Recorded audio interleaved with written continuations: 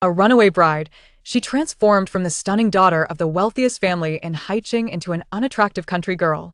On her very first day in the capital, she inadvertently attracted the attention of Huo Yuchen, the heir of the foremost family in Beijing, a man whose very name instilled fear. Known as the living embodiment of the king of hell, he was merciless, cold-hearted, and resolute.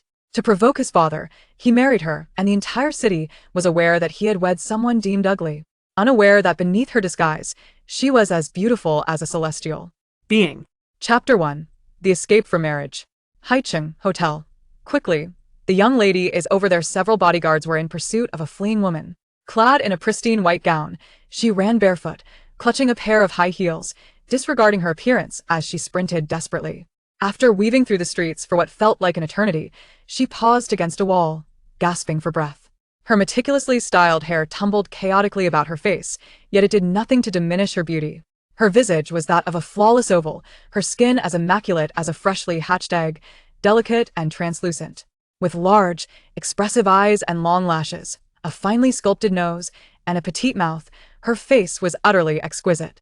She was Su Ningxue, the cherished daughter of the Su family, the wealthiest in Haiqing.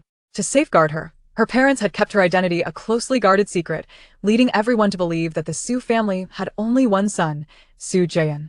When the Su family publicly announced her engagement to the young master of the Zhou family, the city erupted in speculation. When had the Su family acquired a daughter?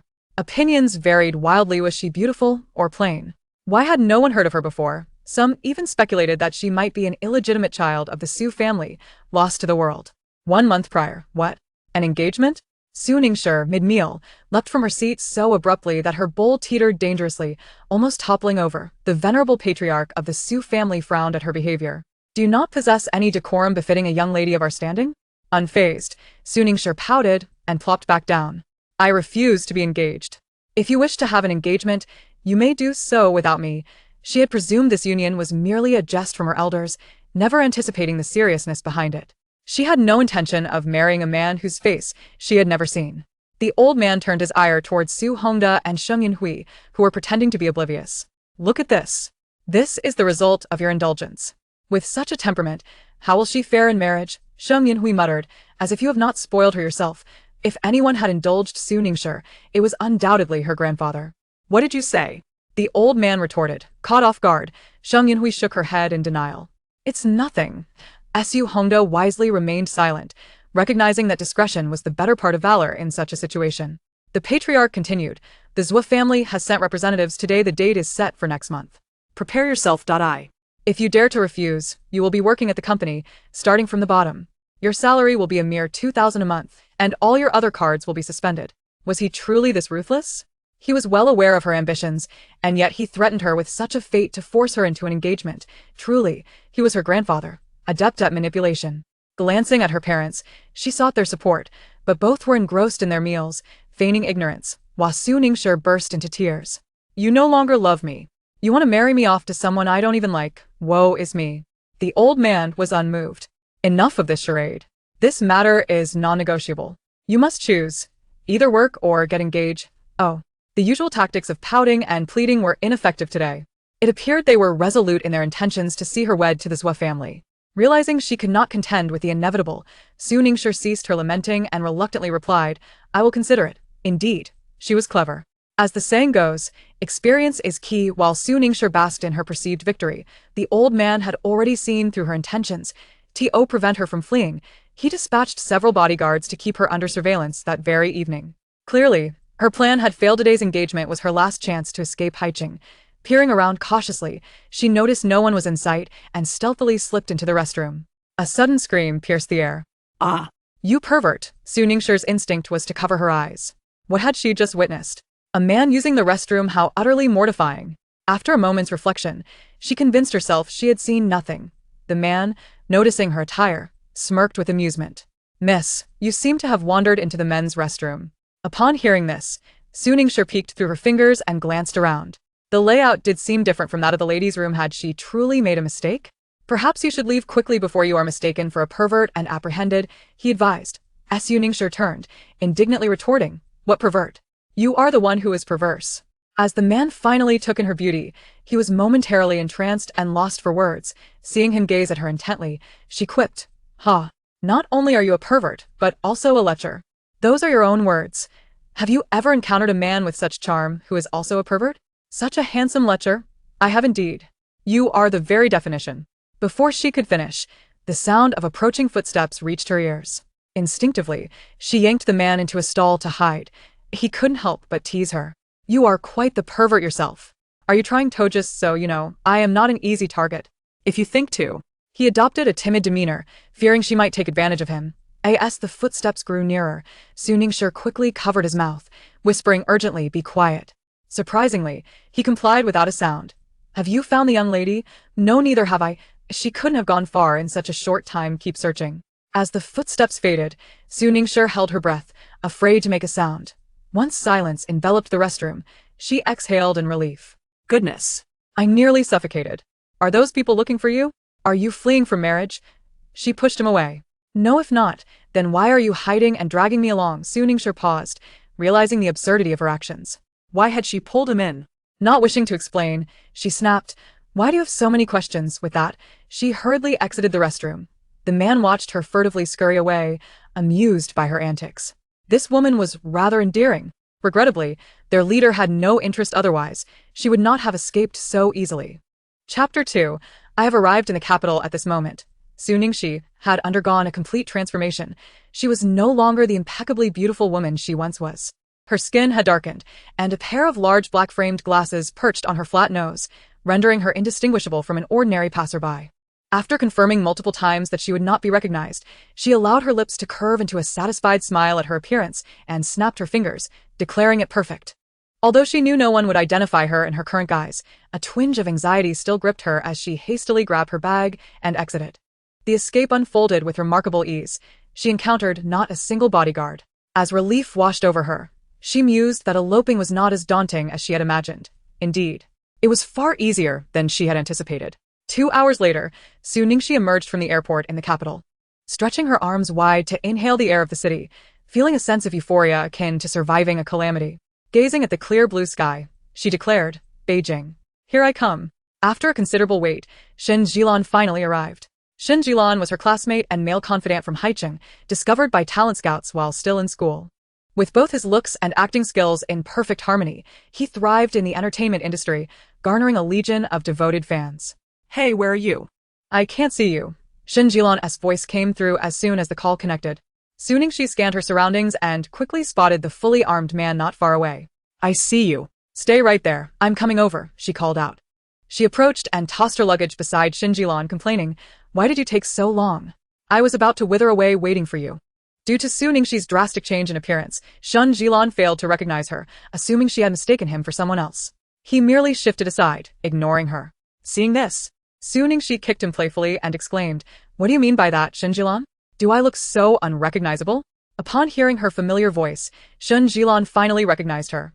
However, astonishment washed over his face as he took in her new look. "How did you?" Before he could finish, a group of young girls gathered around, eyeing him eagerly. "Are you really Shen Jilan? I'm your fan. Can I have your autograph? Can we take a picture together? I want one too." Another girl chimed in. At this moment, Suningsher realized her oversight. She had forgotten Shen Jilan's celebrity status. "Shen Jilan, I." Before she could continue, she interrupted him, playfully tugging at his ear, demanding, "What do you mean? Who is Shen Jilan? You better confess. Is he your little secret on the side?" Upon hearing Suningsher's words, the young girls looked disheartened, realizing she was not Shen Jilan, and cast disdainful glances in her direction, their expressions silently chastising her for her ignorance. "Look at her. She doesn't even recognize her own husband," one of the girls remarked. "Let us go." "She's clearly delusional," another added. Suningsher, ready to defend herself, retorted, "Who are you calling delusional? You're the one who is delusional. Your entire family must be delusional." Shen Jilan observed the woman before her, whose demeanor resembled that of a shrew, causing an involuntary shiver to traverse her spine. She promptly seized her arm and whispered a caution, "Are you not exaggerating your performance?" Suningsher retorted with an air of entitlement, "Isn't it for your sake? If it weren't for me, those rascals would have whisked you away by now." Shen Jilan scoffed, "Dear sister, let us not forget, those individuals were summoned by you." With a hint of guilt, Suningsher touched her nose, conceding, "All right. I admit my fault, but it was not intentional. Once inside the car, Shun Jilan inquired, how did you manage to present yourself like a member of the underground movement? Is it truly necessary to go to such lengths to evade a marriage? Su Ningxi replied, it's easy for you to say. When the time comes for you to escape your own nuptials, you will understand the trials I have faced. Shun Jilan shot her a disapproving glance, pondering whether she was cursing him to remain loveless. How heartless. Your fiancé must be toasting to your escape right now. Otherwise, if he were truly with you, it would be a tragedy. Su Ningxi, perturbed by Shun Jilan's remark, retorted, what do you mean? Am I so undesirable? I am quite likable, you know. Shun Jilan feigned a gagging expression, bemused by her audacity. Their banter continued, lively and spirited. Shun Jilan escorted Su Ningxi to a modest hotel, her voice incessantly chiding, I fail to comprehend you. Why abandon your splendid villa for a hotel?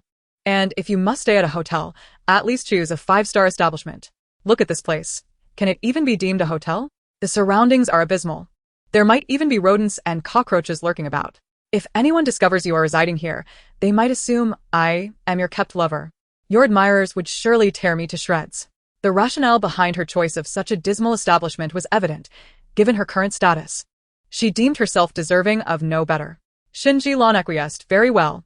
You may reside here. I have matters to attend to, but remember, they plan to host a welcoming dinner for you this evening at Milan. Do not be late. Milan?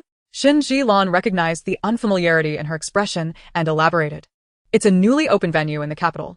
Trust me, you shall not be disappointed. After Shun Jilan departed, Su Ningxi fell into a deep slumber until awakened by the persistent ringing of her phone. Hello, who is this? She murmured, her voice a hoarse whisper from sleep. The thunderous voice of Lan Ling erupted through the receiver. Su Ningxi, do not tell me you are still in bed. The volume nearly deafened her, prompting her to hold the phone at a distance. As she surveyed the unfamiliar surroundings, realization dawned upon her that she was indeed in a hotel. The voice on the other end continued. Su, are you even listening to me? Yes, I hear you.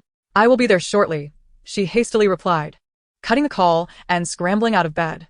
After a quick tidying up, she hailed a cab to Milan. This establishment has emerged as the preeminent nightclub in the capital over the past year, renowned as a lavish entertainment venue, often referred to as a money-sucking hell. It boasts casinos, restaurants, spas, and a myriad of entertainment options. Upon her arrival, Shun Jilan was already waiting at the entrance. This bar appears rather unique. Su Ningxi gazed around with an air of innocent curiosity, prompting Shun Jilan to voice his disdain. For someone of your affluent lineage, must you behave as though you've never encountered the world? Su Ningxi shot him a defiant glance, questioning if she truly appeared so naive. The opulent hall of the club was adorned in resplendent gold and glitter, with shifting lights and a thrumming crowd. The atmosphere at the bar had reached a fever pitch, with patrons indulging in drinks, dancing, and the pulsating music creating an intoxicating ambience. In a private room, Feng Xiaoxiao and Lan Ling had been waiting for quite some time. As Su Ningxi entered, the two women failed to recognize her. Upon realizing her identity, they stood frozen in surprise, momentarily at a loss for words. Su Ningxi, un perturbed, allowed their scrutiny, appearing every bit the genuine article. Shun Jilan shrugged, suggesting she introduce herself. Lan Ling rose from the sofa, circling Su Ningxi before inquiring. What has happened to you? Has your family gone bankrupt? Annoyed, Su Ningxi playfully tapped Lan Ling's head. Bankrupt? Do you wish for my family to be in ruins? She followed Lan Ling's gaze to her own attire. In her haste to escape, she had brought nothing, and her outfit, a mere 30 yuan find from a street stall, was surprisingly comfortable. You all know I fled a wedding to come to the capital, so I must keep a low profile, she explained. Feng Xiaoxiao remarked, this is a bit too low-key. We almost didn't recognize you. Su Ningxi replied, you'll need to get accustomed to this version of me. Barring any unforeseen circumstances, this is how I shall remain. Feng Xiaoxiao questioned, what do you mean? Su Ningxi produced an identification card from her bag, signifying her intent to live in the capital under a new identity. Feng Xiaoxiao took the card, observing no apparent differences. What is different about it? She asked. It is indeed different, Su Ningxi clarified, though the name remains unchanged. The photograph and date of birth have been altered. She pointed out the discrepancies on the card. Feng Xiaoxiao scrutinized it and confirmed, where did you obtain this ID? Is it reliable? Absolutely, Su Ningxi asserted. My brother arranged it. She was confident that with this identification, coupled with her remarkable makeup skills, neither the Su family nor the Zhou family could possibly locate her among billions of people nationwide. Carefully stowing the ID back in her bag, she raised her glass. Let us toast to my new identity. Thus, the group began to drink, intermittently raising their glasses. Meanwhile, in another room of the club, a haze of smoke filled the air as a crowd of around a dozen revelers engaged in card games, drinking, and singing, creating a lively uproar. In a dim corner sat a solitary man, his long fingers poised around a cigarette, the glowing ember releasing wisps of smoke that obscured his features. Though he remained still, his presence was palpable. He was none other than Huo Yuchen, the future head of the Heir family, the prince of the capital. A powerful aura emanated from him, tinged with a hint of coldness that deterred many from approaching, leaving only his friends brave enough to engage. Opposite him sat a strikingly handsome man, one of his close companions, Yi Chingfeng. Unlike Huo Yuchen's aloof demeanor, Yi Chingfeng was surrounded by an entourage of both men and women. Embodying the essence of a charming libertine, he had a delicate woman nestled in his arms, who playfully fed him grapes. A gesture he reciprocated with a light slap on her backside. Subsequently, he pulled out a stack of 100 yuan bills and tossed them onto the table, gesturing to the women around him. Go on, whoever makes Huo Xiao happy gets this money. The women's eyes sparkled at the sight of the cash. Yet their enthusiasm waned upon glancing at Huo Yuchen. It wasn't that they lacked desire, but rather that they were filled with trepidation. Having spent time with Yi Chingfeng, they were well aware of Huo Yuchen's formidable reputation. After all, he was Huo Yuchen, disinterested in women, with a notorious history of those who dared to approach him meeting unfortunate fates. What's the matter? Afraid? Yi Chingfeng inquired when none of the women advanced. At that moment, one audacious woman lifted a glass of wine and made her way towards Huo Yuchen. Yi Chingfeng pushed aside the woman leaning against him, reclining on the sofa with a bemused expression as if he were an audience member relishing the unfolding drama. The woman approached Huo Yuchen with a flirtatious sway, intentionally accentuating her chest, her most prized asset, both ample and authentic, drawing envy from her companions. Huo Xiao, aren't you lonely drinking alone? Allow me to keep you company with a drink. She chirped, filling his nearly empty glass with wine and cautiously presenting it to him. Only then did Huo Yuchen turn to regard her, his brow furrowed and eyes betraying an unmistakable disdain, casting a cold, merciless glance in her direction. The woman's bravado faltered upon witnessing the predatory glint in his gaze, leaving her breathless with fear. Get lost, Huo Yuchen's voice was a chilling command. Hua. You really know nothing of cherishing the delicate, Yi Chingfeng remarked in a tone of feigned exasperation. Yet, as his words lingered in the air, he felt an ominous chill surround him, hesitating to meet Huo Yuchen's gaze, sensing impending doom. Sure enough, Huo Yuchen's voice cut through the tension. Have you been too idle lately? I wouldn't mind assigning you some tasks. Yi Chingfeng chuckled nervously. No, brother. I'm merely concerned for your romantic pursuits. His response was met with the sound of a door slamming shut. What a temper. It was no wonder he was nearly 30 and still single, truly a testament to his formidable nature. Of course, such comments were only made in Huo Yuchen's absence. They served merely as a fleeting indulgence. Outside the bar, the voice of Shen Jilan echoed, Don't touch. This way, over here. That way is off limits. Be careful. The three women were thoroughly intoxicated, staggering as they walked, touching here and bumping there. Shen Jilian was preoccupied with this and that, while peculiar glances from bystanders made her feel utterly embarrassed. Shen Jilian was on the verge of a breakdown, pleading silently, Oh dear, please spare me. What sin have I committed to deserve this? Meanwhile, Feng Xiaoxiao remained quiet, appearing drowsy. She was likely the most composed of the trio. Nevertheless, Shen Jilian had to support her. Suddenly, Su Ningshi dashed to the side and began to vomit. Spotting a car parked by the roadside, without a second thought, she climbed in, casually tossing her bag inside and declaring, Wake me when we arrive. I'm going to sleep for a bit. Chapter 4. The First Encounter. She sprawled across the back seat, disregarding her image. The abruptness of the situation left the driver, Zhang Jian, utterly bewildered. What on earth was happening? He glanced at the man standing outside the car, whose dark, handsome face bore an icy expression. Zhang Jian panicked, as if the end of the world had come. He hurriedly exited the vehicle, opening the door to Su Ningshi, saying, Miss, you've gotten into the wrong car. At that moment, Su Ningshi simply wished to sleep and tuned out all external sounds. Zhang Jian called out to her several times, Miss. You're so noisy. Don't disturb my sleep, Su Ningshi replied, visibly irritated, shifting into a more comfortable position before dozing off again.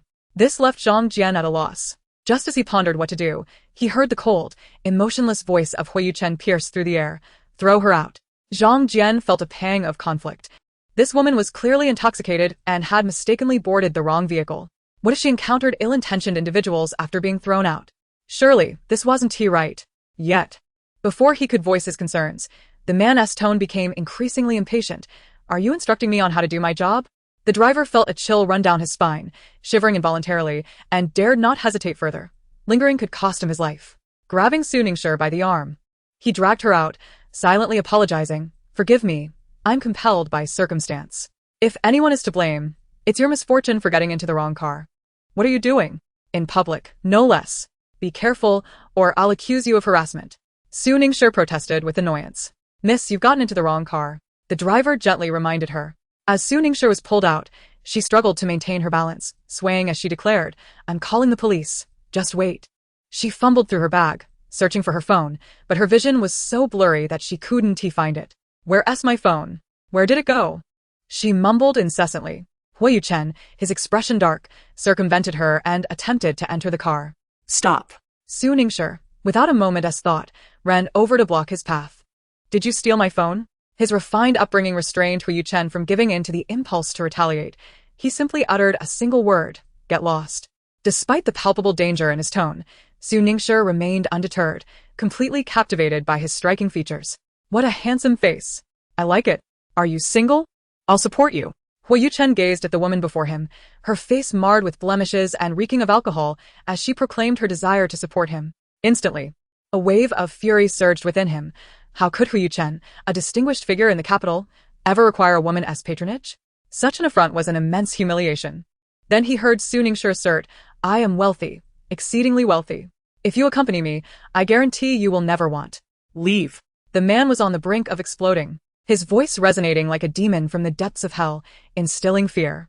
Even in her inebriated state, Su Ningxue's heart instinctively quivered. Yet, she was no ordinary woman.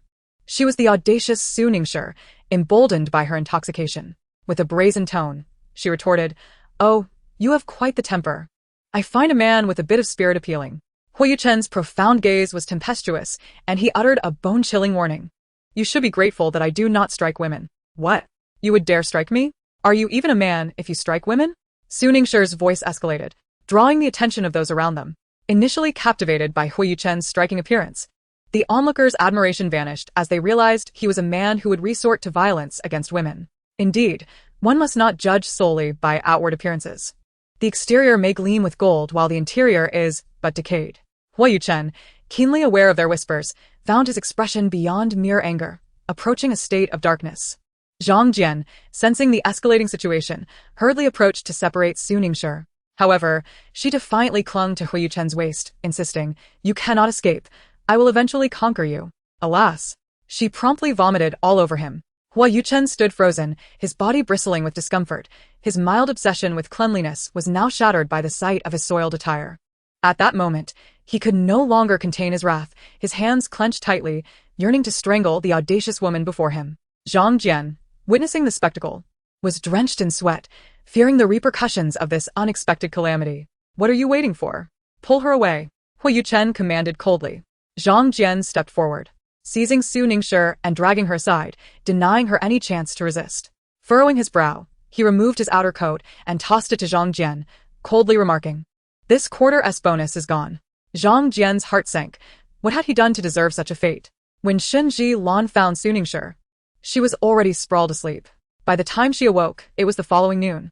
The ringing of a phone roused her from slumber. Groggily, she retrieved her phone.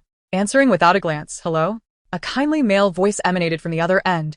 I heard you have arrived in the capital. Su Ningxue jolted upright upon recognizing her grandfather Xing Outyan's name flashing on her screen. A wave of anxiety washed over her. How did he know she was in the capital? Had her parents found out as well? What to do? What to do? Speak. Chuckling nervously, Su Ningxue replied, Good morning, grandfather. It is quite late. The clock has struck 12. Su Ningxue truly had no awareness of the time. Clearing her throat awkwardly, she inquired tentatively, Grandfather, how did you know I had come to the capital? Come over for dinner tonight. All right, grandfather.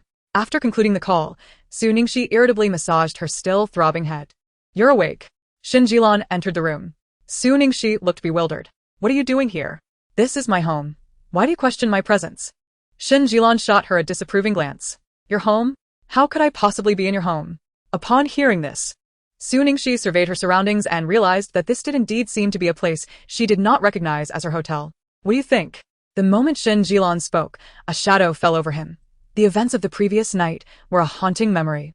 She vaguely recalled feeling as though she had been subjected to harassment and had intended to call the police. Chapter 5. Is she Huo Yuchen's girlfriend? She regarded Shin Jilan with a peculiar gaze. Shin Jilan felt a chill run down his spine under her scrutiny. Why are you looking at me like that? Su Ningxi bluntly queried. That man who harassed me. It wouldn't be you, would it? Shin Jilan gasped. What? I harassed you? You must still be intoxicated. If it's not you, then it's not. Why raise your voice? Su Ningxi retorted. Besides, I suspect you are not entirely normal, are you? You have a rather unsavory appearance. What if I had been changing clothes when you barged in without knocking? Would you have seen everything? Shin Jilan was nearly incensed to the point of sputtering blood. I have an unsavory appearance? You should open your eyes and see clearly. I am a rising star in the entertainment industry. Fine. I reluctantly concede that you are indeed handsome. Does being handsome exempt you from knocking before entering a girl's room? Please don't wrongfully accuse me. I clearly knocked, but you didn't hear. If I hadn't been worried you might be in a deep sleep. Do you think I would have come in? He cast a glance at her and muttered, there's nothing to see. No chest, no curves. Who would be interested? Although he whispered, Su Ningxi still caught his words and, feeling indignant, grabbed a nearby pillow and hurled it at him. What did you say? Say it again, if you dare. Shin Jilan, sensing her fury, made a hasty retreat. Ningxi, try this one. You will look stunning in it. Feng Xiaoxiao handed her a graceful, white dress. Su Ningxi glanced at it and shook her head. What about this one? Feng Xiaoxiao presented a blue dress. As Su Ningxi reached for it, someone snatched it away. A biting female voice echoed in the boutique. This dress is quite expensive, worth tens of thousands. Can you afford it? If you can't, refrain from touching things. If you soil them, how will they be sold? Su Ningxi looked up to see a face she recognized all too well. It was Runaway, her cousin, the daughter of her uncle. Their energies clashed, and they always found themselves at odds. It was indeed a small world. Even a simple outing for clothing could lead to such a confrontation. However, at that moment, Runaway failed to recognize Su Ningxi, as her current appearance was drastically different from before. She intentionally approached to stir up trouble upon seeing Feng Xiaoxiao and Lan Ling here, for Feng Xiaoxiao and Lan Ling are friends of Su Ningxi and, naturally, the friends of one's enemies are also foes. Oh. Where did this mad dog come from, biting everyone indiscriminately? Lan Lang's cop? As they often accompanied Su Ningxi, and were thus acquainted with Runaway. Who are you calling a mad dog? Runaway, accustomed to being arrogant and overbearing since childhood, could hardly tolerate being insulted, instantly igniting like a spark to dynamite. Am I pointing at you and cursing? Why are you so eager to identify with it? Do you think you resemble a mad dog? How self-aware of you. Runaway, incensed, stepped forward to slap Lan Ling. But her hand was caught by Su Ningxi before it could descend. Who do you think you are to lay a hand on me? Do you know who I am? Should I know who you are? Su Ningxi replied disdainfully. You better be polite to Runaway. She is the girlfriend of Huo Yuchen from the Heir family in the capital and is about to marry him, soon to be the young mistress of the Heir family. Crushing you will be as effortless as squashing an ant, boasted one of Runaway's little followers. Su Ningxi, as if hearing a joke, pointed at Runaway and mockingly said, Her? Huh, are you serious? When Runaway realized she was being scorned by an inconsequential and unattractive woman, her fury reached a boiling point. What do you mean, you country bumpkin? Who do you look down upon? I am a miss from the Heir family in the capital. I am well matched with the Heir family. Su Ningxi scoffed. Huo Yuchen's eyes aren't blind. How could he possibly be interested in you? A worthless, attention-seeking airhead? Although she had never met Huo Yuchen, she had heard much about him. He was no ordinary man, and not just any woman could catch his eye. Unbeknownst to them, a few men nearby were listening intently to their conversation. Huo Yuchen's face was cold as he glanced over at the group of women, and upon seeing Su Ningxi, he recalled how she had vomited all over him the previous day, instantly emanating a chilling aura. The executives trailing behind him dared not breathe, cautiously observing Huo Yuchen's expression, fearful that a single misstep could bring them misfortune. When did you get a girlfriend? How come I didn't know? Yi Qingfeng asked, unafraid of danger. Huo Yuchen shot him a glance, as if to say, Do you want to die? Just joking, Yi Qingfeng hastily added, desperate for survival. Meanwhile, the confrontation had concluded, and after receiving a phone call, Runaway hurriedly departed. Despite the brief interlude, it did not dampen Su Ningxi and the other's spirits for shopping. After perusing the store, Su Ningxi ultimately selected 2 of the latest dresses. Please wrap these 2 up for me, she said, pulling out a card from her bag to hand to the sales assistant. The assistant happily accepted the card. Please hold on a moment. Just as the assistant was about to process the payment, Su Ningxi seemed to recall something, snatching the card back. I'm sorry, please wait a moment. The assistant looked at her in confusion. As she rummaged through her bag, her brow furrowed in concern. What's wrong? Feng Xiao inquired. Su Ningxi whispered. I can't find the card my brother gave me. As she departed, her brother bestowed upon her a card containing 50 million, urging her to utilize it for her needs, yet its whereabouts remained a mystery. Lan Ling, can't you use any of your other cards? Su Ningxi inquired. No. This is my personal card. My father will trace my spending records, she replied. Lan Ling sighed. You now resemble a fugitive, concealing your every action. Su Ningxi nodded in agreement, recognizing the aptness of the description. She truly felt like an outlaw at that moment. Then let us use my card, Feng Xiao said, retrieving her card from her bag. Without hesitation, Su Ningxi embraced her, intending to plant a kiss on her cheek. Feng Xiao playfully halted her with a finger to her forehead, reproaching, Stop it. Be mindful of the occasion. Su Ningxi looked at Lan Ling with a pitiful expression. She dislikes me. Lan Ling leaned closer. Then kiss me. I wouldn't mind. I refuse. I find you unappealing, Su Ningxi retorted. Oh, you and your attitude, Su Ningxi. Lan Ling declared, readying for a playful confrontation. Grasping the already wrapped clothing, Su Ningxi made a hasty escape. Chapter 6. It turns out they had met before. That evening, at the Sheng residence, Su Ningxi alighted from the car, gazing at the venerable mansion before her. A sense of trepidation enveloped her as she pondered the purpose of her grandfather's summons. After much hesitation at the entrance, she finally mustered the courage to step inside. Within, a man in his 40s was diligently raking fallen leaves. Su Ningxi crept quietly towards him, lightly tapping his shoulder, and cheerfully exclaimed, Good evening, Uncle Li. The man turned, and upon seeing Su Ningxi, a warm smile illuminated his face. He was the steward of the Sheng family, having served there for decades, and was quite familiar with Su Ningxi. Miss Ningxi, you've arrived. It's been too long. You're growing more beautiful by the day. Old Li, mind your own business, and keep your comments to yourself. Just then, a resonant voice echoed through the courtyard. It was her grandfather, Sheng Aotian. Although in his 70s, he appeared remarkably vigorous, his hair meticulously styled, exuding an air of authority that commanded respect and instilled a certain unease, much like her grandfather, whose stern demeanor could be intimidating. Grandfather, spare Uncle Li. Even without his words, I know you've missed me, Su Ningxi said, running over to link her arm with Sheng Aotian's, her tone tinged with playful affection. After a year apart, your audacity has surely grown, Sheng Aotian retorted. Su Ningxi touched her face. How could it have thickened? It has merely become more attractive. Is that not audacious? Who praises themselves? Let us go inside, grandfather. I am famished. Why not arrive earlier if you're hungry? Sheng Aotian replied, though his steps had already carried him towards the house. Su Ningxi followed closely, smiling. At the dining table, Sheng Zhihan, Sheng Mu, and Sheng Wei were present.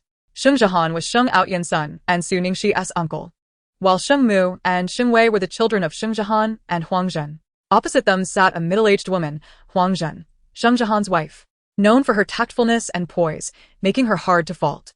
Sheng Mu, however, was a simple-hearted child, devoid of guile, and shared a decent relationship with Su Ningxi. Upon the arrival of Su Ningxi, Sheng Mu joyously exclaimed, Sister Ningxi, you're here? Su Ningxi affectionately ruffled his hair, inquiring, What is the matter? Do you miss me that much? Sheng Mu nodded earnestly, affirming his fondness. Meanwhile, Sheng Wei, observing her brother's warmer demeanor towards Su Ningxi than towards her, felt a pang of discomfort, and her disdain for Su Ningxi intensified, her gaze dripping with animosity. Each time Su Ningxi visited the Sheng family, comparisons between the two were inevitable, whether in appearance or academics. Sheng Wei was consistently overshadowed by her. Thus, she viewed Su Ningxi as a rival. Although Su Ningxi sensed the unfriendly glances from Sheng Wei, she instinctively chose to ignore her, politely greeting Sheng Zhihan and Huang Zhen with a hello, uncle, aunt. Sheng Zhihan acknowledged her with a grunt, while Huang Zhen enthusiastically pulled Su Ningxi towards the dining table, exclaiming, Ningxi, I knew you were coming today. So I specially prepared many of your favorite dishes. Come and taste them, see if they suit your palate. Ningxi, do try this. It's your favorite from before. I made it myself, as I was not confident in the kitchen staff's abilities. Let's see if it retains its original flavor. Huang Zhen served Su Ningxi a shrimp. Thank you, aunt. Su Ningxi graciously accepted it. I have hands of my own, Sheng Wei muttered under her breath, though her words did not escape the ears of those present. Sheng Leiazizi's expression darkened, and Huang Zhen shot her a warning glance. Unwilling to concede, Sheng Wei poked her rice with her chopsticks vigorously. With a smile, Su Ningxi turned to Sheng Wei, curiosity evident in her eyes. Wei, I heard you have a boyfriend. Who is he? As soon as the words slipped from her lips, All eyes at the table turned towards Xing Wei, clearly unaware of her romantic involvement. Wei, you really have a boyfriend? Huang Zhen reacted with the most surprise, taken aback that she, as a mother, was oblivious to her daughter's relationship. Shang Mu chimed in, equally intrigued. Sister, when did you get a boyfriend? How come I didn't know? Who is he? Do I know him? Both Sheng Leiazizi and Sheng Zhihan regarded her with anticipation, eager for an answer. I don't. Don't listen to Su Ningxi's nonsense, Shang Wei hastily clarified. Don't be shy. You're an adult now, having a boyfriend is quite normal. Why hide it? Su Ningxi said with innocent eyes, completely oblivious to any ulterior motives. Oh, I just remembered. I heard it's someone with the surname Hua. What was it again? Is it Huo Yuchen? Shang Mu interjected. Su Ningxi clapped her hands. Yes, that's it. Did you know him too? I guessed. My sister was once matched with him. Sheng Mu replied. Matched? Su Ningxi was taken aback, not expecting Sheng Wei to have been set up with Huo Yuchen. Yes. But my sister said she wasn't interested. Sheng Wei recounted. She wasn't interested in Huo Yuchen? Su Ningxi's surprise deepened. Given Sheng Wei's vanity, it seemed implausible for her to dismiss such a promising match. Moreover, hadn't she been boasting just that morning about being Huo Yuchen's girlfriend? This left only one possibility. Sheng Wei had lied. Su Ningxi regarded her with a skeptical gaze. Sheng Wei was evidently feeling guilty, her gaze evasive, overwhelmed by shame. Wei, are you truly involved with Master Huo? Huang Zhen asked, her excitement palpable at the mention of the Huo family, the foremost among the 4 elite families of the capital. If her daughter could indeed marry into the Huo family, not only would the Sheng family status in the capital rise, but she herself would become the envy of the socialite circle. No, we are not in a relationship at all. Sun Jingxi is merely fabricating stories, Sheng Wei retorted sharply, glaring at Sun Jingxi. You should refrain from spreading such rumors if you are unaware of the truth. It can easily lead to misunderstandings. Huang Zhen's expression fell. How could you have turned down such an opportunity? The Huo family is wealthy and powerful. Where else in the capital could one find such an advantageous match? Moreover, I hear that the man is quite exceptional, handsome, and capable. Sheng Wei felt a wave of frustration. She too yearned to marry into the Huo family. The last time she learned that her blind date was Huo Yuchen, she spent a sleepless night filled with excitement, only to find he did not show up at the appointed restaurant. To save face, she lied, claiming she was not interested. Chapter 7. Job Hunting. The old master of the Sheng family had spoken. Let us not dwell on the past. While others were oblivious to the intricacies of the situation, he was keenly aware. He remembered the day of the blind date when old master Huo called to apologize, explaining that Huo Yuchen had been delayed due to company matters and could not attend the meeting. Had it not been for that call of apology, he might have remained in the dark, and out of consideration for Sheng Wei's dignity, he refrained from exposing the truth. His granddaughter was increasingly becoming unrefined. He continued with a reprimand. Stop idling about. You are nearing graduation. Although you are a girl, you must plan for your future.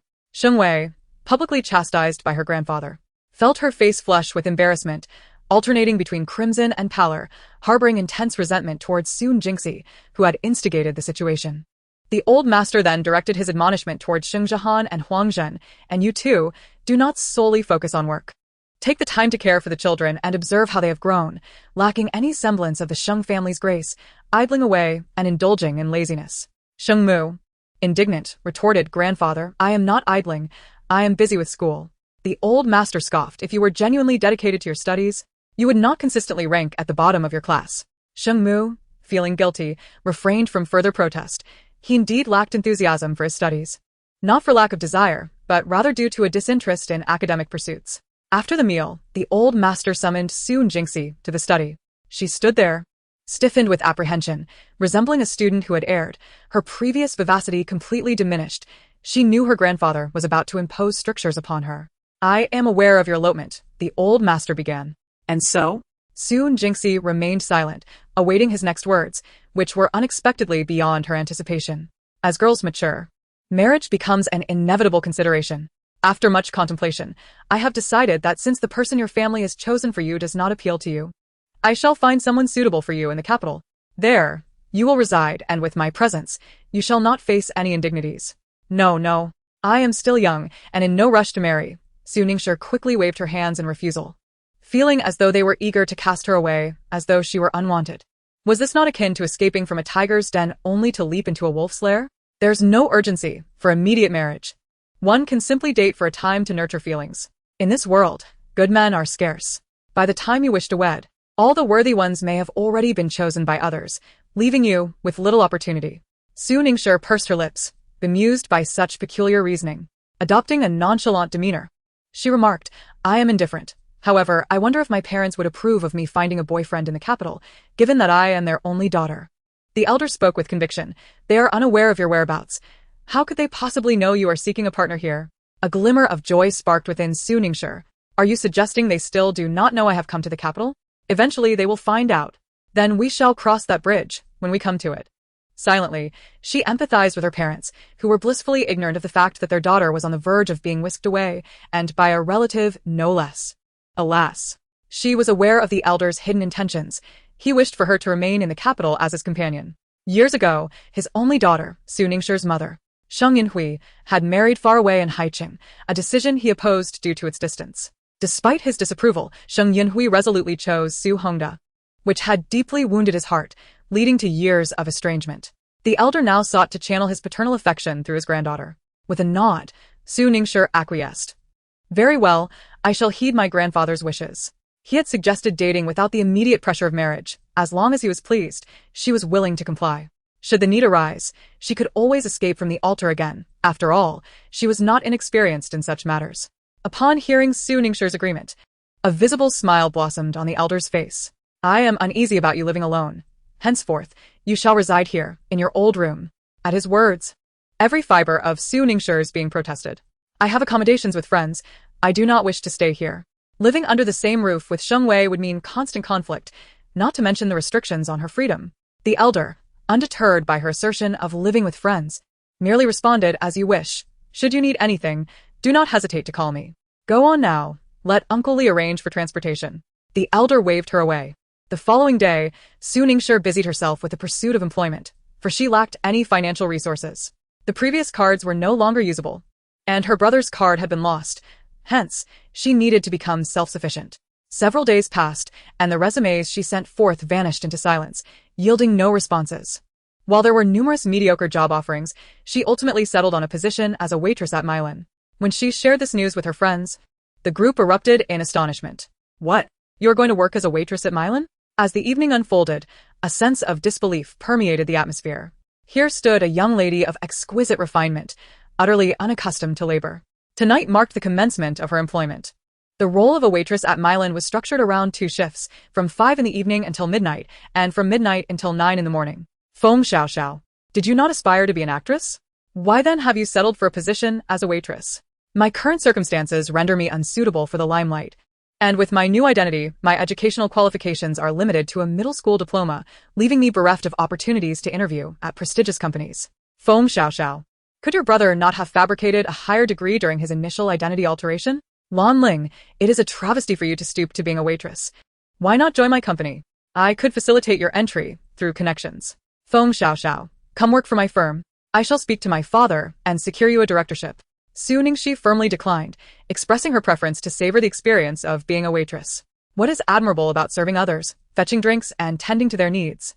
Shun Jilian scoffed. Su Ningxue shot her a pointed glare, retorting, no profession is inherently superior to another.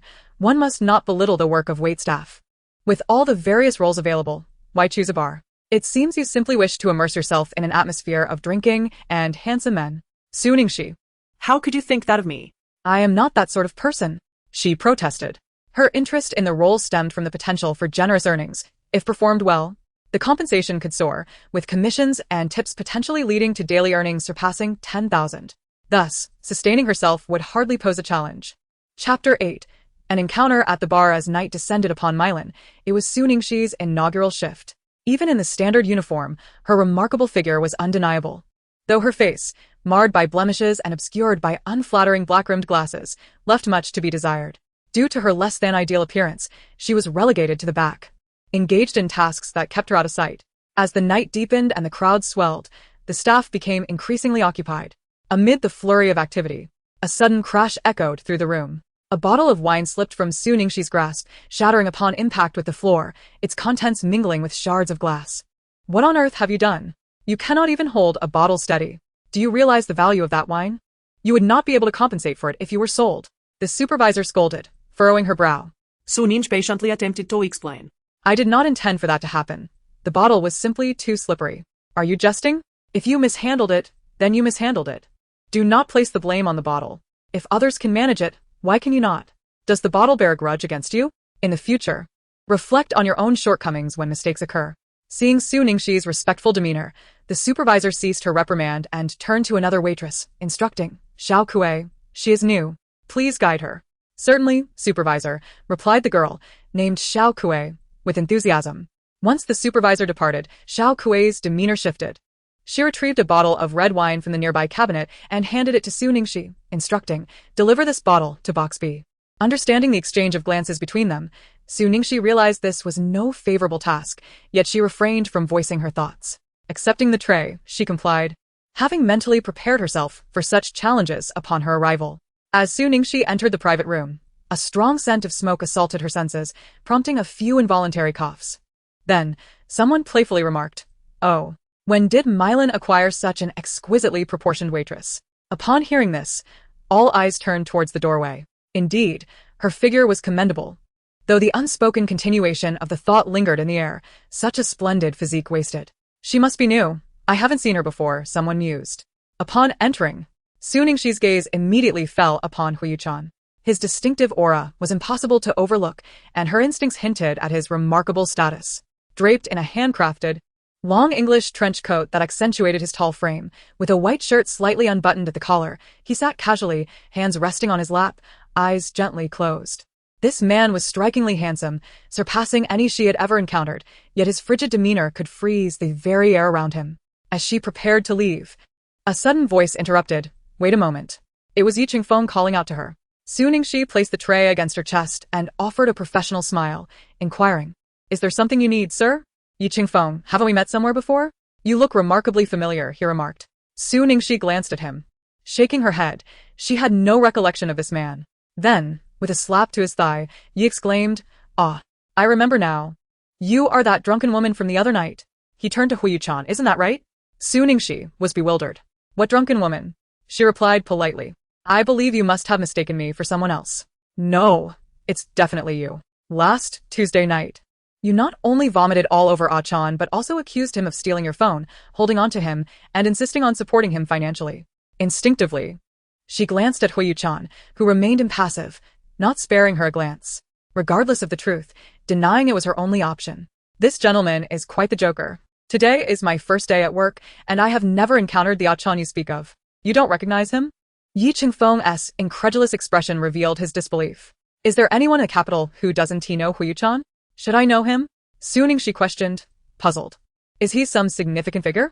Ha! Yi Qingfeng laughed heartily, turning to Huo Yuchen. Ah-chan, I've finally found a woman who doesn't know you.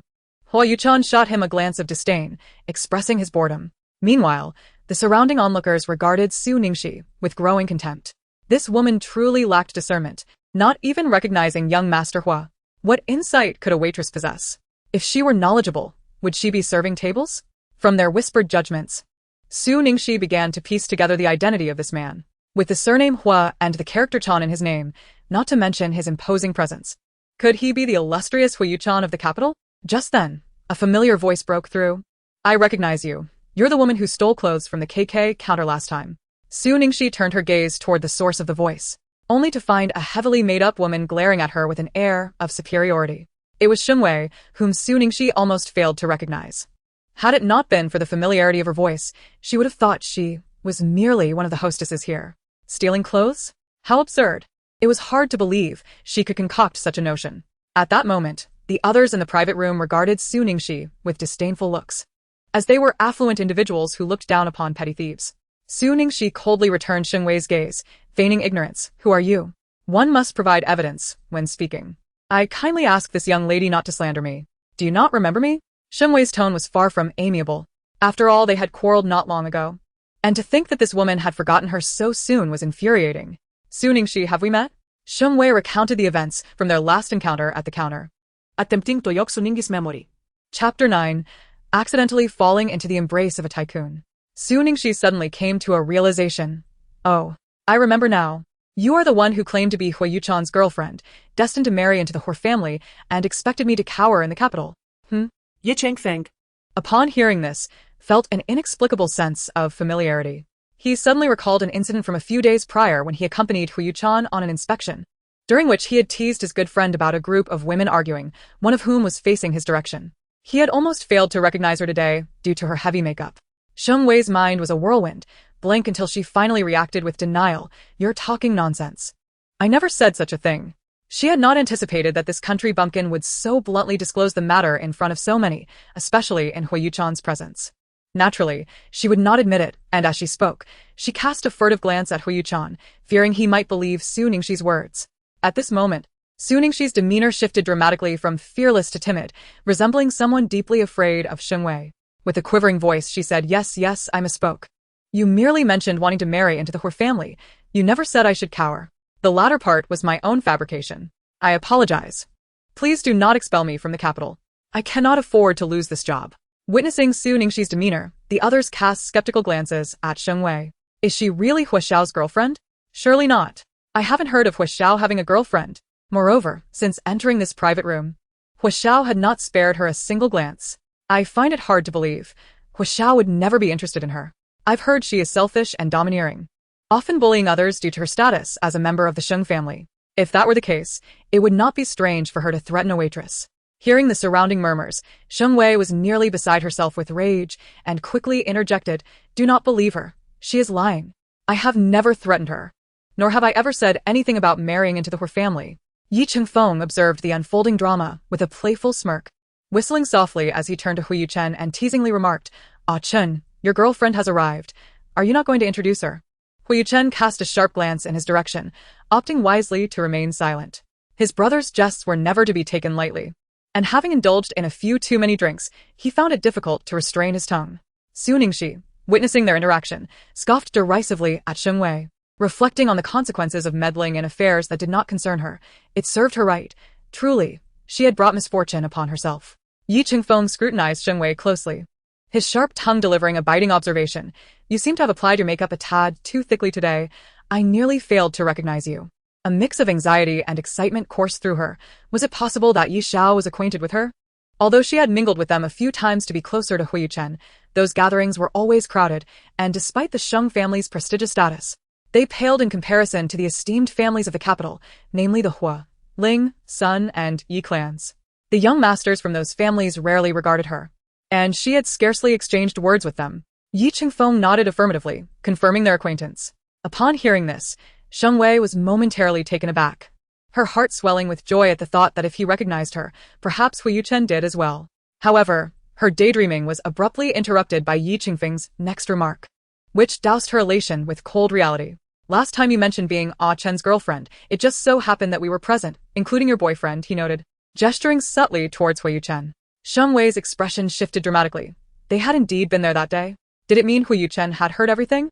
Embarrassed, she bit her lip and addressed Huo Yuchen. "I apologize, young Master Huo. I was merely speaking impulsively to provoke that woman. I hope you can forgive me." Yet, Huo Yuchen appeared oblivious, engrossed in his own thoughts as he smoked, not sparing her a glance. "What do you mean, Wei?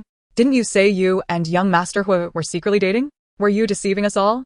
Sheng Wei's little follower angrily interrogated. "What are you talking about? When did I ever say such a thing?" Sheng Wei blinked at her, signaling her to cease. The follower, feeling betrayed by her friend, was in no mood to spare her feelings. "Stop pretending. You've said such things plenty of times, and we can all bear witness," she retorted, gesturing to their other companions, who nodded in agreement. A few among them, witnessing Sheng Wei's current embarrassment, felt a surge of satisfaction. She had often boasted before them, inciting their jealousy, and now, the pleasure of watching her face the consequences was utterly delightful. Sheng Wei, her cheeks flushed with humiliation, wished desperately to vanish into the ground. It was unexpected that those who once revolved around her would not come to her aid, but would instead revel in her downfall. This was too much for her to bear. She grabbed her bag and fled in tears. As Su Ningxi passed by, her eyes erupted with a dreadful animosity, clearly attributing the events of the day to Su Ningxi. A chill ran down Su Ningxi's spine. What had she done wrong? She had merely spoken a truth, addressing everyone. She remarked that there was nothing amiss and decided to take her leave. However, just as she took a few steps, a sharp scream escaped her lips. She had been tripped by an outstretched foot, tumbling directly onto Huo Yuchen, her tray first striking his head before clattering to the ground and spinning several times before coming to rest. In that moment, the air in the private room seemed to freeze. all eyes riveted on the scene, breaths held in suspense. The individual responsible for tripping her appeared suddenly contrite. Her intention had merely been to embarrass Su Ningxi and vindicate Wei, never anticipating such an outcome. Having provoked young Master Huo, she feared the repercussions. It was said that his wrath was formidable. Su Ningxi's mind was a blank, thoroughly disoriented. What had just transpired? Where was she? What was this? It felt so hard. Her hand, acting before her brain could catch up, squeezed it, and the sensation was rather pleasant. Huo Yuchen drew in a sharp breath, pushing her away with a furious roar. Are you seeking death? Faced with his menacing demeanor, she instinctively swallowed hard. Do you believe me when I say I was tripped? Huo Yuchen retorted. What do you think? Su Ningxi faltered. If the roles were reversed, she would scarcely believe it either. Falling onto him was one thing, but the fact that her hand had inadvertently grazed his impressive chest left her feeling irredeemably compromised. Chapter 10. The tycoon also dates. But I truly did not intend for this to happen. I was genuinely tripped by someone else. She pointed to the person responsible, exclaiming, yes, it was her. She did it intentionally. Huo Yuchen had already formed a prejudiced opinion, convinced she was targeting him. First, she had spilled her drink on herself. And now she had thrown herself onto him. This woman certainly did not miss any opportunity to capture his attention, and he did not believe her words. The true culprit adamantly denied any wrongdoing, retorting, you are lying. Do not slander me. Perhaps it was you who harbored impure thoughts towards young Master Huo and intentionally threw yourself at him. Young Master Huo was the most outstanding man in the capital. Handsome and wealthy, akin to the sun in the sky, desirable yet unattainable. Her humble status and lack of beauty were apparent to her. She was self-aware enough not to project her own thoughts onto others. As Su Ningxi spoke, her gaze occasionally darted towards Huo Yuchen, hoping that by showering him with compliments, he might overlook the earlier incident. Yet, Huo Yuchen's expression remained inscrutable, utterly expressionless. Rising, he removed his jacket and tossed it onto the sofa, addressing Yi Qingfeng. Do not invite me to such tedious gatherings in the future. Yi Qingfeng half-heartedly gestured an okay, acknowledging the request but knowing he would still extend invitations. Huo Yuchen exited the private room, and the previous clamor resumed within. At that moment, the manager barged in, his voice filled with exasperation. Su Ningxi, what are you doing here? Is this a place you should be? Su Ningxi felt utterly perplexed and explained, it was Xiao Kuei who asked me to deliver the drinks. The manager shouted, you're still making excuses? Hurry and leave. Then I'll take my leave, she said, taking a deep breath, picking up the tray from the floor, and heading out. Su Ningxi sighed. Today was indeed a day of misfortune, fraught with calamities. Working tirelessly until midnight, by the time her shift ended, Su Ningxi felt as though her legs and back were about to give out. This was no ordinary job, and she wondered how many more days she could endure such strain. She collapsed onto her bed as soon as she returned to the hotel. The next morning, while still in bed, Su Ningxi received a call from the esteemed Mr. Sheng. What? A blind date? Su Ningxi's voice escalated dramatically. Mr. Sheng, you agreed to this yourself. You haven't forgotten, have you? No, I just didn't expect it to happen so soon, she replied, though she certainly wouldn't admit that she had genuinely forgotten. I've already given your number to someone else. You two can arrange a time yourselves. With a mix of reluctance and resolve, she replied, all right. I'll make sure to perform well. After hanging up, she tossed her phone onto the bed and rolled over with her pillow, contemplating whether it was too late for her to have regrets. She did not wish to go on a blind date. Ding dong, her phone lit up. Su Ningxi picked it up to find someone had added her on WeChat. She accepted the request without hesitation. Almost immediately, a message came through. Is this Miss Su Ningxi? Yes, she replied. I thought this number was incorrect. I couldn't get through to you earlier. Of course, he couldn't get through. She was on the phone with her grandfather. However, she chose not to explain and simply replied with a nonchalant "Oh, Mr. Sheng sent me your photo. You are quite beautiful," he remarked. How superficial, she thought. So you think beauty is everything? Wait until you see the reality behind the facade. Ultimately, Su Ningxi grew weary of the conversation and found an excuse to end it. They had arranged to meet at a cafe at noon. Upon arriving at the cafe, Su Ningxi took out her phone and messaged, "Where are you?" "I'm at the entrance." "I'm upstairs by the window, wearing a black outfit. Just come up," was the reply. Putting her phone away, Su Ningxi ascended the stairs and spotted the person in black by the window. "I'm sorry to have kept you waiting," she said. But as Su Ningxi beheld the man's face, she froze in place. Was Huo Yuchen truly the blind date her grandfather had arranged for her? What a remarkable coincidence. Her grandfather certainly had a penchant for the men of the Huo family. He had previously introduced Wei to him and now to her. Just how remarkable did he think this man was? When Huo Yuchen saw Su Ningxi, his brow instinctively furrowed. This woman seemed to haunt him, making her presence felt wherever he went. Su Ningxi, however, effortlessly disregarded his stony expression and plopped down in front of him, taking a couple of gulps from the water on the table. After placing the cup down, she quipped, "Is this all you're offering your blind date? Not even a cup of coffee?"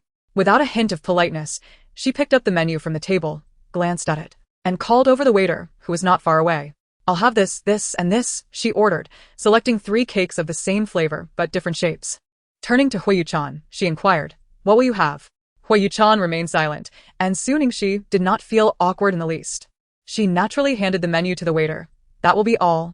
He was on a diet and wouldn't eat. "Very well, please hold on." The waiter replied before departing. Once the waiter had left, Su Ningxi remarked, "I never expected the illustrious master Huo of the capital to be out on a blind date. A man of his stature must have a plethora of women vying for his attention. Does he really need to resort to such measures? This truly surprises me." Huo Yuchen cast her a sidelong glance, unwilling to engage. Observing his aloof demeanor, so starkly contrasting with the warmth he had displayed during their WeChat conversation the previous day, she mentally affixed a myriad of labels to him: reserved, superficial, pretentious. He had complimented her looks yesterday, yet today, upon seeing her less refined appearance, he wore a look of disdain. She recalled that he had introduced himself on WeChat amidst a flurry of messages, which she had automatically filtered out. In hindsight, she lamented not having paid closer attention. Had she known he was Huo Yuchen, she would have certainly declined the meeting. She felt utterly incapable of handling such a man with an icy demeanor, as if he could freeze her to death. At that moment, Huo Yuchen's phone rang. "Hello?" After a brief exchange, he coldly stated, "Then don't bother coming," and hung up without a shred of compassion. He stood and made his way toward the stairs, not sparing Su Ningxi a single glance. Realizing he was about to ascend the stairs, she called out, "Wait a moment." Huo Yuchen turned back. "Are you really leaving just like that? Is this how you display manners?" she said, adjusting her black-framed glasses on her nose. "If you must go, just remember to pay your share." That final remark was the crux of her statement. Chapter 11. He looks down on me. Huo Yuchen furrowed his brow, casting her a disdainful glance. This woman was indeed embarrassing. "What kind of look is that? Rest assured, I won't take advantage of you. I will pay for my own share. We'll split the bill."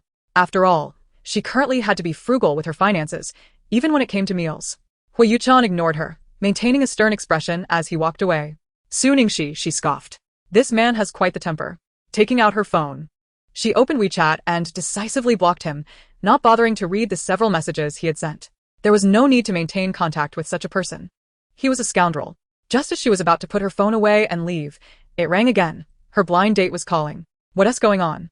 Before the other party could finish, she interjected, "Please do not contact me again." After saying this, she hung up decisively. The other party had barely managed to utter a word, and now they were calling her again? What was the point of that? "Waiter, the bill please." The waiter approached politely. "Miss, the gentleman who is with you has already settled the bill." "Already paid?" Su Ningxi asked uncertainly, seemingly unable to believe that Huo Yuchen had displayed such gentlemanly conduct. Waiter, "Yes, ma'am." Well, at least he exhibited some semblance of gentlemanly demeanor. Just as I stepped out of the cafe, my grandfather's call came through. "Su Nixing, have you grown audacious? You promised someone you would go on a blind date, only to stand them up and even block their number. How am I supposed to explain this?" Before I could even utter a word, Grandfather Sheng launched into a tirade. Internally, I cursed Huo Yuchen for being so quick to complain to my grandfather, and even worse, to accuse me of not attending the appointment. Such pettiness was truly unbecoming of a man. I had just praised him for displaying some gentlemanly qualities. "Grandfather, what are you talking about? We just left the cafe. He must not have found me appealing and is speaking nonsense." "Nonsense. He complimented your beauty just yesterday. He is clearly interested in you." Grandfather Sheng was unconvinced by my words, firmly believing in the character of his old friend's recommendation. "Grandfather, how can you still be so naive at your age? As an elder, would he really praise his granddaughter's looks in front of you if he thought she was unattractive?" Grandfather Sheng was momentarily silenced, reflecting on my reasoning, which was indeed valid. "You better not be deceiving me. If I find out you have lied, the consequences shall be yours to bear." Yes, you. "I speak the truth. He just claimed I was ugly. Had it not been for your introduction, I would have confronted him." My tone dripped with indignation. "Nonsense. How could you possibly be considered ugly?" The moment someone labeled his granddaughter as unattractive, Grandfather Sheng became irate. After all, she was a beauty beyond compare. Seeing that I had successfully diverted his focus, I felt even more aggrieved. But that is precisely what he said. Grandfather Sheng, now half convinced, fell into a contemplative silence before finally responding, "If that is the case, you needn't dwell on it. I shall seek another candidate for you." I desperately wanted to refuse, yet I feigned agreement, responding, "All right, call me once you have found someone suitable." I had a foreboding sense that my future would be filled with endless blind dates, and even the thought of it made my head throb. Meanwhile, At Huo Yuchen's residence, the old mansion comprised the main house and 4 villas, one situated in each cardinal direction.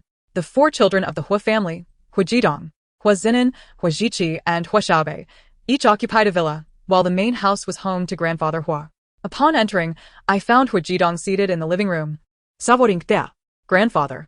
Not much to speak of. Huo Yuchen replied tersely, opting not to disclose that the girl had not shown up, revealing that would undoubtedly lead to another appointment. He was acquainted with the young lady, her family background, character, and appearance were all commendable. She was a suitable match.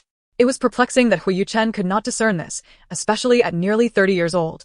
The girl's lack of disdain for his age should have been sufficient. "What is this attitude?" Grandfather Huo exclaimed, slamming his cup onto the table. Huo Yuchen pretended not to hear, stating instead, "There are matters at the company. I must take my leave." As he took a few steps, the butler entered from outside, inquiring, "Young master, are you leaving? Why not stay for dinner first?" Huo Yuchen replied curtly, "No, thank you. Let him go. What right does he have to dine when he cannot even secure a girlfriend? Let him starve. For all I care." Without a moment's pause, Huo Yuchen vanished at the doorway. The butler, observing the old man's furious demeanor, approached with a smile. "Is the old master once again at odds with the young master? Do not mention him to me. Speaking of him only infuriates me further," the old man retorted. The butler chuckled helplessly. Shortly after, the old man lamented, "Old you, do you think he is deliberately trying to drive me to my grave?" Approaching 30, and still showing no urgency. I have chosen suitable matches for him, yet he dismisses them all. Perhaps he is simply indifferent to women. Young master is undoubtedly aware of your concerns. If he truly cared, he would have made an effort. It is likely that he has yet to encounter a girl who captivates his heart, the butler replied. The old master sighed, yet his standards seem impossibly high. I have introduced him to numerous esteemed ladies of the capital, yet he has found none worthy of his attention. It is enough to drive me to despair. That evening, Suningshi had just finished work and was entering the changing room when someone suddenly emerged from the shadows and embraced her from behind. The unexpectedness of the situation startled her, prompting a sharp scream. "Darling, tonight you belong to me," a lewd voice echoed from behind. At these words, a fierce glint flashed in Suningshi's eyes as she swiftly stomped on the intruder's foot, eliciting a wail akin to that of a slaughtered pig within the fitting room. Still wearing her work shoes, which had heels, the force of her kick ensured that the man would be in agony for some time. Even if he didn't suffer permanent injury. She turned and delivered another kick, this time aimed at his most sensitive area. But he managed to evade it just in time. Only then did Suningshi clearly see that her assailant was a balding man in his 40s or 50s, with rolls of fat and a protruding belly. The thought that he had just embraced her made her feel as though she had swallowed a fly. It was utterly revolting. Chapter 12. The handsome man emerges from the bath. The enraged man cursed, "You filthy woman! How dare you kick me? Just wait and see how I deal with you." He advanced, intent on retaliating. Suningshi furrowed her brow, stepping back defensively. You repulsive fat man, dare to take advantage of me? You must be tired of living." The man, scrutinizing Suningshi's pockmarked face, sneered, "With that ugly mug of yours, you should consider it a blessing that I even touched you. You'd best behave. Or you might find yourself worse for wear." At that moment, 2 men rushed in from outside. "Brother, what just happened? Are you all right?" Seeing his lackeys arrive, the fat man spat on the floor. "Nothing else wrong.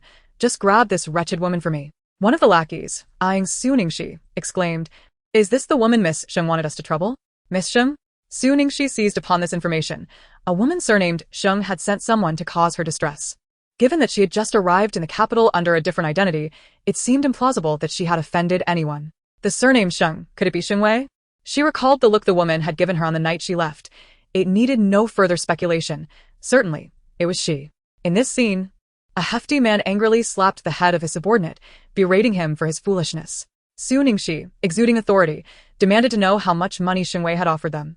Proclaiming that she would pay double, the subordinate, taken aback, began to ask how she knew it was Shengwei who had, but before he could finish, another subordinate covered his mouth.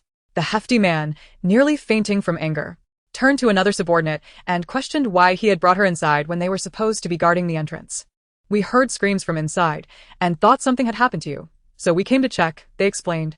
The hefty man, recalling the painful kick he had just received, felt an overwhelming surge of rage. What could possibly happen? Am I incapable of handling a mere woman?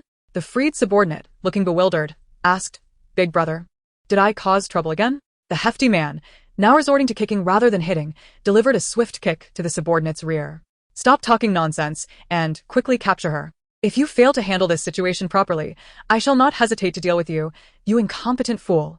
Seizing the moment while they were preoccupied with their internal conflict, Su Ningxi attempted to stealthily slip away towards the door, but she was still a step too slow. The hefty man glared at her, realizing she had plotted against him, and attempted to flee. Su Ningxi, are you foolish or am I? Are you just going to wait for us to catch you? With that, she grabbed a nearby wine glass and hurled it at the group, seizing the opportunity to escape amidst the chaos. After running through several floors, exhaustion set in, and she made her way towards a corridor, hoping to find a utility room or someplace to hide. She understood now that the potential of a person is indeed limitless. Had she not run this time, she would never have realized her own remarkable speed. It was a pity she wasn't competing in a marathon with such athletic prowess. Behind her, two pursuers gasped, "This woman runs like hell. I'm exhausted, I need a break." Su Ningxi, overhearing their conversation around the corner, dared not to breathe. She looked around and noticed a slightly ajar door across the way. Survival was paramount, so she quietly pushed the door open and entered. The spacious, opulent room was devoid of occupants, though she faintly heard the sound of running water, seemingly emanating from the bathroom.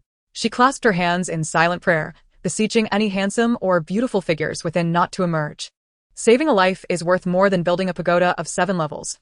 I'll just hide for a moment and then leave, please, please. After waiting for approximately 5 minutes, the sound of running water ceased, causing her heart to race with anxiety. Even though her pursuers were not outside, she found herself trapped, for the door had closed tightly behind her and could not be opened without a keycard.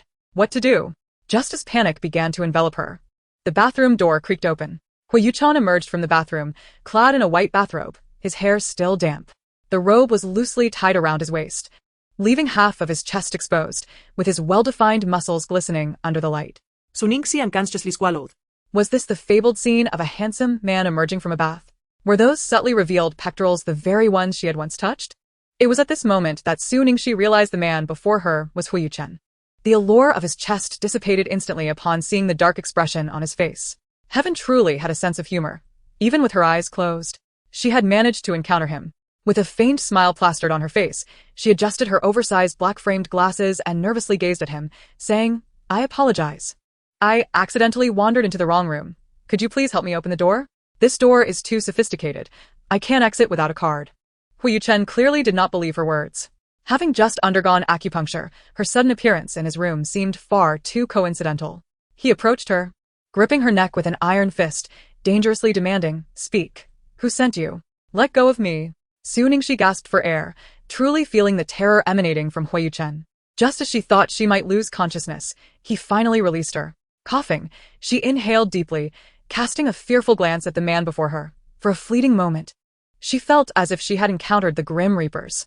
Accusingly, she exclaimed, "Are you attempting to murder me?" Huo Yuchen appeared impatient to hear her response, his expression dark and menacing. "No one sent me. Someone is trying to harm me, and I inadvertently stumbled in here." His demeanor grew even graver. Fearing his wrath, Su Ningxi quickly clarified, "I swear it's true. You can check the surveillance footage if you don't believe me." As she spoke, she instinctively covered her neck. Knowing it couldn't withstand his grasp again, should he tighten his hold once more, she might truly have to relocate. Chapter 13. Beautiful Eyes. Huo Yuchen remained silent, leaving her uncertain of his belief. Upon closer inspection, she noticed his unusual state. However, the aura he exuded deterred her from meeting his gaze, and she avoided looking at his face entirely. One hand pressed against the wall, while the other clutched his chest, his complexion flushed an alarming shade of red, and beads of sweat dotted his forehead. Seeing his silence, Su Ningxi dared to look at him. To her shock, his face was so red it resembled a monkey's rear. "Are you all right?" she instinctively inquired. At that moment, Huo Yuchen's consciousness was blurred. He barely registered her words. Noticing his lack of response, Su Ningxi gently pushed him. "Hey. "Are you okay?" With her gentle shove, Huo Yuchen suddenly slid down the wall. "You're not trying to pull a scam, are you?" This isn't my fault. I didn't even push hard. Hey, watching his pained expression, she intended to check his forehead with her hand. Just as her fingers were about to graze his skin, he seized her wrist with a fierce grip. You're courting death. His eyes locked onto Suningshi's, akin to a wild beast trapped in a cage, on the verge of a dangerous escape. Suningshi was thoroughly startled by his sudden action, rendered motionless as if frozen in place. Was this a resurrection? Just moments ago, he seemed on the brink of death. Yet now he not only had the strength to curse, but even to lay hands on her. Swallowing hard, she stammered an explanation. I meant no harm. I was just checking on you. Mind your own business. Huo Yuchen forcefully shook her hand away. The force sent Suningshi spinning, ultimately colliding with the wall. The impact was significant, causing her to wince in pain, tears welling in her eyes as she pointed an accusing finger at Huo Yuchen, exclaiming, "What is wrong with you?" Truly, it's like a dog biting Lu Dongbin, unable to recognize a benefactor. The last shred of Huo Yuchen's rationality crumbled upon catching a whiff of the faint jasmine scent emanating from Suningshi. This is your own doing. Suddenly, he pulled her into his embrace. The entire sequence unfolded too swiftly for Suningshi to comprehend, and before she could react, his lips descended upon hers. As realization dawned, she struggled against him, but Huo Yuchen's kiss was forceful, rendering her unable to escape. Suningshi felt her legs weaken, unsure whether it was from fear or the kiss itself. Abruptly, there was a tearing sound. Her clothing had been ripped. Huo Yuchen then lifted her effortlessly and strode toward the bed. With her body suspended in the air, she instinctively clung to his neck. And if she still harbored any doubt about his intentions, she would indeed be a fool. Huo Yuchen, you scoundrel! If you dare lay a hand on me, I swear I will destroy your entire family. Let go of me. I am not even attractive enough for you to desire. Please, spare me, I have AIDS. Huo Yuchen disregarded her words, tossing her onto the bed. Suningshi's head spun from the impact. Her large black-framed glasses had vanished, revealing her striking, expressive eyes. Huo Yuchen, momentarily taken aback by her gaze, was caught off guard. Seizing the opportunity, Suningshi grabbed a vase from the bedside table and, without hesitation, smashed it over his head. The sound of the impact echoed sharply. Huo Yuchen paused, staring at her in disbelief, seemingly astonished that she dared to strike him. Suningshi, equally stunned. Feared his wrath might ensue. Holding her breath, she offered, I slipped. Do you believe me? However, the next moment, Huo Yuchen slowly collapsed onto her, unconscious. Suningshi's eyes widened in astonishment. Could he truly be that fragile? She hadn't exerted much force at all. In a panic, she pushed him off and immediately checked for his breath. Thankfully, he was still alive, a wave of relief washing over her. If he had died, she would have become a murderer. Quickly, she leaped off the bed, distancing herself from him. What now? The door was locked, and she hadn't brought her phone. Was she to spend the night with this lunatic? In a fit of frustration, she kicked the door with all her might. The pain shot through her foot, but the door remained silent, offering no sign of yielding. At first, she remained alert, fearing that if she inadvertently drifted into slumber, Huo Yuchen would awaken and trouble her. After much contemplation, her unease persisted. Even if she managed to stay awake, he would inevitably seek her out once he regained consciousness. Thus, she resolved to bind Huo Yuchen's hands and feet to the bed with a rope. Satisfied with her precaution, she finally succumbed to sleep on the sofa. The following day, she was roused by a constricting grip.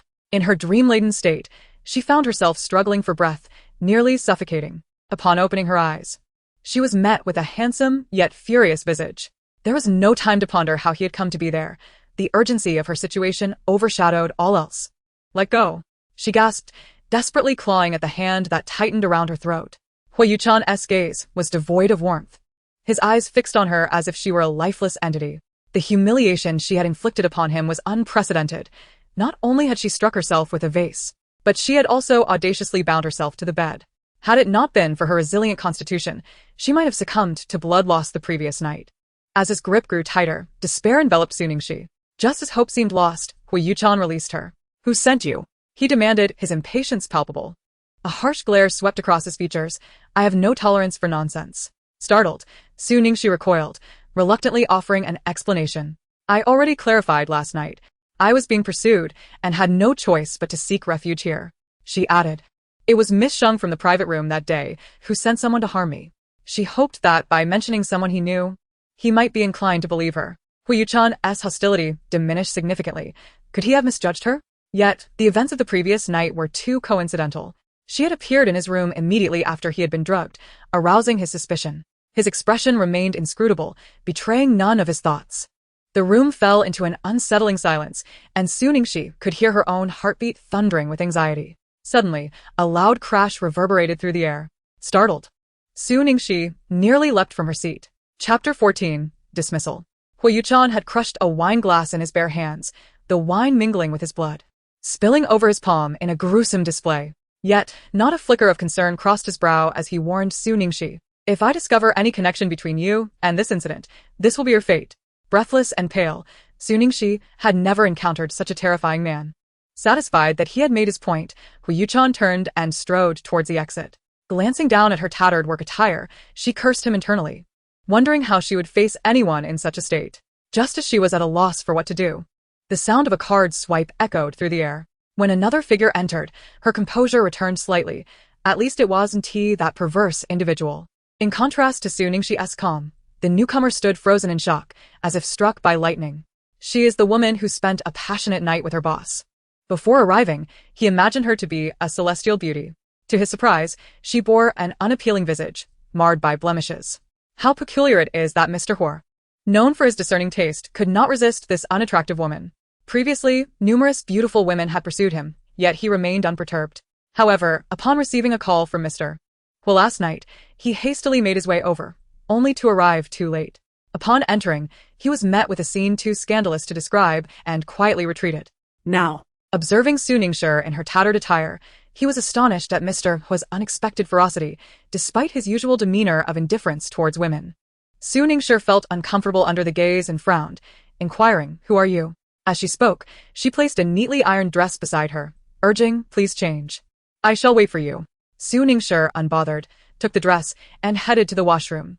Moments later, she emerged and Lu Yang, upon lifting his gaze, nearly believed his eyes had deceived him. Was this truly the same unattractive woman from before? It felt as though she had transformed entirely. Indeed, the adage holds, clothes make the man. Although her face remained the same, the change in attire had transformed her entire aura. With a dismissive glance, Su Ningxi chided, what are you staring at? "Open the door, I must leave." Lu Yang called out to her from behind, "Miss Su, please wait." He continued, "Regarding your affair with Mr. Huo, I kindly ask that you keep it confidential." This statement irked Su Ningxi, making it seem as though she were eager to be associated with him. His concern was indeed misplaced. "Rest assured, I am even less inclined than your young master for others to know of this incident, particularly given his lackluster performance," she thought, though refrained from voicing the latter. Nevertheless, as a fellow adult, Lu Yang understood her implication all too well. Even in Mr. Huo's absence, the mere thought of her words sent beads of perspiration forming on Lu Yang's brow. If Mr. Huo were to hear such remarks, it would be catastrophic. As Mr. Huo's trusted assistant, Lu Yang had immediately ascertained Su Ningxi's identity following the incident. How audacious for a mere waitress to express disdain for his employer. It was not merely disdain, but rather a critique of his intimate prowess. What man could endure such affront, let alone one at the pinnacle of the social hierarchy in the capital? He scrutinized Su Ningxi once more, curious about the source of her confidence. What woman in the capital did not vie for Mr. Huo's attention? Yet here she stood, exuding an air of grievance. Upon further examination, he concluded that aside from her peculiar unattractiveness, she possessed a reasonably acceptable figure. Without awaiting Lu Yang's response, she turned and departed. Su Ningxi maintained an air of indifference, unfazed by the situation, continuing with her day. Just then, someone approached her, calling out, "Su Ningxi, the manager requests your presence in the office." "Very well," she replied, her calm demeanor suggesting she anticipated the reason for the summons. Around her, several colleagues who were changing clothes gathered, whispering amongst themselves. "What do you think the manager wants with her?" One speculated. "What else could it be? She is surely being dismissed. How foolish to think she could entice young Master Huo without even considering her own appearance." Colleague Xiao Kuei murmured, her tone tinged with jealousy. Su Ningxi had not forgotten the last time this woman deliberately targeted her, sending her to deliver drinks to the B private room, resulting in a scolding from the supervisor and a deduction of 2 days' wages. Adjusting her hair by her ear, she deliberately remarked, "Alas, there's nothing I can do. Young Master Huo simply fancies someone like me. What use is it to be good-looking, even if one were to strip bare?" Young Master Huo wouldn't take a second glance. How shameless. Su Ningxi was unfazed. Why bother with pride? She did not rely on her looks for a living. The two exchanged barbs until Xiao Kuei, thoroughly provoked, hurled her wine glass at Su Ningxi. Having learned a bit of boxing, Su Ningxi found it exceedingly easy to subdue a woman. She pinned her opponent to the ground, leaving her bruised and battered. In the manager's office, the manager yawned broadly, appearing utterly unrefreshed. Without further ado, he declared, "You are both fired." On what grounds? Su Ningxi retorted, visibly disgruntled. The manager followed with a statement that sent her into a rage. Fighting is one thing, but simply for seducing young Master Huo, Milan cannot retain you. Su Ningxi responded. Which of your eyes saw me seducing him? Be wary, I might sue you for defamation. What nonsense! Wasn't he so foolish as to pursue a scoundrel? Wasn't she the true victim in this scenario? If it's not you seducing him, then surely young Master was taken a liking to you? You should take a good look at yourself, the manager sneered, his gaze filled with disdain. Hey! To be wronged is one thing, but to descend into personal attacks is quite another. Do you think I am an easy target? She pointed an accusatory finger at the manager, exclaiming, "You fat, balding man. What right do you have to disdain my looks? Just because you've become a minor manager, you've grown arrogant, forgetting your own appearance." Chapter 15, trending on social media. The manager's face turned a deep shade of green with anger. Ever since he ascended to the managerial position, everyone had fawned over him, showing him utmost respect. When had he ever been insulted so brazenly by an employee? How could he not be furious? Su Ningxi mimicked his earlier phrasing. "What do you mean you? Am I not speaking the truth?" The manager erupted in fury, shouting, "Get out of my sight this instant. I never want to see you again." Fired up, Su Ningxi yanked her work badge from around her neck and tossed it at the manager, declaring, "If I must go, then so be it. I didn't want this job anyway. Pay me my wages." She calculated her earnings, including 2 shifts for the day and commissions, totaling over 800 yuan. "Manager, do you even have the face to demand payment? You have offended young Master Huo, and if he decides to retaliate, the entire establishment will suffer alongside you. Not to mention the damages you caused during your shift. It would be generous not to charge you for those." Ultimately, Su Ningxi was unequivocally dismissed, leaving without a single penny. She felt utterly defeated, never imagining that the job she had painstakingly secured would vanish so swiftly. It seemed she had done nothing wrong. Why was she so unlucky these days? Not only had she nearly lost her reputation, but now she was also unemployed. All her resentment was directed toward that man. Su Ningxi unleashed her fury upon Huo Yuchen. There are no depths of misfortune, only deeper abysses of despair. The sensational news of her and Huo Yuchen spending a night together in the Milan presidential suite erupted online. The scion of the Huo family, Huo Yuchen, was caught in a scandalous liaison with a Milan waitress. The chaotic private life of Huo Yuchen, the president of Huo Corporation, has been laid bare. Reports of a wealthy gentleman's clandestine affair have surfaced, adorning the trending topics with an array of colorful headlines. Clicking through reveals vivid narratives, complete with images and videos. The footage begins with Huo Yuchen entering the presidential suite, followed shortly by Su Ningxi, glancing around furtively before slipping inside. She remained there throughout the night, emerging only in the morning after Huo Yuchen, notably changed in attire, prompting rampant speculation. Most comments lament the fate of Huo Yuchen, a strikingly handsome man reduced to the company of a mere waitress. Despite Su Ningxi's only being captured from behind or in profile, her identity remains obscured.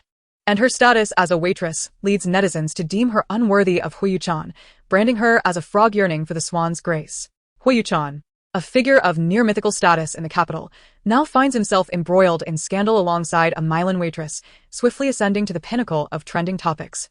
In the Huo Corporation building, on the 29th floor, Huo Yuchen stood before the floor-to-ceiling windows, a cigarette clutched between his fingers, exuding an aura that commanded distance. The smoke curled around him, and his deep black eyes concealed unfathomable depths. Knock, knock. Come in. Hearing the knock, Huo Yuchen extinguished his cigarette, coolly uttering a single word. Assistant Lu entered, reporting, "Mr. Huo, we have uncovered the truth.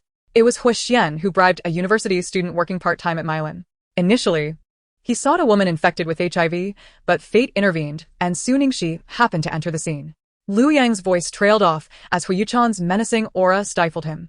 Upon hearing Huo Xian's name, Huo Yuchen felt no surprise. He had anticipated this revelation. Though he had made many enemies in the business world, none had dared to provoke him. His expression darkened like the bottom of a pot, his black eyes glinting with a chilling light. Clearly, the injury Huo Xian had once inflicted had not imparted any lessons. If he sought his own demise, so be it. Instruct him to deliver the items he possesses to Director Feng. Understood. Lu silently mourned for Huo Xian, recalling how he had often played petty tricks under Huo Yuchen's watchful gaze, the latter turning a blind eye out of respect for the elder. It appeared Huo Xian had truly crossed a line this time. Huo Yuchen glanced at his wristwatch and coldly instructed, notify the PR department. Grant them an additional 10 minutes. Should the trending topic fail to be retracted, they shall bear the consequences. Yes. After Lu exited, Huo Yuchen proceeded to call Sun Yiran. Chern, what a coincidence. I was just about to call you, and here you are. Is that so? Huo Yuchen's tone betrayed skepticism. He knew his childhood friend well. Given such circumstances, Sun Yiran would likely be avoiding him, not reaching out to initiate a conversation. Sun Yiran spoke with a hint of guilt. Indeed. Rest assured. I have thoroughly investigated the matter. The individual who drugged you and took photographs is a university student working part-time at Milan. I am unsure when he became involved with Huoxian, but I have already handed him over to the police. As the current head of Milan, Sun Yiran anticipated that Huo Yuchen would hold him accountable for such an incident occurring in his territory. He had mentally rehearsed this explanation several times. Upon hearing this, Huo Yuchen displayed no sign of emotion and simply stated, the project in Jingcheng is about to commence. You will oversee it. What? Sun Yiran began to protest, but Huo Yuchen unhesitatingly terminated the call. He picked up the documents from the table and entered the conference room, knowing that the recent online incident would inevitably lead to scrutiny from several major shareholders. However, due to the formidable aura emanating from Huo Yuchen, no one dared to speak. Hua Jidong exchanged a glance with one of the shareholders seated across from him, Yang Haijun. Taking a deep breath, Yang Haijun addressed Huo Yuchen, Mr. Hua. Today's news has severely impacted the company's stock. We kindly request an explanation. The shareholders were divided into two factions, one supporting Huo Jidong and the other backing Huo Yuchen, with a few remaining neutral. Yang Haijun belonged to Huo Jidong's camp. Huo Yuchen cast a sharp gaze at him and coldly replied, an explanation? What kind of explanation do you require? Clearing his throat, Yang Haijun steeled himself and said, the company's stock is plummeting. The only way to mitigate losses is for you to resign from the board and appoint someone capable to take over your responsibilities.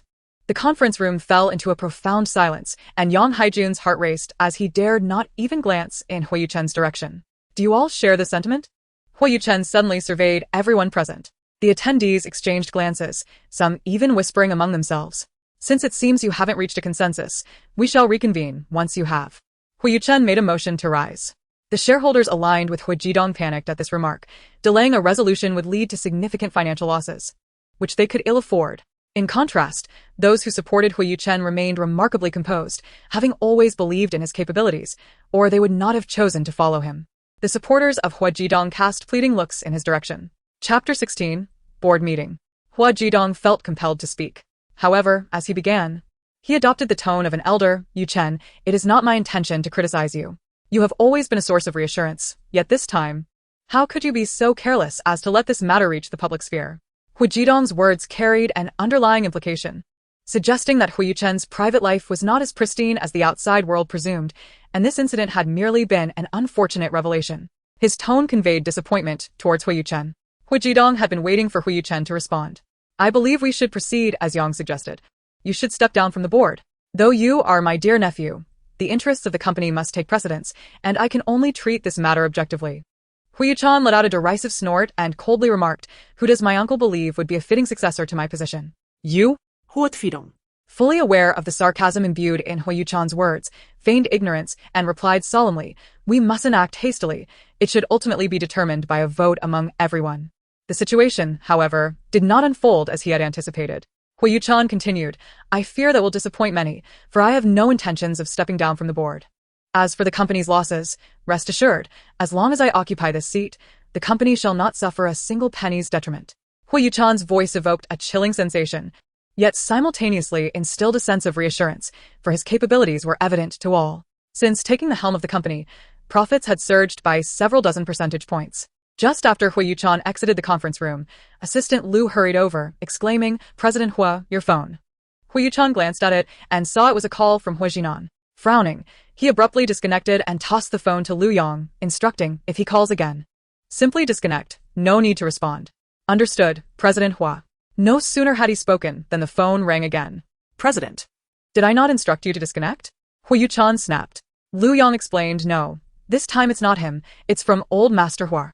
Huo Yuchen rubbed his temples and said, give it to me. Lu Yang promptly handed over the phone. Huo Yuchen answered, grandfather, and immediately grabbed the car keys, heading towards the ancestral residence. Meanwhile, in the eastern villa, Huoxian lounged in the living room with one leg propped up on the coffee table, furiously berating someone over the phone. I demand to know why the trending search I paid for has vanished. Have you even contacted anyone to repost it? After a brief exchange, the other party hastily ended the call. Huo Yuchen, seething with rage, slammed his phone onto the ground. Damn it. Xianer, what on earth is happening? Why are you so furious? Li Tzuelian entered from outside, observing her son's fiery demeanor.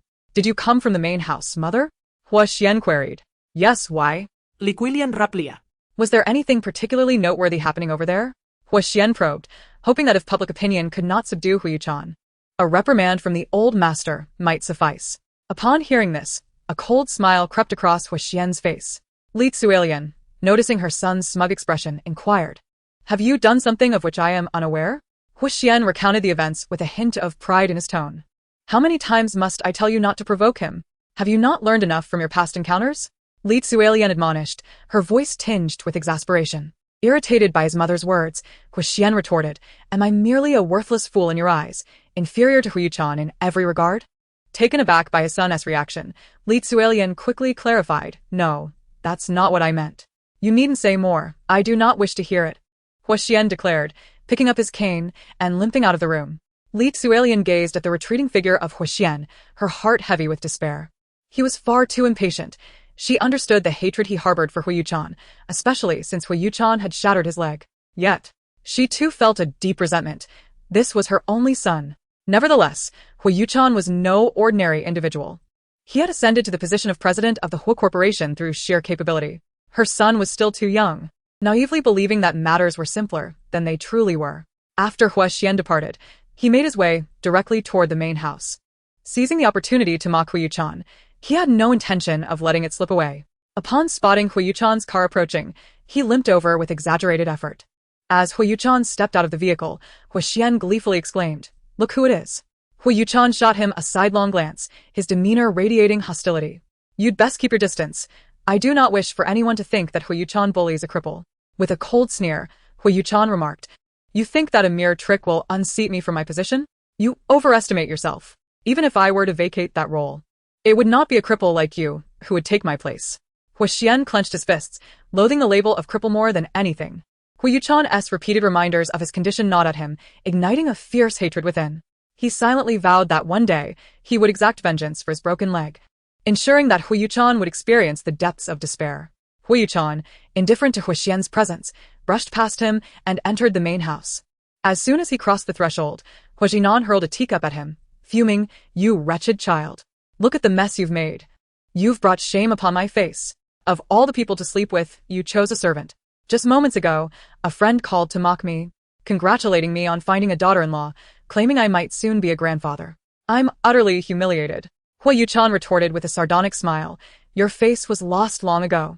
Perhaps over a decade past. Do you still have the audacity to speak of it? Chapter 17. Do not mention that woman to me. Huo Yuchen, infuriated by Huo Yuchen's words, erupted, you ungrateful wretch. Your audacity knows no bounds. How dare you speak to your father in such a manner? Huo Yuchen offered him no response, completely disregarding his father.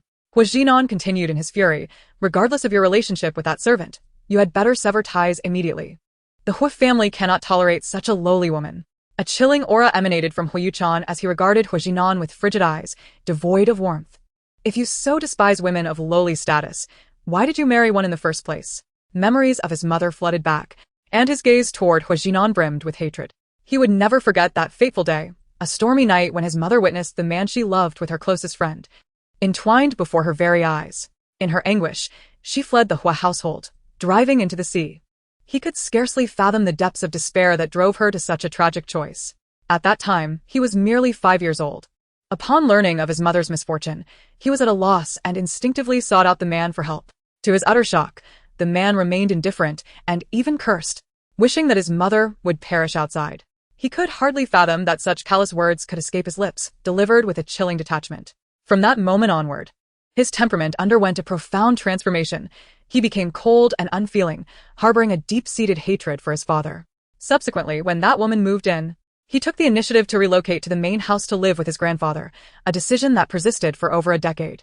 Throughout those years, he never once cared for himself, nor did he show concern for his younger brother, who suffered from a congenital heart condition abroad. It was only then that he discovered the truth surrounding his mother's car plunging into the sea. It was due to a severe head injury that she regained her memory. She was not an orphan but the daughter of the illustrious Tang family from Yun City. An unfortunate incident during an outing had caused her amnesia, leading her to be taken in by his biological father, where they fell in love, married, and had children. The Tang family was a prestigious lineage, far superior in status to the Zhou family. Would his father regret belittling a woman of such noble descent if he were to learn of her true origins? Of course. The fact that his mother was alive remained a secret known only to him and his brother. The entire her family believed her to be deceased. Do not mention that woman to me, Huo Jinan seethed at the mention of Tang Wanru. He had once harbored deep affections for her, yet what had she done? That woman had betrayed him. Huo Yuchen scoffed. What? Is it forbidden to even speak her name out of guilt, fearing nightmares at night? Huo Jinan admonished. You are becoming increasingly unruly. Do not forget that I am your father. After discovering Tang Wanru's betrayal, Huo Jinan found it difficult to like the son and took little interest in him. He never anticipated that his son would evolve into such a person, completely disregarding him as a father, and in over a decade, he had scarcely heard his son address him as father. Whenever they crossed paths, it was as if he faced an adversary. Huo Yuchen retorted with a sarcastic laugh. Father? Ha! You dare claim that title? My father died many years ago. In a fit of rage, Huo Jinan reached for an object on the table, intending to hurl it at Huo Yuchen. Stop! The voice of the elder patriarch resonated from the staircase. Upon seeing the elder, Huo Jinan began to complain. Father, look at what Yuchen has been doing. You must discipline him. He is becoming increasingly reckless, even airing his affairs online, bringing shame to the Huo family. What of it? Is what he has done any more disgraceful than your past actions? The elder patriarch showed no leniency towards Huo Jinan. After Tang Wanru's incident, it wasn't long before Zhou Lushui moved into the Huo household. Many within their circle were aware of this and openly or subtly mocked the Huo family for their lack of loyalty. Bringing in a mistress before the 7-day mourning period for his late wife had even concluded. As a result, Huo Corporation stocks plummeted for several consecutive days. Had it not been for the family's solid foundation, the Huo Corporation might have already ceased to exist. Huo Jinan's expression darkened, unable to refute the elder's words. As that incident was indeed a miscalculation on his part. The elder patriarch then turned to Huo Yuchen. Yuchen, come here. Yes, grandfather. In the study, old master Huo gazed at Huo Yuchen and inquired, is what the news reports true? Did you indeed spend the night with a waitress? Huo Yuchen nodded slightly. Although nothing significant occurred between them, it was true that they had shared the same room for a night. Upon receiving Huo Yuchen's admission, old master Huo felt unease within. Yet it also validated a concern he harbored.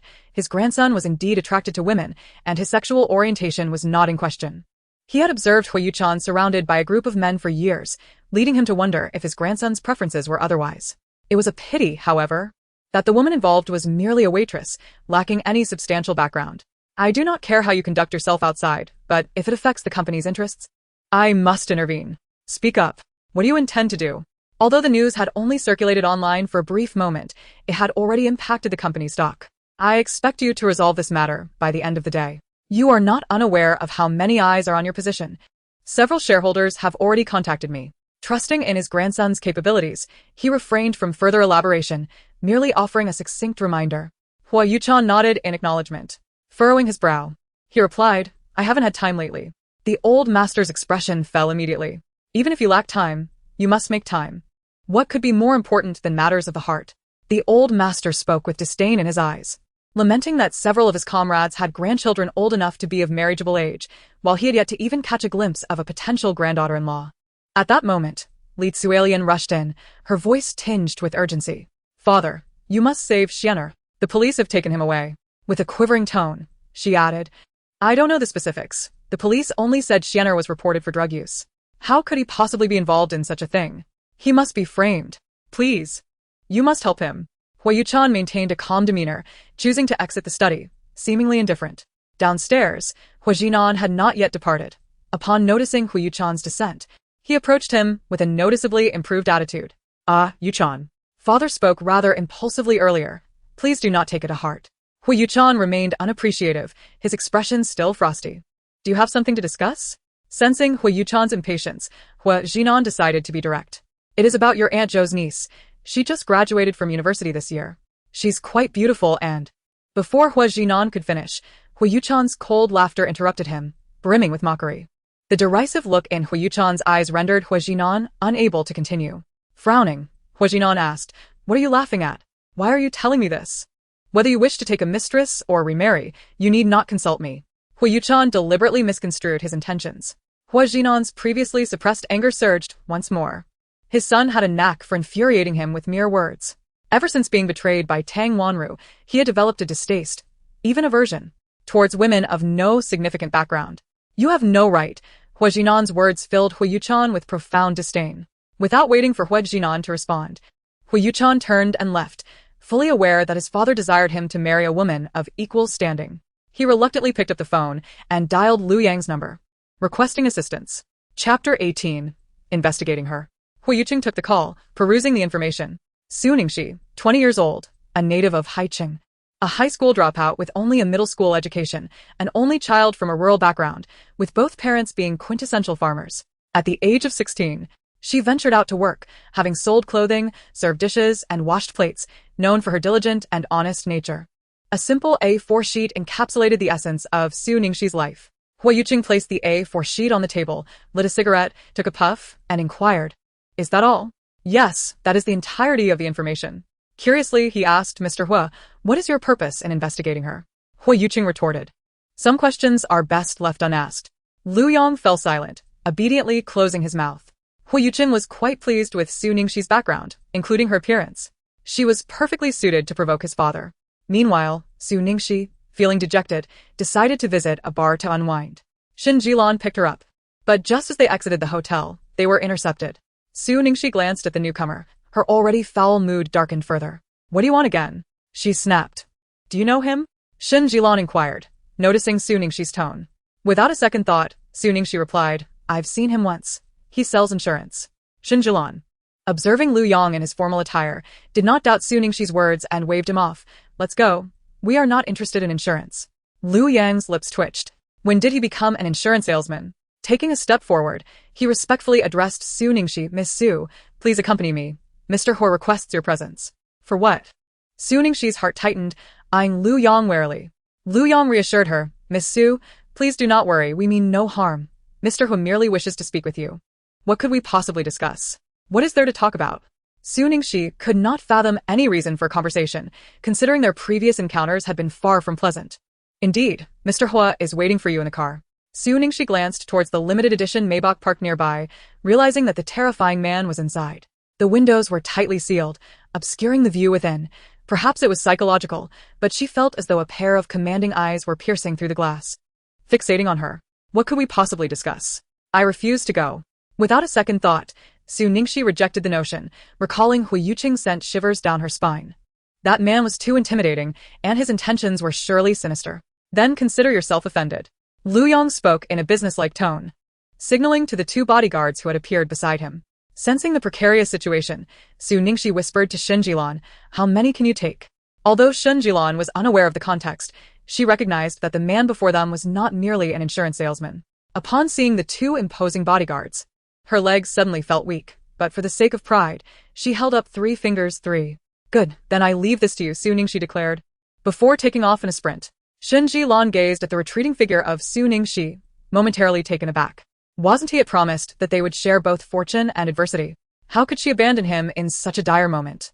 However, the bodyguards had their sights set on Su Ningxi, bypassing Shin Jilan and hastening towards her fleeing form. In a few swift strides, Shin Jilan positioned himself in front of them. Having spent much time in the entertainment industry, his delicate skin had seldom seen the sun.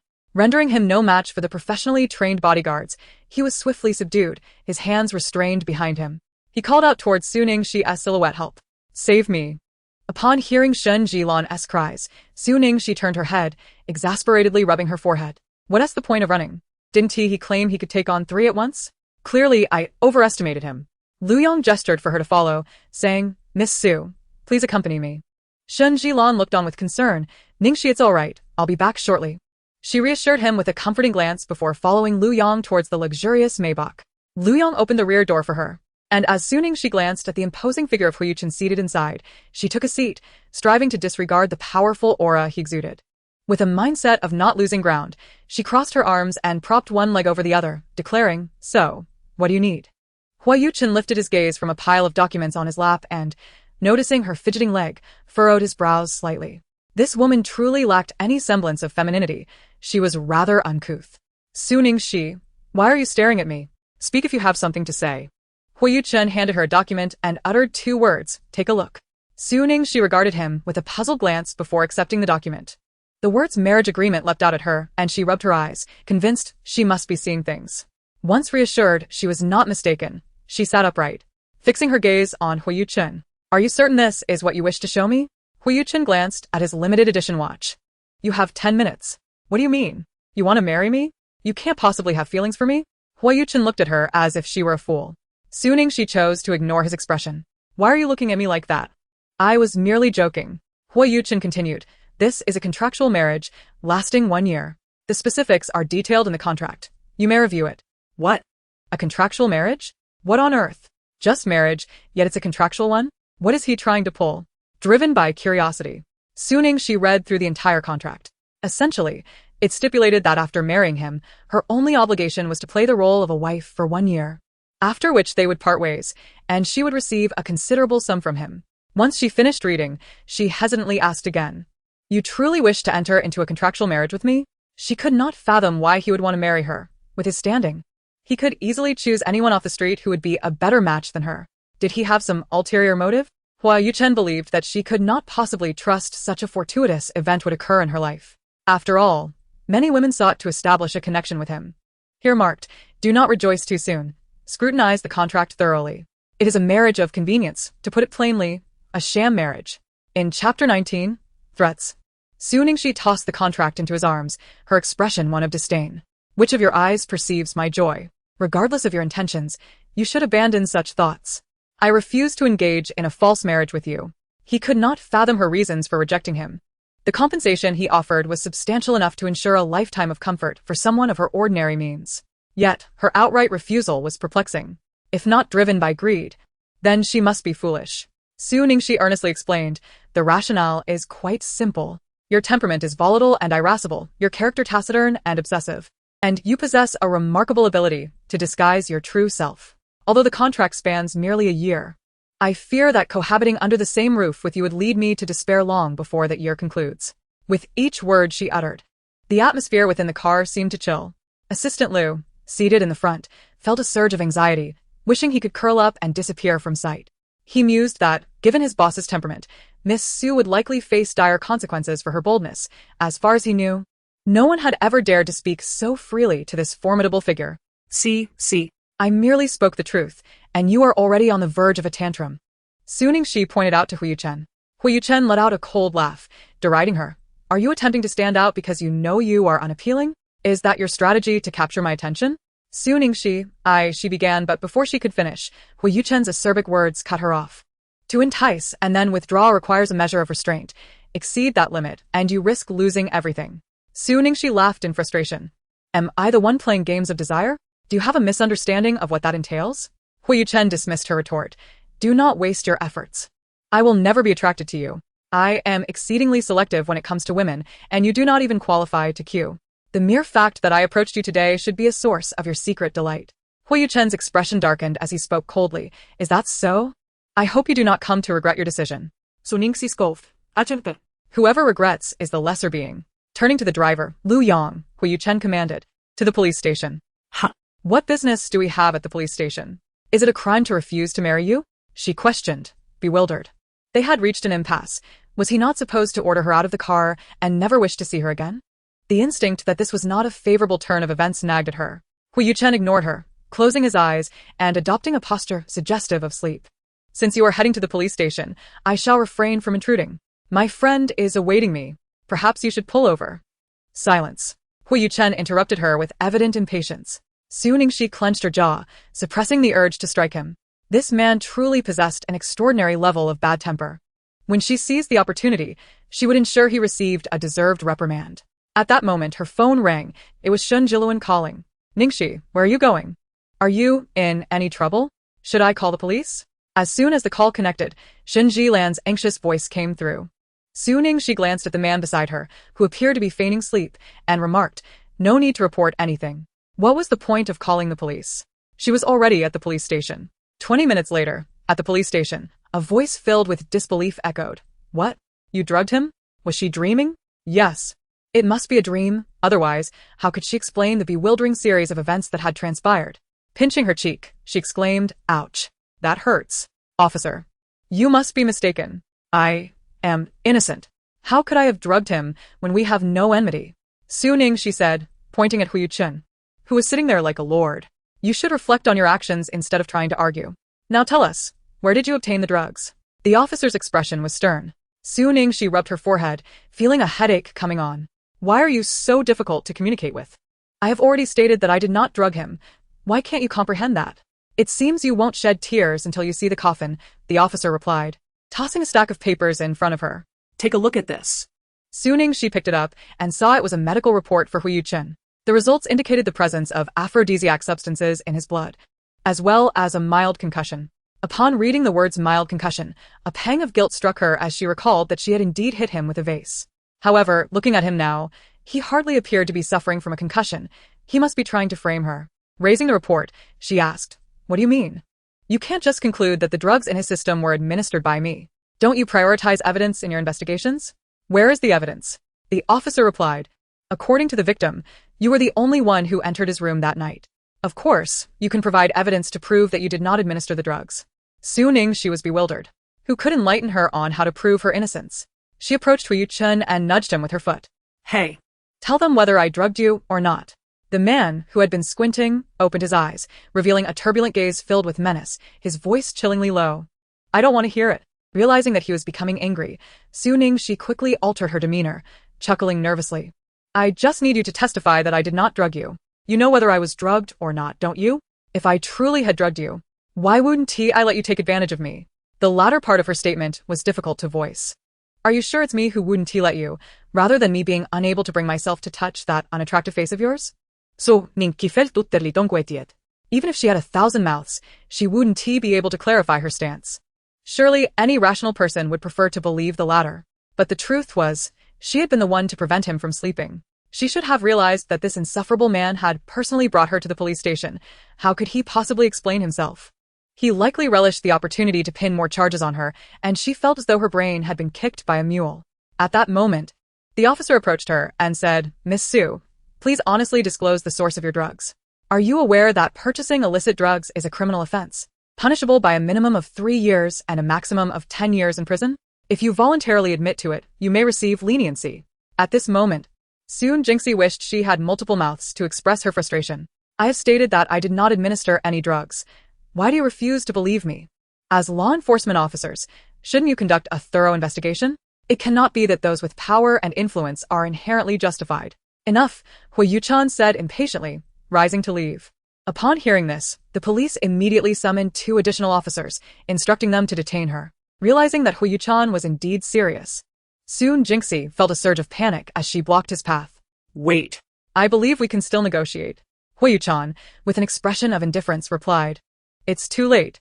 Pouting, Soon Jinxie mumbled. Is it necessary to be so petty? Huo Yuchen's expression darkened. What did you say? Although her voice was barely a whisper, he heard her clearly. Sensing the shift in his tone, she immediately faltered, her gaze flickering. And nothing. I was merely wondering what it would take for you to let me go. Huo Yuchen cast a cold glance her way, choosing silence as he continued to walk away. At that moment, Soon Jinxie's mind raced. She realized that apart from pleading with him, she had no other options. She contemplated reaching out to her grandfather, but that would unveil her other identity. Never mind, she decided to handle the matter at hand. Taking a deep breath, as if making a significant resolution, she called out to him, I beg you, please show me mercy. I will agree to your terms.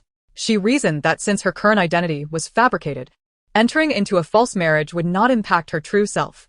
Upon hearing her words, Huo Yuchen did not pause but merely glanced at Lu Yang, who understood the cue and approached Soon Jinxie. Lu Yang presented the contract before her, saying, Miss Su, please. This time, without hesitation, Soon Jinxie picked up a pen and swiftly signed her name. In the car, she glanced at Huo Yuchen, who was resting with his eyes closed. Mr. Huo, may I ask you a question? He did not open his eyes and merely uttered a single word, speak. Why me? Soon Jinxie responded, turning her head in frustration to gaze out at the unfamiliar scenery. Wait a moment. This isn't the way to my house. The direction is wrong. She felt a twinge of embarrassment, realizing her overthinking. Just then, the car came to a stop and she heard Lu Yang say, "Mr. Huo, we have arrived." Arrived? Where? Soon, Jinxie looked around, utterly perplexed. Soon after, Huo Yuchen instructed, "Get out." As she stepped out and saw the sign for the Civil Affairs Bureau, her heart skipped a beat. Please, let it not be what I think it is. She stood frozen in place, but Huo Yuchen, walking ahead, turned to her with an unmistakable impatience in his eyes and coldly commanded, "Aren't you coming?" Although she had already guessed in her heart, she still wished to confirm. Taking 2 steps forward, she asked, "What are we doing here, Huo Yuchen? What do you think?" Though she had come to terms with it, she still felt a sense of reluctance at the thought of actually obtaining the marriage certificate. Just as she turned around, Huo Yuchen's voice reached her. "Lu Yang, call the director and say." Lu Yang glanced at the now hastily retreating Su Ningxi, unable to suppress a chuckle, thinking to herself how amusing Miss Su was. Certainly, Mr. Huo's life would not be dull with her around. Rest assured, Miss Su, as long as Mr. Huo is here, nothing is insurmountable. Su Ningxi rubbed her forehead. For the first time feeling that Lu Yang spoke too much, she wished to seal her lips. Of course, she understood that Huo Yuchen possessed that capability. Though she felt a surge of irritation within, she did not let it show. "Is that so? Then it's good, saves me a trip," Huo Yuchen remarked, casting her a glance before proceeding inside, without further words.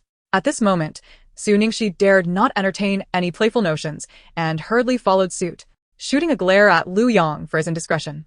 Lu Yang, somewhat bewildered, thought to herself that the temperament of this boss lady seemed rather foul. However, she had to admit, from the perspective of mere appearances, they made quite the pair. He, robust, she, statuesque. 10 minutes later, Su Ningxi and Huo Yuchen emerged from the Civil Affairs Bureau, a crimson booklet in hand. The marriage certificate had not altered much. They exited, separated by a chasm. Suddenly, Huo Yuchen halted, prompting Su Ningxi to think he was waiting for her, instinctively quickening her pace. Yet, just as she reached his side, she heard his admonition. "From now on, you are the young mistress of the Huo family. Please remember your status and refrain from mingling with dubious individuals, lest you tarnish the Huo family's reputation." He expressed this because he had spotted her exiting a hotel with another man when he came to retrieve her. Although he had married her due to her lack of qualifications, he still held certain expectations that she would not cross his boundaries, regardless of her past. Now that they were wed, she must adhere to her role. Should she stray, it would be his face that would be marred. After delivering his message, Huo Yuchen did not afford Su Ningxi a chance to respond and turned to leave. Irritated by his dismissive demeanor, Su Ningxi glared at the still-present Lu Yang and angrily questioned, "What does he mean? What kind of dubious individuals? When have I associated with such people? Besides, This is merely a facade of marriage. Does he think he can control me? Humph, not a chance." Unaccustomed to this unfamiliar designation, she felt a shiver run down her spine. "Assistant Lu, please just call me by my name." "Very well, young Mistress Su," Lu Yang replied. Upon entering the vehicle, Su Ningxi realized that Huo Yuchen had not joined her. It seemed he had simply left. "Where? Ask your boss. Moving out? Who said I was moving out?" Lu Yang relayed Huo Yuchen's intentions. Mr. Huo mentioned he does not wish for rumors of separation to arise on the very first day of marriage. "This marriage is truly bothersome," Su Ningxi expressed her dissatisfaction. "I'll go on my own. I possess but a few belongings. Simply provide me with the address." "Lu Yang, now you are the esteemed lady of the household. It is rather unbecoming for you to move yourself. Allow me to assist you instead." Su Ningxi silently mused about the notion of esteemed status. In truth, it merely reflected his concern about her reluctance to relocate, as it would reflect poorly on him. She acquiesced to his wishes and accompanied him. At the villa, Huo Yuchen had already made prior arrangements. At this moment, Steward Zhang was eagerly awaiting the arrival of the young lady at the entrance. Truly, the young master had conducted such a significant affair, his marriage, without any fanfare. Initially, Steward Zhang found it hard to believe, especially since he was aware that there were no other females in the young master's life. The sudden announcement of marriage left him feeling as though he were in a dream. Surely, the young lady must be a breathtaking beauty to have captured the heart of this aloof young master. Chapter 21. The woman who ascended as the mistress. Yet, the disparity between imagination and reality was substantial. Today, Su Ningxi donned a simple white t-shirt and a pair of ordinary jeans. Her appearance still conforming to a rather unflattering standard, freckled face, black-rimmed glasses, and a spinster's hairstyle. If one were to encapsulate her look in a single word, it would be plain, in 2 words, very plain. "Are you Steward Zhang?" "I am Su Ningxi. I look forward to your guidance henceforth." Su Ningxi greeted politely while dragging a suitcase behind her. "Steward Zhang?" She waved her hand in front of him. "Yes," she replied with confidence. However, Zhang quickly regained his composure and addressed Su Ningxi, saying, "Young madam, should you require anything during your stay here, do not hesitate to call for me. I am here almost every day. Allow me to have someone assist you in settling in." Thank you. Though the momentary disappointment on Zhang's face was fleeting, it did not escape Su Ningxi's notice. Yet, she was indifferent, understanding that were their positions reversed, she too would feel disheartened. After all, her current appearance hardly matched the stature of Huo Yuchen. Steward Zhang summoned Maid Wang, a kindly woman in her 50s.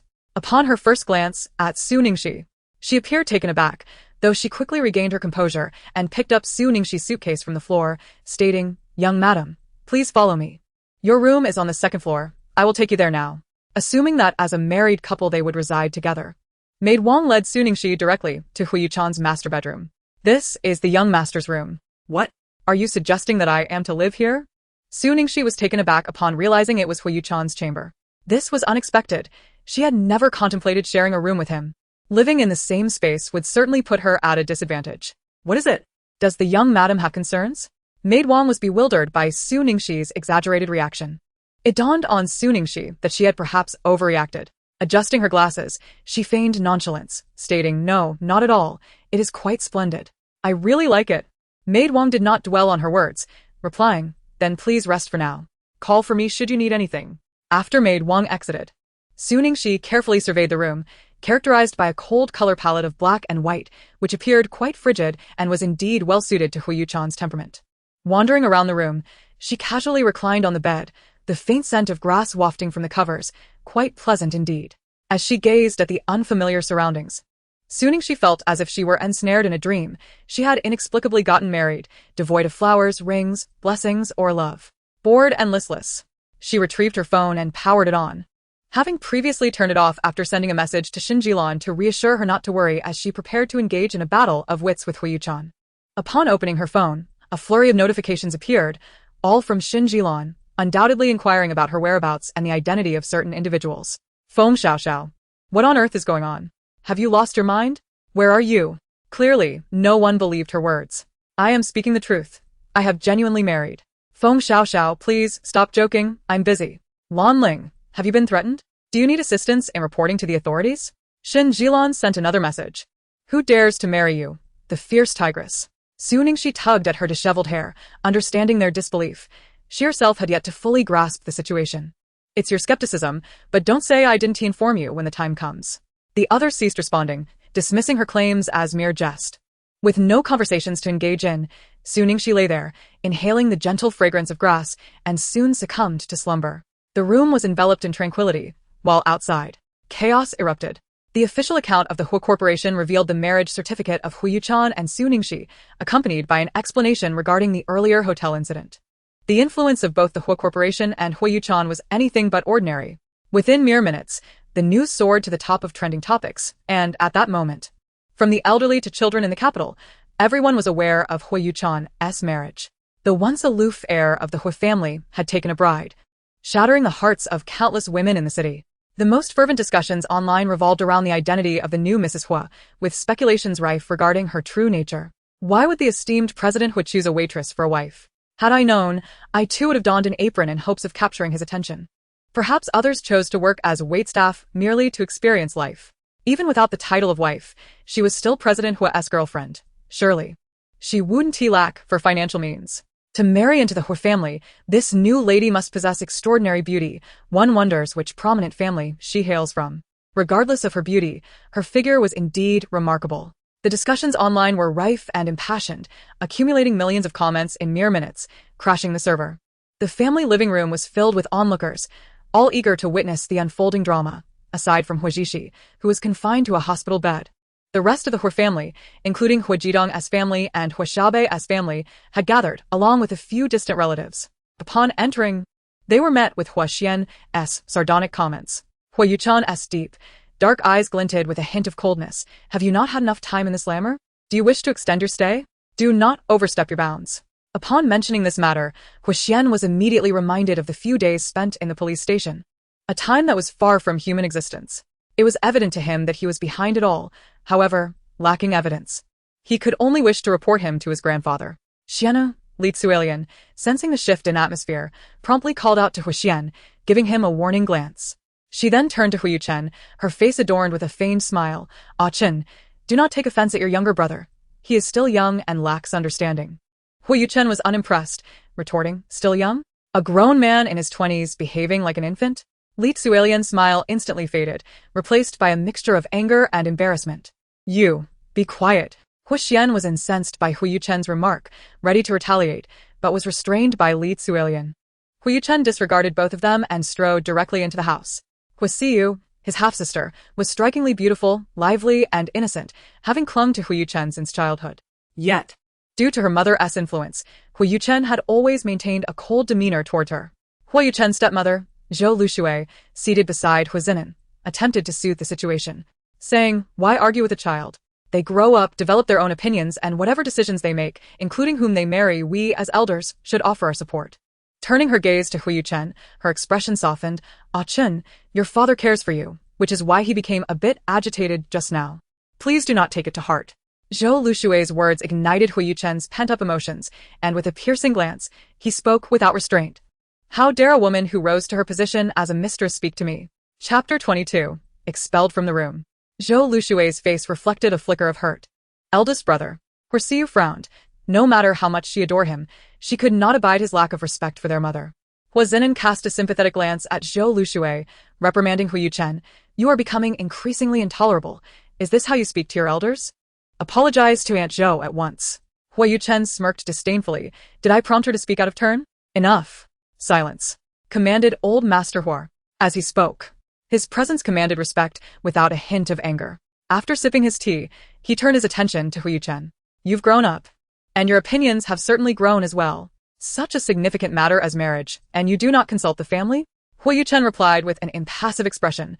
"There is nothing to discuss." The old master was nearly choked with rage, incredulous at Huo Yuchen's words. "What do you mean there is nothing to discuss? Do you even regard this family?" More troubling than his marrying a waitress was the fact that he had concealed such a monumental decision from his family.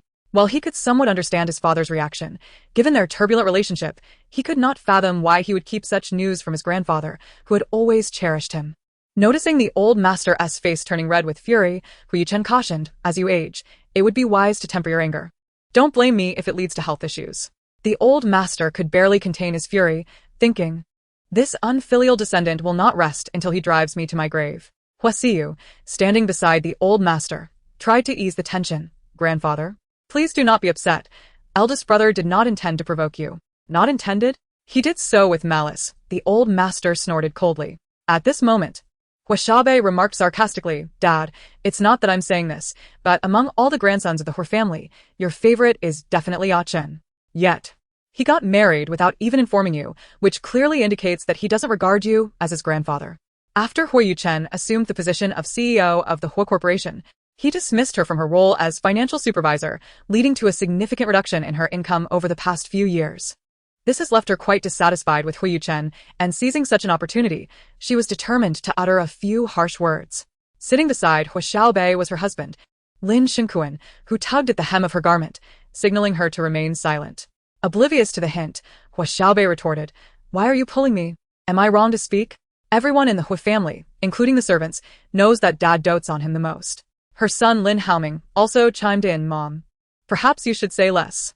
Huo Yuchen, however, remained unfazed, treating Huo Xiaobei's words as inconsequential, merely dismissing them as idle chatter. "Tell me, why did you marry that woman? Don't say it was for the company. I am well aware of your capabilities. Even without marrying her, you could have quelled public opinion." Huo Yuchen's tone was still devoid of warmth, simply replying, "No reason."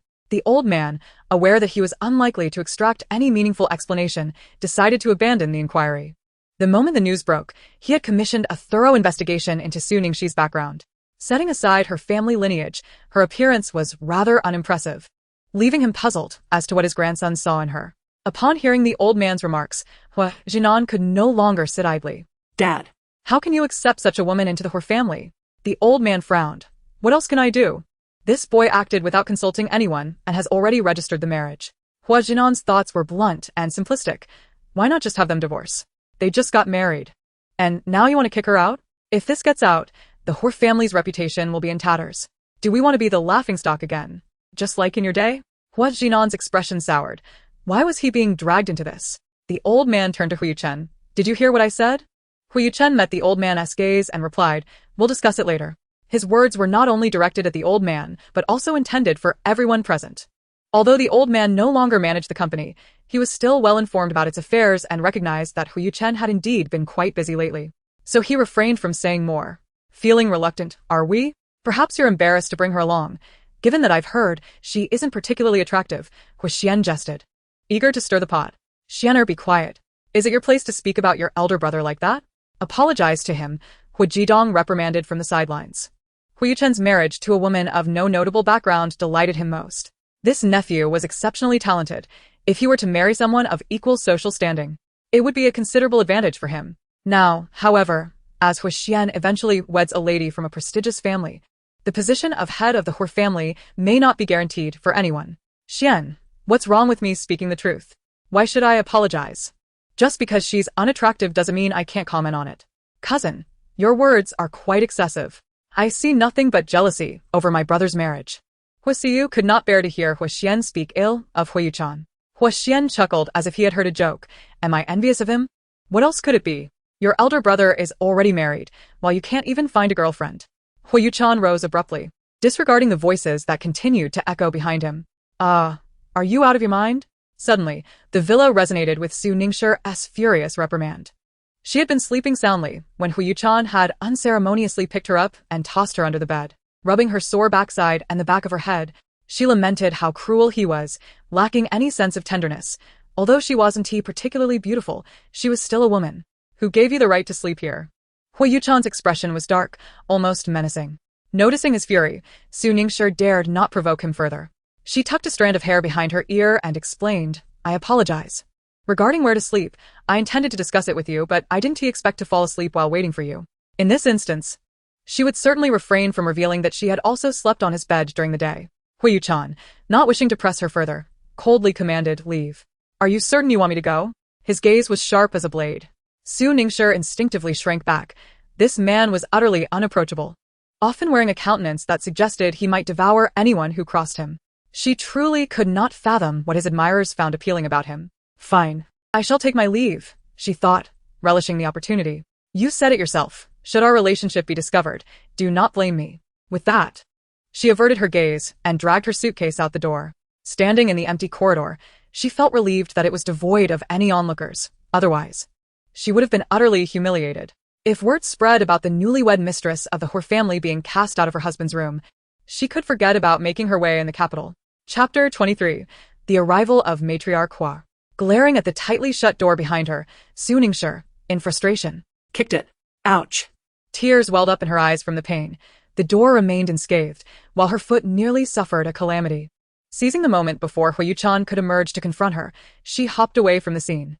With the assistance of Aunt Wang, she settled into a room at the end of the corridor, the one farthest from the master bedroom. The following day, Su Ningxi awoke only when the sun had reached its zenith.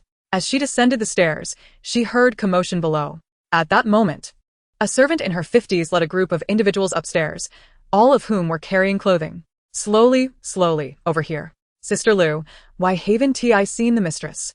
A young girl inquired. Sister Lu shot the girl a disapproving glance. Is that any of your concern? Mind your own business and refrain from asking unnecessary questions. Su Ningxi stepped forward. Excuse-me. Why are you all so inquisitive? She intended to inquire about what was happening, but before she could finish her sentence, Sister Lu interrupted her. Seeing Su Ningxi standing empty-handed, lingering upstairs, he immediately furrowed his brow and shouted at her. What is your name? Can't you see everyone is busy? How dare you laze about upstairs? Hurry down and help get the clothes. Su Ningxi lowered her head to inspect her attire, realizing she had inadvertently assumed the role of a servant here. At that moment, Wang Ma approached, exclaiming, Young madam, you're up. Su Ningxi nodded and pointed to the group gathering clothes, asking, Who are those people? Are those clothes prepared for me by that man? So many? Am I mistaken? This thought filled her with a sense of unease. Such unsolicited kindness often harbored ulterior motives. Wang Ma gestured towards Lu Sa and said, By the way, this is Lu Sa, who is primarily responsible for the washing and arranging of the clothing. Su Ningxi griti Liu Sao. Hello. Wang Ma nantai turdev topstai sununtai Ningxi. You must be hungry, young madam. I have prepared some food for you. Su Ningxi nodded. She hadn't realized how hungry she was until now. Let's go. Lu Sa watched as Su Ningxi walked away, feeling a pang of regret. What had she just done? Mistaking the young madam for a servant of the Heir family could cost her dearly if the young madam were to hold a grudge. Meanwhile, the others gathering clothes whispered among themselves until Lu Sa scolded, "Do you wish to lose your tongues? The young madam is not someone you can gossip about." Downstairs, Su Ningxi sat at the dining table, gazing at the sumptuous spread before her, swallowing instinctively. There was an overwhelming amount of food. It then struck her to wonder about Huo Yuchen. She glanced around, asking herself, am I the only one eating? Wang Ma's earlier remark eased her mind. He had gone to the company, which conveniently spared her from any potential awkwardness. She picked up her chopsticks and began to indulge, savoring the delightful flavors, praising Wang Ma. Your culinary skills are truly remarkable. Wang Ma smiled and explained, this is not my doing. It is prepared by an internationally certified chef hired by the young master. Su Ningxi inwardly marveled at Huo Yuchen's ability to save her life. Before she could finish her meal, a call from Shen Jilian interrupted her. Su Ningxi, where have you been? Everything has been moved out. Didn't I tell you? I am married now. Of course. I had to move. Su Ningxi replied calmly. Shen Jilian gazed at the now empty room in the hotel where Su Ningxi had been staying, asking with a hint of disbelief. You can't be serious, right? Just then, Wang Ma's voice interrupted. Young madam, the old madam has arrived. Before Shen Jilian could finish her sentence, Su Ningxi was taken aback, nearly choking on her food. Are you all right, young madam? Wang Ma inquired, concern evident in her tone as she handed her a glass of water. Su Ningxi took a sip, waved her hand dismissively. I'm fine, just a bit choked. Who is here? The old madam is here in the living room. She wishes to see you. The old madam? Huo Yuchen's grandmother? What could she want? At that moment, Shen Jilian's voice on the other end of the line suddenly rose in pitch, filled with incredulity. Young madam? Is that for you? Su Ningxi, you really got married? Wang Ma's voice was not soft, and her words were unmistakably clear to Shen Jilian on the other end of the call. In the living room, the venerable madam was sat comfortably on the sofa, engaging in light-hearted conversation with a young and strikingly beautiful girl. As Su Ningxi entered, both pairs of eyes turned towards her in unison. From their gazes, she discerned a stark contrast in emotions. The elderly lady's eyes were filled with unabashed disdain, while the girl regarded her with a sense of superiority tinged with jealousy. Su Ningxi, maintaining her composure, adjusted her glasses and addressed the elder with a respectful, "Madam." The reason she refrained from calling her grandmother, as Huo Yuchen had, was the evident contempt she perceived in the old woman's gaze. A hasty address might invite mockery. Madam Huo scrutinized Su Ningxi, noting her attire, a rather worn casual trench coat paired with jeans, presenting an incongruous appearance. Her hair was tied back, lending her a distinctly matronly air, and her dark complexion was marred by a scattering of freckles, complemented by her black-framed glasses. Upon seeing her in the flesh, a strong impulse surged within Madame Huo to expel her from the Huo family. After all, what was the status of the Huo family? The wives of Huo men were invariably talented and influential, and never had there been one so unpresentable. Are you Su Ningxi? A displeased voice rang out in the living room, aiming to establish her authority. Without further ado, Madame Huo extracted a check from her bag and flung it onto the table before Su Ningxi, exuding an air of arrogance. If you have any sense, take this check and leave the Huo family. The threshold here is not easily crossed. Su Ningxi was not particularly taken aback. This was well within her expectations. She reached for the check and examined it. The affluent are indeed generous, offering 10 million at a whim. Had it not been for the fear of the formidable Huo Yuchen sending her back to the police station, she might have been tempted, especially considering her current financial struggles. With determination, she pushed the check back across the table, adopting an expression that suggested she regarded money with disdain, uttering words that felt almost nauseating to her. I apologize, madam, but my love for Achan is genuine. I will not leave him until he asks me to. The woman beside her, consumed by jealousy, seethed at Su Ningxi's words. What right does she have to marry Brother Chan? I refuse to believe that Brother Chan could love her. She is utterly unworthy of such an exceptional man. Only someone of my pedigree, beauty, and talent is fit to be his match. Comparing myself to this woman, she doesn't even deserve to carry my shoes. Madame Huo, witnessing Su Ningxi's rejection, felt her expression darken, perceiving her as ungrateful. Do not pretend to be lofty before me. I doubt you could ever earn this much money in your lifetime. Accepting the money and leaving is your best option. Otherwise, when Achan abandons you, you shall gain nothing. Feigning a moment of realization, Su Ningxi replied, Is that so? Your words have indeed reminded me. I must gather as much as I can before he discards me. Madame Huo was nearly driven to the brink of apoplexy, pointing an accusatory finger at Su Ningxi. You are clearly after Achan's money. I must inform him and ensure he divorces you. Su Ningshi merely shrugged, adopting an air of indifference. She thought to herself, if she could truly persuade Huo Yuchen to divorce her, she would owe her a debt of gratitude. At that moment, the girl beside her spoke up, Grandma, please don't be upset. Miss Su may not have meant it that way. Perhaps she simply failed to express herself clearly. After all, she only graduated from junior high. She then feigned a look of regret, glancing apologetically at Su Nongxi. I'm sorry, Miss Su. I didn't mean to imply anything about your education level. It was a slip of the tongue. I hope you won't take offense. Ling Yin's words only fanned the flames of anger within the elderly matriarch. What do you apologize for? Is it wrong to point out a low education level? At the mention of education, the old lady ground her teeth in resentment. The Huo family had never seen anyone with just a junior high diploma, the least among them having a bachelor's degree. Su Nongxi was nothing short of a disgrace to the Huo family. Ignoring the old woman's piercing glare, Su Nongxi, unfazed, casually popped a grape into her mouth and remarked, so what if my education is low? With a low education, I can still marry into a wealthy family. Ling Yin feigned a look of concern. Grandma, isn't this a bit inappropriate? After all, she is already married to Brother Chan. What is there to fear? Today, I shall ensure this woman is expelled. In my heart, you are the only one deserving of Chan. The girl's face fell. Grandma, please don't say that. I only see him as a brother, and besides, Brother Chan is already married. It's impossible for us. The old lady fixed her gaze on Ling Yin. You only need to tell Grandma whether you like him or not. Ling Yin blushed and stammered, I. The old lady, seeing her flustered demeanor, realized she had feelings for her grandson. If you like him, speak boldly. How will Chan know if you don't say it? Rest assured, as long as I live, no other woman shall step foot into the Huo family besides you. Moved to the brink of tears, Ling Yin choked out, Grandma. Thank you for your kindness, but I would never be the third party to disrupt Brother Chan's marriage. The old lady frowned. Who says you are the third party? Anyone who dares to speak ill of you will face my disapproval. Don't worry, I shall be the villain in this tale.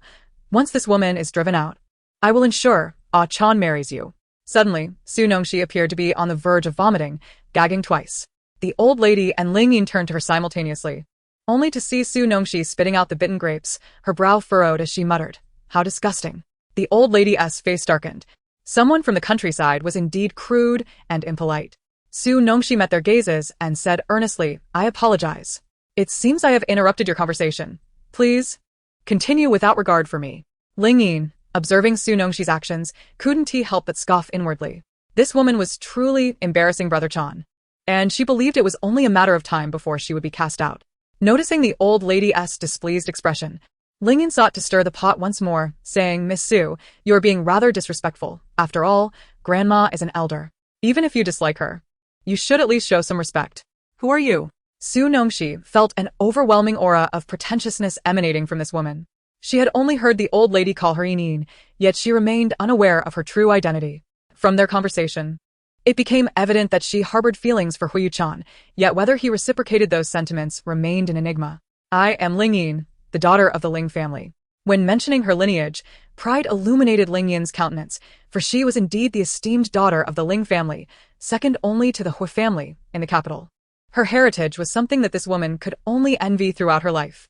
Ling Yin? Su Ningxi found the name vaguely familiar, as though it had graced her ears before. It dawned on her that she had heard Feng Xiaoxiao mention it. Her fiancée's sister was also named Ling Yin. However, given Ling Yin's pretentious demeanor, it was quite plausible that she was indeed the woman spoken of by Feng Xiaoxiao. Do you harbor feelings for my husband?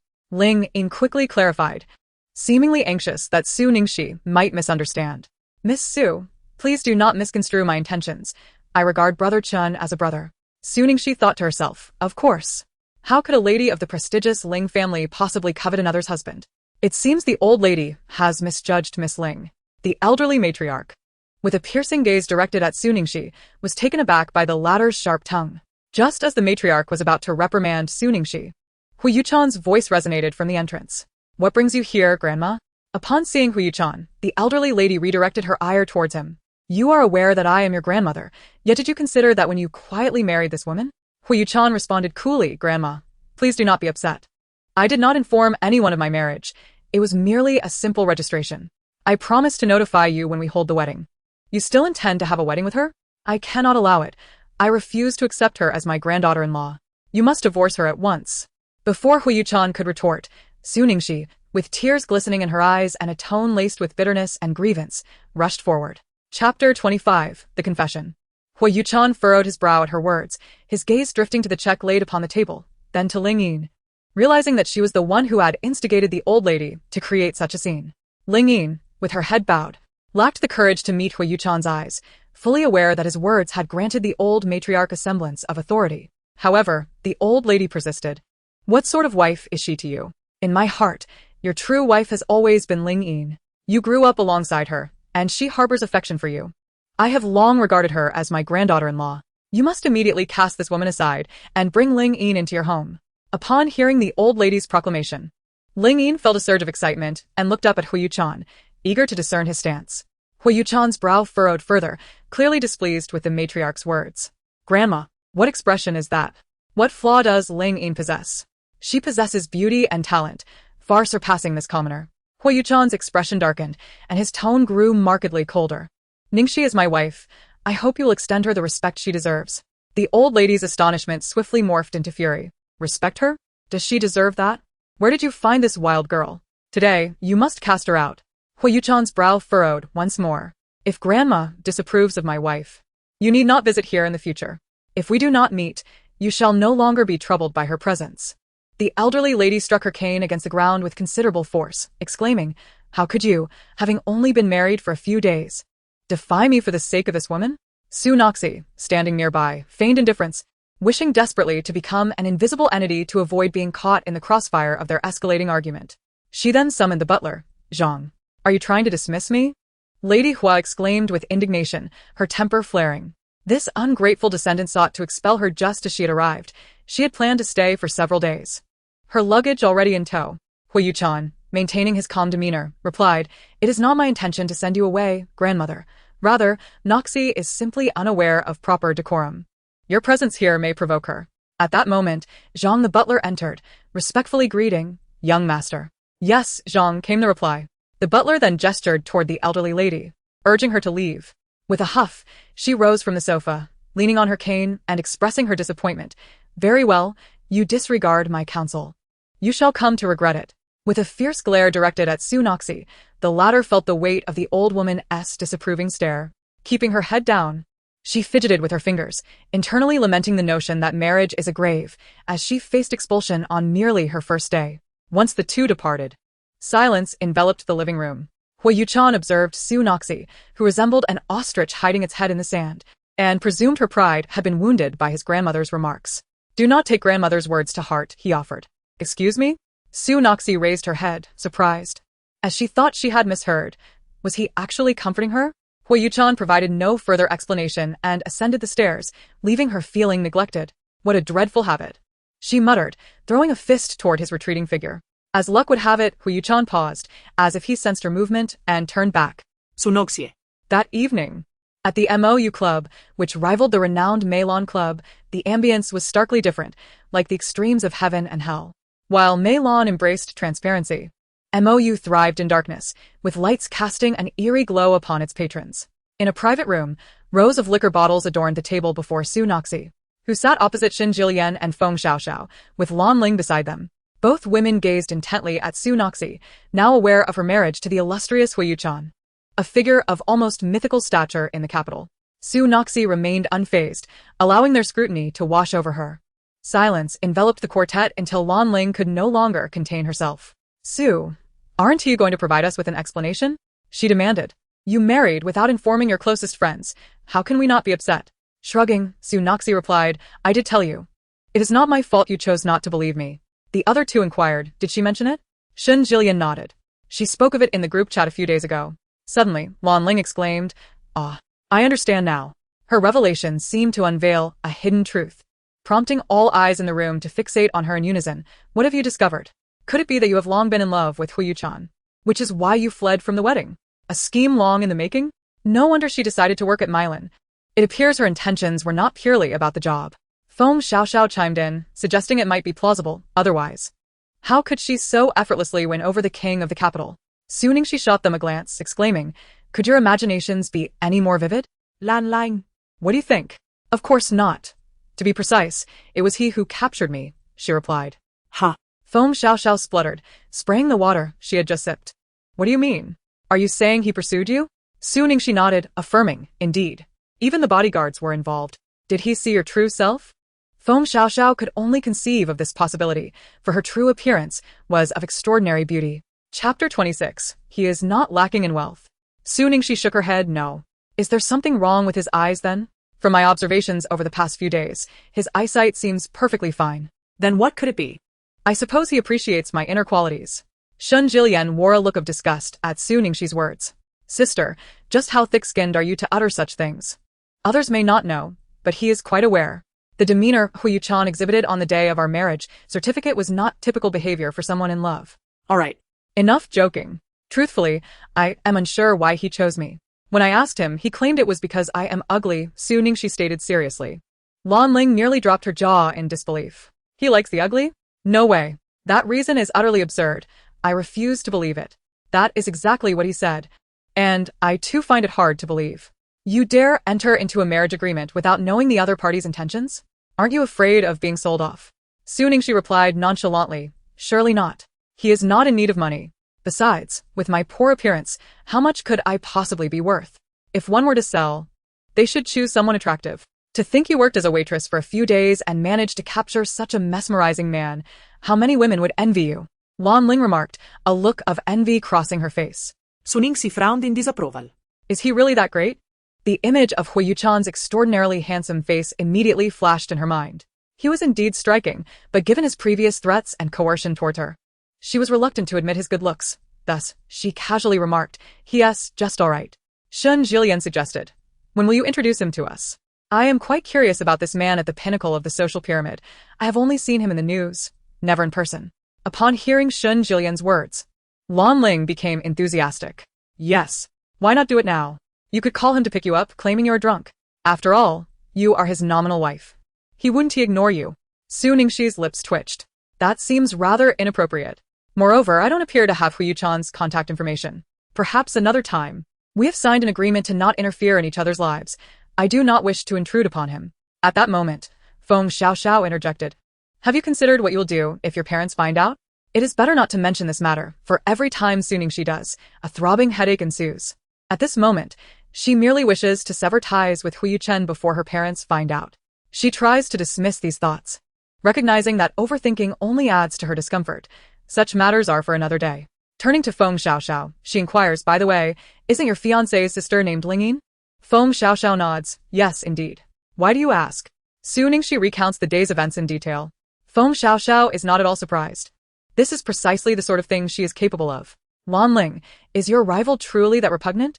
Su Ningxi replies, somewhat repulsive, but she is not my rival. I have no affection for that man. Regardless of your feelings, you are still Huo Yuchen's wife, and you must exercise caution. A woman's jealousy can be quite formidable. And she is not an innocent soul. Her scheming runs deep. Feng Xiao cautions. Xinjilan, are you perhaps worrying about the wrong person? Who do you think Ningxi is? Have you ever seen her suffer in front of anyone?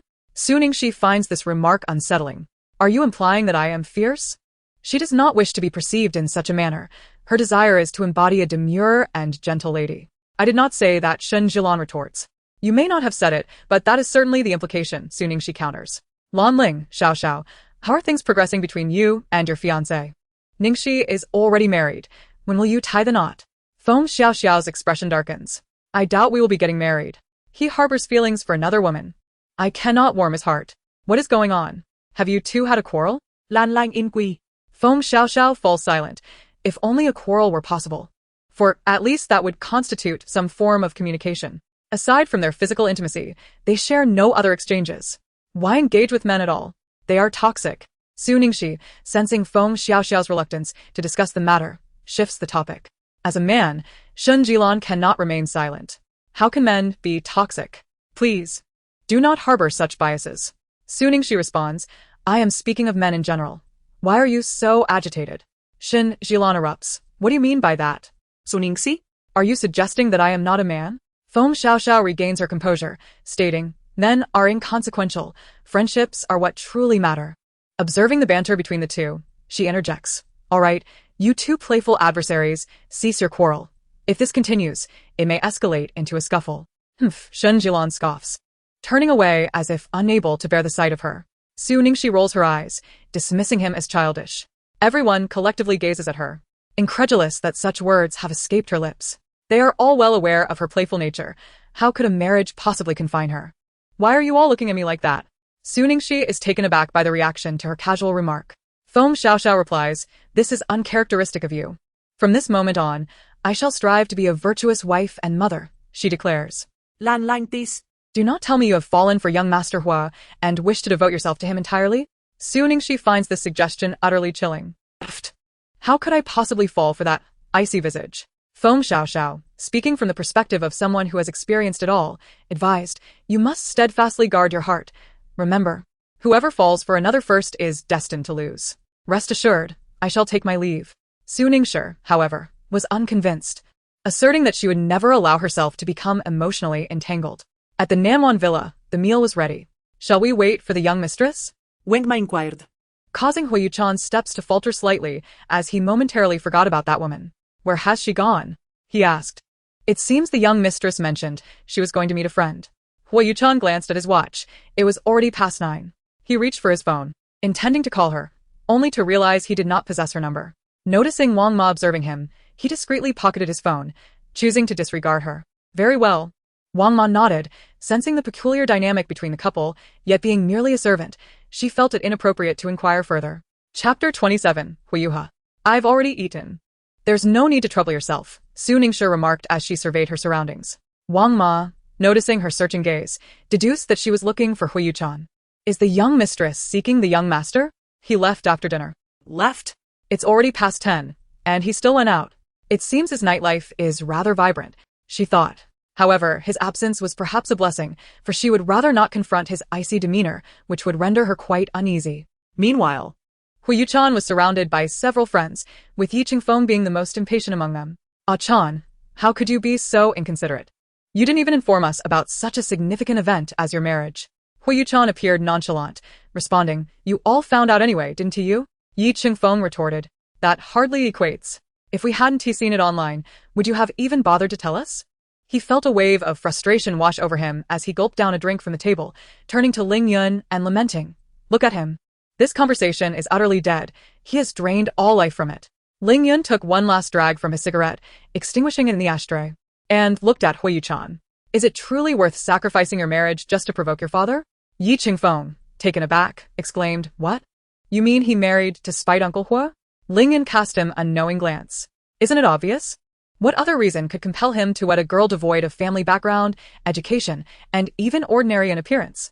Upon hearing this revelation, Yi Qingfeng felt enlightened. So that's it. How could he marry a waitress, especially one said to be unimpressive? She must be a mere tool. He then turned to Huo Yuchen. Ah Chan, when will you introduce her to us? Huo Yuchen replied coolly, there's nothing of significance to see. Just then his phone rang. Hello? After a brief exchange, he concluded with, I'll head over now. Hanging up, he informed the two, I have matters to attend to, and promptly turned to leave. Yi Qingfeng called after Huo Yuchen's retreating figure, and just like that, you're leaving? The drinks haven't even begun. The only response he received was the sound of the door closing. If he won't drink, then we shall, Yi Qingfeng declared, lifting his glass to toast with Ling Yun. Ling Yun, grabbing his coat, stood up. I, too, must take my leave. Enjoy your drink alone. No way. It seems that you all are exceedingly busy. While I find myself at leisure, if only Iran were here. Ever since he was dispatched by Aiken, they have lost all contact, and I remain in ignorance of the remote location to which he has been sent, a place devoid of any signal.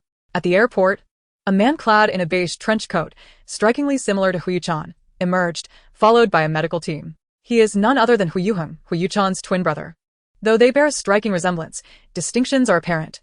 Huo Yuchen's gaze is rather lethal, whereas Huo Yuchen's eyes reflect a subtle sadness. Brother, Huo Yuchen waved at Huo Yuchen. Huo Yuchen explained that he had gone to the restroom. I have arrived, he declared. Just as one speaks of the devil appears. A figure dressed in flamboyant attire, sporting a small braid, came running over. With fair skin and a demeanor that, upon closer inspection, could easily be mistaken for feminine. He is Tang Chen, the son of Huo Yuchen's uncle. He also serves as Huo Yuchen's personal physician, having inherited the esteemed medical expertise of the venerable Tang. Despite his youth, he has made a significant mark in the medical community, garnering numerous accolades for his academic research. He has been diligently caring for Huo Yuchen following his heart surgery. He rushed towards Huo Yuchen, eager for an enthusiastic embrace, but Huo Yuchen, upon seeing his incongruous appearance, recoiled in disdain and deftly sidestepped. Tang Chen nearly lost his footing, almost tumbling headfirst. Regaining his composure, he noticed several onlookers and quickly adjusted his attire, offering an awkward yet polite smile to those around him as he pointed at Huo Yuchen, feigning seriousness. "Are you not leaving?" Huo Yuchen and Huo Yuchen took a few steps forward, turning to look at him. Tang Chen immediately followed in their wake. "Brother, perhaps I should return to my former villa. Your recent marriage makes it inconvenient for us to stay," Huo Yuchen suggested. "There is nothing inconvenient about it. I cannot rest easy knowing you are alone," Huo Yuchen replied. Huo Yuchen suffers from congenital heart disease, and he cannot be permitted to dwell alone. Tang Chen chimed in. "I believe our brother is right. Let us reside together for mutual support." Huo Yuchen nodded in acquiescence. A triumphant smile spread across Tang Chen's face. He had not merely come to escort Huo Yuchen, but bore a daunting task. He had been apprehensive that their elder brother might object, yet fortunately, everything unfolded as he had hoped. The following morning, as Suningshi descended for breakfast, she discovered two men seated at the dining table. Tang Chen, facing her direction, cast a glance her way as she arrived, dismissing her as merely a household servant. Huo Yuchen, observing Suningshi's attire, felt a twitch at the corner of his mouth. Her ensemble was a perplexing mix, a bright red coat paired with a green skirt and black stockings, all seemingly from a street vendor, coupled with an outdated hairstyle. It was quite an eyesore. She did not disappoint him, her appearance decidedly rustic. If memory served him correctly, he had arranged for some clothes to be sent to her. Yet it appeared she had grown accustomed to her unrefined style, unable to navigate the realm of high fashion. "Come here," he commanded, his tone imbued with authority. Tang Chen and Huo Yuchen turned their gaze in the direction where Huo Yuchen was looking, only to see an unattractive and unrefined woman approaching them. As questions swirled in their minds, Huo Yuchen casually introduced her. "This is your sister-in-law." Coughing in surprise, Tang Chen could hardly believe his ears and asked again, "Did you say she is who?" Huo Yuchen also wore a look of disbelief, finding it hard to accept that this woman could be his sister-in-law. Noticing their momentary shock, soon when she smiled and greeted them, "Hello, brothers." Since Huo Yuchen had referred to them as his brothers, she realized he must have two younger siblings, one of whom bore a striking resemblance to him. Huo Yuchen, however, ignored her, his expression clearly displeased. In his eyes, his brother deserved the finest woman in the world. Tang Chen, possessing a natural flair for socializing, introduced himself. "Sister-in-law, hello. I am Tang Chen, but you may call me a Chen." Soon Wanxi obligingly responded with a Chen, before walking over to take a seat as a servant pulled out the chair beside Huo Yuchen. Tang Chen leaned into Huo Yuchen and whispered, "Your wife seems a bit daft." Huo Yuchen shot him a disapproving glare. He could criticize his own wife, but others were not permitted to do so. He gestured toward Huo Yuchen, saying, "This is my twin brother, Huo Yuchen." Soon Wanxi, noticing Huo Yuchen's evident displeasure, greeted him nonetheless, "Hello." Huo Yuchen chose to ignore her, yet soon Wanxi, undeterred, smiled and remarked, "Has the younger brother not rested well?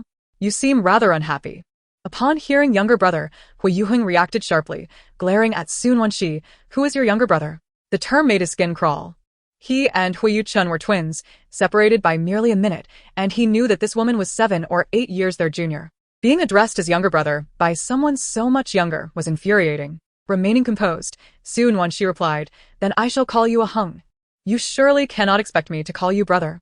Huo Yuchen found himself at a loss for words. Sun Wanxi was aware of his scrutinizing gaze.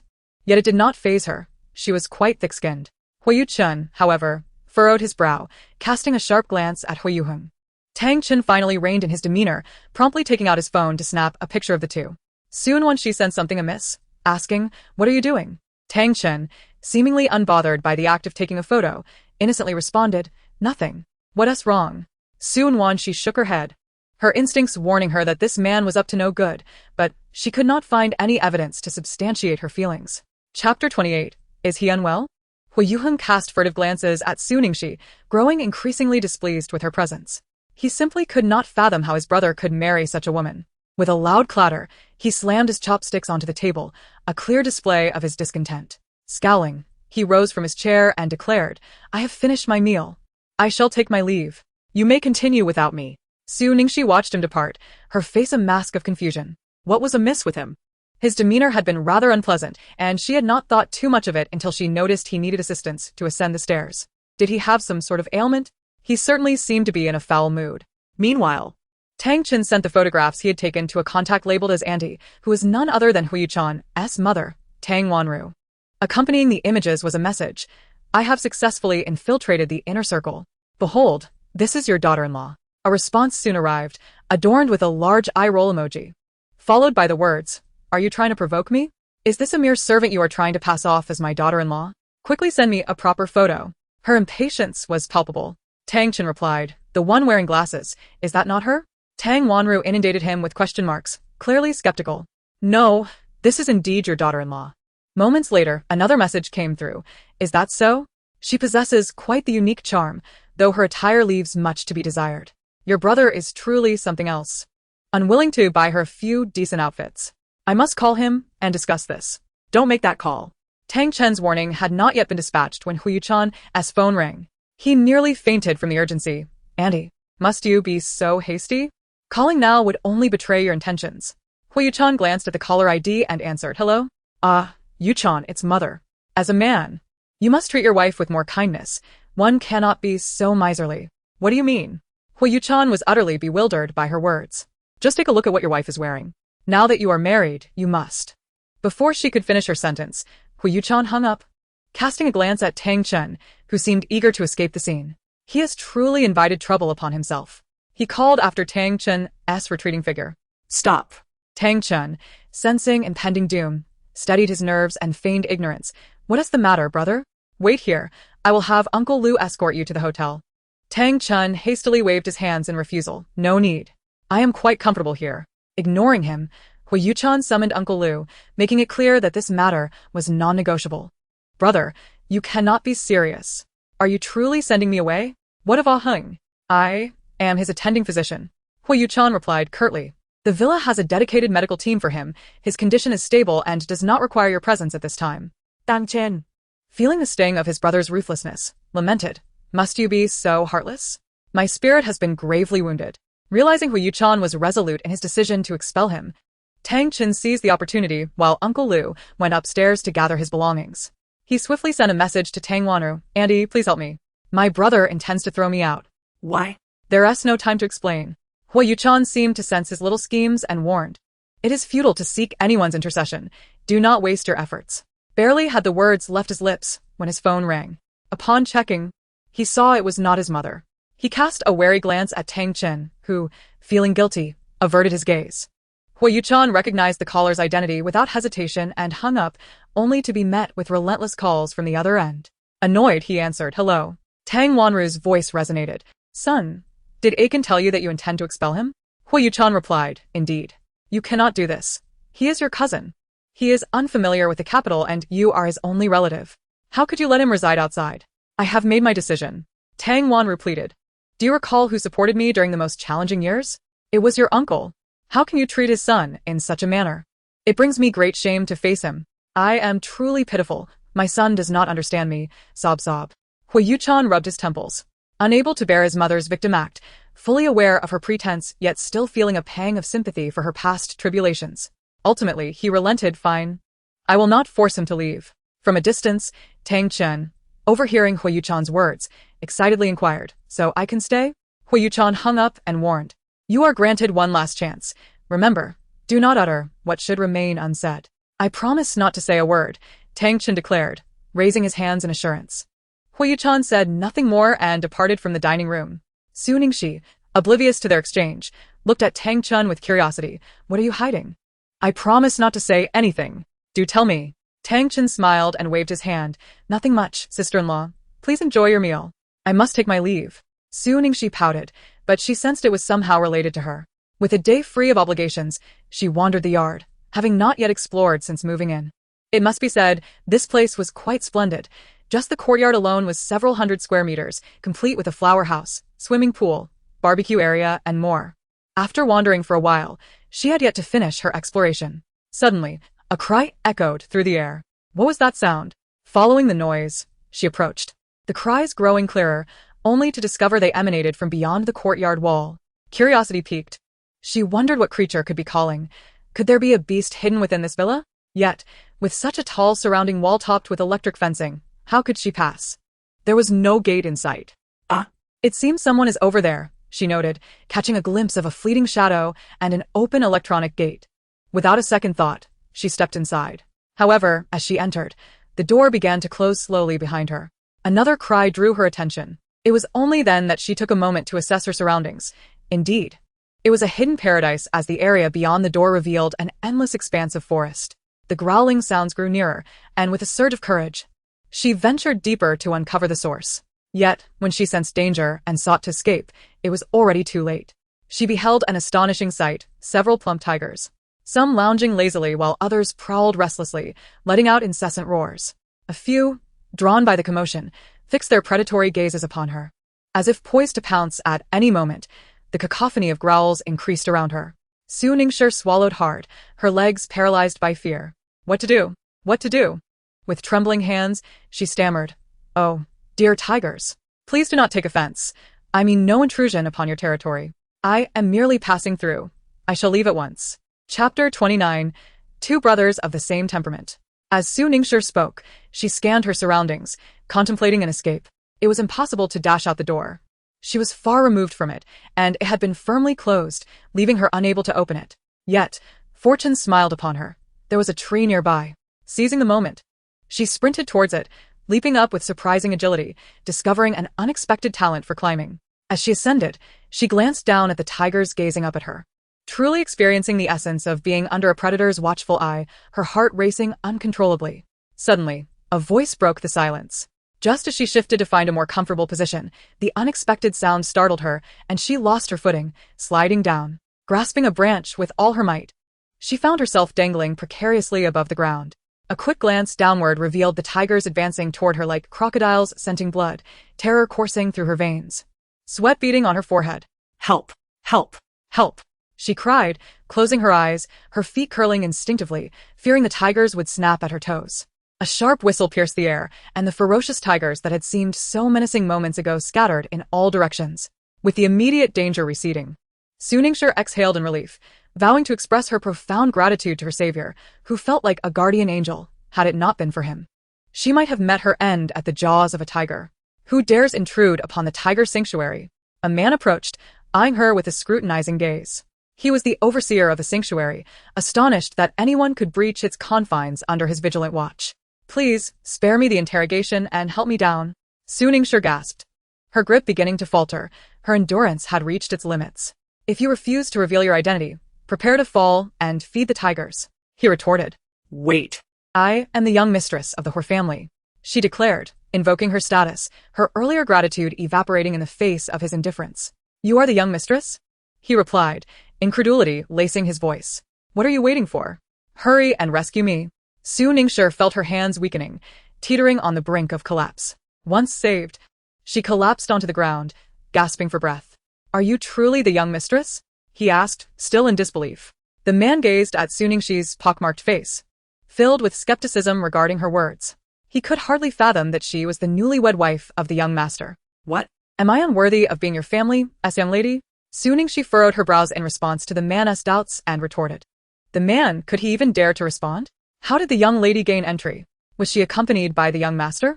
Otherwise, no one could have opened that door. Su Ningxi, nursing her bruised leg, remarked, "Of course I walked in. Would I have flown in otherwise?" The man remained silent. Who are you? Su Ningxi inquired. "What did you say your name was?" A fool? The man nodded. Unable to contain her laughter, Su Ningxi exclaimed, "Haha. How could your parents bestow such a name upon you? It's utterly hilarious." Baiji, the man, stood quietly, watching Su Ningxi laugh uncontrollably, pondering whether her amusement stemmed from the absurdity of his name. Moments later, Su Ningxi rose from the ground, grumbling, "Is your boss a weirdo? What is the point of keeping so many tigers? They can't be eaten. They aren't even entertaining, and they're ferocious." Baiji refrained from responding. He dared not speak ill of his young master. Meanwhile, at the Huo Corporation, Huo Yuchen sat before his desk, observing the surveillance footage that mirrored the happenings in the tiger enclosure. He had been aware of Su Ningxi's intrusion the moment it occurred and listened intently to her exchange with Baiji. Su Ningxi's demeanor reshaped his perception of her. Most women in such a predicament would be terrified to the point of tears, yet she retained her sense of humor. Truly, she was unlike the delicate daughters of noble families, emerging instead from the depths of a slum. Su Ningxi wished to avoid his company, for each encounter with him left her feeling suffocated by his imposing aura. What would happen if he spoke? Why does he always wear that forbidding expression as if I owe him millions? She pouted and descended the stairs. Noticing his disinterest in greeting her, she took the initiative to wave her hand. Good evening, aheng. She sensed that Huo Yuchen held a significant grievance against her. Go wash your hands. Dinner is ready, he instructed. All right, Huo Yuchen replied, placing the drawing board on the table before heading to the restroom. Soon she glanced at the drawing board on the table and asked, Is your brother an artist? Huo Yuchen replied, Ask him. Forget it, she remarked. Two brothers, one and the same. This must belong to the second young master. I'll take it to his room, said Aunt Wang as she approached. Don't touch my things. Huo Yuchen rushed over just as Aunt Wang reached for it. The suddenness of his arrival startled Aunt Wang, causing her to drop several sketches that scattered across the floor. She felt immense regret, repeatedly apologizing. I'm so sorry. Second young master. I merely wish to tidy up. Huo Yuchen remained silent, bending down to collect the fallen sketches. One sketch floated to Huo Yuchen's feet. He picked it up casually, observing that it was an unfinished drawing, merely outlining the form of a girl. Give it to me. Huo Yuchen gently seized the sketch from Huo Yuchen's hands, handling it with such care as if it were a rare treasure rather than mere paper. Huo Yuchen had never seen him so anxious before. It must be that the subject of the drawing held great significance for him. Is it your girlfriend? Su nixing inquired. Her curiosity piqued about the appearance of the girl he cherished so dearly. His expression suggested a deep affection for her. Is it? Come, let me have a look, she added, reaching for the artwork. As Su Nixing's hand approached, Huo Yuchen deftly evaded her grasp. In their playful tussle, Su Nixing suddenly let out a muffled groan. Chapter 30. The Princess Carrie. During the day, her injury had inadvertently struck the corner of the table, eliciting a pain that nearly brought her to tears. Wang Ma, quick to react, hurried to support Su Nixing. Madam, are you all right? Through gritted teeth, Su Nixing replied, I'm fine, but my leg might be in trouble. Wang Ma, visibly concerned, urged, What kind of injury is this? Should we go to the hospital? Su Nixing declined. No need, I just need a moment to rest. I'll head upstairs. Despite her pain, she limped toward the stairs. Observing her struggle, Huo Yuchen furrowed his brow and promptly swept her up into his arms. What are you doing? Su Nixing exclaimed, instinctively clutching his neck in surprise. Behave yourself. Do you wish for everyone to know our relationship is a facade? Huo Yuchen warned her softly, his breath brushing against her ear, inciting a faint blush to creep across her cheeks. She felt tense in his embrace, entirely out of her comfort zone. Wait a moment. What did he just mean? Only then did she realize he was merely acting. And it dawned on her why he had suddenly shown such kindness. How ironic. Unbeknownst to them, Tang Chen, descending the stairs, witnessed the scene. From his vantage point, it appeared as though Huo Yuchen was whispering sweet nothings into Su Nixing's ear. Initially groggy, he suddenly perked up, teasing, Oh, what is going on here? Could you not consider the feelings of us single folks during your affectionate moments?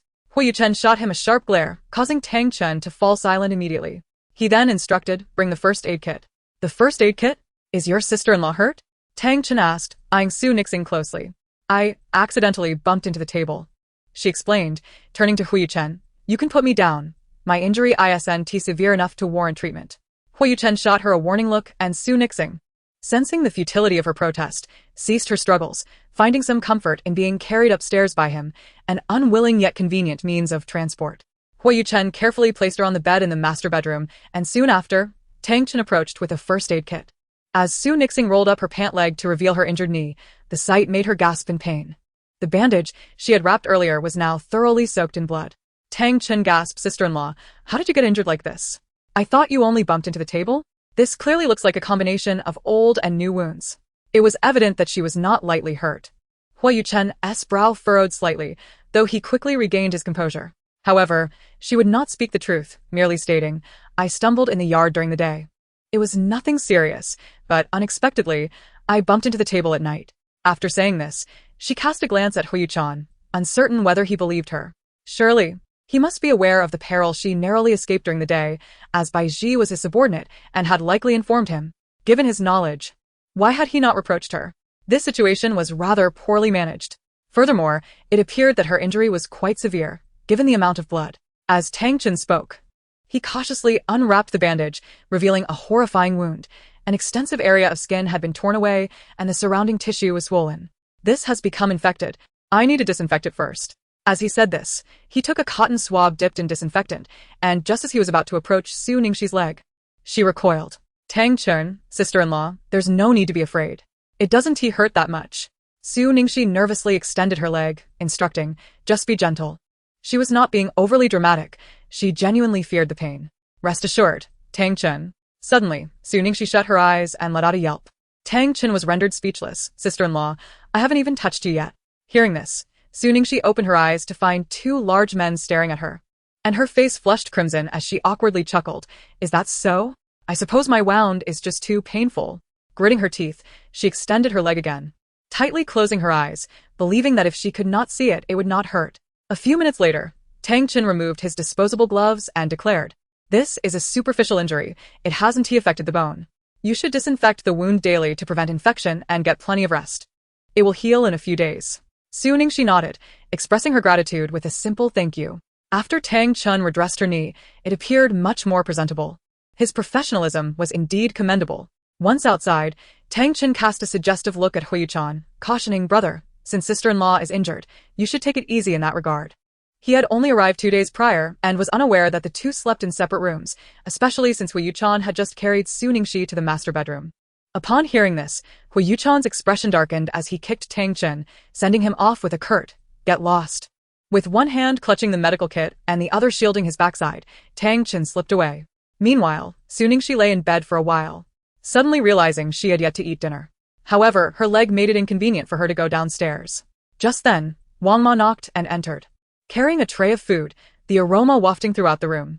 Su Ningxi felt her mouth water as she climbed out of bed, but Wang Ma quickly supported her, saying, young mistress, you have an injury on your leg, don't move around. Before long, Wang Ma placed the meal in Su Ningxi's hands. As she ate, she remarked, Wang Ma, you're so thoughtful. You remembered I hadn't eaten. Wang Ma chuckled, you should thank the young master. It was he who instructed me to bring this to you. Su Ningxi looked skeptical, wondering if he could truly be so kind-hearted. Wang Ma continued, don't be fooled by the young master's cold demeanor. He has a good heart. Su Ningxi fell silent, contemplating the meal before her, unable to fathom that he could possess such kindness. Meanwhile, in Huo Yuchen's room, he inquired, brother, what brings you here? How is she? Huo Yuchen's inquiry was exceedingly awkward. Despite his evident disdain for the woman, the memory of her recent suffering compelled him to ask a question. He pressed his lips together, neither confirming nor denying the truth.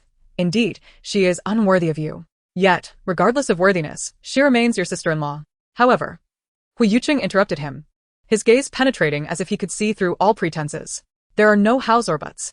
I do not wish for today's events to recur. A pang of anxiety struck Huo Yuchen's heart. Did he know about the incident during the day? Nevertheless, he feigned ignorance, asserting, you were present as well. Her injuries cannot be solely attributed to me. Huo Yuchen, do you grasp the essence of my words? Huo Yuchen's eyes shimmered with guilt. You are aware, aren't you? Do not forget, this is my villa. Nothing can escape my notice. She is fine. I merely intended to frighten her, Huo Yuchen replied nonchalantly. Fine? Huo Yuchen recalled the injury on Su Ningxi's knee. Could one truly call such a fall fine? Moreover, this took place in the Tiger Garden. Had it not been for Bai Ji's timely intervention, the consequences would have been dire. His younger brother was becoming increasingly unruly. You shall remain home for the next few days to reflect. Without my permission, you are not to step outside. Huo Yuchen protested. You treat your own brother this way for that woman? Huo Yuchen disregarded him and turned to leave. Chapter 31. If we are to be despicable, let us all be despicable together. Huo Yuchen glared at the door that had just closed, his frustration mounting, and his disdain for Su Ningxi deepening. It was all that woman's fault. The following day, Su Ningxi encountered Huo Yuchen as she descended the stairs. Hi. Good morning, she greeted with a smile. Huo Yuchen merely glanced at her bandaged knee before continuing down the stairs, ignoring her. Su Ningxi shrugged, unfazed, and limped after him. Step aside. Upon reaching the ground floor, Huo Yuchen's voice rang out. Su Ningxi approached to find several bodyguards blocking Huo Yuchen's path. Second young master. The eldest young master has instructed that you cannot leave this door without his permission. Confused, Su Ningxi wondered why Huo Yuchen would prevent Huo Yuchen from going out. Why was this her concern? It was not as if she were the one stopping him. This man's temperament was indeed akin to Huo Yuchen's, a testament to their shared lineage. Due to her limited mobility, Su Ningxi obediently remained in the villa for several days. One day, she was awakened by the incessant ringing of her phone. Groggily, she answered, hello? Su Ningxi, how can you still be sleeping? Your man has been seduced away by another vixen. Lan Ling's urgent voice pierced through. What is happening? Su Ningxi inquired. Check your phone. Your husband has been spotted on a date with another woman, and it has gone viral. She shot upright in bed, hardly believing her ears. What? Say that again. Who was caught on a date? Ling reiterated. Your husband was photographed on a date. Huo Yuchen with another woman? Captured on camera? It seemed impossible. You must be mistaken. He typically exudes an aloof and ascetic demeanor, hardly engaging with women. It is impossible to misinterpret. If you don't believe me, see for yourself. Ling spoke with certainty.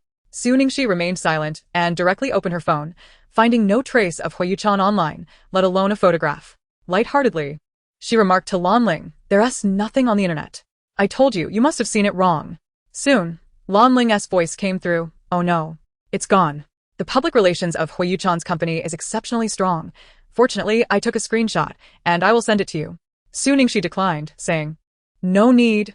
Out of sight, out of mind. I'm hanging up. I still need to sleep." She had no desire to see it. His dating life was of no concern to her. How can you be so nonchalant at a time like this, thinking only of sleep?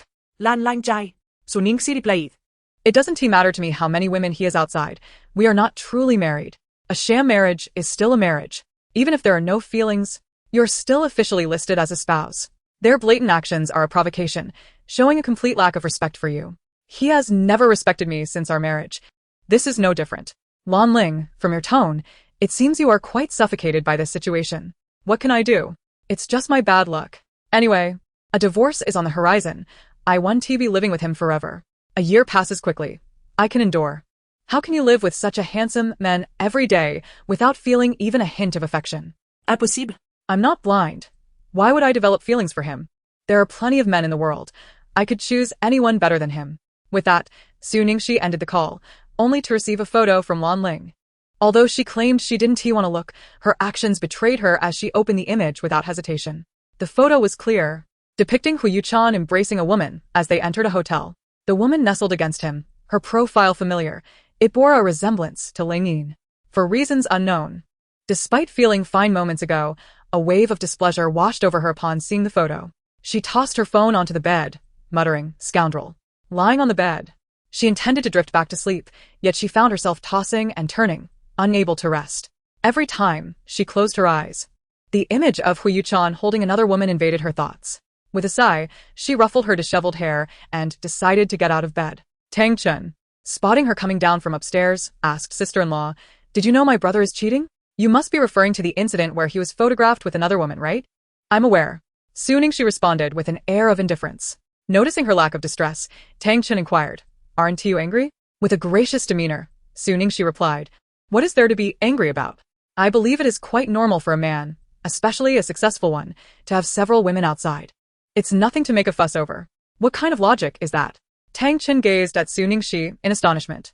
His sister-in-law was indeed extraordinary. Most women would be distraught upon discovering their husband's infidelities, yet she found it perfectly acceptable for her husband to maintain relationships with other women. He couldn't decide whether she was foolish or deeply in love, tolerating such behavior. He hoped it was the latter. Seated nearby, engrossed in a video game, Huo Yuchen appeared to be in remarkably high spirits, observing Suningshi, who for the first time did not exhibit her usual predatory demeanor. Over the past few days, the two had been cooped up together at home, their interactions marked by his perpetual sulking. However, today he suddenly seemed cheerful, leaving Suningshi feeling somewhat disoriented. She mused to herself. Could it be that he had taken the wrong medication? After their meal, Suningshi made her way to the Sheng residence. Earlier that morning, she had received a call from old Master Sheng, inviting her to a matchmaking event. Initially, she had intended to concoct an excuse to decline, but the thought of Huo Yuchen's reckless behavior outside compelled her to accept without hesitation. If he was to indulge in folly, she would not be left behind. A sense of equilibrium would be restored in her heart, as she believed in mutual indulgence in mischief. In a bid to prevent any tricks from Suningshi, old Master Sheng had chosen to hold the gathering at home. She retrieved a limited edition League of Legends dress from her wardrobe, having perfected her appearance en route, transforming from the plain Suningshi into the exquisite version of herself.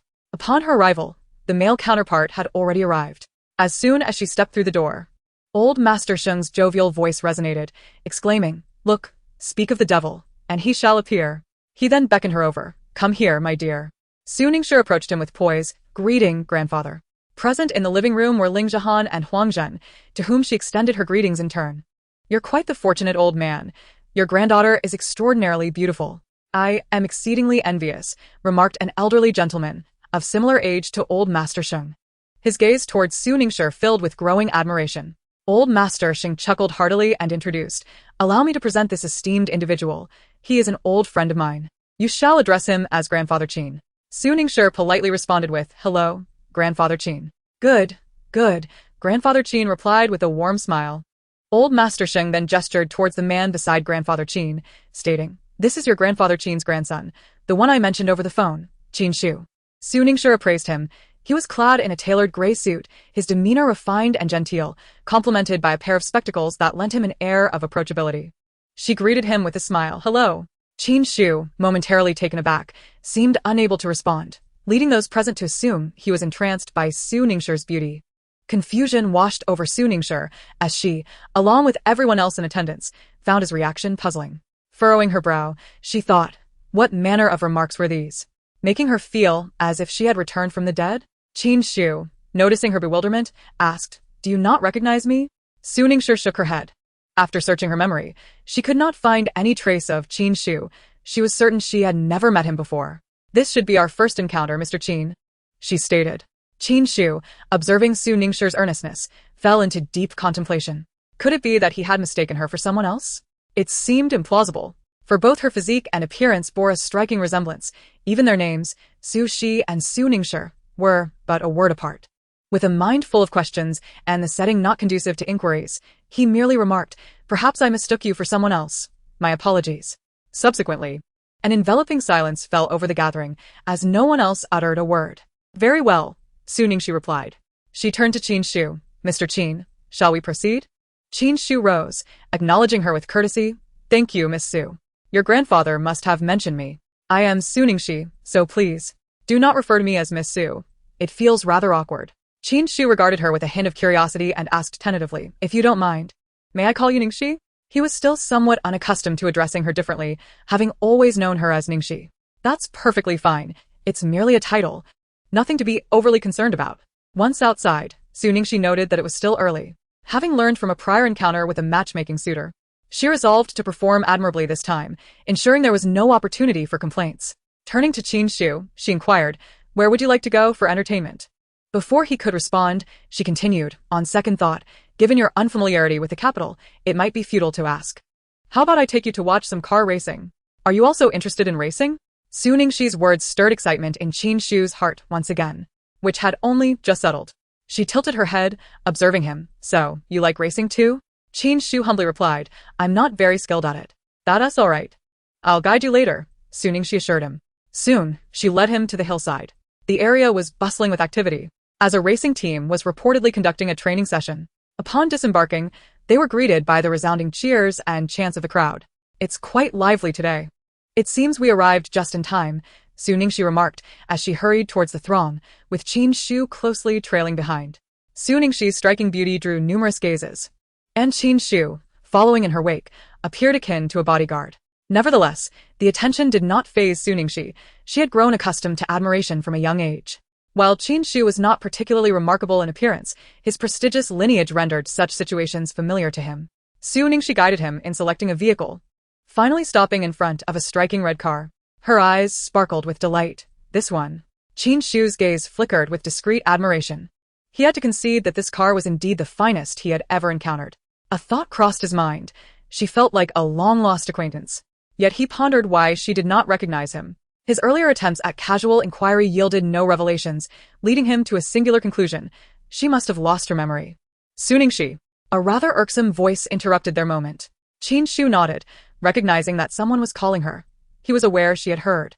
Yet Su Ningxi's reaction indicated her desire to ignore the caller, and he refrained from commenting further. The newcomer was Sheng Wei, who, upon noticing Su Ningxi's indifference, approached and seized her arm, exclaiming, "Where do you think you're running off to? Didn't you hear me calling you?" Su Ningxi forcefully pried her grip from her arm. "Did you call me?" "I didn't hear anything. What do you want?" "Well, weren't you supposed to be at home on a blind date today? How could you run off to meet another man?" "I'll tell grandfather," Sheng Wei asserted, having seemingly caught Su Ningxi in a moment of vulnerability. "Whatever," Su Ningxi retorted, disinterested in offering an explanation. "And who might this be?" Qin Shu inquired of Su Ningxi. Su Ningxi refrained from mentioning that she was her cousin and instead said, Sheng Wei, my uncle's daughter. Miss Sheng, greetings. I am Qin Shu. The match arranged by old Master Sheng for Ningxi, Qin Shu greeted her and clarified for Su Ningxi. You are her suitor? Sheng Wei scrutinized Qin Shu, finding him rather ordinary in appearance. She had anticipated that her grandfather would introduce Su Ningxi to a man who was both handsome and affluent. Yet, regardless of his plainness, she was determined not to let Su Ningxi prevail. She aimed to seize him away and demonstrate that her own allure was equally compelling. She resolved to impress him. Are you all racing? Let us join. Sheng Wei brimmed with confidence in her racing prowess. Qin Shu did not immediately acquiesce. Instead, he turned to Su Ningxi, inquiring, Ningxi, what do you think? Su Ningxi readily consented, of course. Sheng Wei was fully aware of her intentions, should she indeed possess the ability to captivate Qin Shu. She would owe her gratitude.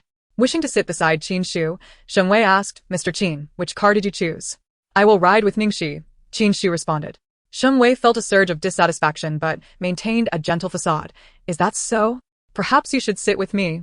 My skills surpass hers. And you would be safer with me. No, I trust her, Qin Shu replied, proceeding to Su Ningxi's car. Sheng Wei, begrudgingly, stamped her foot in frustration.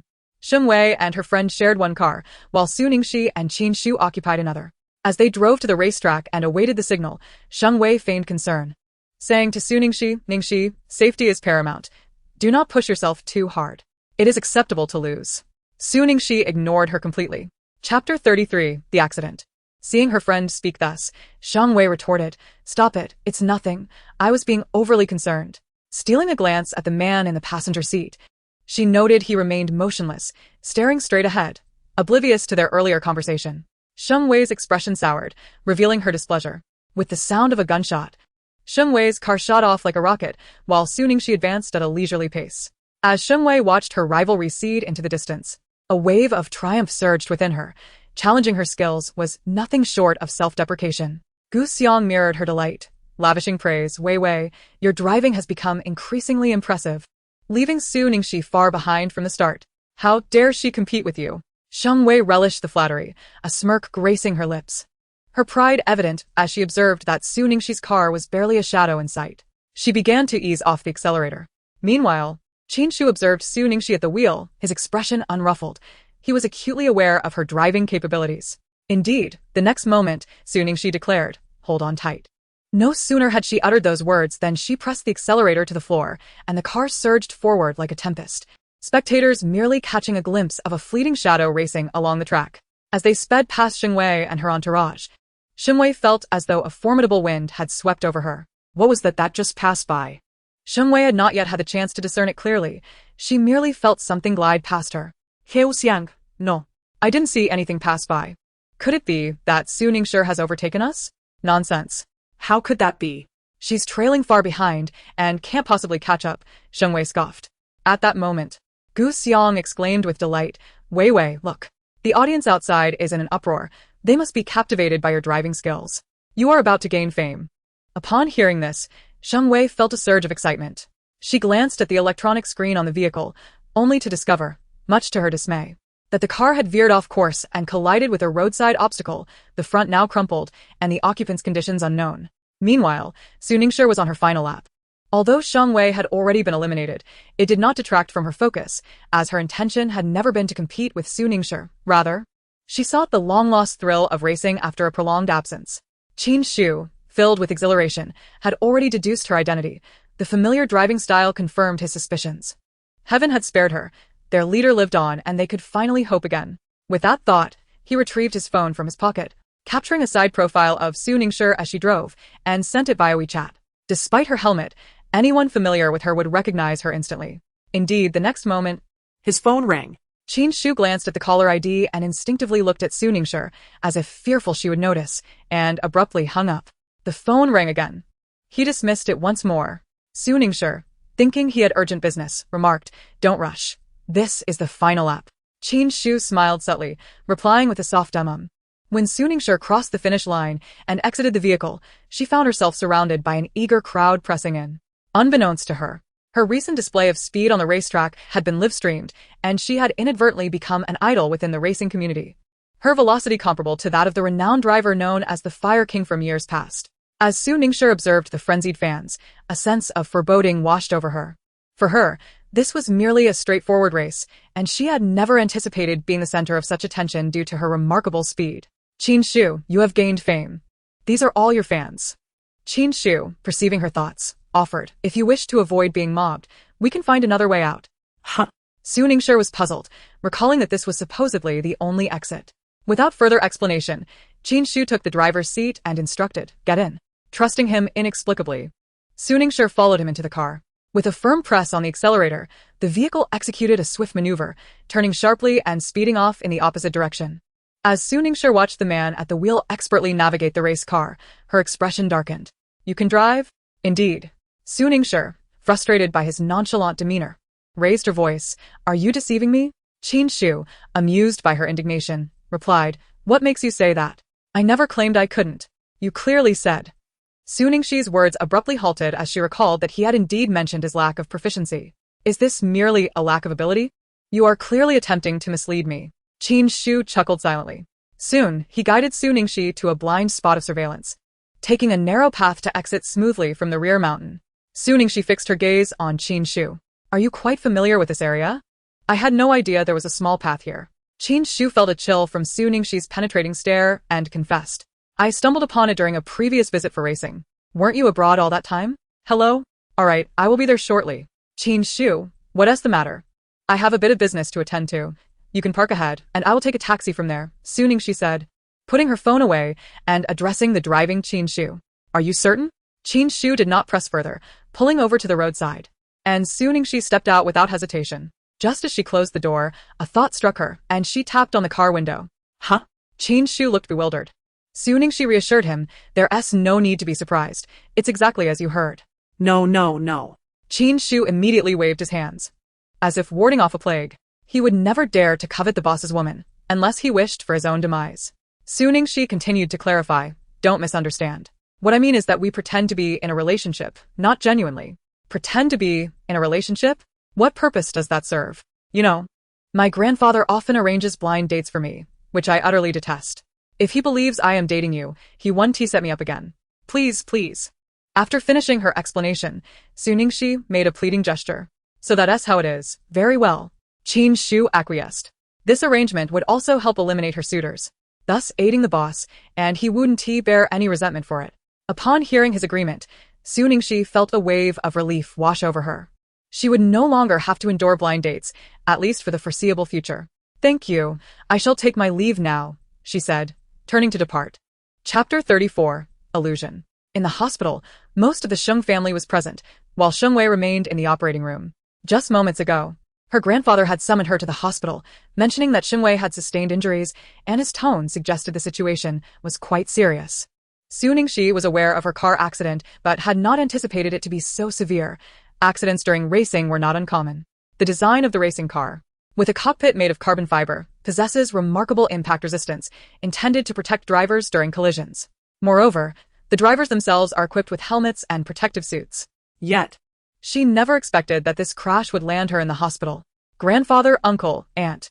Su Ningxi greeted each of them in turn. Upon seeing Su Ningxi, Huang Zhen unleashed her frustration. You still have the audacity to show your face. Look at what you have done to Wei Wei. After all, she is your sister. Silence. The old master Sheng intervened, halting Huang Zhen's outburst before any conclusions could be drawn regarding Xiaoxi. Huang Zhen lamented, Father, Wei Wei is currently lying inside, uncertain of her fate, and you still defend her. Surely you are being too biased. Sheng Zhehan pulled Huang Zhen aside. Zhen, do not argue with father. Silence may have been preferable, but once she spoke, Huang Zhen's frustration escalated. With an abrupt motion, she cast aside Sheng Zhehan's hand. Sheng Zhehan, must you be so spineless? Wei Wei is your daughter. The true culprit stands before us, and yet you dare not utter a word. You have utterly disappointed me. Old master, Sheng furrowed his brow. This daughter-in-law was utterly audacious, losing her composure at the first sign of trouble, devoid of any semblance of a capable matriarch. Sheng Zhehan's expression darkened, yet he refrained from rebuking her, considering her overwhelming concern for their daughter. We have yet to ascertain the facts. We shall wait until Wei Wei awakens to clarify the situation. Having just berated Sheng Zhehan, she immediately regretted it. They had been a loving couple for decades, rarely encountering conflict, and her mood calmed significantly. When Sheng Zhehan confronted her, She recognized her fault and chose to remain silent. Sheng Zhihan turned his gaze towards Su Ningxi. Your aunt merely worries too much about Sheng Wei. Do not take her words to heart. Indeed, before entering the operating room, Wei Wei claimed that you were responsible for her accident. Your uncle believes you to be a good child and would never act in such a manner.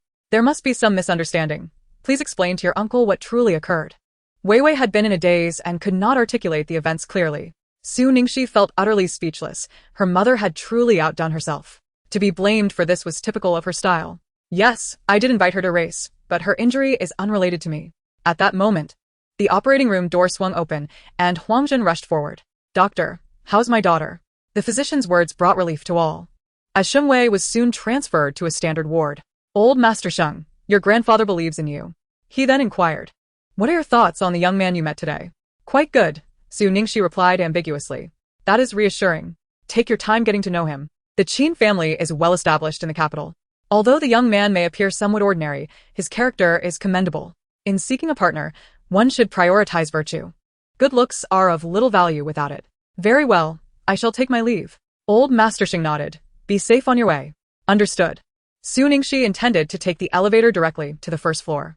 Uncertain if it was merely her imagination, she felt as if everyone in the elevator was either intentionally or unintentionally observing her. To ease her discomfort, she pulled out her phone and began scrolling, noticing several missed calls and messages. I am aware. Su Ningxi feigned calmness. All of this was anticipated. The entire racing community is intent on uncovering your identity. You have become a veritable legend. Upon hearing Shun Jilian's words, she exhaled a sigh of relief, contemplating the idea of being pursued. An unexpected turn of events has been entrusted to you. Please handle the aftermath. Su Ningxi spoke without pretense. Why should I? I do not engage in matters devoid of benefit. You received the items I ordered for you online last time, did you not? Have you used them? And how effective were they? Would you like me to order another box? The mere thought of the vitality-enhancing pills he had received days earlier irritated Shin Jilian.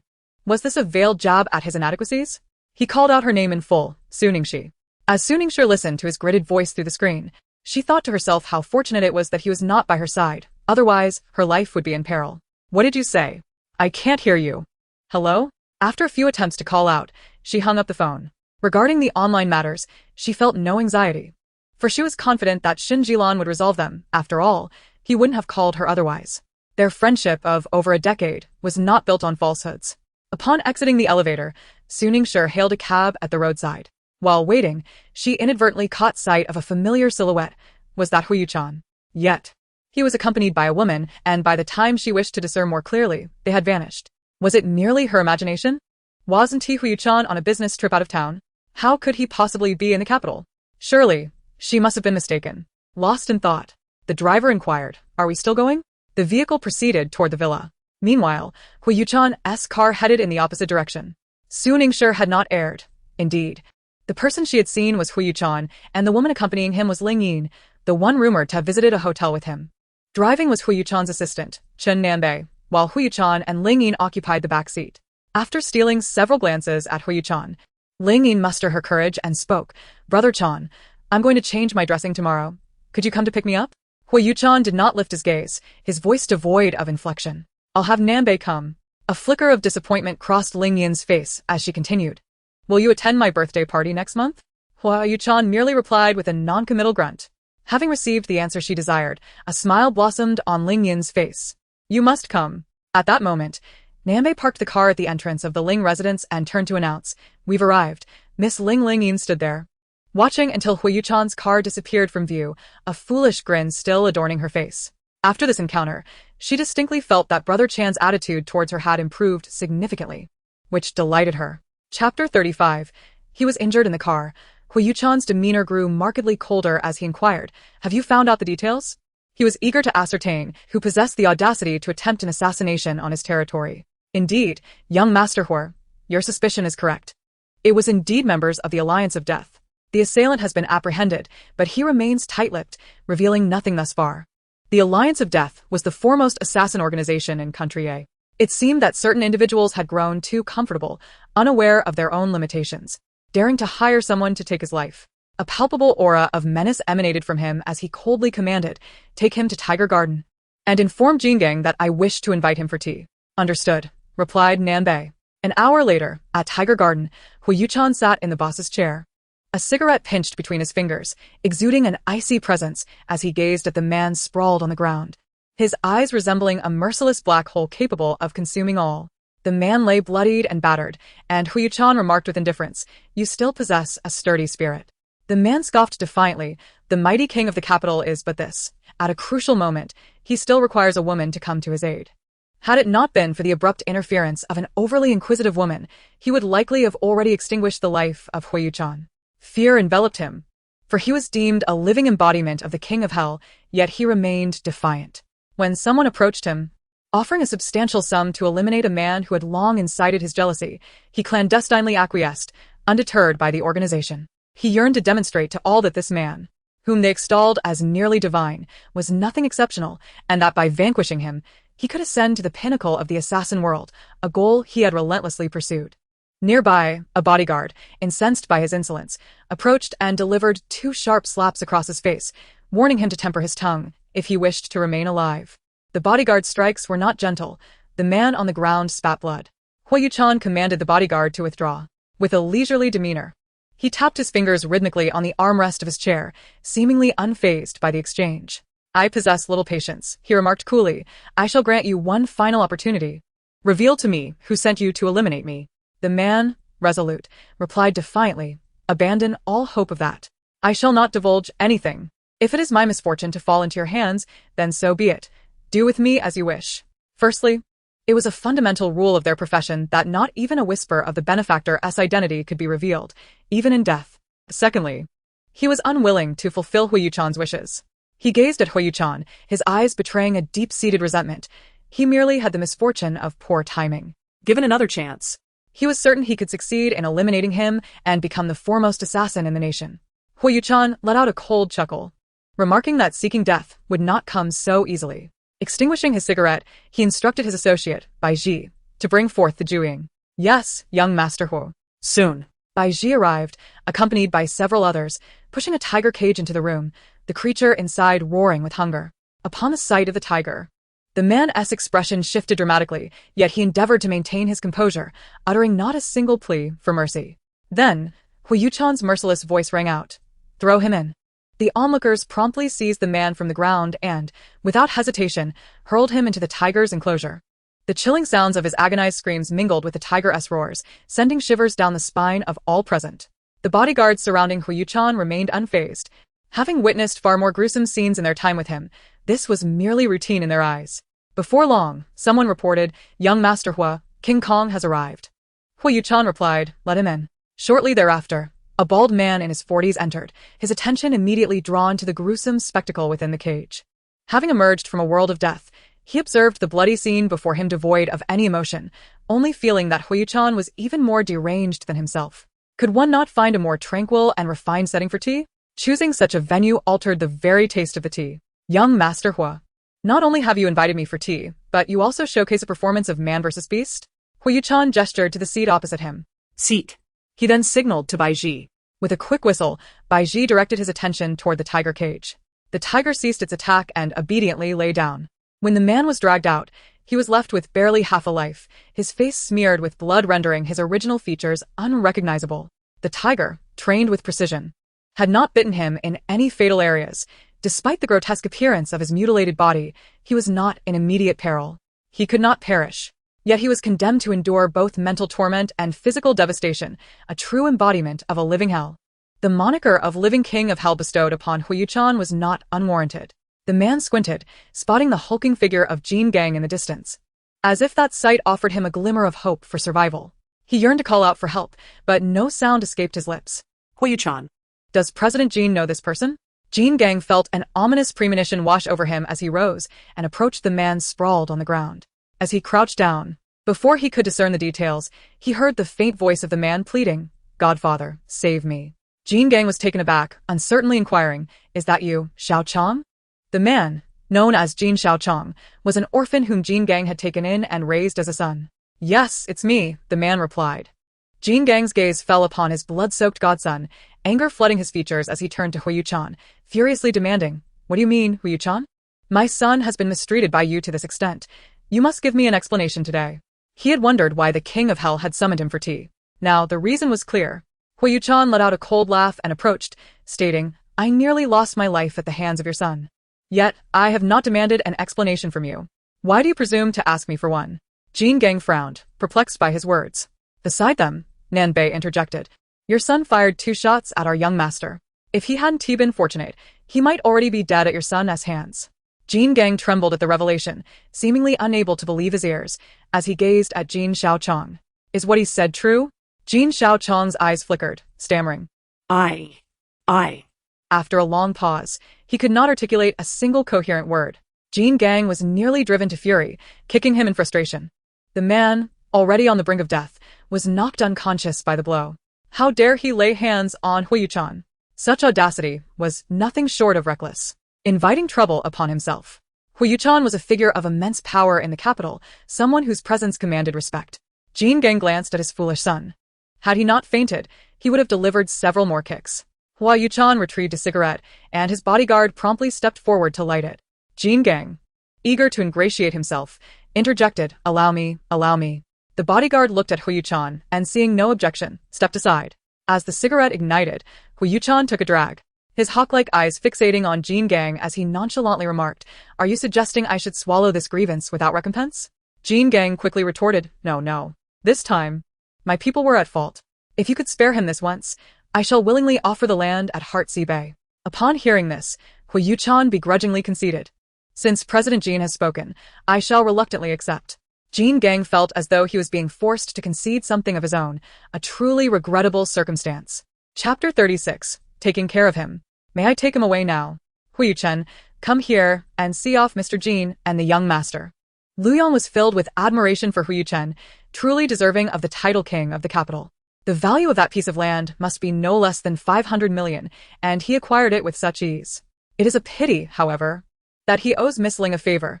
Even though her absence would not harm Mr. Huo, her courage to shield him from harm is touching. After all, not everyone is willing to risk their life to save another. At that moment, Nanbei approached with a serious expression. Mr. Huo, there's an issue with that batch of goods. Huo Yuchen's demeanor darkened, a dangerous glint flashing in his eyes. Let us go. Soon. Huo Yuchen was supported by several individuals as he descended from the vehicle. What is happening? Is he intoxicated? I put on a coat and cracked the door open to peek outside. Before long, I heard footsteps drawing nearer, and Huo Yuchen appeared, assisted up the stairs by others. This was the first time I had witnessed such a non-aggressive side of him, leaning against Nanbei's shoulder. He bore no resemblance to the formidable man I had come to know. He was directly guided into the master bedroom, and I, Su Ningxi, followed, eager to uncover the truth. The door was left ajar, and I peered through the crack, witnessing Nanbei laying Huo Yuchen on the bed and beginning to remove his clothing. It struck me as odd to see a man undressing Huo Yuchen. He lay there motionless, resembling a passive figure, which was entirely uncharacteristic of him. An audacious thought crossed my mind. If I were to capture a video of him being undressed by another man, could I use it to coerce him into a divorce? The notion seemed rather enticing, and a mischievous smile crept across my face. Mr. Huo, you cannot blame me for this. It is your own leverage you have provided. As I contemplated the tightly shut door, I felt a surge of frustration. How could I possibly record anything? I leaned closer, hoping to catch some sounds, thinking that even audio would suffice. Suddenly, I leaned too far, and the door swung open from the inside, causing me to tumble in. All the men in the room, including Huo Yuchen, who was reclining on the bed, turned to stare at me. Tang Chen looked at me in astonishment. Sister-in-law? This is not my fault. It's his. He opened the door. I regained my composure, pointing accusingly at Nanbei, and hurled a nearby pot in his direction, forgetting that had I not eavesdropped, I wouldn't have fallen in. Nanbei looked innocent. He merely opened a door. How could that possibly be his fault? This was the first time he had encountered Su Ningxi, and he thought to himself that while she might not be conventionally attractive, she was rather endearing. Perhaps Mr. Huo's affection for her stemmed from her intriguing spirit. The room fell into an uncomfortable silence, no one daring to speak. To alleviate the tension, I forced a laugh. What are you all doing? Quite lively in here. Are you 3 missing a player? Shall we set up a table? Huo Yuchen's expression darkened as he caught sight of Su Ningxi, whose sleepwear revealed 2 long, fair legs. The thought that another man might behold her beauty ignited a surge of anger within him. I'm leaving. You 2 continue your conversation. I shall not intrude. Su Ningxi felt as if a weight had been lifted and promptly turned to exit, casting a fierce glare at Nanbei as she passed the doorway. It was all his fault. Had it not been for him, she would not have suffered such embarrassment. Nanbei remarked. This must be what they mean by calamity falling from the sky. Tang Chen interjected. You need someone to tend to you. Your wound is deep and has been treated rather late. You might develop a fever tonight. Huo Yuchen, upon hearing this, summoned the woman. The room of the two remained eerily silent, and Su Ningxi, initially sulking and reluctant to engage him, found herself unable to suppress her curiosity any longer. How did you get hurt? Did you get into a fight? Huo Yuchen lay on the bed, feigning sleep, and ignored her. Su Ningxi pouted, deciding it was futile to press further, dismissing her inquiry. Hours slipped by, and Tang Chen's prediction proved correct. Huo Yuchen had developed a fever, his face flushed with heat. Water, water, he murmured repeatedly. Su Ningxi, meanwhile, had dozed off on the nearby sofa, oblivious to his plight. Suddenly, a thud echoed through the room. What was that? She mumbled as she stirred from her slumber. Water, came Huo Yuchen's faint call. Panic surged through her. Had she really fallen asleep? Rushing barefoot towards him, she asked, Are you all right? She placed a hand on his forehead and felt the intense heat radiating from him. You have a fever? What should I do? Huo Yuchen continued to plead for water. Wait just a moment. I'll get you some, she replied. In her haste, Su Ningxi stepped on a shard of glass, letting out a pained cry. Huo Yuchen, I've hurt my foot, she exclaimed, but he was too feverish to comprehend her distress. Glancing down at her injury, she steeled herself, yanking the shard from her flesh. Blood dripped onto the floor, and the pain brought tears to her eyes. After a hasty and unprofessional attempt at bandaging her foot, she limped to fetch Huo Yuchen a glass of water. Having been nurtured all her life, she lacked the experience to care for others properly. Nearly choking him as she offered the water. Of the glass, he managed to drink only a third, with the rest spilling everywhere. Chapter 37. Incompatible Stars. Following Tang Chen's instructions for physical cooling, she applied a cloth to his forehead while muttering, Let me tell you how fortunate you are. This is my first time caring for someone. You must remember my kindness and refrain from giving me such looks in the future, do you understand? If you ever have a moment of clarity, divorce me, and I would be grateful. She rambled on, but Huo Yuchen, lost in his feverish haze, heard not a word. After enduring a fever for an entire hour, Huo Yuchen finally began to cool down. As Su Ningxi gazed upon his forehead, adorned with a damp cloth, his eyes were closed, his face still slightly flushed, and his lips dry and peeling. The usual coldness had vanished from his demeanor. With a playful audacity, she patted his face and remarked, You look much more pleasant like this. This time, she chose not to leave, but instead leaned against the bed, vigilantly watching over him, not out of genuine concern, but rather from the fear of him suffering any serious consequences, for she would be held accountable. The following morning, Huo Yuchen awoke to find himself unable to move, his head still hazy. It quickly dawned on him that a woman was entwined around him. As someone who typically despised physical contact with the opposite sex, he found this intolerable. He attempted to push her away, but the weakness from the previous night's fever rendered him powerless. His movement stirred the still sleeping Su Ningxi, who groggily complained, Stop it, Xiao Yu. Xiao Yu? Who is Xiao Yu? Could it be another man? The thought darkened Huo Yuchen's expression. This insufferable woman not only approached him while he was ill, but also mistook him for another man, blatantly testing his limits. Summoning all his strength, he forcefully pushed her away. This sudden action jolted Su Ningxi awake. Seeing Huo Yuchen had regained consciousness, she exclaimed, You're awake. Completely oblivious to the precarious situation, she instinctively reached out to check his forehead. Her hand was intercepted by Huo Yuchen, whose gaze was icy. Who gave you the audacity to touch me? Amused yet incredulous, Su Ningxi retorted, Are you joking? You were feverish, and I cared for you all night. You never objected to my touch, yet now that you're better, you disdain it? Moreover, let us clarify that you invited me here, not the other way around. Huo Yuchen fell silent, regarding Su Ningxi without a word. What? Lost your tongue? Assuming his silence indicated a lack of response, she remained blissfully unaware that her glasses, which often masked her true expressions, were absent. Her large, sparkling eyes were now entirely exposed to Huo Yuchen's gaze. He found himself entranced by the beauty of her eyes, which he had previously noticed at the hotel. Initially, he thought he had merely imagined their allure in a dazed state. Yet, they were indeed captivating. Two clear, luminous pools, framed by long, curled lashes that fluttered like the blossoms of spring, breathtakingly exquisite. Despite having encountered numerous beauties, none possessed such enchanting eyes. He was powerless to resist their pull and, almost unconsciously, reached out to touch them. Su Ningxi furrowed her brow at his approaching hand and pushed him away. What do you think you're doing? Do you intend to strike me? Only then did Huo Yuchen realize his folly. Cursing himself inwardly for this lapse in composure, he sought to mask his embarrassment with nonchalance. I never lay a hand on women. I merely intended to. His words trailed off. To what? Suning si pramtid. Huo Yuchen continued. To remind you that you have some eye crust on your face. Su Ningxi immediately covered her eyes, startled by her own action. Where had her glasses gone? Oh no. Her eyes must have been exposed. It was said that her eyes were naturally beautiful. If this man discovered that she had deliberately disguised herself to deceive him, it would be quite unfortunate. Since you are fine now, I shall take my leave, she said hurriedly, scrambling off the bed, eager to depart from this place. However, in her fluster, she tripped and fell directly onto Huo Yuchen. Ugh. He groaned softly. Just then, Tang Chen entered the room and witnessed the scene unfold. With a mischievous grin, he inquired, Am I interrupting something? Upon hearing his voice, Su Ningxi hastily rolled away from Huo Yuchen and, with her head down, fled the room.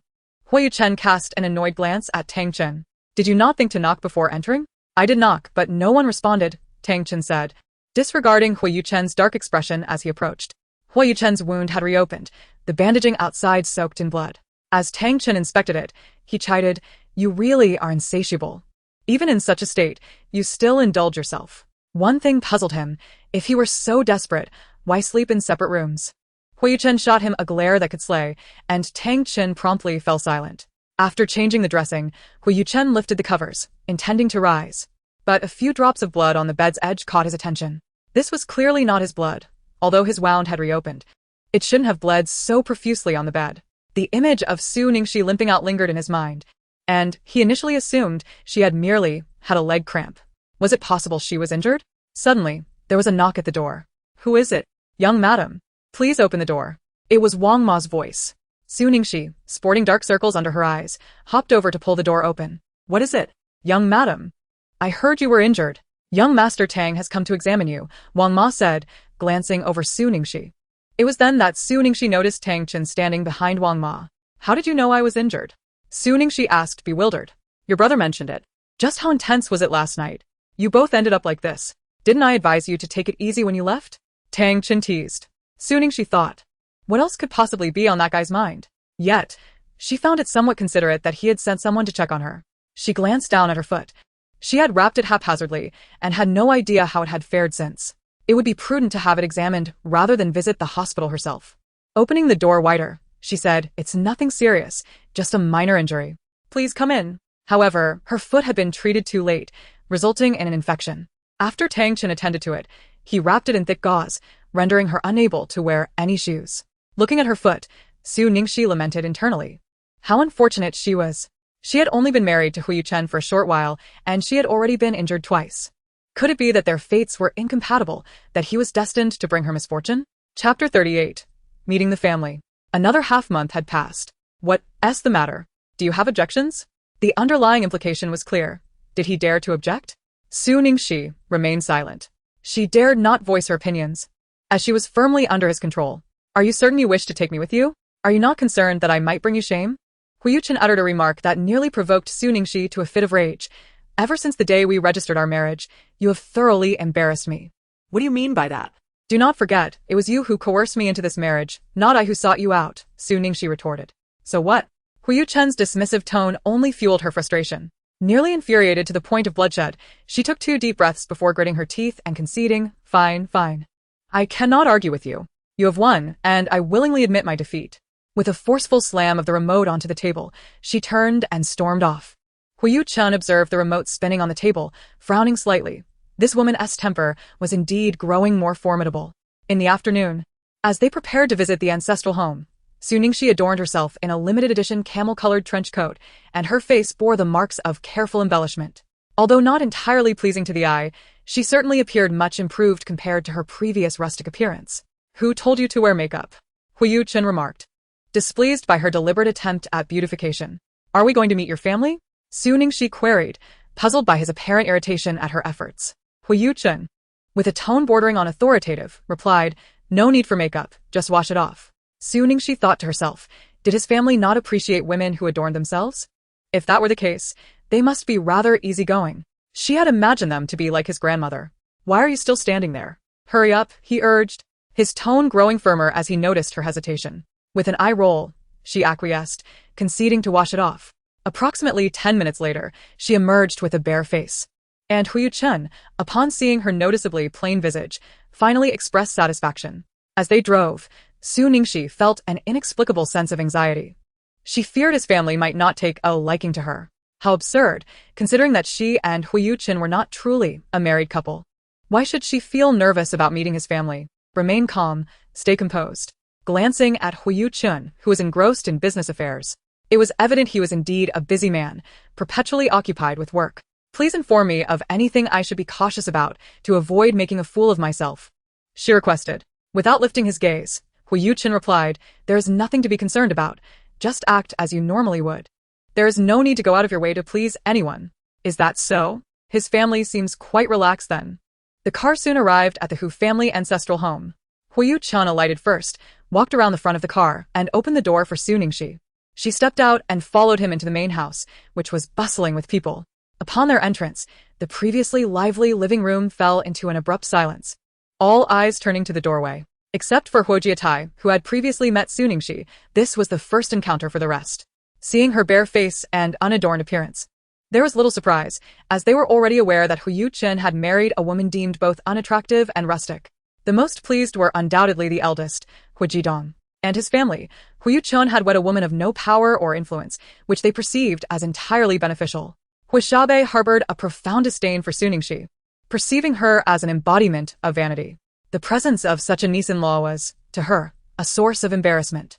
Upon encountering this girl of similar age, who was both beautiful and charming, exuding a vivacious and innocent spirit, Su Ningxi felt a flicker of fondness. You must be Chen's sister. He often speaks of you. Really? I didn't expect that despite your usual indifference, you still think of me. Huo Siyu exclaimed cheerfully, gazing at Huo Yuchen. Do you think I have nothing better to do than mention you? Huo Yuchen retorted without hesitation, exposing Su Ningxi's falsehood in front of everyone.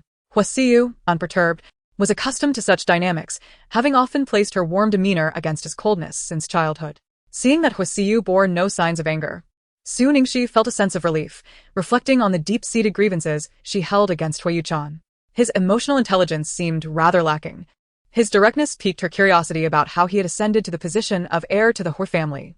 Your brother speaks rather bluntly. Don't mind him, Huo Siyu remarked nonchalantly. I know him well.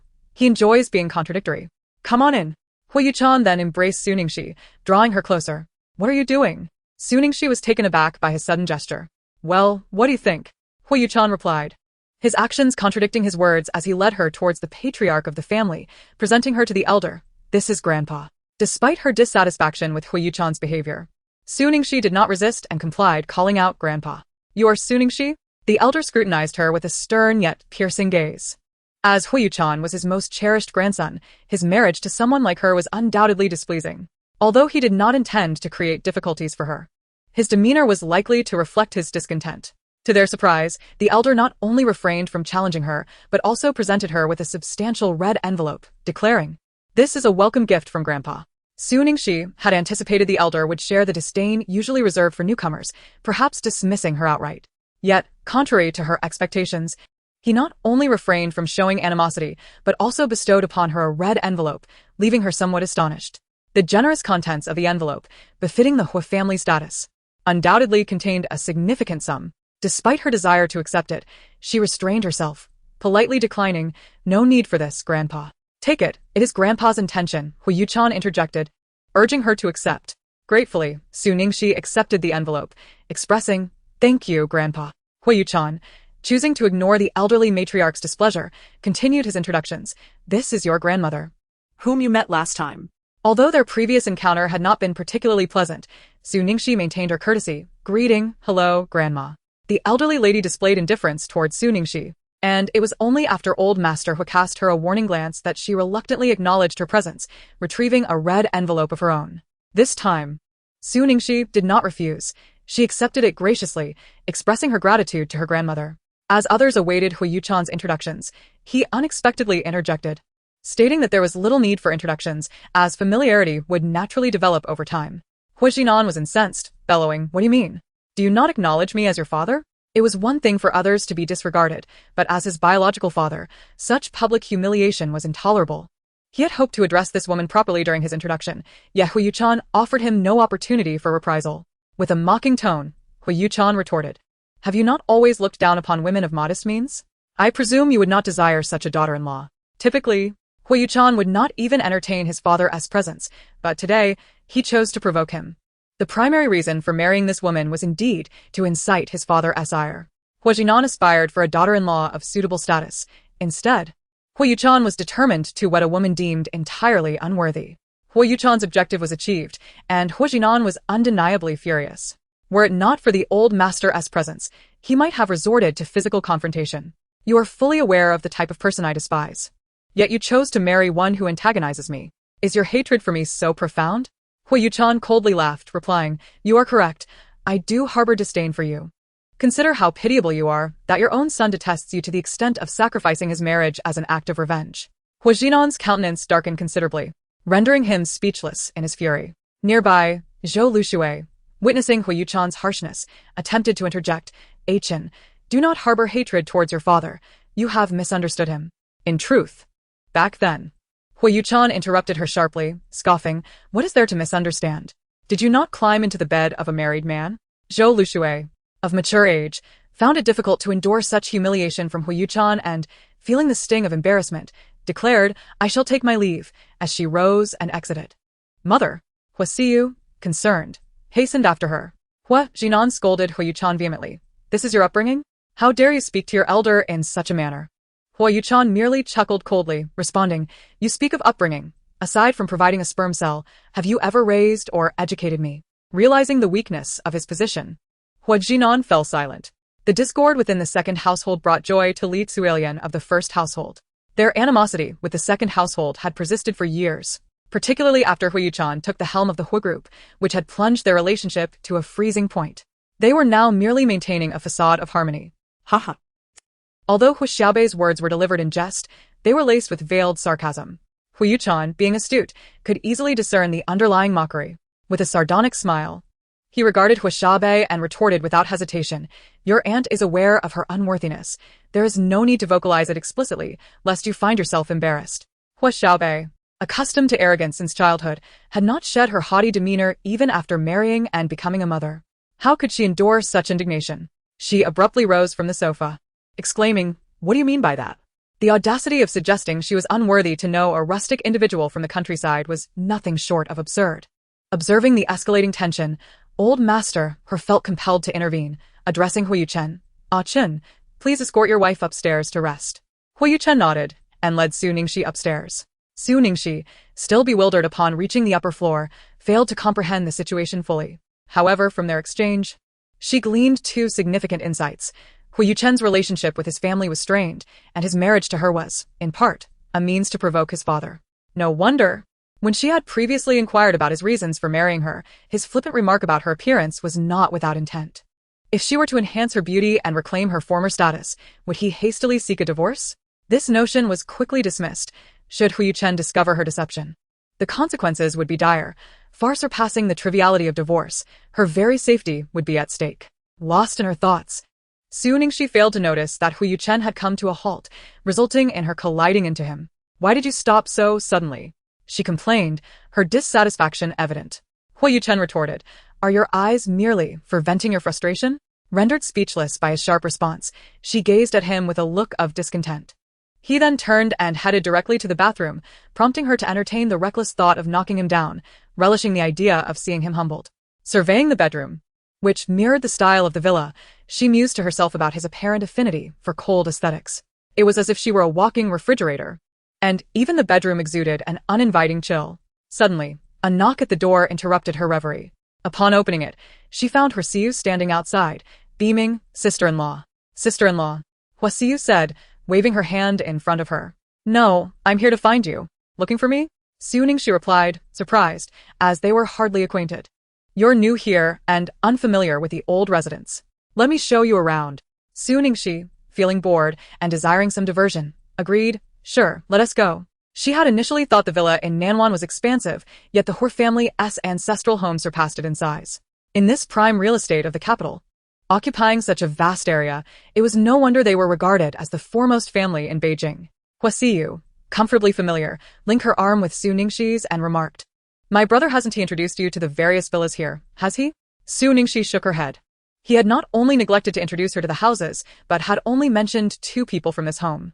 She sensed a certain reluctance in him towards this place. Huo gestured towards the main house and began to explain, "This building, which you just visited, is where my grandfather resides. He has 4 children. So the 4 villas are named according to their cardinal directions: southeast, southwest, northeast, and northwest, each corresponding to a child's name. We live in the southern villa with our father." Su Ningxi nodded. "Doesn't your brother live with you?" She inquired because it seemed that Huo Yuchen had just taken her to the bedroom of the main house. "Now I understand.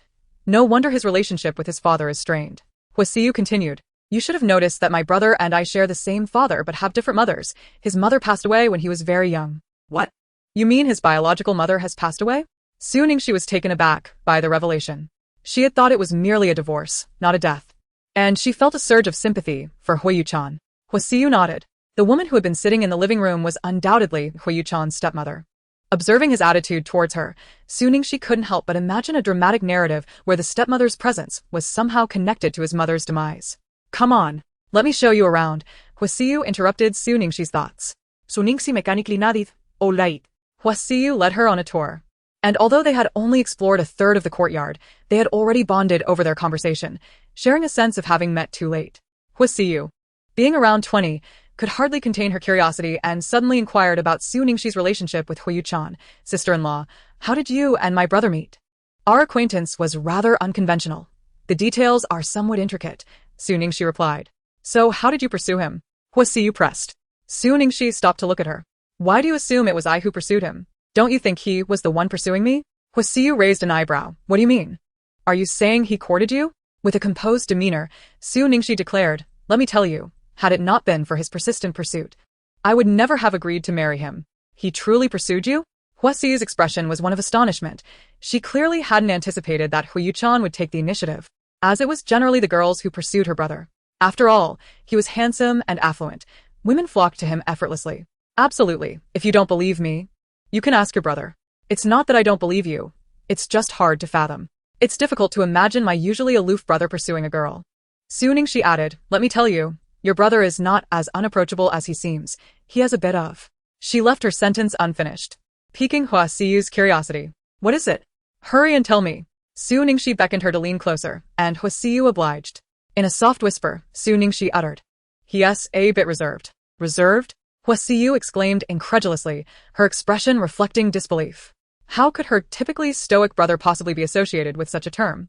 Su Ningxi promptly cautioned her, "Lower your voice. If he hears us, I'm doomed." She continued, "Your brother is quite possessive. If he discovers we are speaking ill of him, he certainly won't let me off lightly." It seemed they were already too late. Huo stammered, "Because I just saw Huo Yuchen standing there silently, with a rather displeased expression." "What?" Su Ningxi turned to follow Huo's gaze.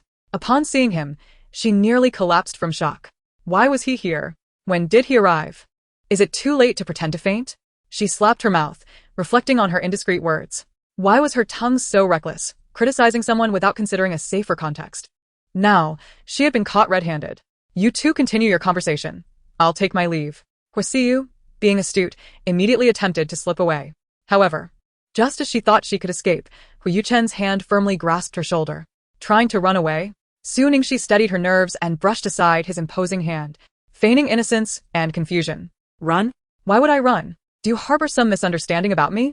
Huo Yuchen stepped closer. "Am I too reserved?" Instinctively, Su Ningxi took a step back.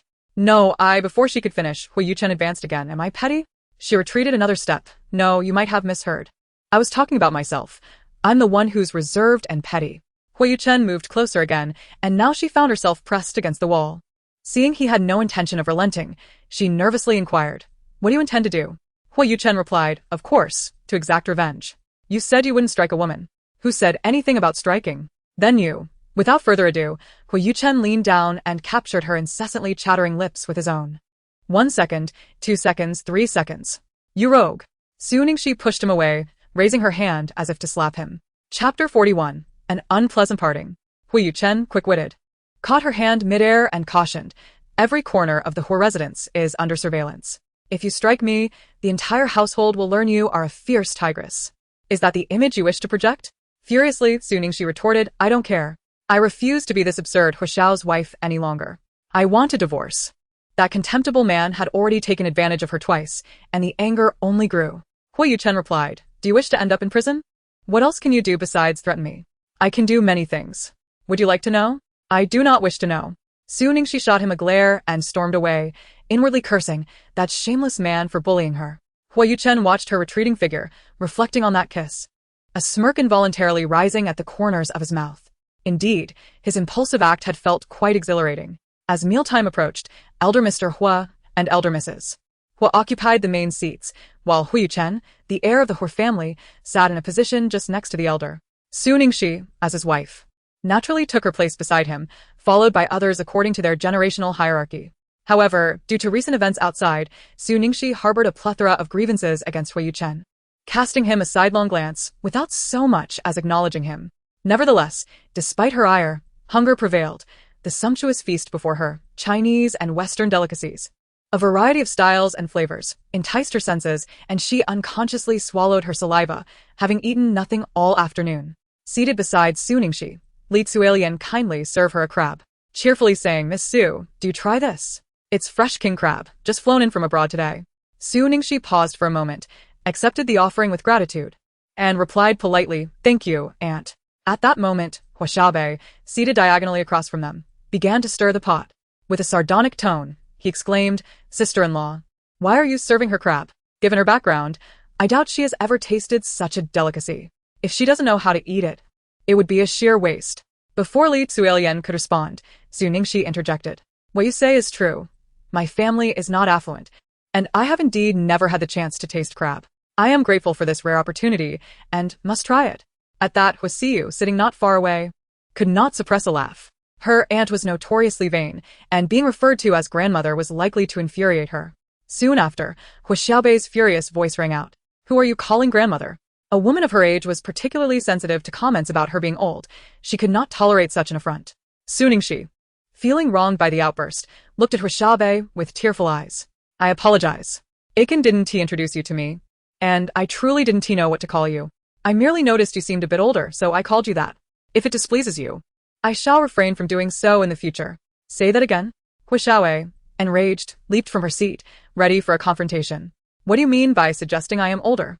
This is an outright provocation." Her husband, Lin Xinkuan, intervened. "Control your temper. It's her first visit. Don't frighten her away." Huo Xiaobei then turned her ire towards Lin Xinkuan. "Do you also think I'm old? Are you dissatisfied with me?" "No. That is not what I meant. Can you please be reasonable?"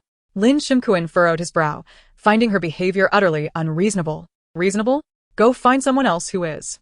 This life is unbearable," Huo Xiaobei retorted, before burying her face in her hands and crying. Witnessing his daughter's outburst in such a setting, disregarding all decorum, the elder became incensed and barked, "If you're not going to eat, then get out." Elder Mrs. Huo, displeased at seeing her only daughter reprimanded, felt a surge of indignation. Yet, not daring to confront her husband, she redirected her frustration towards Su Ningxi, muttering, "What a calamity. She arrives and instantly brings discord to the household." The elder cast a sharp glance her way, silencing her. "Enough." The elderly gentleman nodded without attempting to retain them. Under such circumstances, who could still manage to eat? After their departure, the usually reticent Huo Jinan turned to his father and inquired, "Father, are you truly allowing Ah Chen to continue this reckless behavior? That woman is utterly unworthy of him. Ah Chen just stated that marrying her is merely to provoke me." "That is a consequence of your own making," his father interjected. "Enough. Do not speak further." The elderly gentleman, growing impatient, scanned the dining table and cautioned, "Listen closely. None of you are to cause trouble for that woman. Should I find out otherwise, you shall bear the consequences." With that, he rose and ascended the stairs. The father's demeanor made Huo Jinan realize that the only way to expel that woman from the Huo family was through his own efforts. He could not allow his son to marry a girl of no standing. She must be removed from the Huo household. In the car, Su Ningxi cautiously glanced at Huo Yuchen and asked, "Have I caused you trouble?" Huo Yuchen, focused on driving, turned to her and replied, "What do you think? This isn't my fault. Your aunt initiated the conflict, and besides, you told me to act as I please without having to curry favor with anyone. I've already restrained myself considerably." Huo Yuchen chose not to respond further. Relieved, Su Ningxi felt that perhaps everything was all right. The car soon arrived at the villa. Suddenly, a startled cry rang out. Huo Yuchen's exclamation startled Su Ningxi as well, causing her to freeze in place. She then witnessed Huo Yuchen collapse to the ground. Stunned, Su Ningxi approached him and pushed him gently, exclaiming, "Hey, are you alright?" Lying on the ground, Huo Yuchen appeared to be in distress, seemingly uttering something. She leaned down to hear more clearly. What did you say? Move aside." Abruptly, Su Ningxi was lifted by a strong hand and thrown a considerable distance away. When she regained her composure, Huo Yuchen had already crouched beside Huo Yuchen, his expression grave. He rummaged through his jacket pocket for a pill and placed it in Huo Yuchen's mouth. Huo Yuchen had undergone heart surgery and had not yet fully recovered, often keeping medication on hand. Realizing the gravity of the situation, Su Ningxi cautiously approached and inquired, "What happened to him?" Without lifting his gaze, Huo Yuchen replied, "He has relapsed with an old ailment." "What ailment?" At that moment, Huo Yuchen slowly opened his eyes to see Huo Yuchen's perpetually serious face, his breathing still unstable. Huo Yuchen anxiously asked, "How do you feel?" Breathing heavily, Huo Yuchen responded, "Brother, I feel awful." Seeing him awake, Su Ningxi leaned closer. Huo Yuchen looked at her and said, "Brother, I think I saw the white impermanence.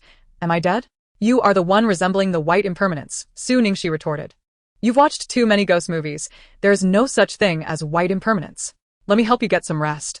Huo Yuchen assisted him up from the ground, dismissing his words as mere nonsense. The following day, Su Ningxi encountered Huo Yuchen at the dining table.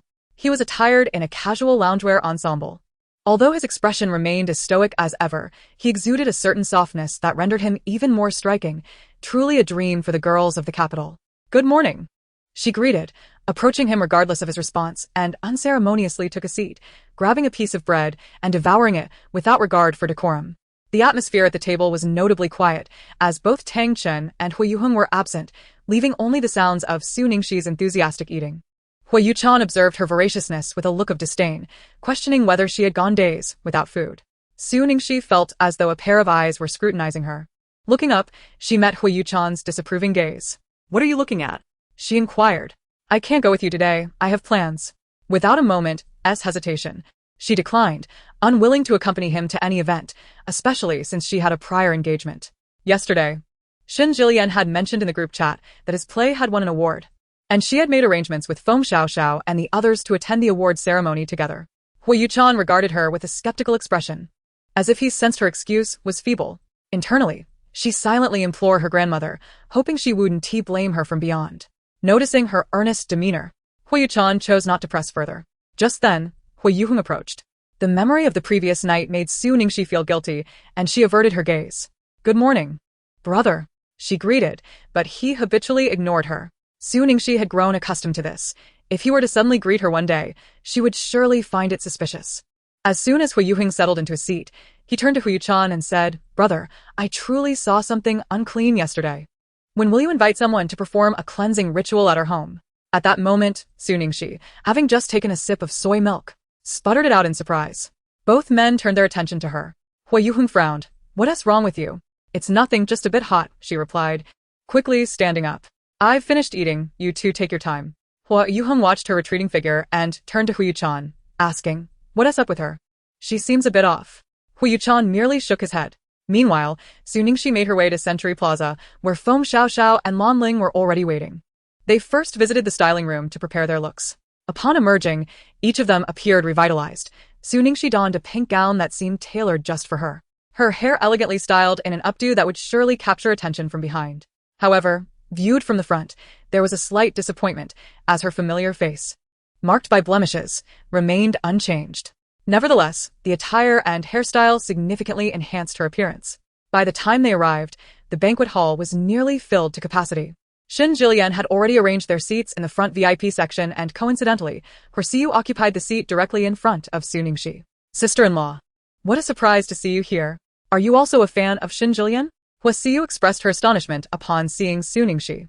Su Ningxi chose not to elucidate her relationship with Xin Jilian, simply nodding, "Indeed." She then countered with the question, "Are you a fan of Xin Jilian as well?" "Yes," Huo replied. "I am an ardent admirer of his, having cherished him since his debut." Whenever the names of Xin Jilan and Huo are mentioned, her eyes gleam with excitement, revealing her genuine affection for him. Su Ningxi, observing this, couldn't help but think that Xin Jilan was indeed quite fortunate in the realm of romantic prospects. Huo, with her striking beauty, illustrious background, and amiable disposition, sparked within Su Ningxi the desire to play matchmaker for them. At that moment, the host on stage began to speak. prompting Huo Xiyu to turn her body toward the front. When Su Ningxi caught sight of Shen Jilan taking the stage, she noticed Huo Xiyu leap from her seat, brandishing a fan light board high above her head and shrieking in sheer exhilaration. This unexpected display of fervor revealed a side of Huo Xiyu that Su Ningxi had never anticipated from the typically demure girl. As the host animatedly introduced each award-winning actor, Su Ningxi felt her attention waning. Time passed unnoticed until, suddenly, the host invited Mr. Huo Yuchen, the event sponsor, to present the awards. The host's resonant voice echoed throughout the banquet hall. Upon hearing Huo Yuchen's name, Su Ningxi felt as if she had been stung by a bee. Her senses heightened, and she instinctively turned her gaze forward. To her astonishment, it truly was him. What was he doing here? If he discovered that she had deceived him, she would be in dire straits. Immediately, she clasped her hands together in prayer, closed her eyes, and whispered fervently, "May the Bodhisattva protect me. I hope I remain undiscovered." Amitabha, Amitabha. Lan Ling nudged her with her elbow, exclaiming, "Your husband is here too, and he's the sponsor. Why didn't you mention this?" Su Ningxi opened her eyes, shrugging her shoulders. Why would he tell me everything? If he shared every detail with me, I would find it unsettling. Upon Huo Yuchen's entrance, the audience erupted in fervor, with gasps, cheers, and animated discussions ringing through the air. Wow. He's so handsome. Not only is he wealthy, but he is also incredibly attractive. I wonder what doors God has closed to him.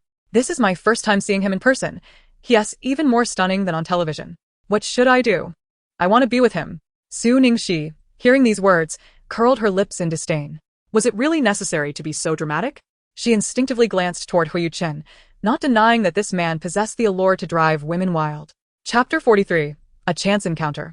Clad in a tailored black suit that accentuated his tall figure, his features were strikingly sculpted, each aspect exquisitely defined. His dark eyes held an unfathomable wisdom. His eyebrows were sharp as swords, and his high nose resembled a steep mountain range. His thin lips were clearly delineated, and his gait was measured, exuding an aura of calm composure. He was undeniably a mesmerizing figure. However, she reminded herself not to be swayed by his appearance. In her view, Huo Yuchen epitomized the notion of being a gilded facade with a flawed essence, a brooding man with an exceedingly irritable temperament. As he concluded the awards presentation and prepared to leave the stage, the host called out, "Mr. Huo, please stay a moment." Huo Yuchen halted his steps, turning his attention toward the host. "Huo Yuchen, may I ask the question most frequently posed by netizens is whether Mr. Huo's wife is present at the scene?" The host continued to inquire. Could Mr. Huo perhaps share a glimpse of the sweet moment shared with his wife? Suddenly, a tender kiss in the garden of the old residence sprang to Huo Yuchen's mind. Noticing his silence, the host called out, "Mr. Huo? Mr. Huo?" Feng Xiaoxiao remarked. As expected of Huo Yuchen, he shows no regard for anyone. Su Ningxi remained noncommittal. Lan Ling turned her head toward Su Ningxi, her face brimming with curiosity. "I too wish to know the answer. If he won't tell us, why don't you share? Sweet moments? I suspect we were enemies in a past life. Our energies clash. Whenever we meet, we barely exchange 3 words before a confrontation ensues. Despite his taciturn nature, he can be quite harsh when provoked," Su Ningxi lamented. "Lan Ling, don't be so downcast, my dear.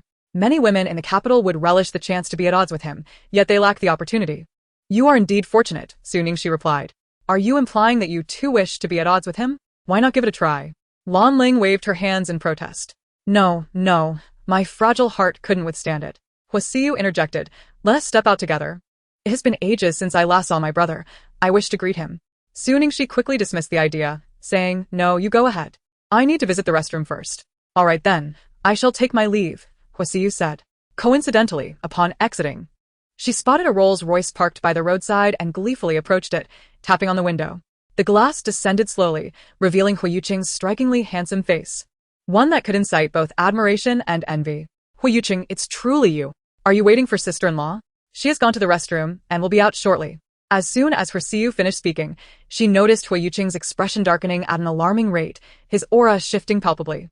"What did you just say?" he asked, a tone of menace lacing his voice. Huo Xiyu was taken aback, momentarily at a loss for words. Huo Yuchen's voice dropped further. "Repeat what you just said." "What's the matter?" That was a perfectly normal question, she thought, bewildered by his sudden anger. Just then, a group emerged from the entrance, including Su Ningxi, her companions, and Shen Jilan, who were engaged in cheerful whispers, clearly enjoying themselves. This scene did not escape Huo Yuchen's ire, and a cold, sinister smile crept onto his lips. How audacious of her, not only to deceive him but to flirt with another man behind his back. Her audacity knew no bounds. Huo shivered at the chilling smile on Huo Yuchen's face and glanced in the direction of his gaze, realizing it was his wife conversing with another man. No wonder he was furious. Jealousy was evident. It would be wise for her to leave before the situation escalated. Meanwhile, Su Ningxi felt a piercing gaze upon her and glanced around. "What's wrong?" Shen Jilan inquired. Su Ningxi shook her head. "Nothing. Let us go." Perhaps it was the lingering fear instilled by that formidable man, Huo Yuchen, that had left her feeling this way. Huo Yuchen fixated his gaze upon Su Ningxi, only shifting his attention when he saw her board Shen Jilin's car. He then quietly instructed Zhang Jian, who was seated in the driver's seat, to follow them. Upon receiving the command, Zhang Jian pressed the accelerator without a moment's hesitation, acutely aware that any lapse in his performance could jeopardize his bonus. The car arrived outside a five-star hotel. Observing several individuals entering, Huo Yuchen showed no intention of alighting. Instead, he retrieved a cigarette from the vehicle and lit it. Indulging in a moment of solitude, Zhang Jian, in the front seat, held his breath, remaining utterly still, uncertain of his superior's intentions in trailing the young mistress to this location, yet choosing to remain in the car. Meanwhile, Su Ningxi and her companions had entered a private room for the celebration banquet.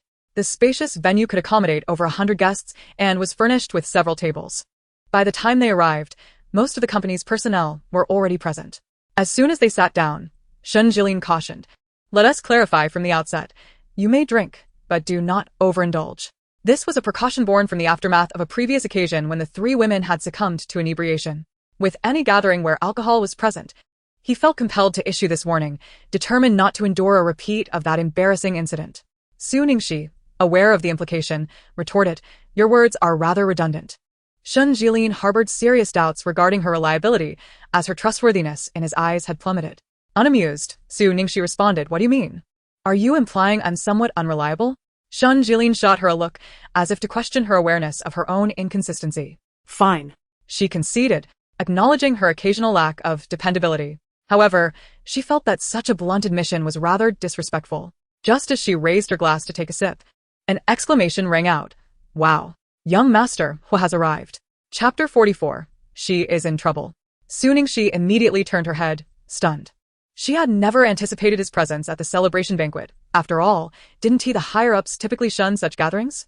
It appeared that evading disaster today was no longer an option. Fate seemed intent on ensnaring her.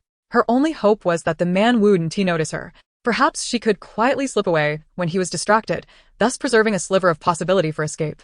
Alas, she lamented the inexplicable nature of the day. It felt as though the universe conspired against her. Just as she feared an encounter with him, she was fated to confront him, leaving her feelings of frustration beyond description. At that moment, a rotund, bald man approached eagerly, his eyes narrowing into slits of joy. "Mr. Huo, you've arrived. Please, this way." The crowd parted to make way for him. As Su Ningxi saw them advancing towards her table, she silently prayed, "Please don't come over. Please don't come over." Yet, to her dismay, Huo Yuchen was guided to the seat of honor at her table. Truly, what one fears often manifests. At that moment, Su Ningxi wished for a place to hide, her head bowed low as if she were an ostrich, believing that perhaps this would render her invisible to Huo Yuchen. Conversely, Shen Jilin, anxious that Huo Yuchen might overlook her, incessantly remarked, "Your husband is coming. Your husband is here." Su Ningxi truly wished to slap him away, silencing his incessant chatter. As Huo Yuchen passed by, he cast a fleeting glance in their direction. At that moment, Su Ningxi was intently peeling the skin from her fingers, regretting her decision to come here. "Your husband is here. Why do you seem like a different person? Have you two quarreled?" They appeared less like a married couple and more like strangers. The lack of communication was palpable. Surely, even if they were merely contractually bound, they wouldn't ignore each other so completely. "Please, do not speak to me right now." Su Ningxi gritted her teeth and pinched Shen Jilan's thigh, yearning to blend into the background, yet the man beside her remained blissfully unaware. Perhaps Su Ningxi pinched too hard, as Shen Jilan yelped and jumped. "Why did you pinch me?"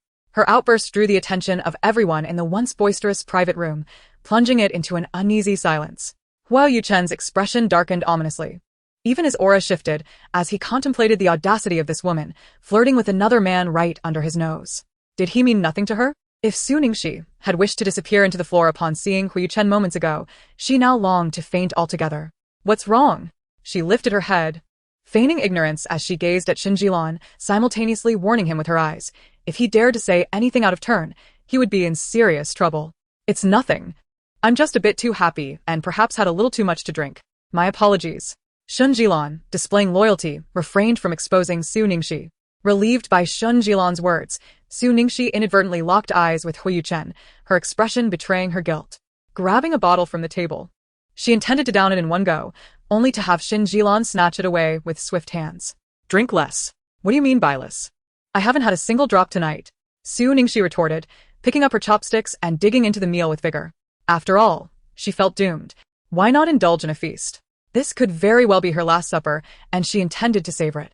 As the dinner progressed, Su Ningxi could no longer endure the discomfort of feeling a pair of eyes fixed upon her, making her feel like a pincushion. After informing a few people, she stepped outside for some fresh air. Ultimately, she decided against returning and sent a message in the group chat to announce her departure. At that moment, a limited edition Rolls-Royce drove up. She recognized it as Huo Yuchen's car, expecting him to stop before her. She was taken aback when he not only failed to halt, but accelerated past her. Unfortunately, a puddle lay directly in her path, and as the car sped by, it splashed water all over her. Staring at her drenched skirt and the distant tail end of the Rolls-Royce, Su Ningxi let out a frustrated scream. Removing her high heels, she summoned all her strength to hurl them in the direction the car had fled, cursing, "Huo Yuchen, you bastard." It was clear that this man had acted with intent. Meanwhile, Huo Yuchen sat in the living room, seemingly awaiting her return. Despite her desire to vent her frustrations, a sense of balance settled within her as she remembered that she had deceived him first.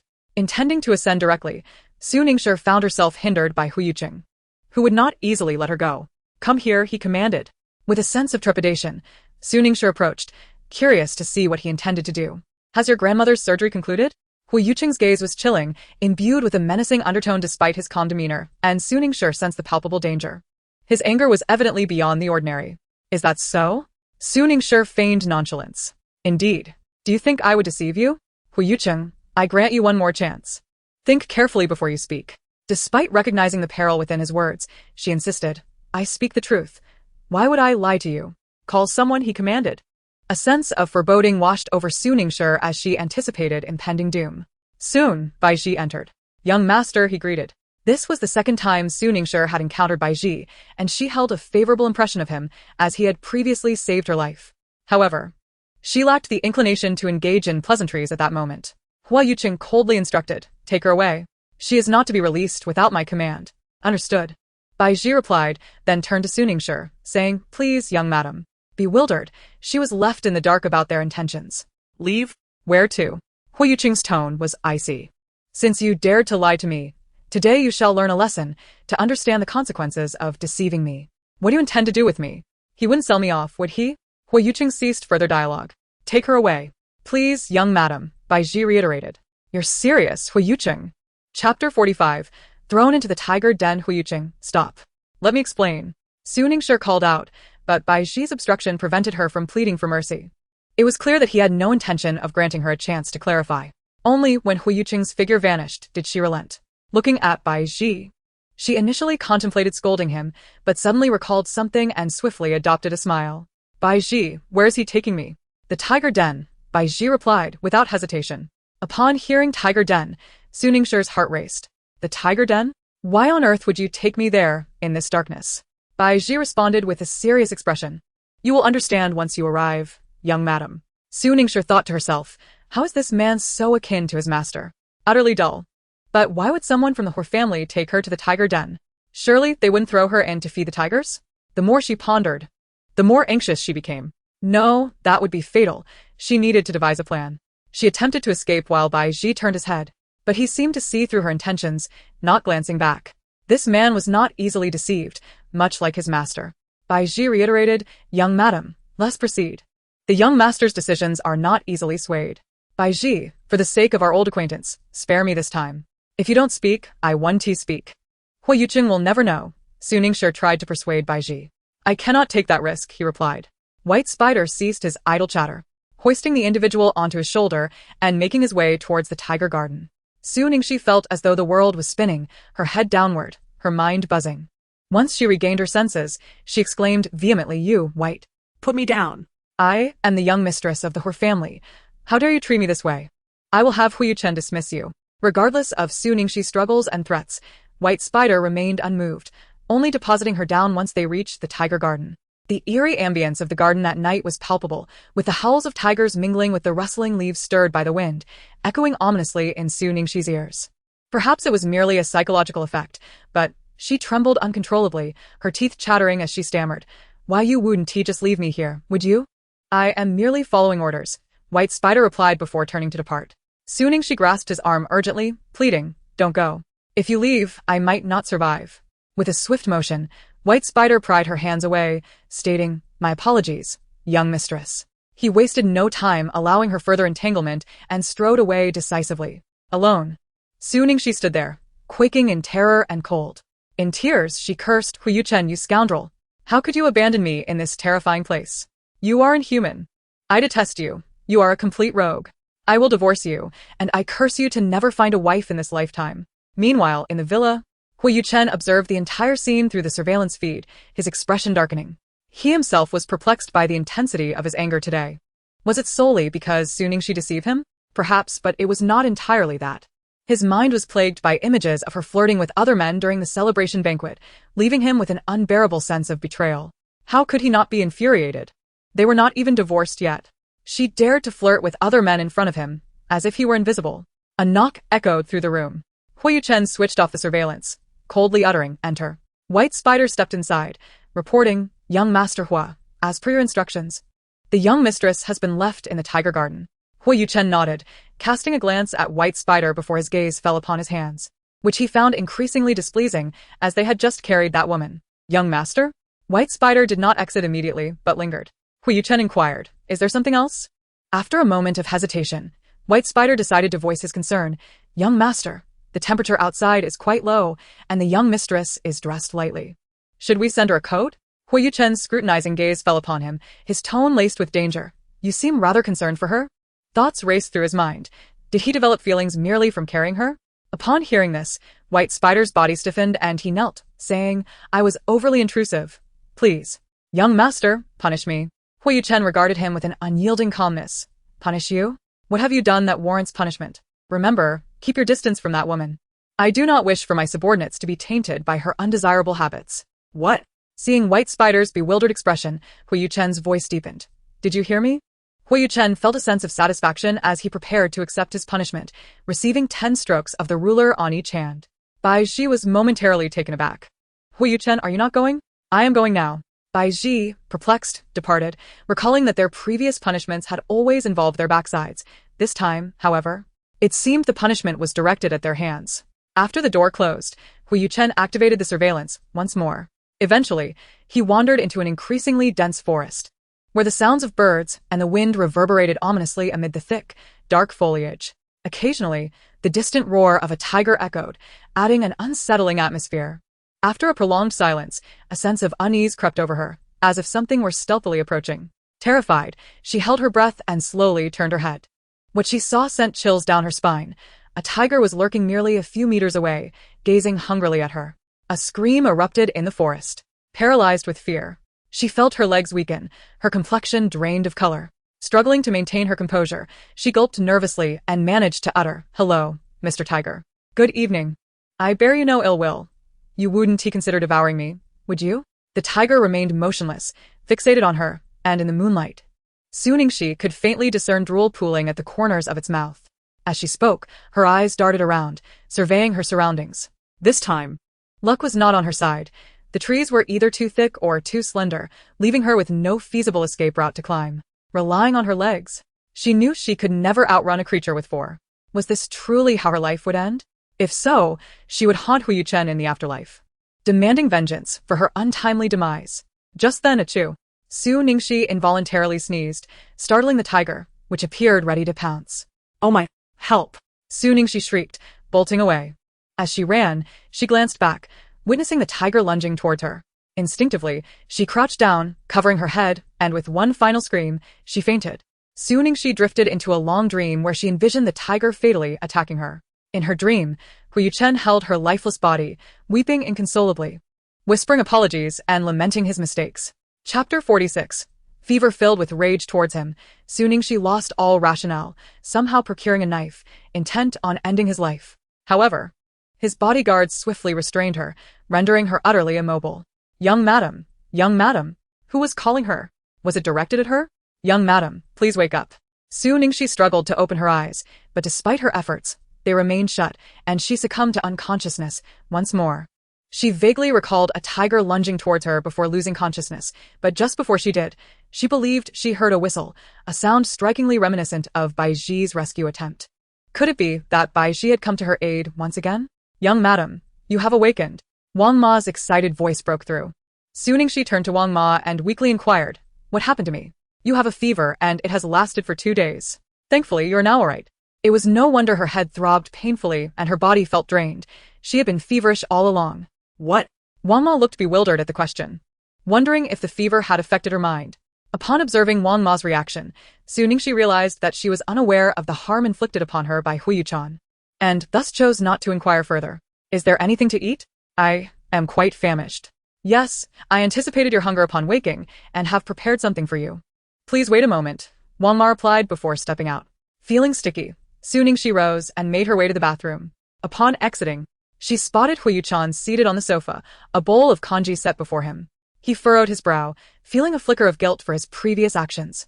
He had come to check on her out of goodwill, only to be met with her ungrateful outburst. It seemed he had indulged her far too much. "Come and eat." "I will not eat. You may leave," Su Ningxi retorted, sweeping the bowl off the table, spilling congee across the floor. Huo Yuchen's demeanor shifted dramatically, growing cold and piercing, his gaze devoid of warmth as he regarded her. A shiver ran down Su Ningxi's spine. This man was truly frightening when enraged. In a moment of impulsiveness, she had acted rashly, and now, in the wake of clarity, she felt a pang of regret. What to do? Suddenly, an idea struck her. "Oh, "My head hurts," she exclaimed, before fainting onto the sofa, unconscious. Huo Yuchen, a man of keen intellect, was not oblivious to her ploy. With a cold chuckle, he called out Wang Ma. She had been lingering by the door, aware of the commotion yet refraining from entering. Upon hearing his summons, she promptly stepped inside. "Young master, what is it?" Her words faltered as she beheld Su Ningxi unconscious beside her, prompting her to rush over. "Madam, what has happened?" Huo Yuchen, his expression grim, stood and commanded, "Instruct everyone that no food shall be given to her. Anyone who disobeys will be dismissed." Wang Ma, unconvinced by Huo Yuchen's stern approach, replied, "But madam has not eaten for 2 days and just expressed her hunger." His frigid voice interrupted her, then let her endure the hunger. After casting a glance at Su Ningxi, who was feigning unconsciousness, he turned and left. Once the door closed, Su Ningxi slowly opened her eyes, gasping for breath. "Are you all right, madam?" Wang Ma asked in astonishment. "I am fine, just extremely hungry," Su Ningxi replied, her face a portrait of grievance. Wang Ma contemplated fetching her something to eat, but recalled Huo Yuchen's earlier words and hesitated. "Perhaps you should apologize to the young master and soften your stance. Despite his icy demeanor, he possesses a tender heart. Apologize to him? That will never happen in my lifetime," Su Ningxi exclaimed, her agitation evident. She had done nothing wrong. If anyone should apologize, it was him. "But you cannot simply refuse to eat," Wang Ma insisted, believing that an apology was the only solution. "Then I might as well starve," Su Ningxi declared defiantly. Wang Ma ultimately yielded. After all, Huo Yuchen had already spoken, and as a servant, she could not act on her own accord. Shaking her head, she exited the room. Meanwhile, Su Ningxi lay in bed for several hours, her stomach growling with hunger. Having recently fallen ill, her body was already weakened, and now, feeling famished, she could hardly muster the energy to move. How utterly vexing. That detestable Huo Yuchen truly forbade anyone from bringing her food. Did he genuinely wish for her to starve? Suddenly, it occurred to her that he had only instructed others not to deliver food. He had not said she could not venture downstairs to eat. It seemed her mind had become muddled. Rising from the bed, she made her way to the kitchen, rummaging through cupboards and drawers in search of sustenance, but found nothing. The refrigerator was bare, devoid of even a single leaf of vegetable. At that moment, a maid, engaged in cleaning, approached her. "Madam, is there anything I can assist you with?" she inquired. Su Ningxi asked, "Why is there nothing in the refrigerator?" The young master mentioned he does not wish to eat food that has been left overnight these past few days, instructing us to dispose of all the items in the fridge. The maid replied truthfully, though she found it peculiar since he had never been so particular before. Today, something seemed amiss, but as a servant, she dared not question further. Su Ningxi was nearly driven to the brink of fury. That insufferable man was simply wretched. Clearly fearing she might eat, Sensing her distress, the maid hastily retreated. Su Ningxi retrieved her phone and called Shen Jilan, exclaiming in exasperation, "Come to the Nanwan villa and pick me up, quickly." On the other end, Shen Jilan was bewildered by the abruptness of her outburst. Just as she was about to respond, Su Ningxi had already hung up. Half an hour later, Shen Jilan successfully arrived to collect her. Observing Su Ningxi's haggard appearance, she could not help but gasp. It was the first time she had seen her in such disarray. "Have you been a victim of domestic abuse?" Su Ningxi wearily replied. "No, this is far worse than domestic abuse." Enough of that, just take me to eat. If I don't eat soon, I might actually starve." Shen Jilan led her to a 5-star restaurant. Instead of entering a private dining room, they chose to sit outside. As Su Ningxi perused the menu, her mouth watered at the delectable images. Pointing at several dishes, she ordered, "I'll have this one, as well as that one, and this one, hurry." By the time she finished, she had ordered at least a dozen dishes. Shen Jilan cautioned, "Isn't that a bit excessive for just the two of us?" Su Ningxi retorted, "Excessive? You have no idea how hungry I am. I could devour an entire cow right now. Your life is truly miserable. Does Huo Yuchen not feed you?" "Don't mention him. He is a scoundrel." The mere mention of Huo Yuchen ignited Su Ningxi's ire. Recognizing that Su Ningxi had likely quarreled with him, Shen Jilan refrained from bringing him up again. When the dishes arrived, Su Ningxi dove into her meal with unrestrained fervor. Unable to bear the sight, Shen Jilan interjected, "Sister, may I remind you that you are a woman? Could you perhaps eat with a bit more grace?" Su Ningxi dismissed the notion. Grace for whom? Comfort in eating is what truly matters. An hour later, Su Ningxi finally set down her chopsticks, a satisfied burp escaping her lips. Su Ningxi then realized that Shen Jilan had barely touched her food. "Why aren't you eating?" she inquired. Shen Jilan replied, "I have eaten. Are you still hungry?" Glancing at the nearly empty plate she had cleared, Su Ningxi exclaimed, "Oh, well then, you can go settle the bill and let's leave. This was all your meal. Are you asking me to pay?" Shen Jilan pointed at herself incredulously. Su Ningxi responded nonchalantly, "Yes." "Is there a problem? I traveled quite a distance to pick you up, and you don't treat me to a meal. After eating so much, you still expect me to foot the bill? Is that fair? I wanted to treat you, but I lack the funds. Otherwise, why would I have you come to fetch me? I could have taken a taxi myself." Shen Jilan lamented. "How did a well-bred young lady like you end up like this?" She continued, rummaging through her wallet to hand Su Ningxi a card. Chapter 47. Exposure. "There are only 20 million on this card. Spend it wisely." Su Ningxi tossed the card back to her, declaring no need. "Save it for your own future wife." Shen Jilan did not press the matter further, and pocketed the card. "Pull over, please," she instructed, and Shen Jilan complied. Su Ningxi pulled out her phone, snapping pictures of something in the distance. "What is it?" Shen Jilan asked, glancing in the direction of her phone. "There's nothing there to capture." Su Ningxi put her phone away. "It's nothing. Let us go." She refrained from sharing that it was related to Feng Xiaoxiao's private matters. Initially, she intended to send the photo to Feng Xiaoxiao but reconsidered. Sending it might stir unnecessary trouble. Instead, she sent a message, "Xiaoxiao, how have you and your fiancé been lately?" Relieved, Su Ningxi thought she might have overreacted. It was merely a casual inquiry. After all, she had just gone out for a meal. Why should that man be upset? Did she really have to forsake dining altogether? Once she changed her shoes, she addressed Wang Ma. "All right, I'm heading over now." Su Ningxi felt a pang of anxiety. She was uncertain about what mood Huo Yuchen might be in and whether he would throw her into the tiger's den like last time. Anxiously standing before the study door, she knocked softly twice. Huo Yuchen's deep, magnetic voice resonated from within. "Come in." Despite still feeling irked about his earlier behavior, Su Ningxi dared not show it. This man was rather unpredictable. Any anger he displayed would certainly result in her suffering. In a calm tone, she asked, "Wang Ma mentioned you were looking for me? Where have you been?" Huo Yuchen inquired, his gaze piercing through her with eyes as dark as ink, exuding a chilling aura that was both intimidating and formidable. "Dining," she replied, sensing the tension rising. "With whom? A man or a woman?"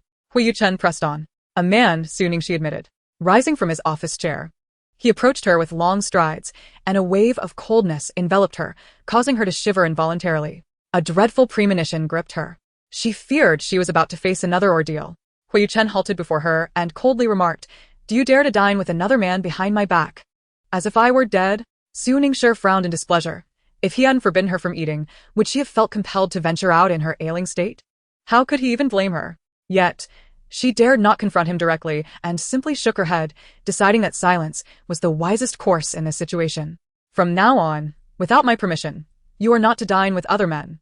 Huo Yuchen's words resonated like a threat or a warning. Sunin si bristled. What was wrong with having a meal with the man? Could it be that he was feeling jealous? She gasped. You can rest assured. He is merely a good friend. I don't see him as anything more. Even if he were the last man on earth, nothing would transpire between us. Huo Yuchen let out a cold laugh, as though he had heard a joke. Do you truly believe that? Are you unaware of your own appearance? I simply don't wish for you to tarnish my reputation. As the young mistress of the Huo family, dining with another man, if this were to get out, where would I hide my face? Su Ningxue pouted, responding languidly, I understand. Next time, I shall bring a few women along when I dine with him. Huo Yuchen's voice brimmed with danger. You still wish for a next time? Faced with this man, who seemed ready to erupt at any moment, Su Ningxue could only feign compliance. I don't. Should I discover otherwise, I will break your legs. Su Ningxue stiffened at his severity. Was he truly capable of such cruelty? She immediately raised her hands in surrender. You need not worry. I certainly won tea. Though she spoke thus, her thoughts diverged. She would first navigate through this day's challenges. After Su Ningxue departed, Huo Yuchen glanced at several photographs sent by his subordinate on his phone and dialed Liu Yang's number. The following day, as Su Ningxue descended the stairs, Huo Yuchen had yet to leave for the office and was having breakfast with Tang Chen. Upon seeing her, Tang Chen greeted her, Sister-in-law, you've arrived. Come. Join me for breakfast. Su Ningxue smiled and sat down beside Tang Chen, deliberately ignoring Huo Yuchen. As she placed a piece of bread in her mouth, she jested. What's the matter? Afraid I might pass it to you? Tang Chen replied, Of course not. Am I that kind of person? It's merely out of concern. Su Ningxue retorted, You indeed possess a conscience, far better than some men. Tang Chen sensed an underlying tension in her words and instinctively glanced at Huo Yuchen, whose expression was far from pleasant. Being as astute as he was, he detected the discord between the two. Have you two quarreled? Are you so idle as to meddle?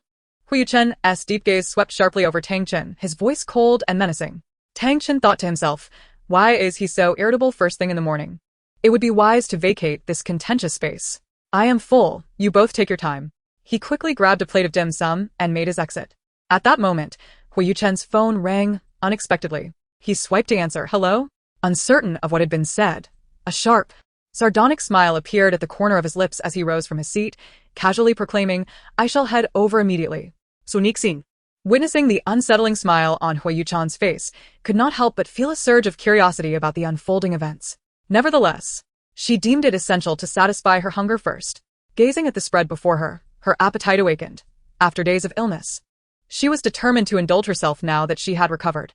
At that moment, her phone, resting on the table, suddenly lit up with a notification bearing the headline, The popular idol of the entertainment industry, Xin Jilan, reveals mysterious girlfriend.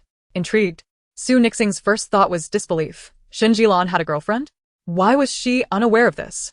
Upon clicking the notification, she was taken aback. There, captured in candid shots from their dinner the previous day, were images of herself and Xin Jilan. What was happening?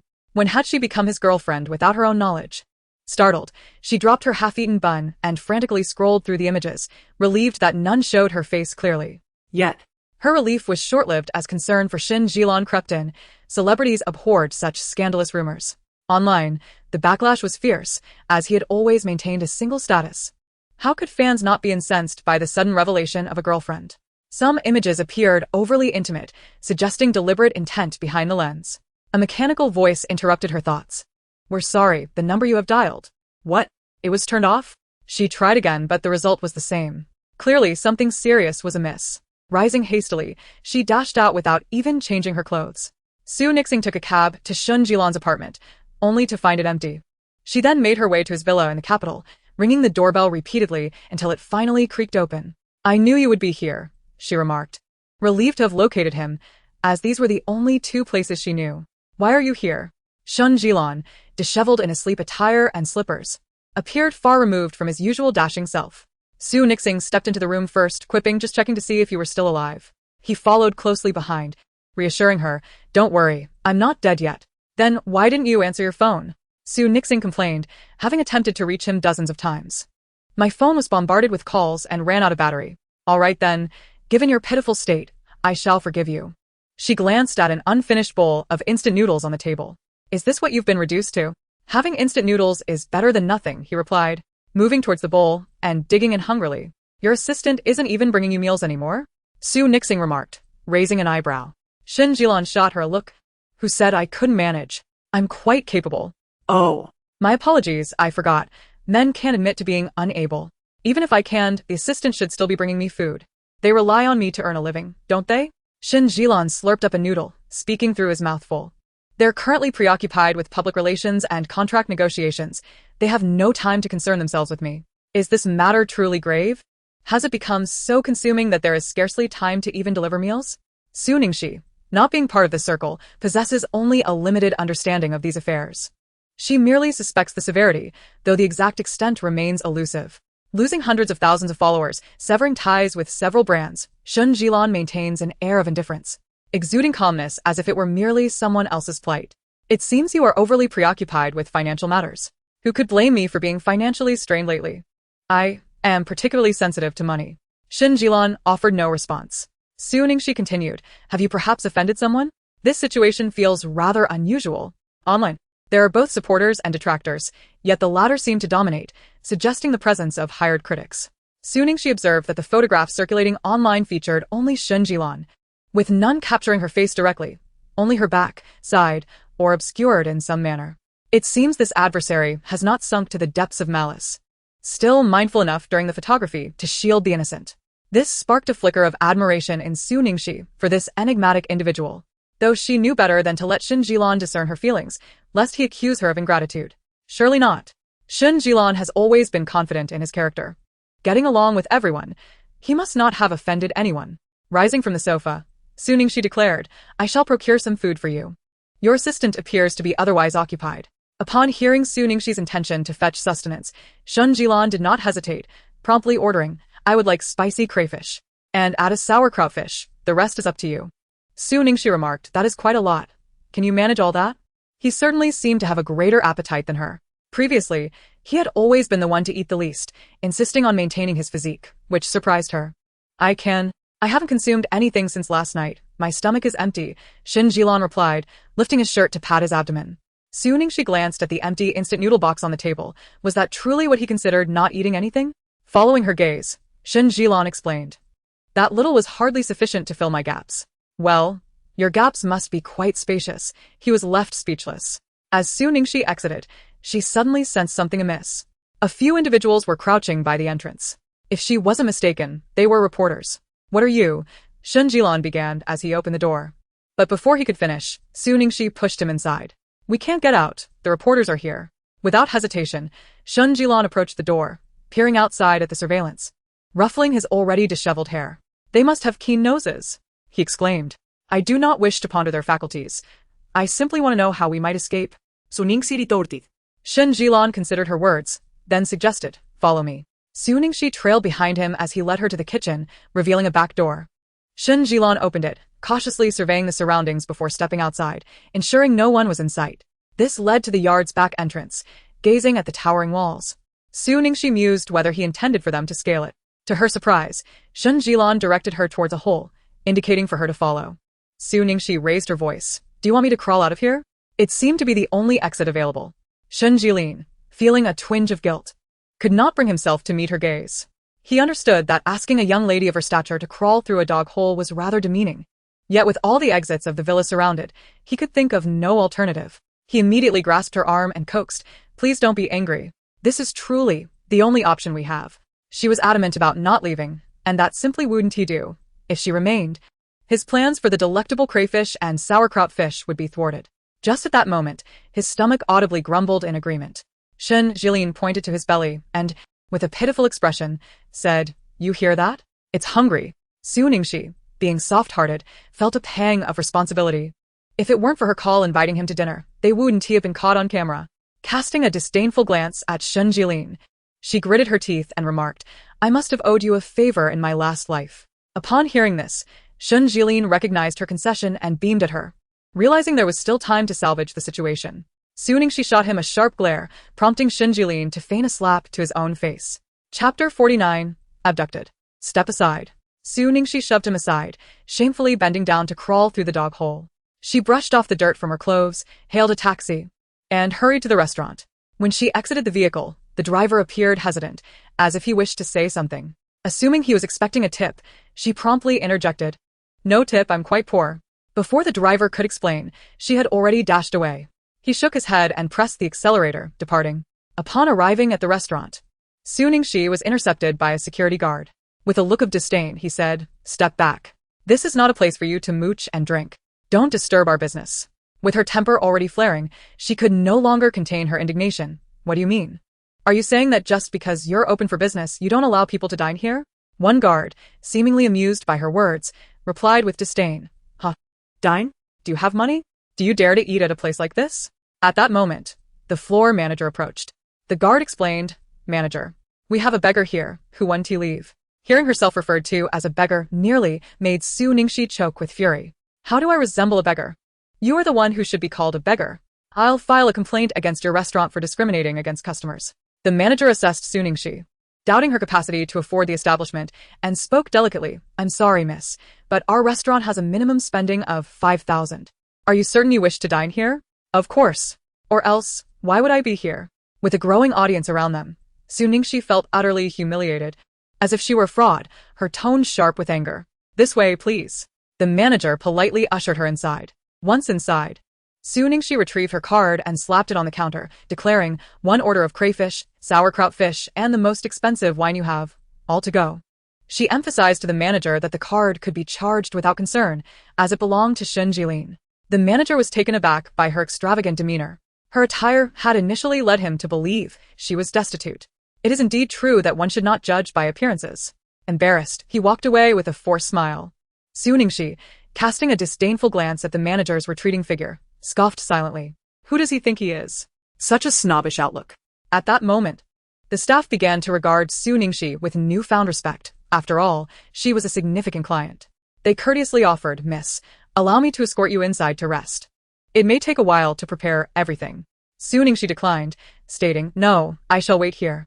She then turned and plopped down on a nearby sofa, retrieving her phone. To her dismay, she caught a glimpse of her own reflection on the screen. Goodness, what on earth? She hastily wiped the screen and scrutinized her reflection again. Without uttering a word, she rushed into the restroom, standing before the mirror, almost failing to recognize herself. Now it was clear why others had been looking at her oddly. Her face was smeared from the earlier mishap, her hair disheveled with bits of grass clinging to it, and her clothes soiled. It was no wonder she resembled a beggar. Turning on the tap, she washed up, regaining some semblance of her former self. Today was undoubtedly the most humiliating day of her life. All thanks to that fool Shinjilan. If only she had let him starve. After roughly half an hour, a server handed Su Ningxi a bag filled with her order. Just as she was about to exit, a commotion erupted behind her. "Stop. Quick. Don't let him escape." In an instant, the entire hall descended into chaos. A group of bodyguards was pursuing a man in his 30s, who exhibited remarkable agility, evading several of them with ease. With the entrance doors now shut, Su Ningxi decided to find a place to sit and observe the spectacle, as leaving was no longer an option. Suddenly, the man raced towards her direction. She contemplated moving but realized it was too late. The man dashed over and ensnared her neck from behind, a handgun poised threateningly above her head as he warned the nearby bodyguards, "Stay back. If you come closer, I will shoot her." Su Ningxi felt her legs weaken with fear. The thought of that weapon discharging was terrifying. A moment of carelessness could lead to her demise, and the prospect of such a gruesome fate was too much to bear. Trembling, she stammered, Excuse me, sir, I think you might have the wrong person. I'm just here for a meal." "Oh, and I bought some shrimp. Would you like some? Also, I have wine, it's quite expensive, costing hundreds of thousands. If you fancy it, consider it my treat." Silence. "Keep talking, and I swear I will shoot you," the man barked impatiently, cutting her off. Immediately, Su Ningxi complied, biting her lip in an effort to suppress any further words that might escape her. "I will count to 3. Open the door, or else." A click echoed as he cocked the gun. Su Ningxi's face drained of color, beads of sweat forming on her forehead. She realized this man was not jesting. This was no toy, but a real firearm. Alas, who has she offended? She should have consulted the almanac before stepping out this morning. What dreadful misfortune. The hall was crowded with people, yet this man chose to take her hostage. The man began to count, and the entire assembly held their breath. He reached 2. It was over. He had counted to 2. Su Ningxi shut her eyes, her heart racing to her throat. At that moment, the bodyguards parted to create a path. Calling out in unison, "Mr. Huo. Mr. Huo? Which? Mr. Huo." Upon hearing this, Su Ningxi opened her eyes and beheld Huo Yuchen descending upon the hall like a deity, striding towards her with an innate air of nobility and a formidable presence that rendered all around him mere shadows. The instant she caught sight of Huo Yuchen, it was as though she had glimpsed a lifeline. Huo Yuchen, save me. Huo Yuchen cast her a calm glance before directing his gaze at the man behind her. His narrowed eyes filled with a ruthless coldness. Release her, he commanded, his tone imbued with danger and ice. The man was none other than Jin Xiaoqiang, the adopted son of the formidable Jin gang. After his failed assassination attempt on Huo Yuchen, he had endured humiliation, and his adoptive father had lost a piece of land worth over 100 million. The more he pondered, the more bitter he became. Recently, he had heard that the Huo Corporation was vying for a real estate project personally overseen by Huo Yuchen, which sparked in him the idea of stealing the bidding documents. Though a single document would not inflict mortal harm upon Huo Yuchen, it could nonetheless cause him some vexation. However, he had not anticipated being discovered the moment he infiltrated the office. Knowing that if he fell into Huo Yuchen's hands again, he would not be spared, he realized he had to escape. This was his last chance. The man's eyes glinted with malice as he threatened, "Withdraw your men, or I shall shoot her." Chapter 50. A Desperate Plea. Huo Yuchen, exuding an aura of lethal intent, reiterated, "I will say this once more. Release her. I have already stated my terms. Open the door, and I will release her once I am safely away," the man insisted, pressing the gun forcefully against Su Ningxi's temple. Her heart raced to her throat, cold sweat beating on her forehead as she cried out to Huo Yuchen, "Did you hear that? You must have them open the door, or he will kill me." Huo Yuchen shot her a piercing glance. Su Ningxi felt utterly wronged. Her life was on the line, and he still showed her ire. Ignoring her, Huo Yuchen turned his attention back to her captor, a bloodthirsty smile curling his lips. "Did you truly believe that you could threaten me by merely seizing a woman? Are you not aware that I detest being threatened above all else?" Hearing Huo Yuchen's words, Su Ningxi's heart clenched. What did he mean? Did he truly care so little for her fate? Then she observed Huo Yuchen taking a gun from one of the bodyguards, striding forward with long strides, his eyes glinting with cold determination. The man, cornered, retreated step by step. "Stop. Do not come any closer, or I will fire." Su Ningxi could scarcely comprehend that Huo Yuchen was indeed disregarding her life. His indifference was chilling. After all, she was ostensibly his wife. At that moment, fear gripped her, and her heart ached as if pierced by needles. It was unbearable. He truly did not care for her at all. Suddenly, a gunshot rang out. The man collapsed in response, and Su Ningxi, released from his grip, sank to the ground, paralyzed by fear, her mind a blank slate. The sight of the man who had been shot lay before her, his eyes wide open as if in disbelief, his face drenched in blood. This was the first time she had ever witnessed death, and it unfolded right in front of her. As Huo Yuchen approached, Su Ningxi instinctively recoiled, her limbs growing cold. The man before her was terrifying. He spoke of murder as if it were a mere triviality.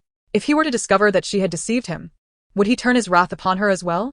"Huo Yuchen, I do not wish to repeat myself," she stammered. Observing his anger, she dared not defy him. And as she attempted to rise, she found her legs unresponsive.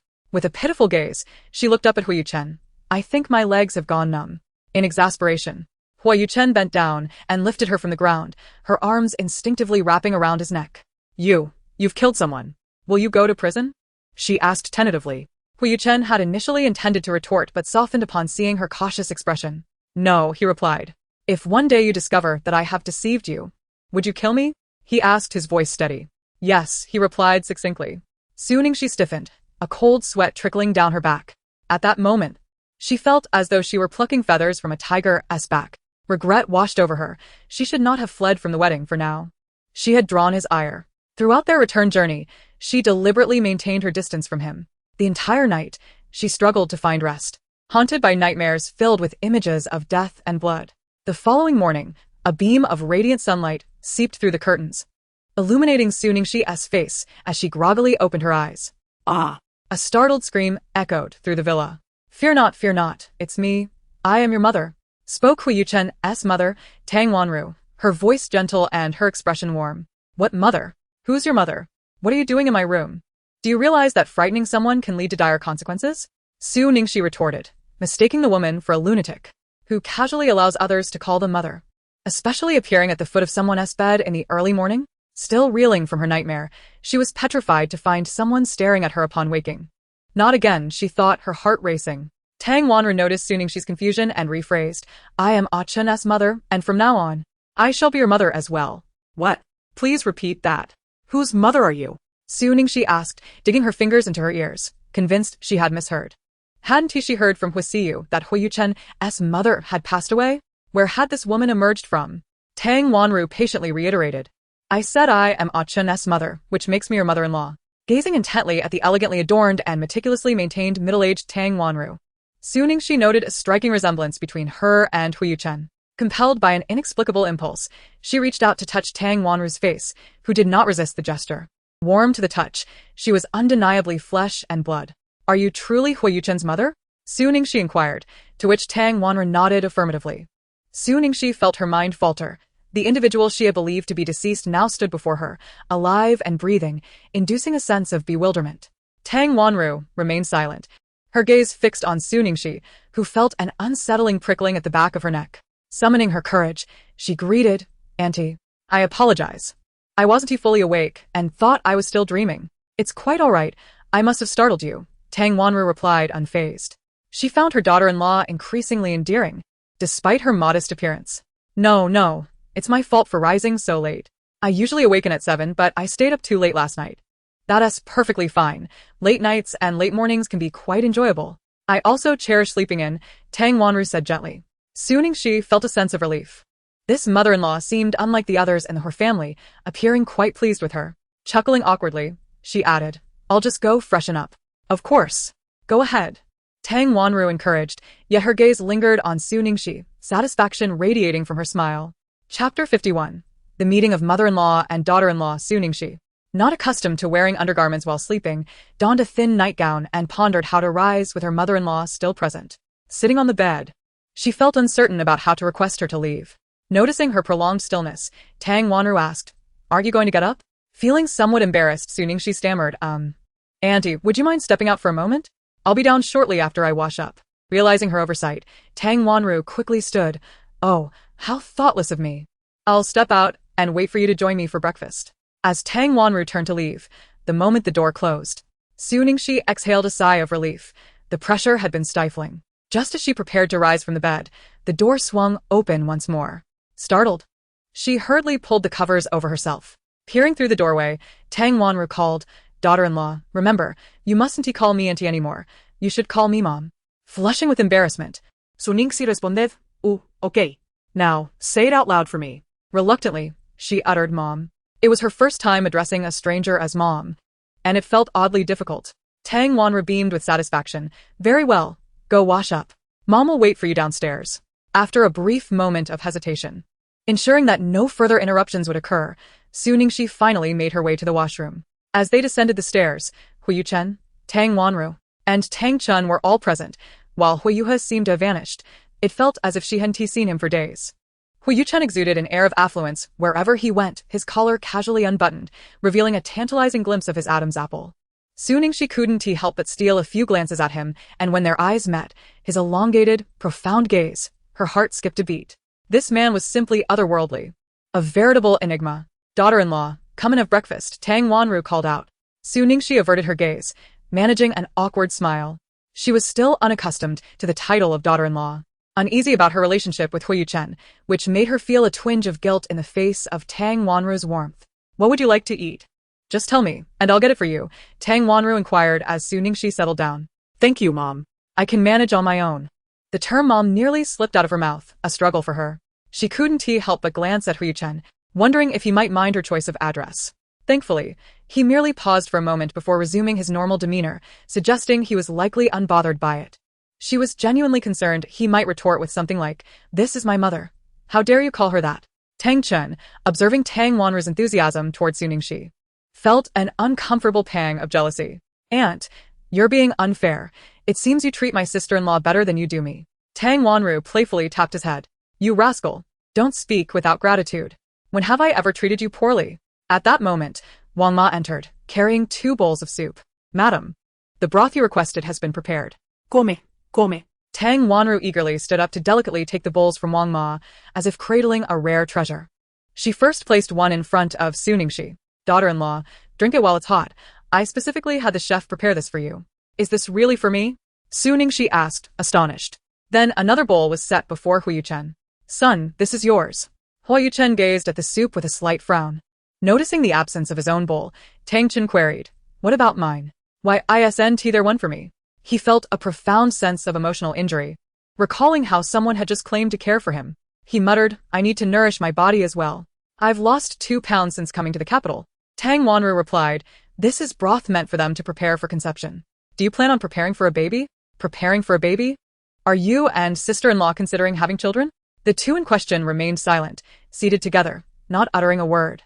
Upon hearing the term preparation for conception, Su Ningxi nearly dropped the bowl in her hands, her face burning with embarrassment. Even with her thick skin, she felt exposed, though her darker complexion concealed any overt signs of her discomfort. Instinctively, she glanced at Huo Yuchen, who sat there impassively, showing no reaction. She thought to herself how beautiful a child of his would be, but then quickly chided herself. What was she thinking? They were not truly husband and wife. Noticing Su Ningxi refraining from drinking the soup, Tang Wanru asked, "Daughter-in-law, why aren't you drinking?" "I'm just not used to having soup in the morning." Su Ningxi stammered. Su Ningxi sought a pretext. She had initially desired to partake in the soup, which appeared rather appetizing and not overly greasy. However, the mere thought that it was a concoction for conception dampened her enthusiasm, as if drinking it would inevitably lead to pregnancy. "Then perhaps you should consume less, otherwise all my efforts will be in vain." Unable to decline, Su Ningxi, under the enthusiastic scrutiny of Tang Wanru, took a sip of the soup. "How is it? Is it delicious?" Tang Wanru gazed at her with eager anticipation. Only then did Tang Wanru seem satisfied. She turned her attention to Huo Yuchen, "Son, you should drink as well. Why aren't you drinking?" In contrast to Su Ningxi, Huo Yuchen was less accommodating. He stood up, showing little regard, and declared, "I'm full. I need to head to work." "Are you in such a hurry? Drink before you leave." Huo Yuchen ignored her and walked away. Tang Wanru watched him depart, lamenting, "This child, it seems he only has eyes for work." Tang Chen, munching on his food, mumbled, "Aunt, don't be angry. You still have me." Tang Wanru regarded him with disdain. "Have you finished eating?" "Not yet." Oh. "Once you're done, let us go. I have so much more to discuss with your sister-in-law." With that, Tang Wanru pulled him up from his chair and ushered him out. Tang Chen felt a sense of despair. He had clearly stated he had not finished eating. Reluctantly, he grabbed 2 buns and left. Tang Wanru smiled at Su Ningxi. "Finally, some peace. Let us eat." Su Ningxi felt restless. Unable to enjoy the delicious breakfast before her, as she sensed Tang Wanru's piercing gaze, laden with schemes, fixed upon her. She regretted not having left earlier. Chapter 52, Misunderstandings. "Daughter-in-law, have you and Aiken had a quarrel? Honestly tell me, and I shall support you." Su Ningxi shook her head. "No, not at all. Where is this notion coming from? You may not speak the truth, but I can see that there are issues in your relationship. However, avoiding the matter is not the solution. You both must sit down and communicate properly, lest your bond grows ever more distant. Rest assured, mother, we truly have not quarreled. You cannot deceive me. Tell me, what couple sleeps apart soon after marriage?" "We merely—" Before Su Ningxi could finish her sentence, Tang Wanru interrupted. "No need for explanations. As a seasoned woman, I understand. I tell you, relationships are nurtured through closeness, and if you sleep apart for too long, problems will arise." She decisively declared, "From today onward, you shall move to the master bedroom. I will instruct the chef to prepare a few dishes for you to deliver to Aiken." "What?" Su Ningxi's tone brimmed with resistance. Not only was she being asked to move to the master bedroom, but she was also expected to deliver food to him. While she could begrudgingly accept the notion of nurturing her health, the idea of serving Huo Yuchen was far from appealing. "Surely, wouldn't it be more pleasant to rest at home?" Tang Wanru insisted. "You are his wife. Naturally, you should attend to him. Who would delegate such care to another? Moreover, frequently delivering meals will not only strengthen your bond, but also allow you to ascertain if there are any temptresses around him." Su Ningxi remained silent.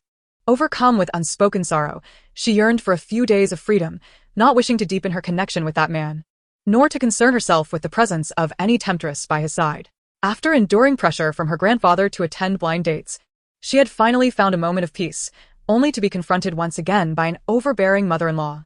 Why was her fate so arduous? At noon, Wang Ma handed her a thermos, saying, "Young madam, this is the young master's lunch. Uncle Wang is waiting for you outside." "Understood," Su Ningxi replied reluctantly, accepting the container and making her way toward the car parked in the courtyard. Tang Wanru, observing Su Ningxi's figure as she departed, remarked, "My daughter-in-law has truly an admirable physique. It is no wonder that my son, who usually shuns women, has taken notice." Wang Ma chimed in, "Indeed. The girl chosen by the young master must be exceptional." Tang Wanru continued, although she may have a slightly smaller backside. I am indifferent to whether she bears a daughter or a son in the future. As long as it is Ah Chen's child, I shall cherish it regardless. She then turned to Wang Ma, instructing, while Ningxi is away, hasten to arrange for her belongings to be moved into Ah Chen's room. It would be splendid if she could conceive by tonight. That way, I could cradle my grandchild in 10 months. Wang Ma chuckled helplessly. Madam, you are rather impatient. 40 minutes later, Su Ningxi arrived at the entrance of the Huo Corporation, gazing up at the towering edifice, the tallest building in the capital. She felt a surge of curiosity and a desire to explore its insides. However, she was halted at the front desk. Upon learning that she sought Huo Yuchen, the receptionist's demeanor shifted abruptly. You cannot go up without an appointment. Su Ningxi asserted her identity. I am the young master's wife. Is an appointment still necessary? The receptionist, unimpressed by her ordinary appearance and attire, regarded her with disdain, clearly skeptical. Do you truly believe that the wife of the Huo family, one of the most affluent families, would appear so unassuming? You must be jesting. Do you know what happened to the last person who tried to impersonate the young master's wife here? They ended up in prison. I advise you to leave before I call the authorities. You and T have the chance to regret it. Su Ningxi, unwilling to engage in further explanations, replied, If you don't believe me, you may call to verify. The receptionist rolled her eyes dramatically. Why would I call? To inform them that a fraud is seeking Mr. Hua. If you are indeed the young master's wife, why not call him to come and fetch you? Su Ningxi, already reluctant to deliver lunch to Huo Yuchen, felt exasperated by the receptionist's incessant chatter. She almost wished to append the thermos over the woman's head, thinking, if she had Huo Yuchen's number, would she be standing here enduring this tirade? Suddenly, the receptionist's attitude transformed. The other previously silent receptionists stood up in unison, bowing at a 90-degree angle. Good day, Mr. Hua. Mr. Huo? Huo Yuchen? Turning around, Su Ningxi saw Huo Yuchen striding toward her with commanding presence, a throng of people following in his wake. Upon spotting Su Ningxi, he paused momentarily, seemingly surprised to see her there. As Su Ningxi was about to greet him, he unexpectedly averted his gaze, acting as though he had not seen her at all. He passed by her without offering a single glance, leading his companions towards the elevator. Su Ningxi was infuriated. Was she to suffer such humiliation? To be so blatantly ignored was unbearable. Meanwhile, a gaggle of receptionists buzzed with excitement. Mr. Hua is so handsome and stylish. Just the thought of seeing him every day fills me with energy. Too bad he's married. Even if he weren't, he wouldn't be interested in you. True. But I envy his wife. I wonder what kind of woman is worthy of our charming and wealthy Mr. Huo? She must be extraordinarily beautiful and equally accomplished. The receptionist who had just mocked Su Ningxi, noticing she had not yet left, sneered, claiming to be Mr. Huo's wife? How absurd. She ought to consider her own appearance before pretending to be his spouse. One must question her sanity. Still seething over Huo Yuchen's deliberate disregard, Su Ningxi paid them no mind. In a fit of defiance, she clutched the thermal container and turned to leave. Since he had chosen to ignore her, she would not humiliate herself by delivering him lunch. Just as she was about to exit, Lu Yong emerged from the elevator and called out to her, Young madam. Please wait a moment. Turning, she replied, Assistant Lu? Lu Yong respectfully said, Young madam, please come upstairs. Mr. Huo is waiting for you. Yes, waiting for me? He sent you to fetch me? Lu Yong confirmed, of course. The receptionists, who had just ridiculed Su Ningxi, were left dumbfounded. They had not anticipated that she was indeed the boss's wife. Their astonishment was laced with trepidation, as they now feared for their jobs after offending her. As Su Ningxi surveyed the office, she remarked, Understood. You may return to your duties. After approximately half an hour, Huo Yuchen finally entered the room. Su Ningxi rose from the sofa, her gaze fixed upon him. Striding towards his office chair, Huo Yuchen asked in a detached tone, What brings you here? Su Ningxi approached and placed the thermal container on his desk, stating, I brought you lunch. Without a moment's thought, Huo Yuchen surmised that this was undoubtedly his mother's idea. This little woman was not so altruistic as to deliver him lunch unprompted. At that moment, the secretary knocked and entered. Mr. Huo, Miss Ling has arrived. Chapter 53. It turns out to be you. As Su Ningxi pondered which Miss Ling it could be, Ling Yin strutted in on 10-inch heels, her voice filled with cheer. Brother Chen, it's time to eat. Upon entering, she noticed the presence of another person. Locking eyes with Su Ningxi, both evidently surprised to see one another in the same space. Su Ningxi observed Ling Yin's meticulously crafted visage. Clad in a fresh white dress, one hand carrying a handbag and the other a thermal container, which made Su Ningxi feel somewhat irked. Listening to her tone, It was clear this was not her first visit. She should have anticipated it after their previous rendezvous had been photographed. Delivering lunch seemed quite normal under the circumstances. With a sardonic smile, Huo Yuchen remarked, "It seems I have interrupted something." Ling Yin was the first to speak, asserting herself with a tone of playful provocation. "I won't disturb you. I merely came to deliver a meal to Brother Chen. If Miss Su does not mind my culinary skills, we can dine together." Her demeanor was imbued with confidence, subtly indicating to Su Ningxi that the meal was prepared by her own hands for Huo Yuchen. Su Ningxi, unfazed, responded with a smile. "No need, but I must thank Miss Ling for looking after my husband.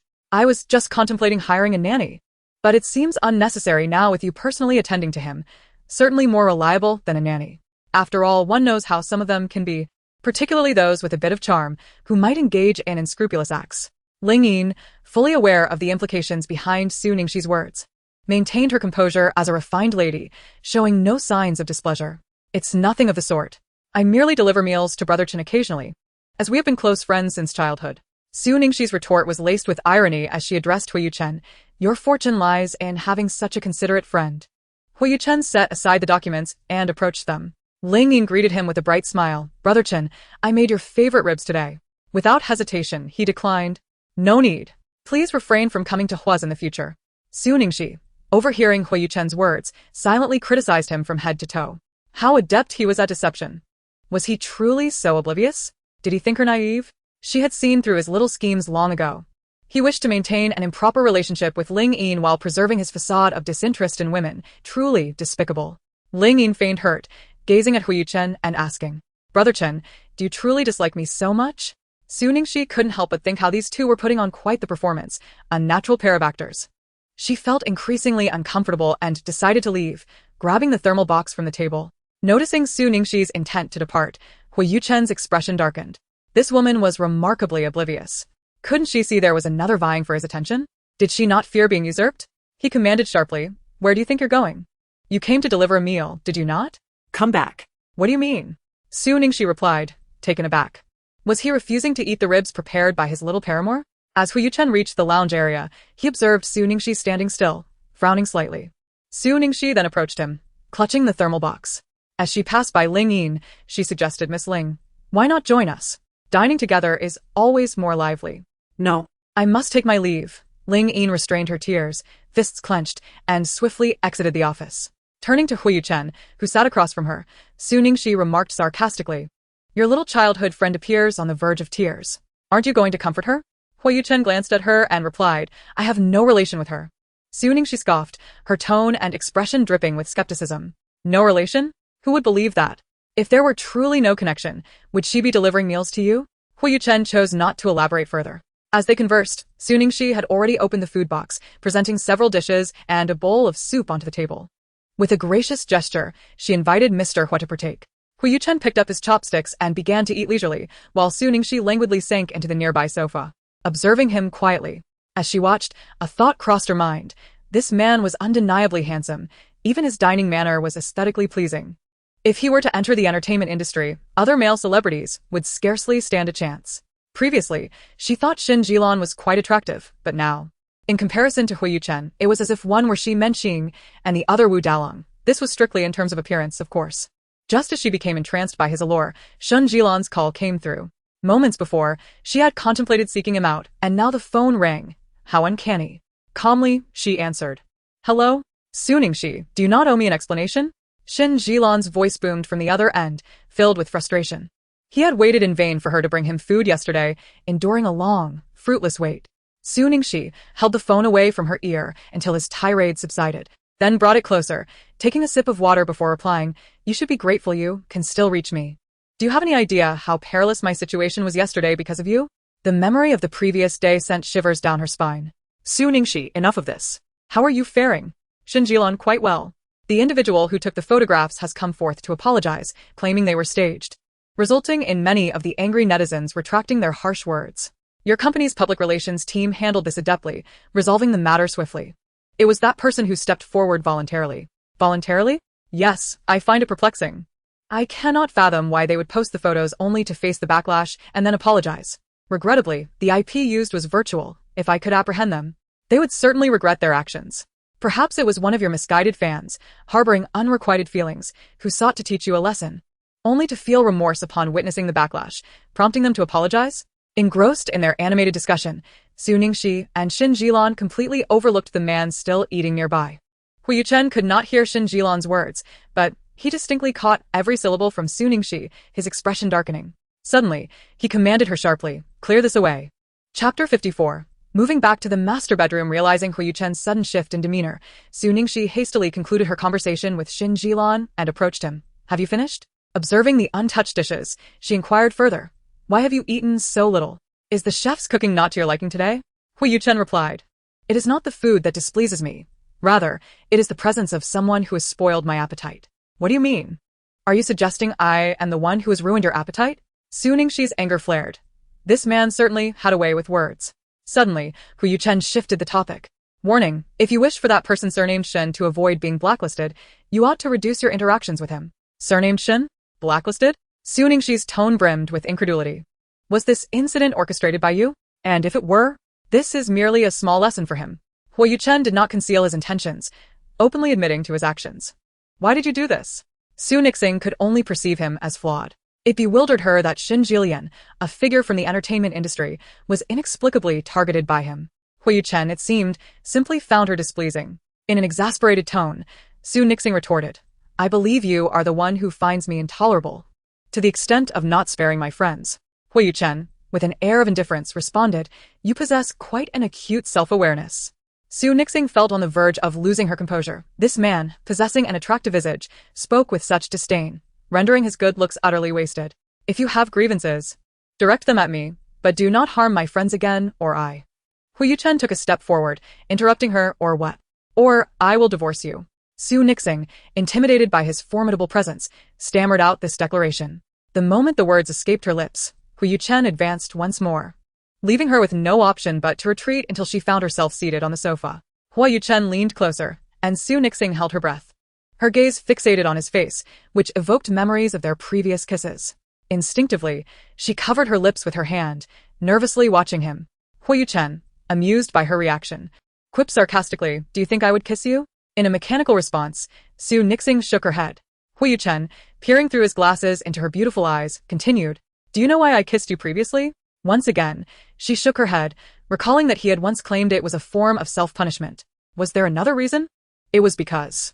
Huo Yuchen paused deliberately, and Su Nixing, intrigued, leaned in to hear his words.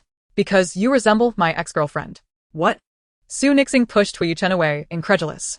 As a proud heiress, endowed with beauty, figure, and talent, the notion of being a mere substitute was utterly humiliating and unacceptable to her. Noticing her stunned expression, Huo Yuchen concealed a faint smile, elegantly turning away to approach his desk. Fueled by anger, Su Nixing stood up from the sofa. "You scoundrel! No wonder your ex-girlfriend left you. You are not worthy of love and are only fit for a lifetime of solitude." With that, she grabbed a cushion and threw it at him without a second thought. Prepared for his wrath, she was surprised when Huo Yuchen merely glanced at her and said nothing as he departed. Relieved that he had not retaliated, Su Nixing breathed a sigh of relief. If he had unleashed his fury, she would have been utterly helpless against it.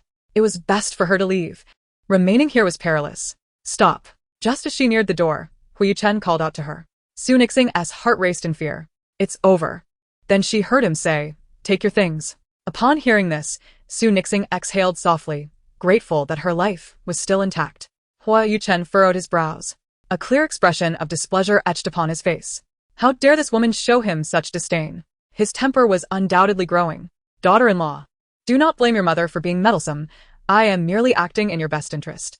The way you two carry on, your relationship may encounter difficulties. Should Yuchen find himself unable to contain his impulses and stray, it will be you who ends up in tears. Listen to your mother and consider having a child early. Even if he wishes to misbehave, it will give him pause." Su Ningxi rubbed her forehead, inwardly lamenting her fate.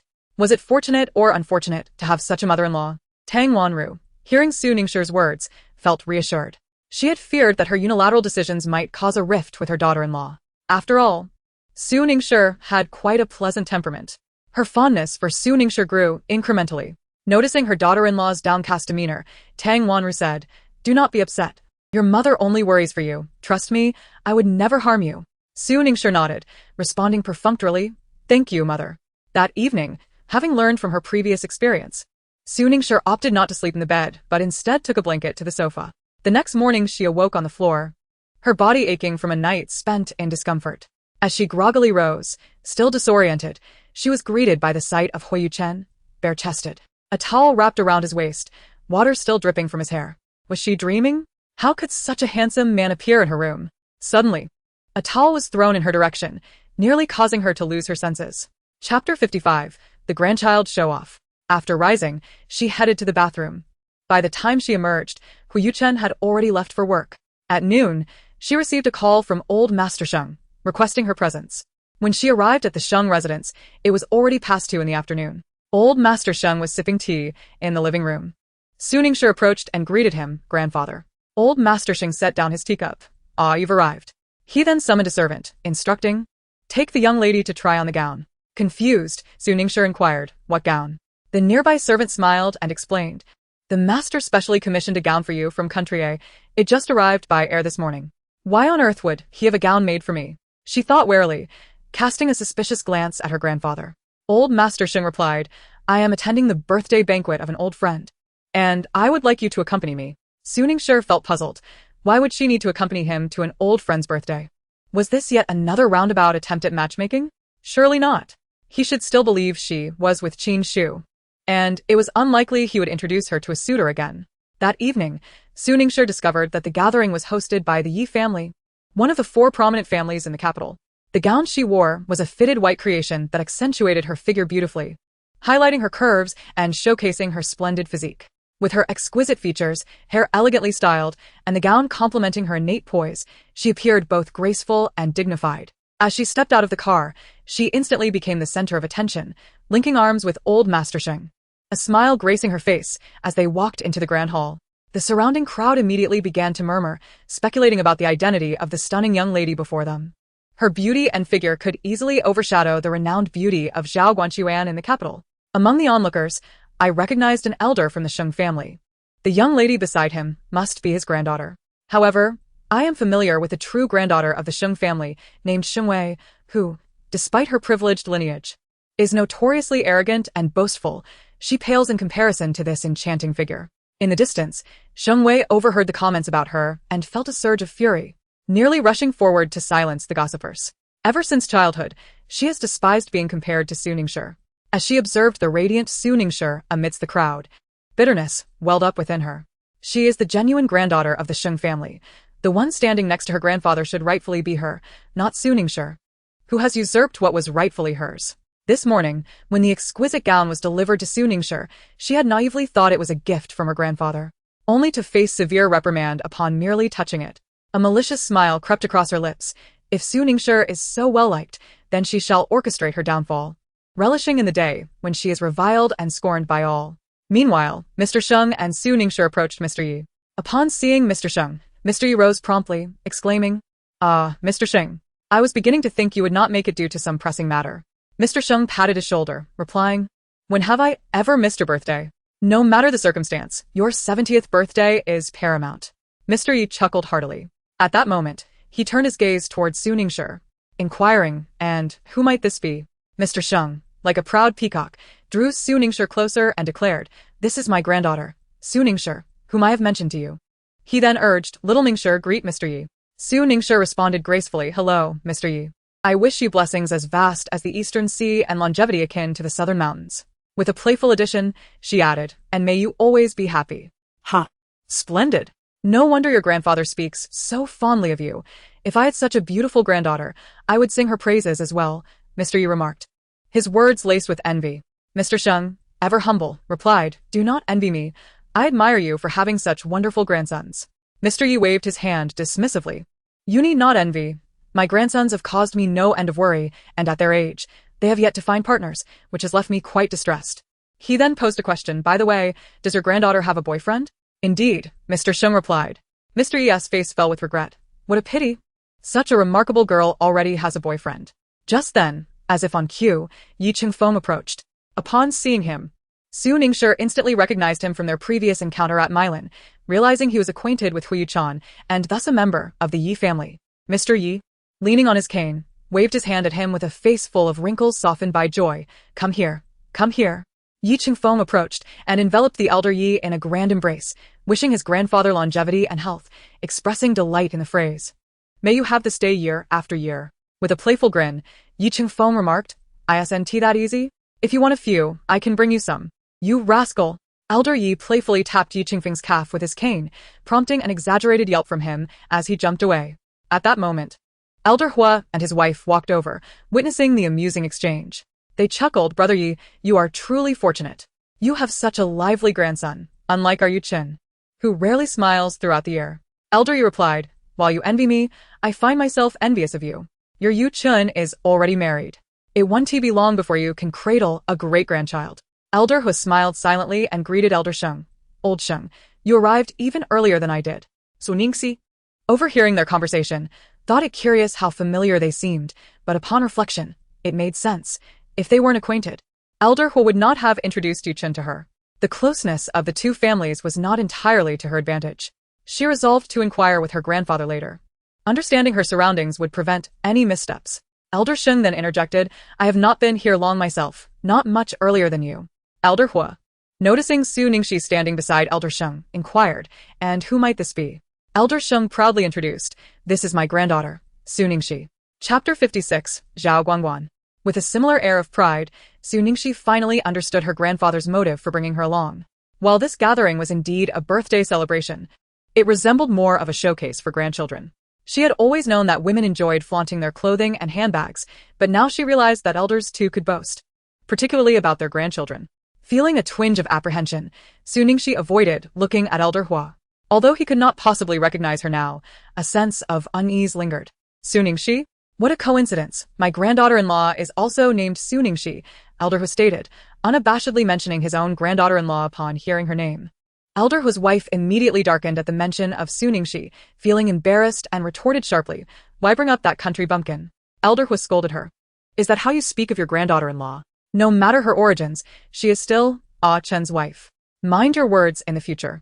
Though Elder Huo's wife appeared disgruntled, she obediently fell silent. A hush fell over the gathering, an awkward tension permeating the air. Elder Yi broke the silence, urging everyone, Let us not linger in conversation. Let us take our seats. Rather than following, Su Ningxi politely excused herself to Elder Sheng and made her way to a quieter lounge area with fewer people. Upstairs, several dashing young men, glasses in hand, leaned against the railing, surveying the scene below. The moment Su Ningxi entered, she captured their attention, even drawing a few extra glances from the typically indifferent Huo Yuchen. Ling Yun, noticing his fixation on Su Ningxi, teased, What is this? Interested? At that moment, Yi Qingfeng approached with an air of mystery, asking, Do you know what I just saw downstairs? Ling Yun replied, What? I recently encountered an extraordinarily beautiful woman downstairs. If I were to pursue her. Before Yi Qingfeng could finish his thought, Huo Yuchen doused him with a bucket of cold water, declaring, You have no chance. Yi Qingfeng, indignant, retorted, Why not? Huo Yuchen chose not to elaborate and entered the private room. Yi Qingfeng turned to Ling Yun, who patted him on the shoulder. It was evident that old master Sheng would never consider marrying his granddaughter to a wayward playboy enamored with flowers. How can you call me wayward? I've always maintained my integrity, and I still do. Ling Yun chuckled at him, Still what? Are you still a virgin? Yet, prideful as he was, he could never admit to such a thing, responding instead, How could that be? I'm already 24. Ling Yun observed the slight blush on his ears. Understanding the truth without stating it aloud, he perceived that beneath the facade of a flirtatious heart, Yi Qingfeng remained quite innocent. Su Ningxi had scarcely settled on the sofa when numerous men approached her, either inviting her to dance or to share a drink, all of which she politely declined. Rising to head to the restroom, she thought to herself that it was better to arrive at the right moment than too early. However, just as she was about to enter, she overheard someone speaking ill of her. That woman is stealing your spotlight. It seems your status as Yun City's most beautiful woman is soon to be challenged. I just heard many people saying she is far more attractive than you. The voice was unmistakably Sheng Wei's, who seemed determined to undermine her at every opportunity. Then came another voice, dripping with disdain. Do you think I would let you use me as a pawn? Sheng Wei, you overestimate yourself. I am not as foolish as you. Although incensed at being called foolish, Su Ningxi restrained her temper and continued, You misunderstand. I was merely trying to offer you a friendly warning. Zhao Guangguan scoffed, Friendly? We have never gotten along. So why this sudden kindness? Don't think I'm unaware of your little schemes. Indeed, Only a fool would assume others share the same naivety. Zhao, Guangguan. Mind your words. You're being excessive, Sheng Wei snapped, her voice tinged with anger. Excessive? Am I calling you foolish? I am merely stating facts. If you weren't so foolish, your grandfather wouldn't have chosen to bring his granddaughter's cousin to the banquet instead of you. Zhao Guangguan's word struck a nerve with Sheng Wei, who resembled a cat whose tail had been stepped on and raged. You wretched girl, she began, but was abruptly interrupted by a sharp slap. Zhao Guangguan had struck her with considerable force, leaving Sheng Wei momentarily stunned. She had not anticipated such a reaction. Her eyes wide in disbelief as she covered her stinging face with one hand while pointing accusingly with the other. You hit me? What of it? Zhao Guangguan raised her elegantly long hand, inspecting it as if checking for dirt. Her companion quickly handed her a tissue, which she accepted, wiping her hand while saying, Is your mouth so foul because you forgot to brush your teeth before leaving? I will fight you. Sheng Wei, driven to madness by anger, lunged towards Zhao Guanquan. However, outnumbered, she did not even manage to lay a finger on her adversary before being subdued by a few of Zhao Guanquan's lackeys. Zhao Guanquan regarded Sheng Wei with disdain and remarked, I suggest you leave promptly. As far as I know, you possess no invitation. As for how you managed to infiltrate, I shall overlook it for the sake of Grandfather Sheng. Struck by Zhao Guanquan's words, Sheng Wei's bravado dissipated, leaving her feeling guilty. Indeed, she had no invitation. Once she regained her composure, she extricated her arms from their restraints, touched her still-burning cheeks, and turned away in anger. Before Sheng Wei could exit, Su Ningxi had already taken refuge around a corner, waiting until she was far enough away before emerging, as the conversation within continued. Guanquan, why did you let her go? Someone like her deserves a thorough lesson to remember her place, one girl voiced. Today is Grandfather Ye's birthday banquet. We should avoid causing a stir. Sheng Wei is merely a clown, Zhao Guanquan replied. By the way, that Su Ningxi she mentioned, should we teach her a lesson? She certainly stole the spotlight tonight. Which usually belongs to you. Another girl chimed in. Indeed. I just overheard many saying she is more beautiful than you.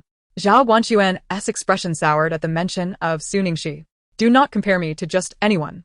The moment Zhao Guanquan laid eyes on Su Ningxi, an unsettling feeling washed over her. Her status as the most beautiful woman in the capital felt threatened. She had never encountered a woman more stunning than herself. And now that she had, jealousy consumed her, even at the mere mention of the name. Chapter 57. The Wrong Person. Su Ningxi, overhearing their conversation, furrowed her perfectly shaped brows. To be casually compared to just anyone was rather presumptuous of Zhao Guanquan. She was curious to confront her and see what made her so remarkable. Suddenly, the sound of high heels clicking against the floor reached her ears. Just as Su Ningxi intended to retreat, she stumbled on her heels and fell backward, bracing for an imminent collision with the ground. Unexpectedly, a strong hand caught her waist, preventing her fall. Once steadied, Su Ningxi looked up and was nearly startled to death. It was Huo Yuchen. What was he doing here? With Zhao Guanquan about to appear. Su Ningxi could not afford to linger. If she were discovered eavesdropping on their conversation, it would undoubtedly lead to unnecessary trouble. She swiftly pulled Huo Yuchen down and kissed him. Huo Yuchen was momentarily taken aback. The sensation felt so familiar. Zhao Guanquan merely glanced over before diverting her gaze, assuming it was merely a couple indulging in youthful affection.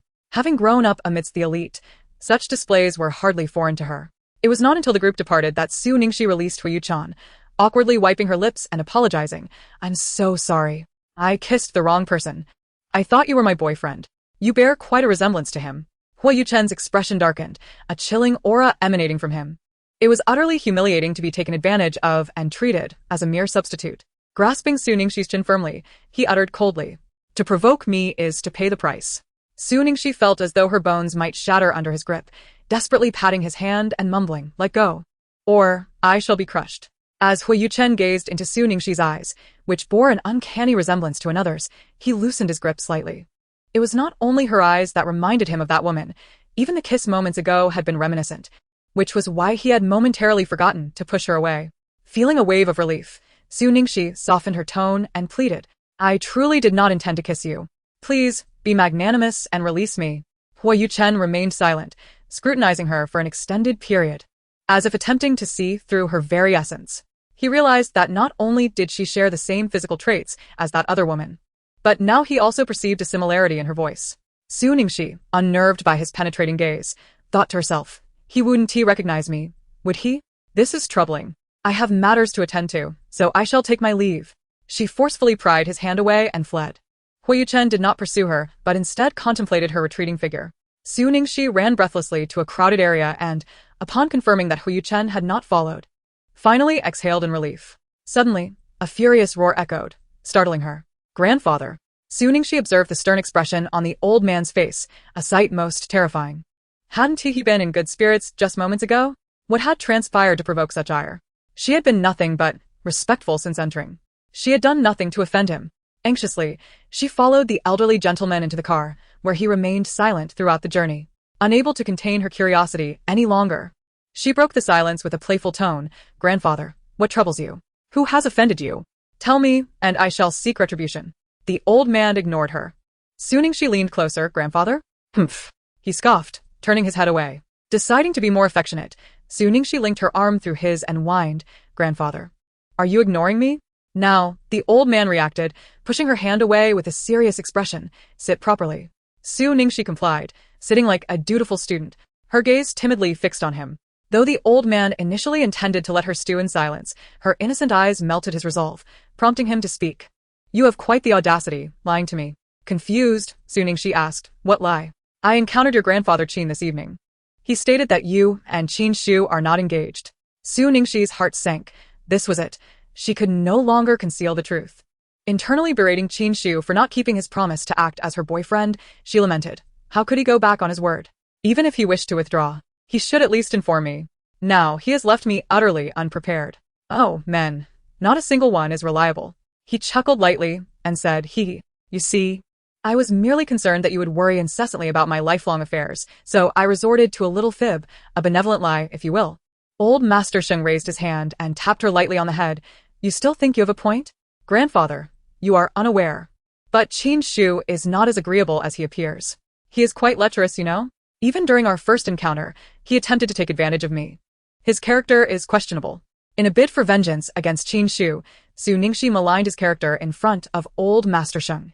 Upon hearing her words, Old Master Sheng's brows knitted tightly, as if he could crush a fly with them. "Why didn't you mention this earlier?"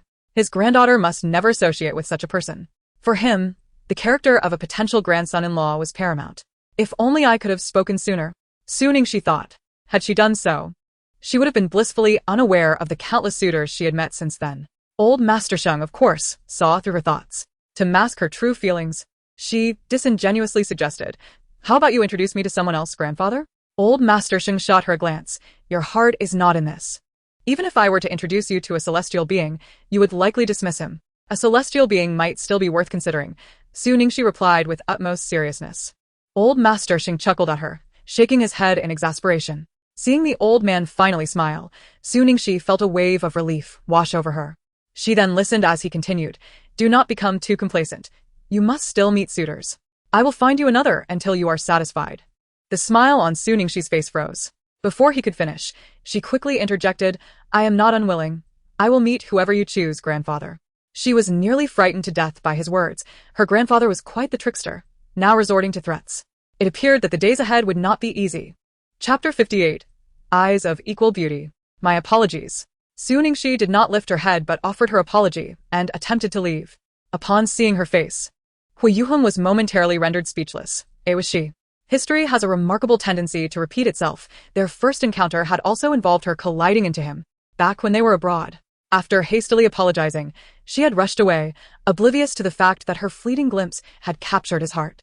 He knew nothing of her name, her residence, or any detail about her.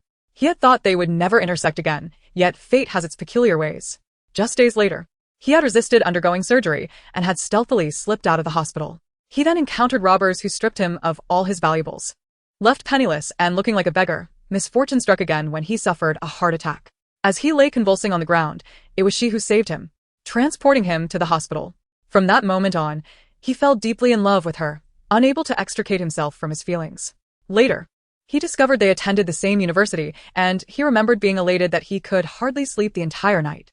He dared not confess his feelings, for he was acutely aware of his frail health and believed he could not offer her happiness. Yet, witnessing her surrounded by a throng of suitors stirred jealousy within him, prompting a desire to chase them all away. At last, he underwent surgery, and it proved successful, rekindling a glimmer of hope within him. However, Shortly after departing from Country A, he learned from a classmate that she had experienced a breakup. Overjoyed, he promptly purchased a plane ticket to pursue her, only to find that he had arrived too late. She had already vanished, and her whereabouts remained a mystery to all. For the past 2 years, he had been searching for her, and fate smiled upon him as he unexpectedly encountered her once again. Observing Su Ningxi's retreating silhouette, he resolved not to let her slip away this time, rushing forward to grasp her arm. Ah! Su Ningxi screamed, mistaking him for a stalker. Realizing he had frightened her, Huo Yuchen immediately released her and reassured her, "Do not be afraid, I am not a bad person." Why does that voice sound so familiar? Indeed, it was the long-lost Huo Yuchen. Do you know me? His heart raced with excitement, intensifying upon realizing that she could call his name. His infatuation for her had always been a secret. Standing before her now, he was elated by the recognition. Su Ningxi nearly bit her tongue. She could hardly claim to be his sister-in-law in her current predicament. "I'm sorry, I mistook you for someone else." "Mistook me? Yet you just called my name," Huo Yuchen stated, his expression one of disbelief. Su Ningxi smiled and replied, "You must also be Huo Yuchen, right? My husband's brother shares your name, and I must say, you bear a striking resemblance." "Married?" Huo Yuchen stumbled back, disbelief etched upon his face, then seized her shoulders, asking, "You are married?" She nodded. Yes. The revelation struck him. Had he arrived too late? Disappointment and sorrow clouded his features. Noticing his expression, Su Ningxi felt a pang of confusion. "Do you know me?" Huo Yuchen forced a smile. "I do not. I mistook you for someone else," and with that, he awkwardly fled. How absurd. The first time he sought to approach her, she was in a relationship. And now, she was married. If fate had turned its back on him, it was perhaps best to act as if they were strangers. Watching Huo Yuchen's retreating figure, Su Ningxi felt a twinge of sympathy at the hurt and despair in his eyes. What kind of woman could elicit such feelings in him? Was she akin to herself? He had mistaken her identity. As she exited, she spotted Huo Yuchen leaning against the wall, arms crossed, his gaze fixed ahead, lost in thought. Su Ningxi was bewildered. Hadn't he left? Why was he lingering outside the women's restroom? Thankfully, she had already changed her makeup and felt unbothered by his gaze. She approached him with confidence, teasing, "Handsome, who are you waiting for?" Clearly surprised to see her there, Huo Yuchen frowned. "What are you doing here?" "Obviously, I am using the restroom. What about you? Aren't you afraid someone might mistake you for a creep?" "None of your business." Huo Yuchen evidently wished to keep their conversation brief. He glanced into the restroom, searching for someone he hoped to see, but found only emptiness. As he watched Su Ningxi turn to leave, he called out, "Wait a moment." Calmly, she turned back to him. The man who had just shown impatience toward her now gazed at her awkwardly, stuttering as he inquired, "Have you seen a woman dressed in a white gown, beautiful and with an alluring figure?" Su Ningxi realized he was referring to herself from moments ago. Had he not mistaken her for someone else? She tentatively responded, "I didn't notice. Why do you ask? What is she to you?" "A friend," Huo Yuchen replied, lacking conviction. For she did not recognize him, and though he harbored a secret admiration for her, he only knew her by her English name, Fiona. Oh. "Then I shall take my leave. Do take your time waiting." With that, Su Ningxi departed. After a leisurely bath, she unexpectedly encountered Huo Yuchen, who had just entered. That, however, was not the crux of the matter. The primary concern was that beneath her flimsy nightgown, she wore no undergarments. Chapter 59. The girl I adore has become my sister-in-law. Huo Yuchen beheld the freshly bathed Su Ningxi, catching a whiff of the fragrant shower gel wafting from her. Instinctively, she covered her chest with her hands, her eyes widening in surprise at Huo Yuchen's presence. As he approached, she retreated defensively, warning, "What do you want? Don't come any closer. If you take another step, I will scream." Huo Yuchen disregarded her threats, stepping closer to her, studying her as if she were an antique. "Your eyes are remarkably similar," he remarked. Su Ningxi furrowed her brow. "What are you looking at? Do you have any sisters or brothers?" Alarm bells rang in Su Ningxi's mind. Did he suspect her? "No, why do you ask?" Huo Yuchen did not continue the conversation but instead leaned down and pressed his lips against hers. Su Ningxi was taken aback. The unique masculine scent of Huo Yuchen flooding her senses, a blush creeping onto her cheeks as her heart raced uncontrollably. Huo Yuchen had already removed his lips, smacking them lightly, affirming, "Yes, that's the taste." He felt a sting and released her, wiping the blood that had oozed from his lips. His already alluring mouth, now tainted with blood, appeared even more seductively enchanting. "Huo, could you please adhere to the rules of this game and refrain from kissing me so frequently?" Su Ningxi exclaimed, vigorously rubbing her lips. This enchanting rogue seemed intent on tempting her. Had it not been for her strong will, she would have fallen for his tricks long ago. Huo Yuchen, unperturbed by her displeasure, shamelessly declared, "The rules of the game are set by me, and I can change them at any time." "You are utterly domineering," Su Ningxi retorted, turning indignantly toward the dressing room. She picked up her phone and sent a message to the seasoned romantic, Yi Qingfeng, asking, "Do kisses feel the same with every different woman?" No sooner had she sent the message than Yi Qingfeng called eagerly, "Brother Chen, have you strayed? Does your sister-in-law know?" Huo Yuchen's expression darkened immediately. Had Yi Qingfeng been nearby, he would have delivered a swift kick. No, let me explain. Kissing different women certainly feels distinct. Some are sweet, some are foul, some are bold, others reserved, and so forth. Yi Qingfeng rambled on incessantly, and with a swift motion. Huo Yuchen ended the call, regretting his decision to pose such a question. At that moment, Su Ningxi had already emerged, reclining on the sofa in slumber, prompting Huo Yuchen to cast a fleeting glance before retreating to the washroom. In the absence of Tang Wanru, Su Ningxi enjoyed a few tranquil days, free from the incessant nagging about childbearing. Upon encountering the sunlit and handsome Huo Muheng, the maid transformed into a bashful young girl. Blushing as she called out to him while he ascended the stairs, "Second young master, you have a package." Huo Muheng approached the maid with gentle strides, replying kindly, "Please, hand it to me." The maid, entranced by Huo Muheng's tenderness, momentarily lagged in her response. "Is something amiss?" Huo Muheng inquired, noticing her dazed expression as he waved a hand before her eyes. Only upon opening the package did he realize the mistake he had made. Inside lay a gown, strikingly familiar. Curiosity compelled him to unveil it further, and it became evident why it seemed so recognizable. It was the same design Fiona had worn days prior. Was it possible that by tracing the purchasers of this particular dress, he could unearth Fiona's whereabouts? He swiftly dialed a number, instructing his associates to investigate. He distinctly recalled seeing her enter the washroom, yet he had waited in vain for her outside. Braving the risk of being confronted, he had ventured into the ladies' restroom for the first time, only to find it eerily vacant, devoid of even a shadow. He had feared she might have vanished as she did 2 years ago, leaving him in despair, but now a glimmer of hope emerged. Soon, news arrived confirming that the gown was indeed a bespoke creation, existing solely in a singular instance worldwide. "Are you certain? This dress is the only one of its kind?" Huo Muheng repeatedly sought reassurance. The response was firm. "Rest assured, there is no mistake." Having lost interest in the ensuing conversation, Huo Muheng abruptly terminated the call. Frowning, he examined the garment meticulously. Its texture and craftsmanship bore no semblance to a counterfeit. Surely, Fiona's attire could not be a mere imitation. Suddenly, a revelation ignited within his mind, conjuring a possibility he was reluctant to acknowledge. He should have realized sooner. Fiona entered the washroom, shortly followed by Su Ningxi's emergence from the same space. Initially, she had called his name, only to later claim she had mistaken him for someone else. It all began to make sense. At this moment, Huo Muheng felt not exhilaration, but rather an overwhelming dread. Never before had he wished so fervently for his assumptions to be erroneous. After all, such misunderstandings were not unheard of.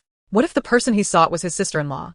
What was her motive for disguising herself to marry his elder brother? Was there an ulterior scheme at play? If so, should he expose her? Torn between loyalty to his brother and his affection for the woman in question, he found himself at a loss as to how to proceed. He remained in his room throughout the morning, contemplating for what felt like an eternity, yet he lacked the courage to confront Su Ningxi and confirm his suspicions. Unfortunately, during lunch this afternoon, as I stepped out of the room, I unexpectedly encountered 2 individuals. Upon gazing at Su Ningxi's face, which bore no resemblance to Fiona's, the certainty I had just felt began to waver. Su Ningxi regarded him with curiosity, wondering if he had undergone a change in character. Huo Yuchen approached her, reaching out to touch her face, eager to ascertain whether she were a false mask. His heart raced with the urgency of seeking an answer. Chapter 60. Huo Yuchen contemplates leaving home. Su Ningxi furrowed her brow, staring at the hand reaching towards her, and promptly swatted it away. "What are you doing? Consider the impression you leave. I am your sister-in-law. Do you wish to take advantage of that? Have you grown weary of life? Beware, or your brother may break your legs." Huo Yuchen instantly snapped back to reality, yet he offered no explanation for his earlier actions. Instead, he took a decisive step and firmly grasped her arm. "Come with me. I have something to discuss." "Where are we going?" Su Ningxi inquired. Huo Yuchen remained silent, continuing to walk, prompting Su Ningxi to feel an undeniable compulsion to follow. "I'll walk on my own. This tugging is quite unbecoming." She was, however, intrigued by what he wished to convey, wondering if it pertained to his mistaken identity. The 2 arrived at the back garden, where Huo Yuchen spoke first.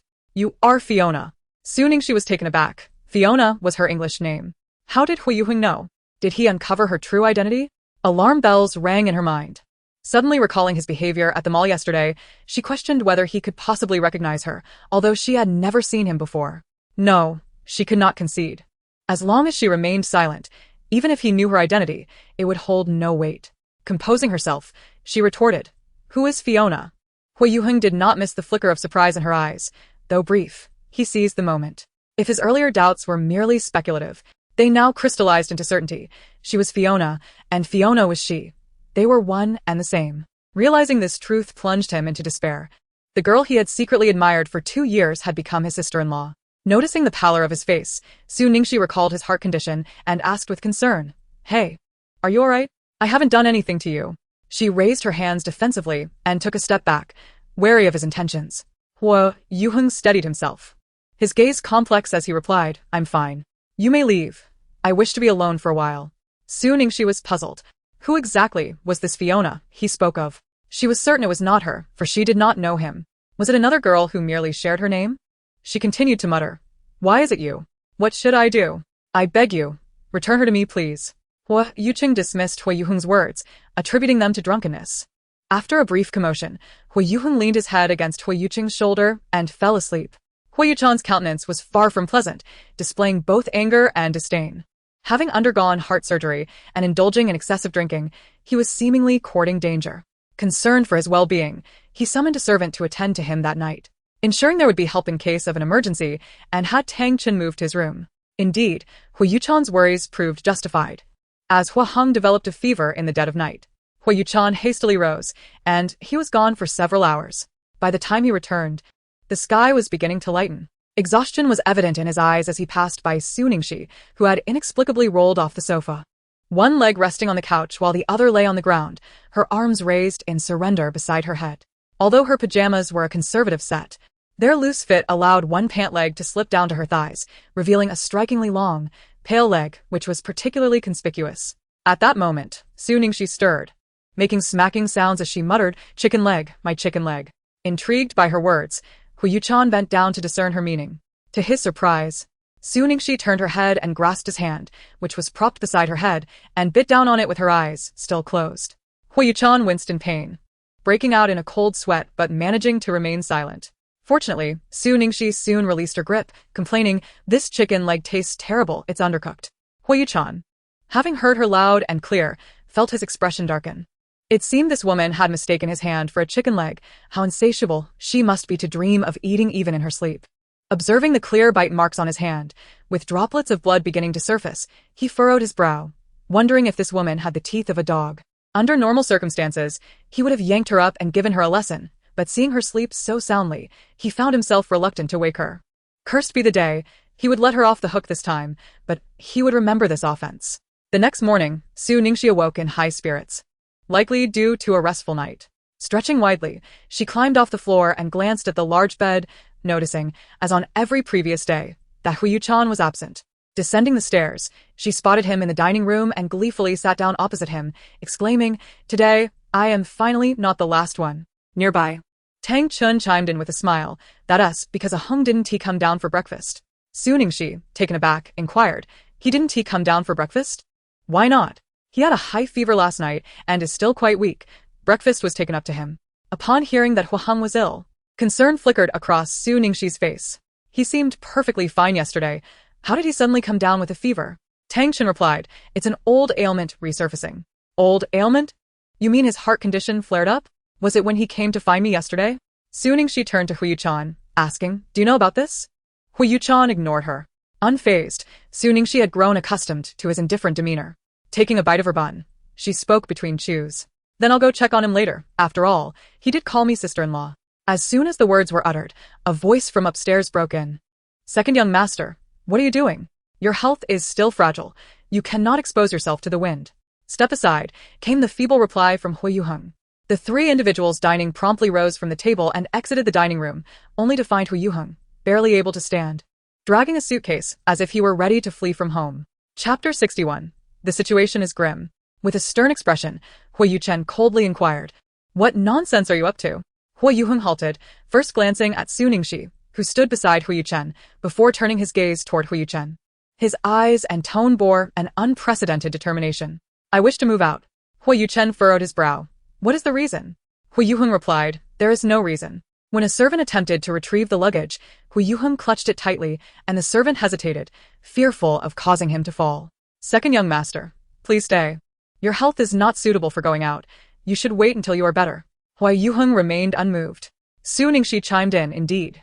Your condition is so frail that even a gust of wind could topple you.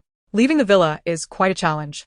Huo Yuchen glanced at Su Ningxi and, in full view of everyone, collapsed. Quick-witted, the servant caught him. "Second young master, are you all right?" Su Ningxi was taken aback. She genuinely doubted whether he was feigning his condition. After all, he fainted right after she spoke, but it did not seem like an act. Was it mere coincidence that he fainted just then? "This is not my fault," she thought, glancing at Huo Yuchen and hastily explaining, fearing that he might direct his ire toward her. Observing the seriously ailing Huo Yuchen, Su Ningxi nudged Huo Yuchen's arm. "Why would he suddenly want to leave when he is in such a state? Did you offend him?" Huo Yuchen gave her an exasperated look and proceeded upstairs. "What is it? What is with that expression?" "I merely asked a question." Huo Yuchen had once again overexerted himself, causing a fever that was more severe than the previous night. Tang Chen, while administering N4, chided him. "Didn't I tell you this morning that you must rest properly in bed? You cannot afford to strain your health any further. It seems you are courting disaster." Huo Yuchen had already lost consciousness, oblivious to Tang Chen's admonitions.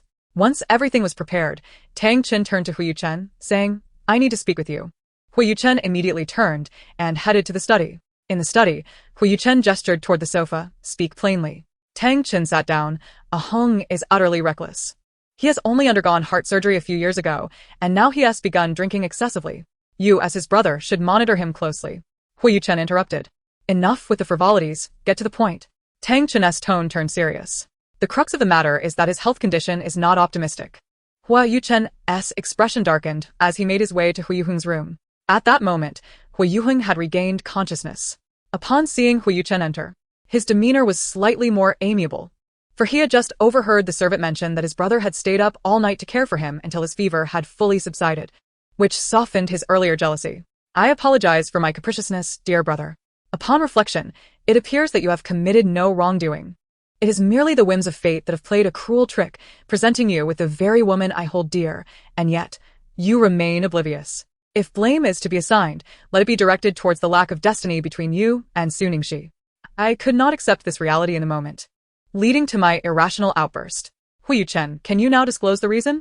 "I have suffered a heartbreak."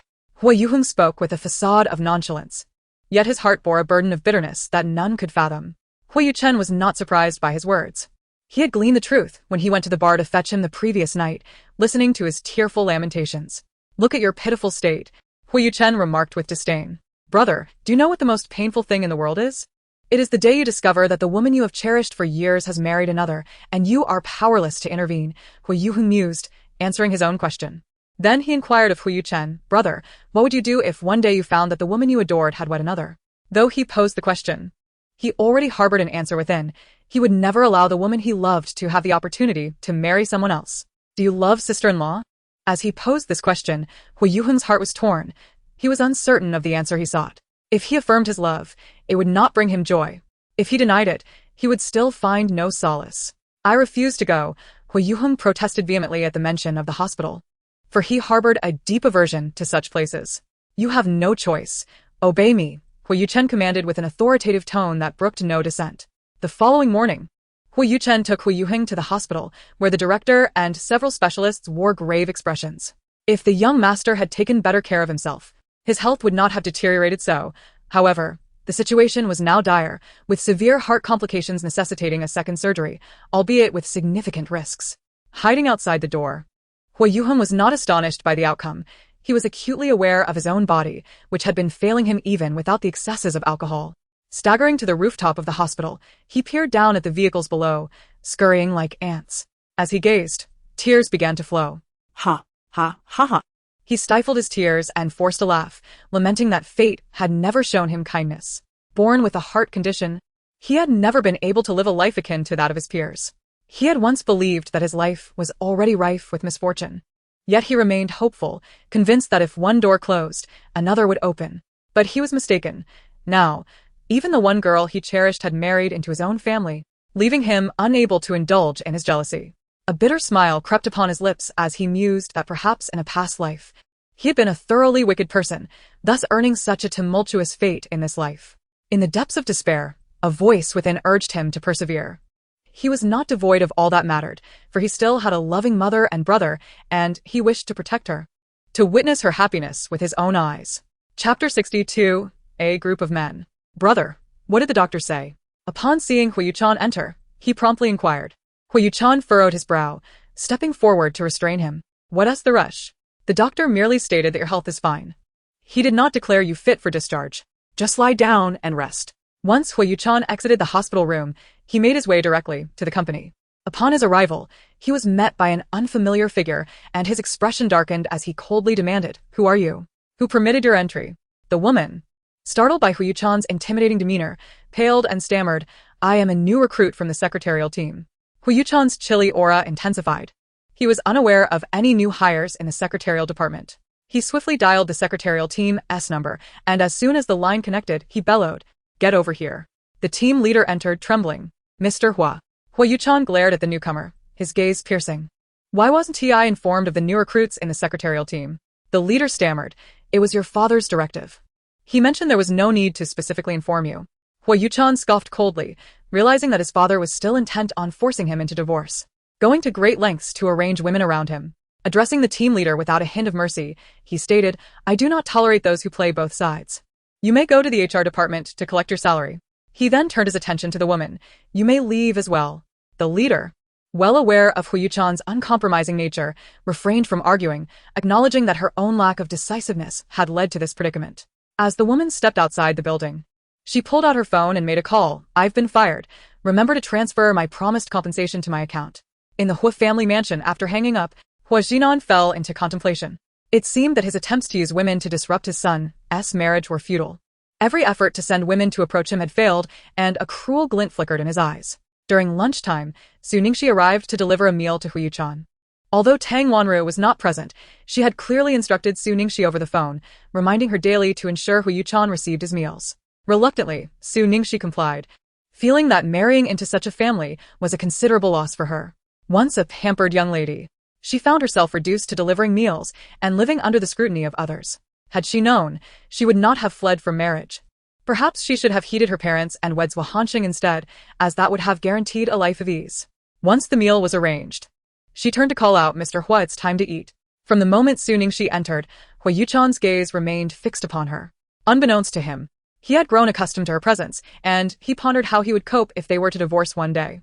Su Ningxi noticed Huo Yuchen staring at her in a daze, and upon realizing he was unresponsive, she approached and waved her hand in front of his eyes. Mr. Huo? She glanced at his profile, rolling her eyes. What was he pretending for? She had already caught his gaze, but why was he lost in thought? Could it be he was reminiscing about his ex-girlfriend? She had previously mentioned that she resembled her. Why are you still standing there? Come here. Su Ningxi glanced at the time and remarked, You may eat first. I will tidy up later. I have to step out for a moment. Upon hearing that she was leaving, Huo Yuchen's expression soured immediately. No, I dislike a messy office, he retorted. Then you can clean it up yourself, Su Ningxi replied. Huo Yuchen, displeased, responded, You want me to tidy up by myself? If it's absolutely necessary, find someone else to do it. I genuinely have matters to attend to. No sooner had he spoken than the phone rang. Holding it up, she said to Huo Yuchen, See, the call is urging me. I must take my leave. Without waiting for his response, Su Ningxi dashed away. Just then, Lan Ling had sent her a message, informing her that Feng Xiaoxiao's fiancé had been unfaithful and urged her to come quickly to assist in catching him in the act. She could no longer concern herself with whether Huo Yuchen was angry. Watching Su Ningxi rush off, Huo Yuchen's demeanor darkened completely. He surveyed the empty room and then glanced at the delicious lunch on the table. Though it consisted of all his favorite dishes, he felt no appetite whatsoever. It seemed he had just heard the name Mylin and suddenly recalled something, dialing Ling Yun's number. Where are you? Mylin, what's the matter? Ling Yun replied. Huo Yuchen, wait for me. Ah? You? Before Ling Yun could finish her sentence, Huo Yuchen hung up, tucked away his phone, and donned his coat as he strode out. Upon entering the lobby, Lan Ling sheepishly waved at Su Ningxi, who hurried over to their location. She dropped her bag on the sofa and, noticing Feng Xiaoxiao's lackluster expression, eagerly inquired, What is the situation now? Did you capture any footage? Foam Xiao shook her head, her complexion pale and her demeanor listless. Lan lang Edgar lim indiganti. We only got a glimpse of a back view. There's no way to identify them. They've entered a room now, and we're waiting here. I refuse to believe they can remain inside without coming out. Observing Foam Xiao's eyes, which were evidently swollen from crying, Suningshi felt a pang of sympathy and reassured her, Xiao, do not fear. You still have us. If Ling Yun dares to wrong you, we shall ensure he pays dearly. Lan Ling chimed in, exactly. The three of us together. I refuse to believe we cannot bring down one man. Let us go. I no longer wish to film this, Foam Xiao declared as she stood up, clutching her bag. Lan Ling grasped her arm, asking, not filming anymore? Why not? If nothing has occurred, that is splendid. But what if it has? Capturing evidence of his infidelity would prevent you from being at a disadvantage when you call off the engagement. Foam Xiao, her voice hoarse, replied, I'm exhausted. Yet as she turned, tears began to flow uncontrollably. Su Ningxi and Lan Ling exchanged pained glances, realizing how optimistic and resilient Foam Xiao usually was. It was rare to see her in tears, indicating that Ling Yun's betrayal had deeply wounded her. Suddenly, Su Ningxi inquired, do you know which room they are in? Huh? Lan Ling momentarily failed to comprehend. Upon recognizing the mischievous glint in Su Ningxi's eyes, she suddenly understood you mean. Chapter 63. Catching the Cheater. Su Ningxi nodded. We cannot allow Xiao to suffer in vain. We must seek justice for her. Lan Ling immediately felt invigorated, urging me to follow her. For she knew precisely which room they occupied. The two of them arrived at the entrance of the presidential suite on the 29th floor, the corridor eerily empty, devoid of any figures, enveloped in an unsettling silence. Su Ningxi hesitantly inquired, are you certain this is the right place? Lan Ling responded with unwavering confidence, assuring her, do not worry. It cannot be mistaken. After all, she had witnessed Xiao's fiancé entering with another woman. Upon reaching the door, she turned to Su Ningxi and instructed, open your phone's camera and wait for my signal. Just as Su Ningxi was about to question her intentions, Lan Ling had already pivoted and pressed the doorbell. The door was swiftly opened from within, and Lan Ling dashed inside, repeatedly urging, quick, take photos. Though Su Ningxi found Lan Ling's method of catching a cheater rather simplistic, she had already committed to the course of action and extracted her phone, rushing into the room to capture the chaos. However, a sense of unease washed over her, as the scene did not align with the tumultuous imagery she had conjured in her mind. The room was immaculate, orderly, and clean. There were no signs of a scandal to be found, not even a trace of a woman. Instead, a group of men sat on the couch, uniformly dressed, seemingly engaged in drinking. As the two women burst in, the men looked at them in bewilderment. The atmosphere abruptly froze, and Su Ningxi felt an overwhelming urge to find a hole to hide in. What was happening? The embarrassment was overwhelming. Before the men could react, Su Ningxi hastily apologized. I am terribly sorry. It appears we have entered the wrong room. We will leave immediately. Just as she turned to flee, a man seized her arm, declaring, where do you think you are going? It is not so simple. This man was none other than Yi Qingfeng, a close friend of Huo Yuchen. He had always been the one to take advantage of women. How could he allow a woman to take advantage of him? Especially one as beautiful as her. He was not about to let her escape so easily. At that moment, the door swung open once more, and Ling Yun stepped inside. Upon seeing Ling Yun, Lan Ling was ready to confront him, but Su Ningxi restrained her, signaling with her eyes for her to remain calm.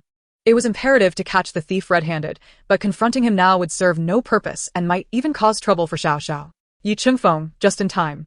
These two women have suddenly barged in, and I suspect their intentions are dubious, Lan Ling retorted. Dubious intentions? How could we have dubious intentions? Do not slander us indiscriminately. We have already stated we entered the wrong door, Lan Ling countered. The men lounged leisurely, enjoying the spectacle, while Su Ningxi and Lan Ling stood there, utterly speechless. Their initial intent to catch someone had backfired, leading them to be the ones ensnared. Su Ningxi subtly inched closer to Lan Ling and whispered, audible only to the two of them, didn't you say this was the right room? Lan Ling shared her confusion. I am equally perplexed. I distinctly saw them enter here. Yet, how had this Ling character entered from outside, and where had the woman who accompanied him vanished? Su Ningxi mused that Lan Ling must have misremembered the room. They were likely in another room having concluded their business. But was it truly possible for them to have finished so quickly? Su Ningxi scrutinized Ling Yun with an odd gaze, noting his impressive height of nearly 6 feet. Alas, he was merely a decorative figure, and a fickle one at that. Her sympathy immediately shifted to her dear friend, Foam Xiao. Observing Su Ningxi's disdainful look directed at him, Ling Yun furrowed his brow, pondering that he did not recognize either of the two women. Meanwhile, Yi Chingfeng, witnessing their clandestine whispering, felt utterly disregarded. As if they had no awareness of their captive situation. Rising from his seat, he approached them and inquired, "What brings you here?" Lanling shot him a sharp glare, retorting, "You wouldn't believe it if I told you." Cheating? Yi Chingfeng halted, glancing back at the men seated nearby, pointing to Su Ningxi and Lanling. "Whose companions are these?" The men waved him off, denying any association. "Not mine. My girlfriend is abroad." "Neither is mine. I just broke up yesterday." "I don't know her either." With a skeptical gaze, Yi Chingfeng scrutinized the two women, as if challenging them to speak further. "Why are you looking at us like that? Are you not quite right in the head? We already said we were in the wrong room. The unfaithful partner surely isn't here." Lanling's tone was rather abrasive. Yi Chingfeng frowned, feeling displeased by Lanling's demeanor. Noticing this, Su Ningxi gently pulled Lanling back and addressed Yi Chingfeng. "I apologize. My friend's husband has been unfaithful." And she is understandably upset. Yi Chingfeng, glancing at Lanling with a hint of sarcasm, remarked, "With a wife possessing such a temper, any man would likely stray." Su Ningxi's comment successfully diverted Yi Chingfeng's attention, prompting him to appraise her from head to toe. "Do you know me?" Lanling gasped in surprise. "You know him?" How could anyone in the capital not recognize the charming, handsome, and exceptionally talented young Master Yi? Su Ningxi's flattery rang out with exuberance. Yi Chingfeng, basking in the praise, self-indulgently brushed his hair back. "Naturally. Then may we take our leave?" Su Ningxi inquired. Yi Chingfeng, with an air of entitlement, replied, "Not so fast. Our accounts are yet to be settled. You seem familiar. Have we crossed paths before?" Before Su Ningxi could react, he clapped his hands, exclaiming, "Oh, I recall now. You were a server at Milan." Assuming he had forgotten their previous encounter, Su Ningxi forced a smile. "Your memory is quite remarkable, young Master Yi. You do seem to have a penchant for entering the wrong rooms. If I recall correctly, you also stumbled into the wrong private room at Milan last time." Yi Chingfeng's words were laden with implication, and Su Ningxi could not help but understand. The others present teased, "Oh dear. Surely this woman isn't pursuing young Master Yi?" The more Yi Chingfeng pondered, the more he believed there was some truth to their jest. With unabashed audacity, he declared, "What can I say? It's hard to help being handsome." As he spoke, he narcissistically caressed his own face, appreciating his own good looks, noting that wherever he went, admirers were sure to follow. Though it could sometimes be rather burdensome. Chapter 64. The Beautiful Woman in a Daze. "You should cease your futile attempts to draw near to me," Su Ningxi warned. "I am not inclined toward someone of your ilk. Although I am quite sentimental, the beauty I admire is of a different caliber." Su Ningxi could scarcely believe her ears.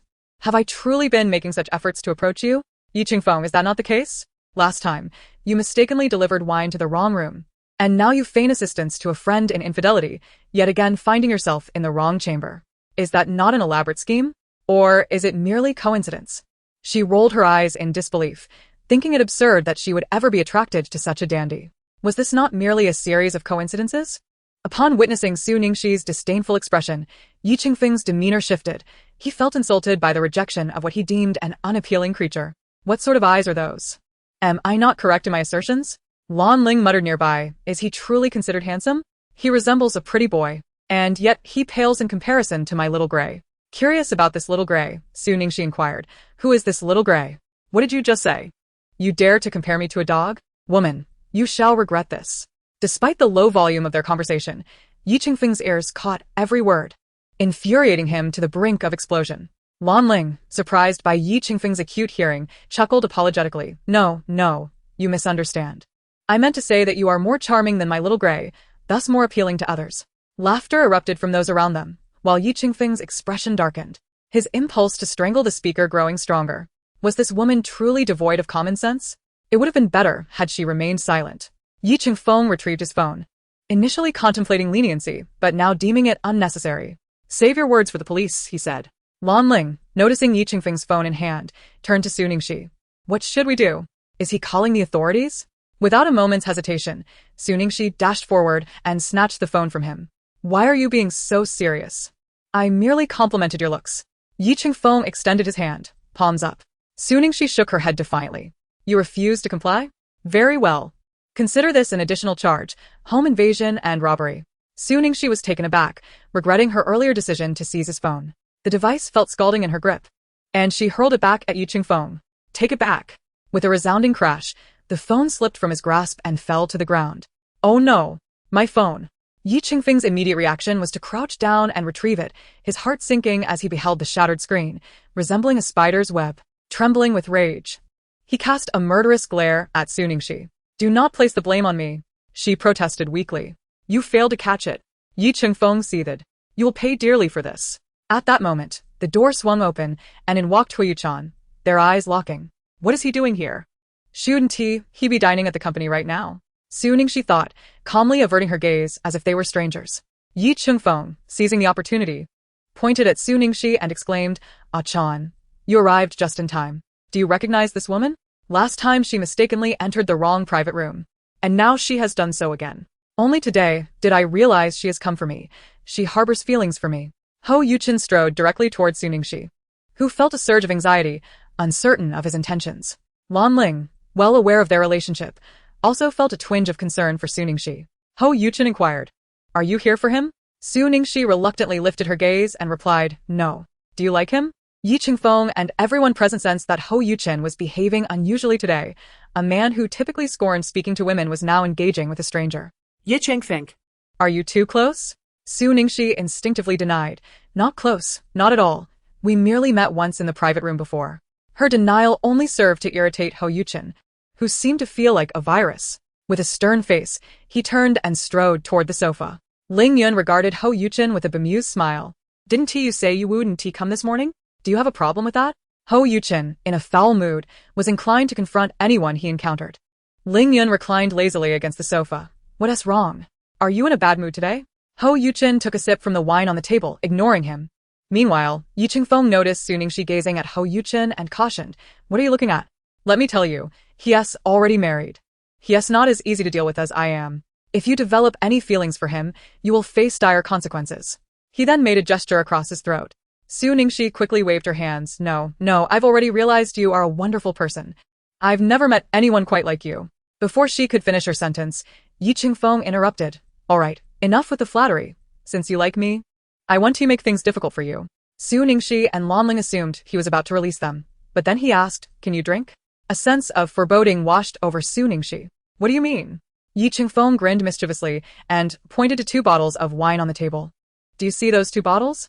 Finish them, and I will let you go." Su Ningxi glanced over, realizing his ulterior motives. She recognized the wine as a newly released brand called Beauty's Intoxication. This wine was notoriously potent.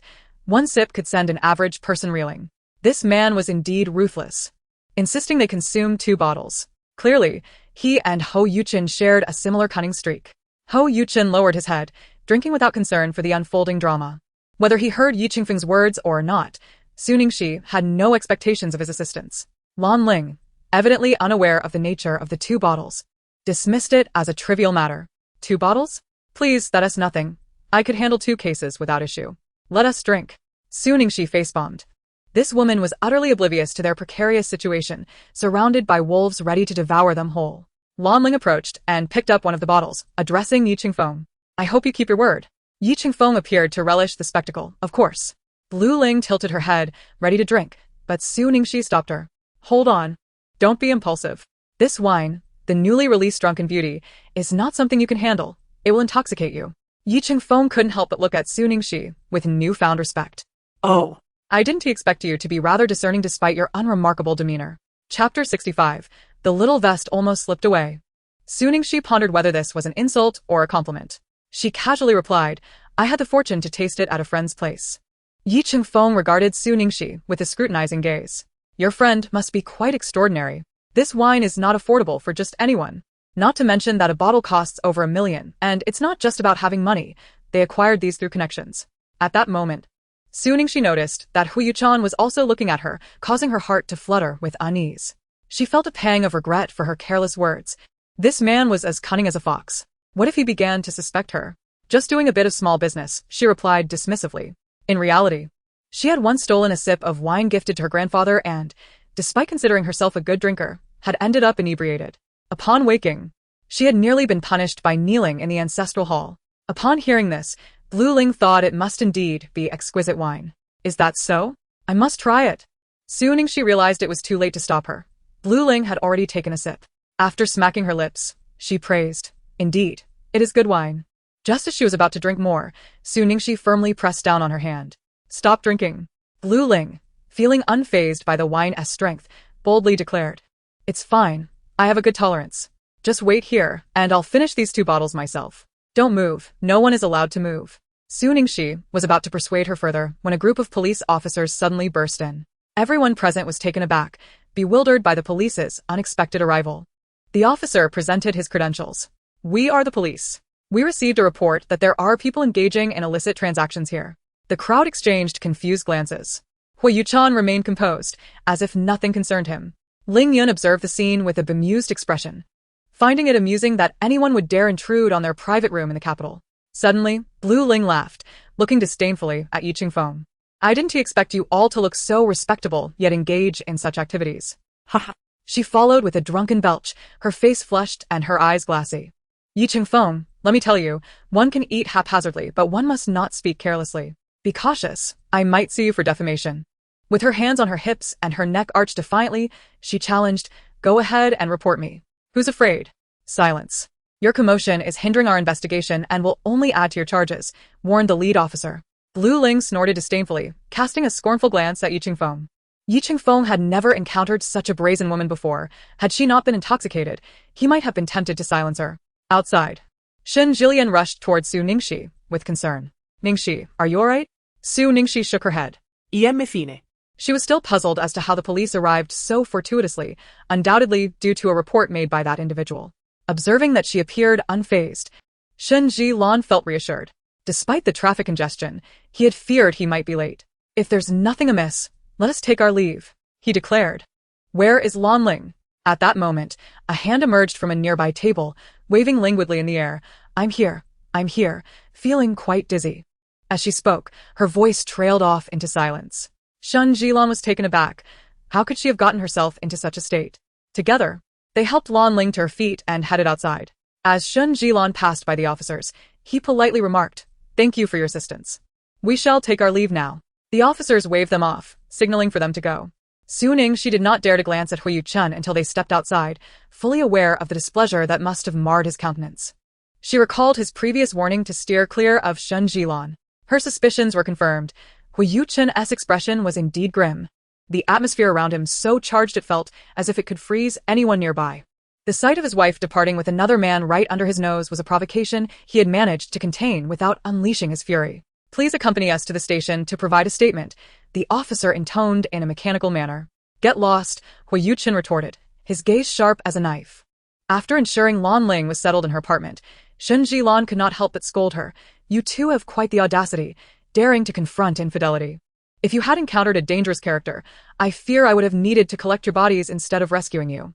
Su Ningxi, undeterred, shot back.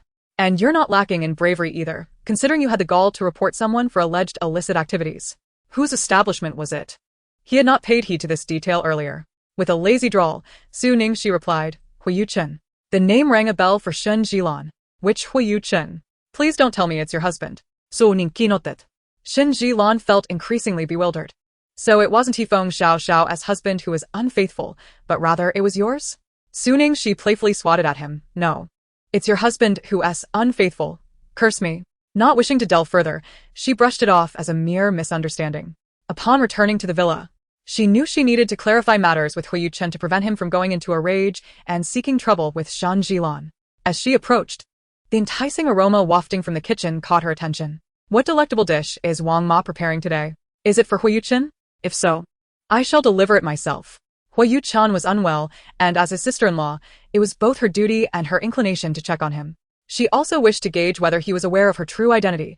If he was, she needed to devise a plan to safeguard herself against any unforeseen repercussions.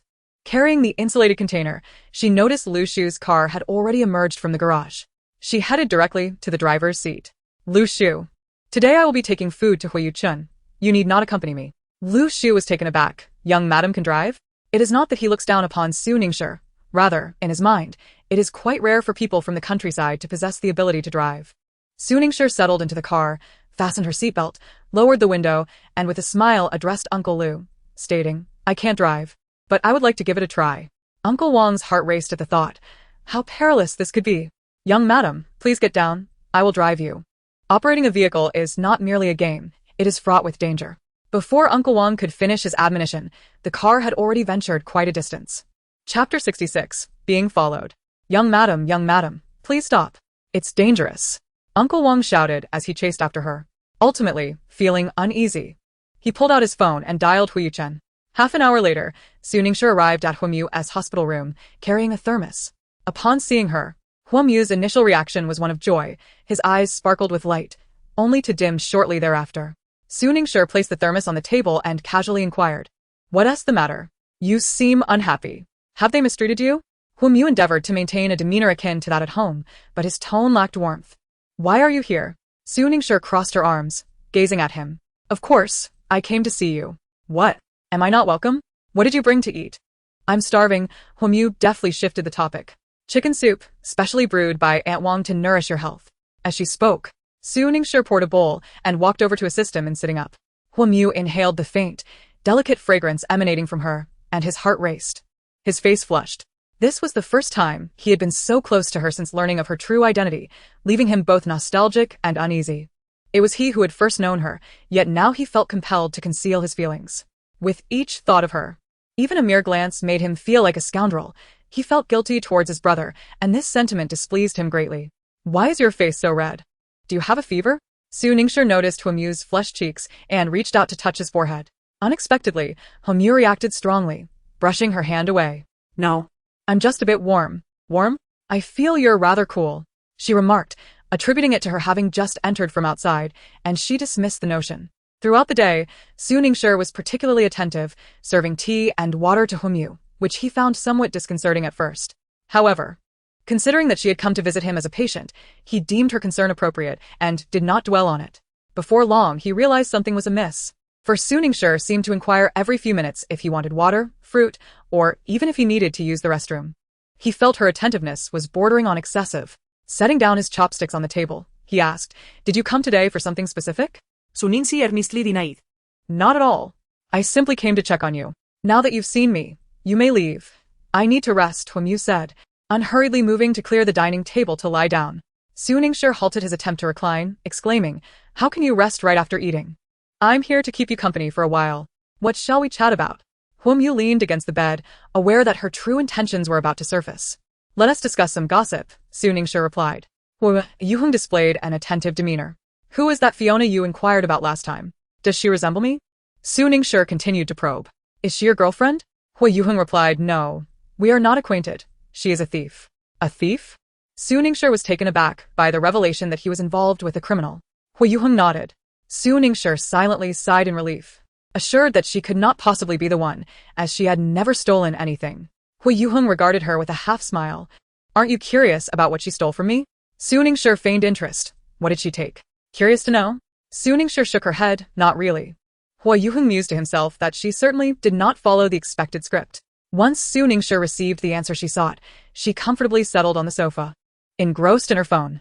Huo Yuchen glanced at her several times, but she remained oblivious, having previously been quite attentive. Now, it seemed as if she would not even notice if he were to perish on the spot. A question had been festering in his mind for several days, and it was becoming unbearable not to voice it. "Why did you marry my brother?" Su Ningxue abruptly lifted her head, a triumphant smile gracing her face. Huo Yuchen curiously asked, "What's the key factor?" "He loves me." Huo Yuchen scoffed softly, knowing she was fabricating. Since she was unwilling to elaborate, he refrained from pressing further. "Will you hurt my brother?" This was what he truly wished to know, despite his affection for her. He could not abide any harm coming to his brother.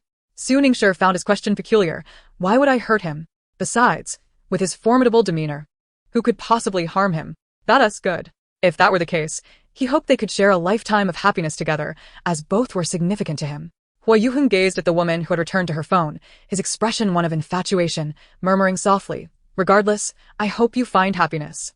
His voice was too soft for Su Ningxue to discern. "What did you say?" Huo Yuchen replied, "Nothing. You may leave now. I need to rest." Su Ningxue promptly stood. "Then rest well. I shall take my leave and visit you another day." However, she thought that whoever attempted to follow her would find it futile. A slight smile played on her lips as she decided to play along. Confident in her driving skills, she pressed the accelerator, causing her car to weave through the streets like a serpent. Each time her pursuers neared, she would deliberately slow down, and just as they were about to catch up, she would accelerate sharply, leaving them in disarray. Eventually, she lured them down a narrow road. Their vehicle came to a halt behind hers, and two burly men emerged, striding aggressively toward her car. They knocked on the window, and upon receiving no response, exchanged glances before forcefully shattering the window. "Hey, there's no one inside," one of the men called out. The man referred to as Big Brother spat on the ground in frustration, cursing, "Damn it, that woman played us." Su Ningxi had initially concealed herself behind the wall, observing as the two men scanned their surroundings to avoid detection. However, as she shifted backward, a dry twig snapped beneath her foot, prompting her to shut her eyes in frustration. The two burly men, alerted by the sound, approached her, and she thought to herself, "Now, where do you think you can escape to?" In Chapter 67, Su Ningxi fainted. She regarded the two men with an air of calm, devoid of any fear. "Who said I intended to flee? You smashed my car, and I still owe compensation." The men erupted in laughter at her words. "Compensation? Are you jesting with me? Let me tell you, even if we were to commit murder, no one would dare demand we pay for it. You have quite the audacity. You are the first to say such a thing." Su Ningxi responded, "Oh, you flatter me. That car was not expensive. It cost only a few $100,000. Having assessed the damage, it is not severe. I do not ask for much, just 10,000 for repairs will suffice." One of the men scoffed. "It seems you value money over your life. What a bold request." Su Ningxi maintained her composure. "Of course, I prefer money. Why would I want your lives? They are hardly worth anything. With the current plunge in pork prices, the two of you together might fetch no more than 250, hardly enough for a meal of hot pot." Irritated by her intentional misinterpretation and derogatory remarks, the men resolved to cease their banter and focus on the task at hand. As soon as she noticed their growing frustration, she turned and bolted down the alley, with the men hot on her heels. Once she led them to a more obstacle-ridden area, she abruptly halted, a sly smile curling her lips as she regarded the approaching giants with a mischievous glint in her eyes. "You two are truly pathetic. You can't catch me in a car, nor can you keep up on foot. How embarrassing." Incensed by her taunts, the men quickened their pace. Suddenly, a chorus of anguished cries echoed through the alley. They had tripped over fishing lines that Su Ningxi had strategically set earlier, and due to their excessive speed, the thin lines nearly severed their ankles, resulting in a painful fall, their cries piercing the air. Su Ningxi casually dug at her ears. Wielding an iron rod that she had procured from an unknown source, she approached them with a gleeful expression. "Are you alright? Weren't you just pursuing me with such vigor? What happened to that enthusiasm now?" The men, immobilized by pain, glared at her, filled with resentment. The humiliation of being bested by a woman was a bitter pill to swallow for two grown men. "How delightful. What will you do to me? Get up and fight me. If you don't, you are no men at all." As she taunted them, she pressed the rod into their wounds, exacerbating their agony. The pained cries resounded once more. As she readied to apply pressure a second time, the men, terrified, pleaded, "Spare us, we were wrong. Have mercy." Upon hearing their desperate pleas, Su Ningxi lifted the iron rod, pondering, "I might spare you, but you must tell me why you were following me. Otherwise." Two individuals trembled in fear, dreading that Su Ningxi might strike them with her iron rod. "We swear, we do not know who it was. Today, we were gambling at the bar and incurred a significant debt. Then someone asked us to assist him with a task, providing us with a photograph of you. He instructed us to violate you and take some pictures, promising that this would absolve us of our debts. We agreed, but we were wrong. Please spare us," they pleaded. A chill ran down Su Ningxi's spine as she pondered who could be so malicious as to plot against her. Had they succeeded in their scheme, the consequences would have been unimaginable. As she pointed the iron rod at the two men, her voice dripped with menace. "You are not deceiving me, are you?" "Absolutely not. We swear, if we lie, we deserve a terrible fate," they insisted. At that moment, the sound of a vehicle suddenly echoed from outside the alley. Su Ningxi stepped around the corner to investigate. To her shock, a limited edition Rolls-Royce rolled into view. "Wasn't he that Huo Yuchen's car?" The door swung open, revealing a stern-faced Huo Yuchen descending with an air of authority. Panic surged within Su Ningxi. She was unsure of his arrival, feeling utterly unprepared. With no time to contemplate further, she cast aside the iron rod, crouched beside the two men, glanced at their bleeding legs, and flashed a calculating smile. The men shivered in fear, asking, "What are you doing?" "Do not be alarmed. I merely need a little blood." With that, she smeared some of their blood onto herself and tousled her hair into disarray. Before Huo Yuchen could approach, she feigned unconsciousness and collapsed to the ground. The two men were left dumbfounded by her antics. "Hey, what's wrong with you?" they called, but Su Ningxi lay still and unresponsive. They exchanged glances, and one urged, "You should check on her." Brother, perhaps we should leave? This woman seems unpredictable and full of tricks. The one referred to as brother smacked his companion on the head, commanding, I told you to check on her. Enough of your nonsense. Reluctantly, the younger man crawled towards Su Ningxi, reaching out to shake her, but unfortunately, this scene caught Huo Yuchen's attention. He rushed over and kicked the intruder away with considerable force, knocking him unconscious. Huo Yuchen glared at the disheveled woman on the ground, exuding an aura of lethal intent, and then turned dangerously toward the burly man still sprawled on the ground. What have you done to her? Huo Yuchen's voice was laced with peril. The burly man gulped nervously, stammering, It wasn't me. She was fine just a moment ago. It was her own doing before he could finish. Huo Yuchen delivered a swift kick to his chest, causing him to spit out blood and collapse, barely clinging to life. Huo Yuchen carefully lifted Su Ningxi from the ground and, as he passed by Nanbei, instructed, Take her to the police station. Understood, Nanbei replied, striding towards the two injured men. Zhang Jian stood beside the car, watching Huo Yuchen carry Su Ningxi towards him. He opened the car door hastily, alarmed to see blood on her. Madam, what happened? He gasped. With a hint of urgency in his tone, Huo Yuchen drove swiftly towards the hospital. Upon seeing the woman drenched in blood, an unsettling tension gripped his heart. Meanwhile, Su Ningxi, still feigning unconsciousness, felt a pang of anxiety at the mention of the hospital. Oh, dear. She had no desire to go there. Given the circumstances, she saw no alternative but to maintain her charade of fainting, praying desperately that her ruse would not be discovered, lest her demise become a most unsightly affair. The vehicle soon arrived at the hospital, and after a thorough examination, Su Ningxi felt as though she might implode from the strain of her deception. It turned out that pretending to be unconscious was no trivial feat. Huo Yuchen, noticing the doctor emerge, inquired, How is she? The doctor adjusted his glasses and, having checked for injuries, concluded that her fainting was likely a result of extreme shock, assuring that she could leave after a brief period of rest. Hearing that Su Ningxi was unharmed, Huo Yuchen exhaled a sigh of relief and proceeded towards the ward. Su Ningxi sensed someone watching her, and unable to sustain her act any longer, she cautiously opened her eyes and feebly asked, Where am I? Huo Yuchen replied, You are in the hospital. Su Ningxi, relieved, murmured, I'm still alive. Huo Yuchen reassured her, Rest easy. Those two men have already been apprehended. You are safe now. Grateful. Su Ningxi gazed at Huo Yuchen and said, Thank you. She then pretended to be courteous, adding, And your car was damaged because of me. Rest assured. I will compensate you accordingly. Huo Yuchen felt an urge to knock on her head to discern the nonsensical thoughts swirling within. A mere car, especially one used for grocery shopping, was hardly of concern to him. 1,200,000, he stated, I will grant you a month's time. Overdue payments will incur interest. Su Ningxi was taken aback. You truly expect me to pay? She had merely spoken casually, not anticipating he would take her seriously. Without a job, how could she possibly procure such a sum? He had clearly calculated her financial situation to make things difficult for her. If one could call a dog cunning, this man would be the unparalleled champion. What else could it be? You brought it upon yourself, Huo Yuchen retorted. At that moment, Su Ningxi longed to slap herself. Why had she even mentioned compensation?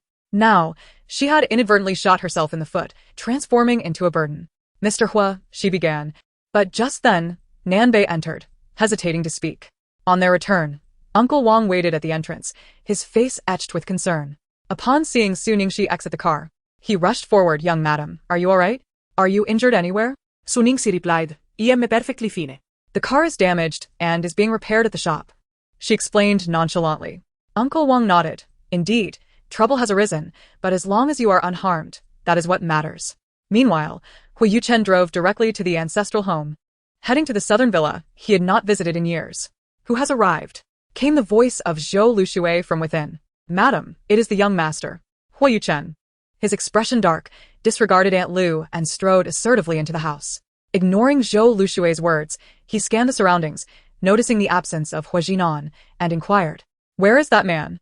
Zhou Lushui was well aware of whom he was inquiring about and paid no heed to his apparent disregard for her. She replied, Your father is in the study. Please wait a moment. I shall summon him. Turning to Lu Sa, she instructed, Pour for the young master. Before she could finish her sentence, however, Huo Yuchen dashed upstairs. Zhou Lushui watched his retreating figure, shaking her head in resignation. Lu Sa, with concern etched on her face, asked, Madam, the young master seems quite angry. Do you think they might argue? Zhou Lushui smiled reassuringly. It's nothing. Go about your duties. In the study, Huo Jinan was reclining in his chair, taking a brief respite. As Huo Yuchen entered, an icy chill enveloped the room. Huo Jinan opened his eyes, appearing unfazed by the sudden intrusion. He leisurely lifted the teacup from the table and took a sip before stating, "You've arrived." Suppressing the fury that simmered within, Huo Yuchen demanded, "Why did you do this?" Indeed, he had discovered that the two individuals who had pursued Su Ningxi were orchestrated by none other than his father. He had tolerated his father's repeated arrangements of women in his life, but this time, the line had been crossed. "I have long informed you that she is unworthy of being a daughter-in-law of the Huo family. Since you are unwilling to divorce, I must assist you," Huo Jinan declared. Huo Yuchen's voice turned frigid. "I too have stated that I will not divorce. As long as you draw breath, I will ensure she remains a thorn in your side. The only way for us to part is through your demise." Huo Jinan gasped in indignation, responding with anger, "Very well. Do not think that her narrow escape this time means I shall relent. As long as I live, I will not allow her peace within the Huo family." Huo Jinan laughed bitterly. "What? Are you willing to kill your father for that woman?" Huo Yuchen replied resolutely, "It is not beyond the realm of possibility. You should know my temperament well." "You are utterly ungrateful," Huo Jinan retorted, throwing a teacup from the table towards him in a fit of rage. Huo Yuchen deftly sidestepped, casting a cold glance at Huo Jinan. "For grandfather's sake, I shall spare you this time.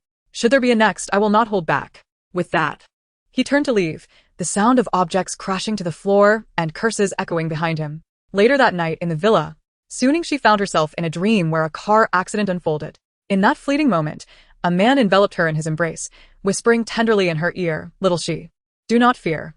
I am here." The scene shifted abruptly, and the man, bloodied and fierce, grasped her throat, demanding, "How could you forget me? How could you marry another? You owe me what is rightfully mine." Su Ningxi frantically battered at his hands, pleading no. Just as she believed she was on the brink of suffocation, the man suddenly released her, a look of anguish and remorse crossing his face. "I am sorry. I did not mean to hurt you. I deserve this. Strike me. Hit me." Regretful of his actions, he grasped Su Ningxi's hand and brought it toward his own face. In the struggle that ensued, Su Ningxi jolted awake with a start. Breathless and panting, her forehead glistened with a plethora of beads of sweat. Why did she perpetually find herself ensnared in such dreams? The terror and heartache upon awakening felt so palpably real. Who was the man in her dreams? Why could she not recall his visage? Had she been plagued by nightmares? "Ah!" Suddenly, Huo Yuchen's voice broke the silence, startling Su Ningxi, who had yet to fully extricate herself from the remnants of slumber, causing her to let out a sharp cry. Chapter 69, Birthday. Su Ningxi pressed her hand against her racing heart, complaining, "Why are you standing here? Wide awake while I'm trying to sleep? You nearly frightened me to death." Huo Yuchen, at that moment, paid no heed to her sulking demeanor. His attention was wholly captivated by her tear-streaked face. "You've been crying." Su Ningxi touched her face and, indeed, found it to be true. She felt a twinge of guilt under his piercing gaze. She certainly could not divulge that her dreams had been haunted by another man. "Huo Yuchen, what is it? Are you trying to manage me?" she retorted, flinging herself back onto the bed and covering her head with the blanket, attempting to return to sleep. Huo Yuchen recognized that she had been frightened and chose not to press her further. At that moment, in another villa in the capital, Foam Xiaoxiao lay exhausted on the bed, the sound of running water emanating from the bathroom, the entire room saturated with a heady aroma of hormones. The phone belonging to Ling Yun rang incessantly on the bedside table. Foam Xiaoxiao furrowed her brow, eyes closed, and reached for the phone to answer it. As soon as she connected, a voice came through. "Yun, will you come pick me up? I miss you so much." Foam Xiaoxiao's eyes flew open, and she glanced at the caller ID. The name Guanguan pierced her vision like a shard of glass. Gripping the phone tightly, a surge of hatred welled up within her. She remained silent as the voice continued, "Yun, I was wrong. Will you forgive me?" The raucous background noise suggested that Xiao Guanguan was intoxicated, most likely drowning her sorrows in a bar. Foam Xiaoxiao replied calmly, "Yes, in the shower." The voice on the other end queried angrily, "Who are you?" With a firm assertion of her claim, Foam Xiaoxiao declared, "His fiancé." Abruptly, she ended the call. Just as she hung up, Ling Yun emerged from the bathroom. Noticing the phone in her hand, his expression shifted immediately. "Who allowed you to use my phone?" Foam Xiaoxiao, devoid of any sense of guilt, tossed the phone back to him. Answered the wrong call. As soon as Ling Yun grasped the phone, it rang again. He answered gently, "Hello, Guan." After hearing a response from the other end, he replied, "All right, I'll be there shortly. Don't wander off." The tenderness in his eyes, coupled with the unmasked concern in his voice, felt like a dagger piercing her heart. A bitter smile crept across her lips. They had been together for 2 years, yet he had never shown her such gentleness. Even in intimate moments, it was merely a release devoid of affection. She had once believed that this was his true nature, only to realize that he was not unkind. He simply had never directed such warmth toward her. It became painfully clear that she could never rival that woman's place in his heart. Watching him walk away, she suddenly mustered the courage to voice the words that had been trapped in her heart for the past few days. Let us break up. Ling Yun turned around, furrowing his brow. What are you causing a ruckus about now? After a moment of silence, he let out a cold laugh. As you wish. I hope you won't regret it. With that, he turned and left without a trace of reluctance. Feng Xiaoxiao's mind was a blank slate. Deep down, she knew he would not beg her to stay, yet when he agreed to the breakup, her heart ached inexplicably. Tears streamed uncontrollably, her voice transitioning from a choked sob to a heart-wrenching wail. Life continued as usual, and Suningshi was about to celebrate her 22nd birthday. In preparation for the evening's festivities, she made a special effort to create a beautiful look. Just as she was admiring herself, Feng Xiaoxiao's call came through. Suningshi answered and placed the phone on the table, activating the speaker. While appreciating her appearance, she said, "You all went so soon. Isn't it still early?" On the other end, Feng Xiaoxiao's apologetic voice responded, "Ningxi, I might not be able to celebrate your birthday with you today. I have to go on a business trip. The gift is already on its way, so please remember to check it when it arrives." Upon hearing this, Suningshi's self-admiring gestures finally halted. She picked up the phone and replied, "It's fine. Work is important." Although she uttered those words, a tinge of disappointment lingered in her heart. Not long after hanging up, Lan Ling called with a similar message. She, too, could not accompany her on her birthday, but her reason was a blind date. One after another, her friends had plans, all coincidentally on the very day she wished to celebrate her birthday. Her initial joy was swiftly overshadowed by gloom. These two women truly were something. Hadn't they promised to celebrate her birthday together? And now, at such a critical moment, they both had engagements. But it was all right, there was still Shun Jilan. Just as she thought of him, his call came through, though an unsettling premonition crept over her. Without waiting for him to speak, Suningshi directly asked, "You aren't busy today, are you? How did you know? You actually do have something going on?" Suningshi's voice involuntarily rose. Shun Jilan. "I'm currently besieged by fans and can't leave the hotel. I need you to rescue me." Suningshi furrowed her brows in instinctive resistance, recalling the last time she had been surrounded by reporters at the villa. What sins had she committed in her past life? Was it too much to ask for a peaceful birthday, especially when it only came once a year? Despite her reluctance, she inquired, "Which hotel are you at?" Suningshi quickly hailed a cab and soon arrived at the hotel Shun Jilan mentioned. Upon entering, everything appeared normal. There were no fans in sight. Dialing Shun Jilan's number. Before she could speak, his voice came through, "Are you here? I'm in room 1903. Come up." He ended the call abruptly, looking at the hung-up phone. She didn't dwell on it. Arriving at the door of room 1903, she found it ajar and walked in. However, the room was shrouded in darkness. It was puzzling that it was so dim when the day had not yet turned to night.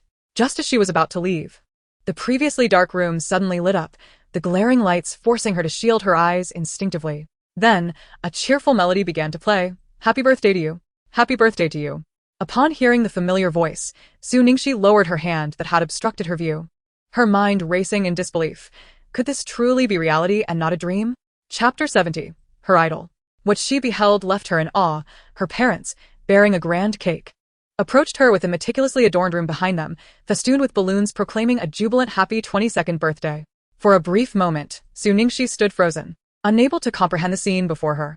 The jubilant melody of happy birthday grew ever closer until the two figures reached her side. It was then that she stirred, reaching out to pinch Sheng Yunhui's cheek, marveling at how real it felt. Just as she contemplated teasingly pinching her again, Sheng Yunhui swatted her hand away, playfully admonishing, "You child, such a lack of decorum." At that instant, Suningshi had no choice but to acknowledge that the individuals before her were indeed her beloved parents. Overjoyed, she exclaimed, "Dad, Mom, what brings you here?" Her elation far outweighed any trepidation about their unexpected visit. "Of course, we are here to celebrate your birthday. You sneak off to the capital without even a phone call home, and you expect us not to come see you?" Tentatively, Suningshi inquired, "Aren't you angry with me?" Sheng Yunhui affectionately pinched her nose, teasing, "What do you think?" In a display of affection, Suningshi embraced Sheng Yunhui, cooing, "I knew you wouldn't be mad at me." Meanwhile, Su Hongda, who had remained silent, let out a derisive snort. Exchanging glances with Sheng Yunhui, she understood the unspoken cue and released her mother to wrap her arms around Su Hongda instead. "Dad, I've missed you so much." Su Hongda feigned disdain, attempting to push her away. "You left without a word. I had no idea you missed me so much." Unfazed, Su Ningxi clung to him, unabashedly declaring, I missed you a lot, even in my dreams. It must be noted that Su Hongda found this sentiment rather gratifying. Although his face displayed annoyance, a flicker of delight graced his features, albeit briefly. Dad, you smiled. Does this mean you're not angry with me anymore? His demeanor shifted back to seriousness. Who smiled? With a playful glint in her eyes, Sheng Yunhui observed the pair, eventually teasing Su Hongda, if you miss your daughter, just show it. There's no shame in that. Suongde. By the way, Mom, how did you know I was in the capital? You are our daughter. We know your character all too well. It was clear you wouldn't conform to a proper engagement, especially after you asked your brother to prepare a fake ID. Su Ningxi's eyes widened in astonishment. You knew that early? She nearly suspected they had spies planted around her, considering she had prepared the fake ID 2 months before the engagement. Did you think you would escape so easily? Sheng Yunhui chuckled, looking at Su Ningxi. She was still too young and naive, given their current status in Haiqing, to them. She was merely a child. Su Ningxi. So she was the jester in this scenario. The thought struck her suddenly. They must also be aware of her impending marriage in the capital. A wave of anxiety washed over her at this realization. However, judging by their expressions, they appeared to be oblivious to the truth. Had they known, they would likely have exploded with anger. In an effort to conceal her unease, she continued, since you are aware, then you wish to inquire why we allowed you to leave, despite knowing your intentions, correct? Su Ningxi nodded. Sheng Yunhui, do you truly consider your parents to be so naive and ignorant? Su Ningxi seemed to grasp the situation. So, the reason you insisted on marrying Zhou Hancheng was merely to put on a facade for grandfather? Sheng Yunhui covered Su Ningxi's hand and responded. Your grandfather holds rather traditional and superstitious beliefs, and he is quite obstinate. If we were to oppose him alongside you, it could lead to chaos within the family. Oh. If only you had mentioned this sooner. My life would not have been so miserable. Ever since I arrived in the capital, I have been too afraid to spend money.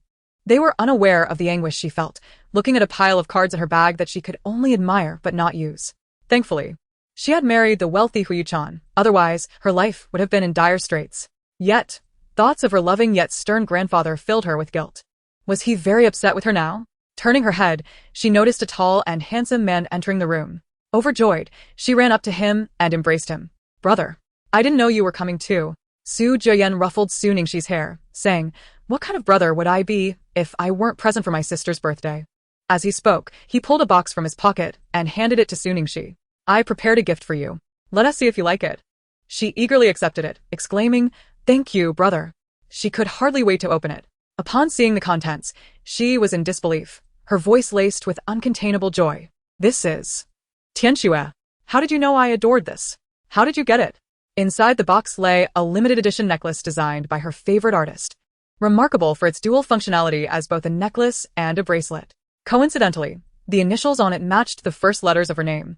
She had been waiting to purchase it upon its release but had never succeeded, and she had been disheartened to learn that it was a unique design made for the designer's family, with only one existing in the world. Because I designed it specifically for you. Do you like it? Su Jiayan's words were packed with significance, leaving Su Ningxi momentarily overwhelmed. He took the bracelet from the box and adorned her wrist with it, saying, did you think the initials just happened to match your name? Ah. Su Ningxi squealed in excitement. Why didn't you tell me you were Max? Do you have any idea how much I adore his work?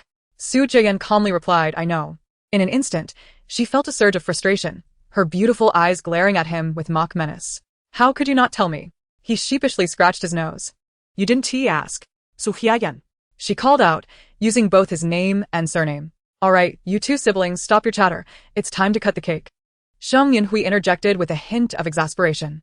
Humph. Su Ningxi let out a cold snort and turned to leave. Su Jiayan, her brother, remarked on her fiery temperament. It had been quite a while since their family of four had gathered, and naturally, there was much to discuss. Their conversation lasted until nearly dawn.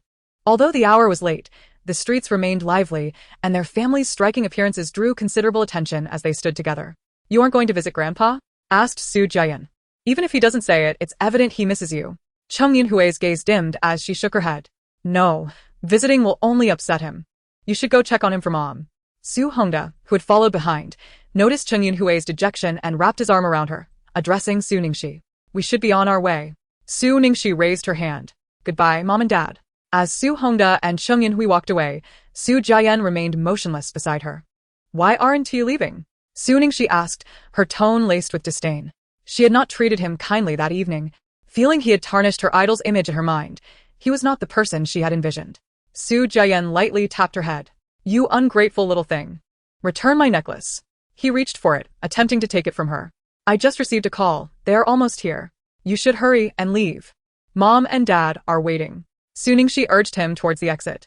Even if Shen Jilan did not come to pick her up, she had no intention of allowing him to drive her. She certainly did not want him to discover that she was staying at Huo Yuchen's villa.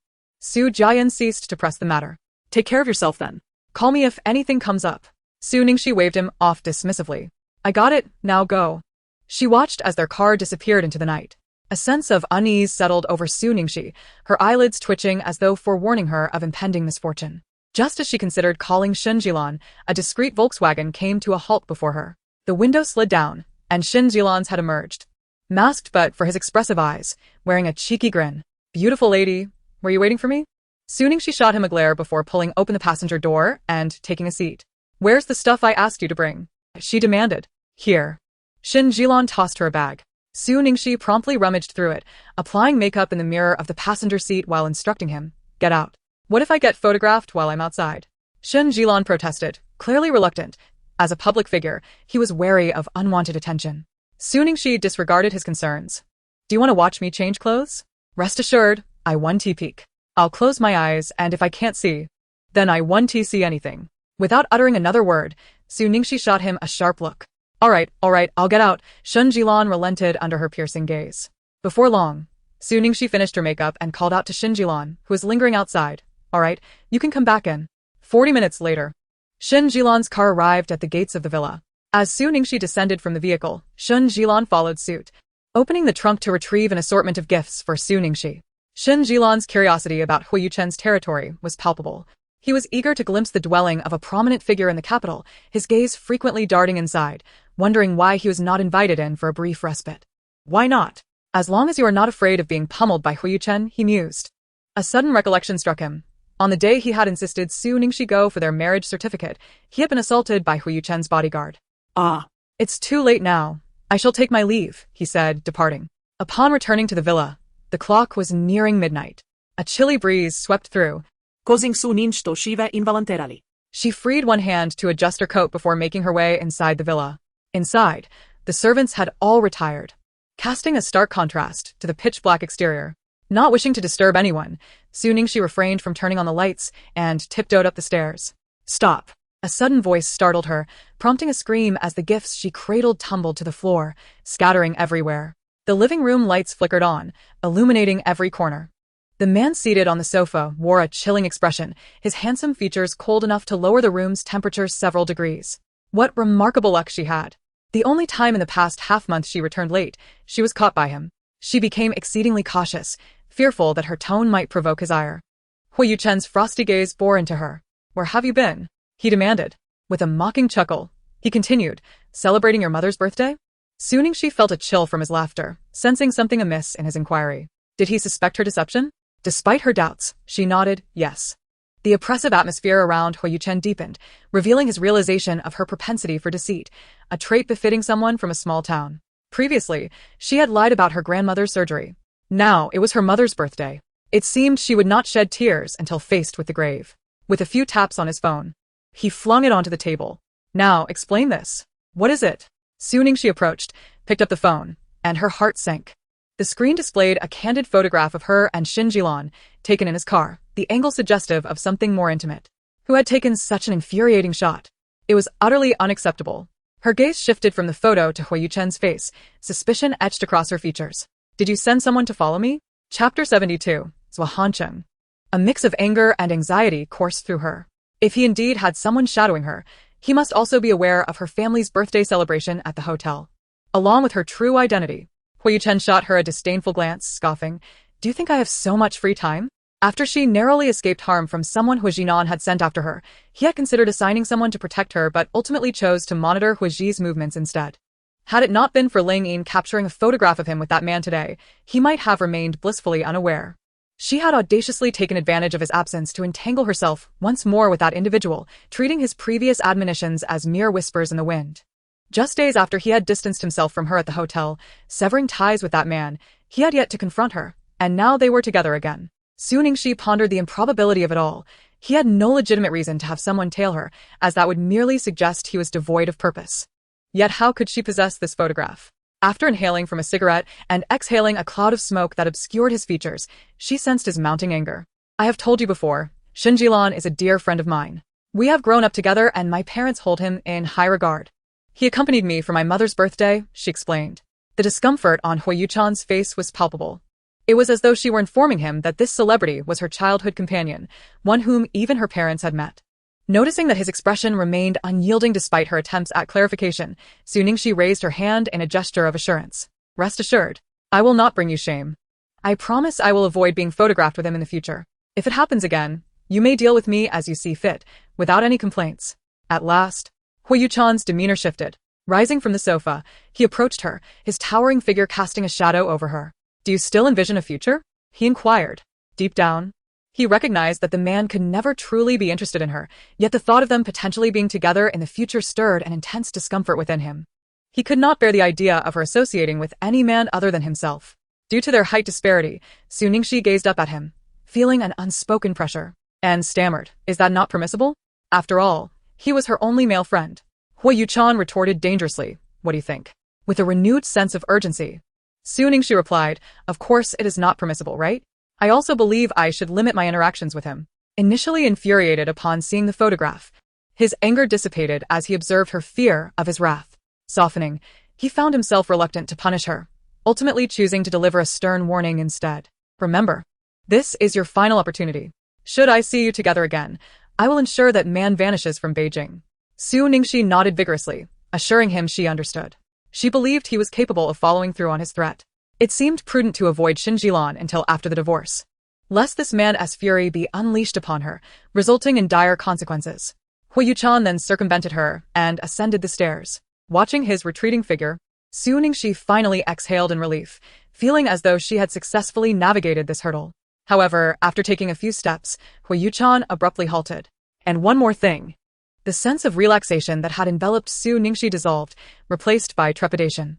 Huo Yuchen furrowed his brow, clearly displeased at the interruption of his thoughts.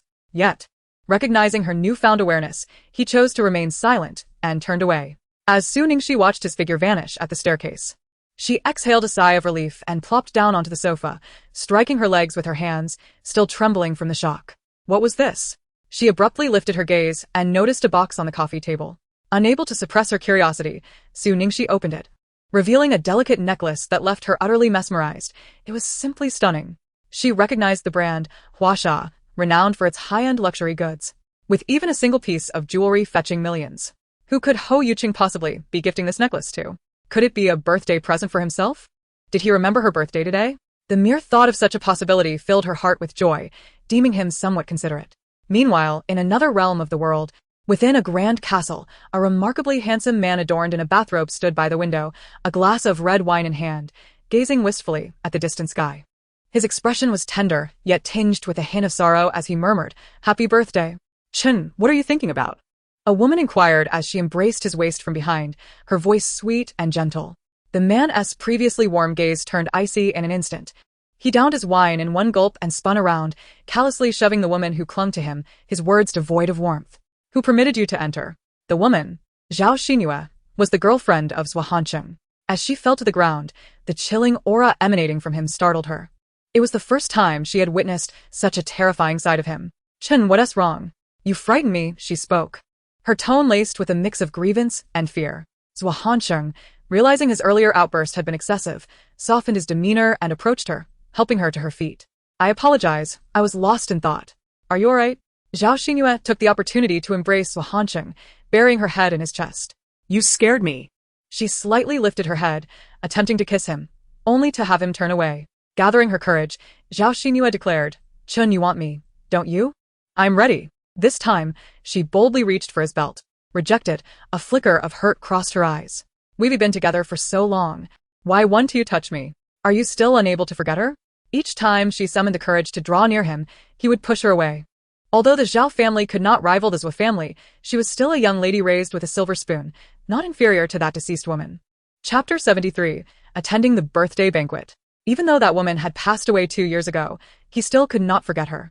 Every year on this day, he would spend the entire day at her grave, yet today was different. he had not gone. She had thought he had finally moved on. But it seemed she had overestimated her own assumptions. In response to Zhao Xinyue's accusations, Zhao Hanqing's tone softened slightly as he explained, "We are not yet married. This would not reflect well on your reputation. Is that truly how you feel?" Zhao Xinyue asked, her voice hoarse. "Of course," Zhao Hanqing affirmed. Zhao Xinyue smiled, gazing at him with adoration. "Chen, you are so wonderful. I truly love you, deeply." Zhao Hanqing displayed no reaction to Zhao Xinyue's affection, merely stating with an impassive demeanor, "It's getting late. You should rest." "All right, I'm leaving," Zhao Xinyue replied, and seizing a moment of distraction, she planted a kiss on his cheek. As she turned away, her expression shifted. She had little faith in Zhao Hanqing's words. In this day and age, who truly cared about such things? She understood that his refusal was merely a pretext. There was no rush, for the woman in his heart was already gone. Inevitably, he would come to love her. Once Zhao Xinyue exited, Zhao Hanqing felt a wave of nausea wash over him. He shed his bathrobe and made his way to the bathroom, though he had just bathed.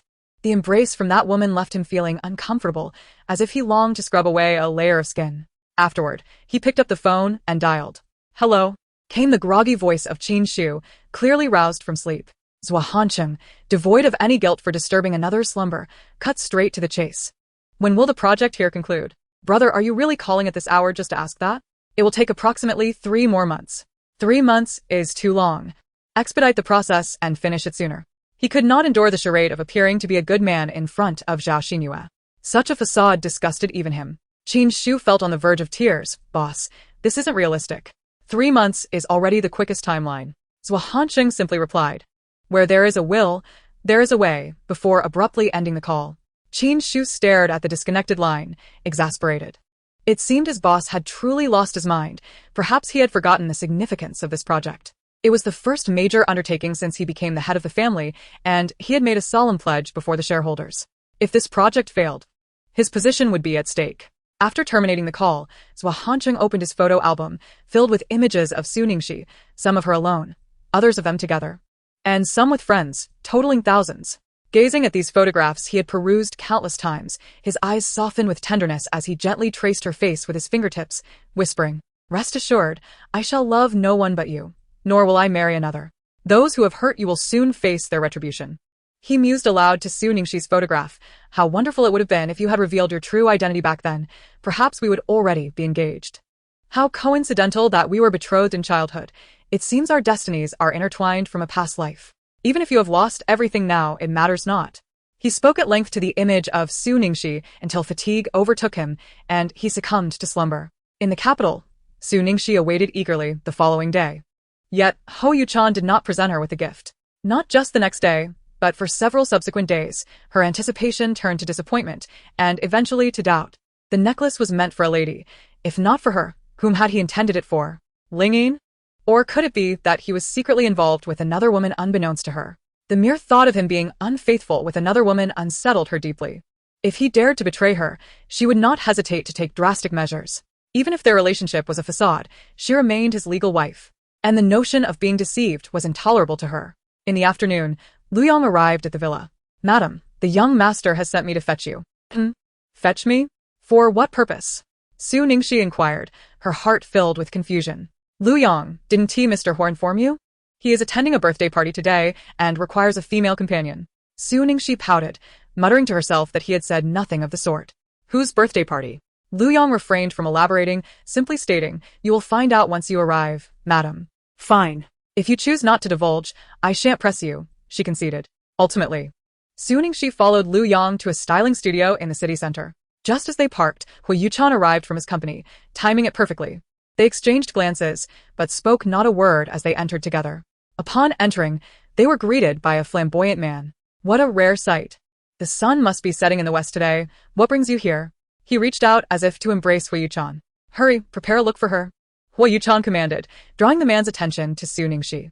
This man had heard tales of Huo Yuchen's allegedly unattractive wife, and he assumed the woman before him, marked by facial blemishes, was indeed that unfortunate soul. His curiosity piqued, but Huo Yuchen offered him no opportunity for gossip. "Enough chatter, get to work. You have 1 hour.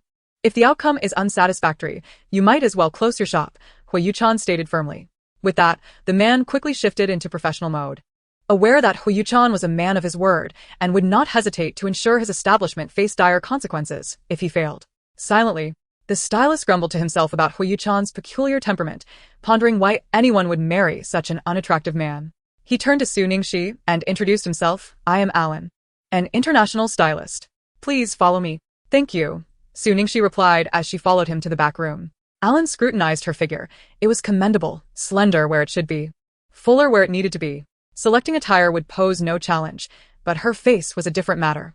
How could he transform it to satisfy the esteemed gentleman? After considerable contemplation, he began his work. Although Su Ningxi wore a layer of makeup, she was unperturbed by Alan's scrutiny. For the cosmetics were custom-made by Shin Jilan and imperceptible unless removed with special solutions. The expertise of a top-tier stylist was evident. In no time, Su Ningxi underwent a remarkable transformation. though not breathtaking, she certainly appeared far more appealing than before. Chapter 74. What kind of man are you? Her visage had been entirely altered. After Alan's meticulous adjustments, the freckles were not concealed but rather integrated into her appearance, enhancing her allure. Her once flat nose appeared more refined thanks to the artful contouring. Adding a pink dress, with her hair elegantly styled and a few delicate strands framing her face, she exuded an aura of gentle grace. Su Ningxi, upon witnessing her own transformation, could not help but admire his artistry, despite her less-than-attractive features. He managed to create an air of sophistication. Truly, he was a renowned international stylist, living up to his illustrious reputation. Alan, gazing at his creation with satisfaction, eagerly brought her before Huo Yuchen, adopting a tone of pride and anticipation for praise. What do you think? Isn't she beautiful? The moment Huo Yuchen cast his gaze upon Su Ningxi, he was taken aback by her unexpected allure after a touch of makeup. However, he would not concede his admiration easily, retorting with feigned indifference, "Your skills seem to be declining." Alan nearly choked on his disbelief. What? Are you not satisfied? Huo Yuchen dismissed him, turning his attention back to Su Ningxi as he departed. Alan, with a pout, muttered under his breath, revealing his contradictory feelings. Feeling a bit awkward, Su Ningxi managed to smile at Alan before following Huo Yuchen to the car. Awaiting them inside was Liu Yang, who was equally astonished to see Zhang Jian. Is this truly the same rustic young lady? Huo Yuchen noticed the astonishment and frowned, a hint of irritation flickering in his eyes. As he observed Su Ningxi's figure, an unsettling sensation stirred within him. What was that insufferable Alan thinking? This was not a beauty pageant for busts. It was as if he were on the verge of bearing her completely. In a commanding tone, he tossed his suit jacket over her shoulders, instructing her to wear it. Su Ningxi was momentarily taken aback, then attempted to return it. Thank you, but I'm not cold. Huo Yuchen's displeasure was palpable in his silence. His gaze spoke volumes. Daring her to defy him, instantly succumbing, she thought perhaps I am a little chilly after all. The oversized jacket enveloped her, making her appear diminutive, with only a slender, pale neck exposed, sparking alluring curiosity about what lay beneath. Zhang Jian, driving, contemplated abandoning the vehicle, feeling somewhat superfluous as he understood the subtle dynamics of Huo Yuchen's thoughts. Being a man himself, the car soon arrived at the entrance of a villa, where posters of Ling Yin adorned both sides of the road, each emblazoned with the words "Happy Birthday." Today was Ling Yin's birthday. How coincidental that their birthdays were so close. Did that necklace he had shown her the other night truly belong to Ling Yin as a birthday gift? The realization that he had never bestowed such a precious gift upon her, yet was willing to do so for Ling Yin, stirred a wave of discontent within her. Yet, what was her purpose for being here on Ling Yin's birthday? Did he not fear provoking jealousy in her little admirer? Turning to the man, who seemed lost in thought, Su Ningxi remarked, "Isn't it rather inappropriate for you to bring me here for your childhood friend's birthday?" Huo Yuchen, appearing as if he were asleep, paid her no mind. Frustrated, she clenched her fists and waved them at him, silently cursing, "How dare you ignore me? I should just smack your head." Just then, Huo Yuchen opened his eyes and caught her in the act. "Are you done?" he asked, with a hint of bemusement. Su Ningxi immediately withdrew her hand. "What's wrong with swatting a fly? There's a huge fly in the car, didn't you see it?" Huo Yuchen gazed at her with an all-knowing look. "Su Ningxi, do you not believe me? It was genuinely swatting a fly. You can ask driver Zhang." Zhang Jian, what sort of man are you? What sort of man are you? Suddenly, the car was filled with the sound of a ringing phone. The atmosphere grew tense. Huo Yuchen frowned, sensing that the ringtone was somehow directed at him, casting a predatory glare at Su Ningxi. Feeling the weight of his gaze, Su Ningxi dared not meet his eyes. She hastily rummaged through her bag and, without checking the caller ID, abruptly silenced the call. This ringtone was something she had set just today. Huo Yuchen had guessed correctly. It did indeed reference him. Annoyed by Huo Yuchen's arrogant demeanor, she had whimsically chosen this particular tune, repeating a singular phrase. Perhaps out of guilt. Su Ningxi flippantly explained to Huo Yuchen, "Don't overthink it. It's just a song, not a statement on your masculinity." However, this explanation only darkened Huo Yuchen's expression further, and the car was suddenly filled with an icy chill. Zhang Jian, hoping for a savior, now wished he hadn't been rescued at all. He felt a shiver down his spine, as if he might freeze to death, not daring to breathe too loudly. Noticing the stormy expression on Huo Yuchen's face, Su Ningxi swallowed hard, realizing she might have misspoken yet again. Was there still time for regret? In the next moment, the car came to a steady stop at the Ling family estate. "Zhang Jian, we have arrived, Mr. Hua." Su Ningxi's eyes sparkled. It was better to arrive cleverly than late. If she had been delayed by even a minute, she felt she wouldn't have made it out of the car alive. With a silly grin, she exclaimed, "We've arrived. Let us get out." Just as Su Ningxi unbuckled her seatbelt, the door was flung open from the outside, and an excited voice rang out, "Brother Chen, you're here." The voice abruptly halted upon seeing Su Ningxi, and Ling Yin's smile froze on her face. She hadn't anticipated Su Ningxi's presence. Just days prior, she had sent Brother Chen a photo of this woman with another man, thinking that even if she wasn't cast aside, it would sow discord between them. Yet, now that Brother Chen had brought her to his birthday celebration, it seemed the photograph had not affected their relationship at all. Observing Ling Yin's rigid smile, Su Ningxi cheerfully remarked, "Miss Ling, are you disappointed to see me?" Ling Yin forced a smile. How could that be? "I'm just a bit surprised that Miss Su could attend my birthday celebration. As a lady of the Ling family, she would not lose her composure due to jealousy, especially with Brother Chen present. She had to maintain her decorum, no matter her feelings towards Su Ningxi." Turning her attention to Huo Yuchen, who had just exited the car, she feigned reproach, "Brother Chen, you ought to have informed me that Miss Su is coming. It has led to misunderstandings." Her tone resembled that of a housewife addressing her husband. Huo Yuchen replied with an impassive expression, "She wouldn't." Su Ningxi interjected, "Of course I wouldn't. I'm not that petty." As Ling Yin was about to speak, a servant approached her, informing, "Miss Ling, the madam requests your presence upstairs to change your attire." Ling Yin nodded and gently addressed Huo Yuchen, "Brother Chen, I shall change my clothes and return shortly." Huo Yuchen merely responded with a grunt. Su Ningxi stepped beside Huo Yuchen, teasingly exclaiming, "Such reluctance. One might think you two are love-struck lovers." Huo Yuchen frowned at her remark, retorting, "If you wish to remain silent, no one will mistake you for a mute." With that, he strode away. Chapter 75, The Other Woman. Su Ningxi rolled her eyes, thinking, what a charade. Anyone can see there's something amiss between you two. Just as her thoughts wandered, Huo Yuchen abruptly halted, commanding, "Hurry up and keep up." Noticing the many gazes directed at them, and feeling a bit out of place among strangers, Su Ningxi quickened her pace to follow. "Why have you stopped?" she inquired, noticing Huo Yuchen's stillness. Huo Yuchen bent his arm. Understanding his intention, Su Ningxi graciously slipped her hand into the crook of his arm, and together they proceeded into the villa. The surrounding murmurs filled the air. "Is this Mrs. Huo?" "It must be. Huo is notoriously disinterested in women. He wouldn't allow another woman to link arms with him unless she were his wife. He'd likely kick anyone else away before they even approached. She doesn't seem worthy of him at all. Huo's face could rival that of a celestial being.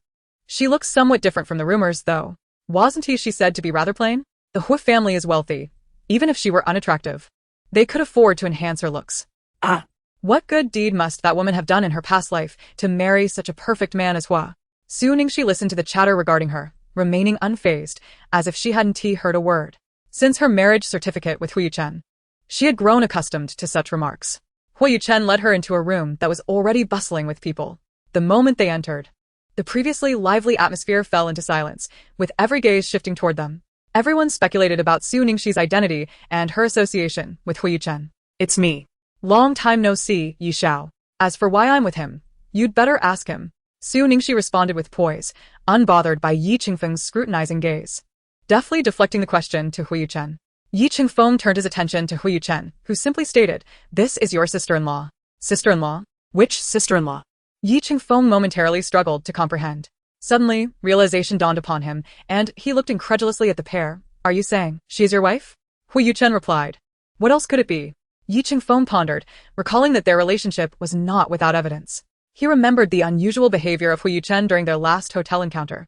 A man who typically dismissed women had conversed with this one multiple times. Furthermore, Huo Yuchen's demeanor soured after her departure, and several police officers, tasked with a vice raid, had nearly faced repercussions as a result. Now it all makes sense. Fortune indeed seems to favor me. I recall the last time I boldly proclaimed in his presence that his wife harbored feelings for me, and not only that, she desired to ensnare him in her charms. How audacious of him to contemplate schemes against Huo Yuchen's beloved. I couldn't help but feel a deep-seated admiration for my own audacity. Apart from Yi Qingfeng, the others present exhibited a pronounced reaction, scrutinizing Su Ningxi from head to toe, leaving no strand of hair overlooked. Eager to uncover what extraordinary quality could render the notorious king of hell of the capital utterly captivated by her. The women in attendance, in particular, were consumed by envy and disdain. It was astonishing that someone so plain could wed such an exceptional man. They considered themselves far more attractive. Although their family backgrounds could not rival that of the illustrious Huo family, they were leagues above this woman. Typically, Huo Yuchen paid them no heed. Yet this provincial girl had somehow caught his eye. Only Ling Yun maintained a semblance of composure. Having discerned the unusual bond between the two during their previous encounter at the hotel, he jested, "At last, you've brought your wife out." Huo Yuchen remained silent, guiding Su Ningxi to sit opposite them.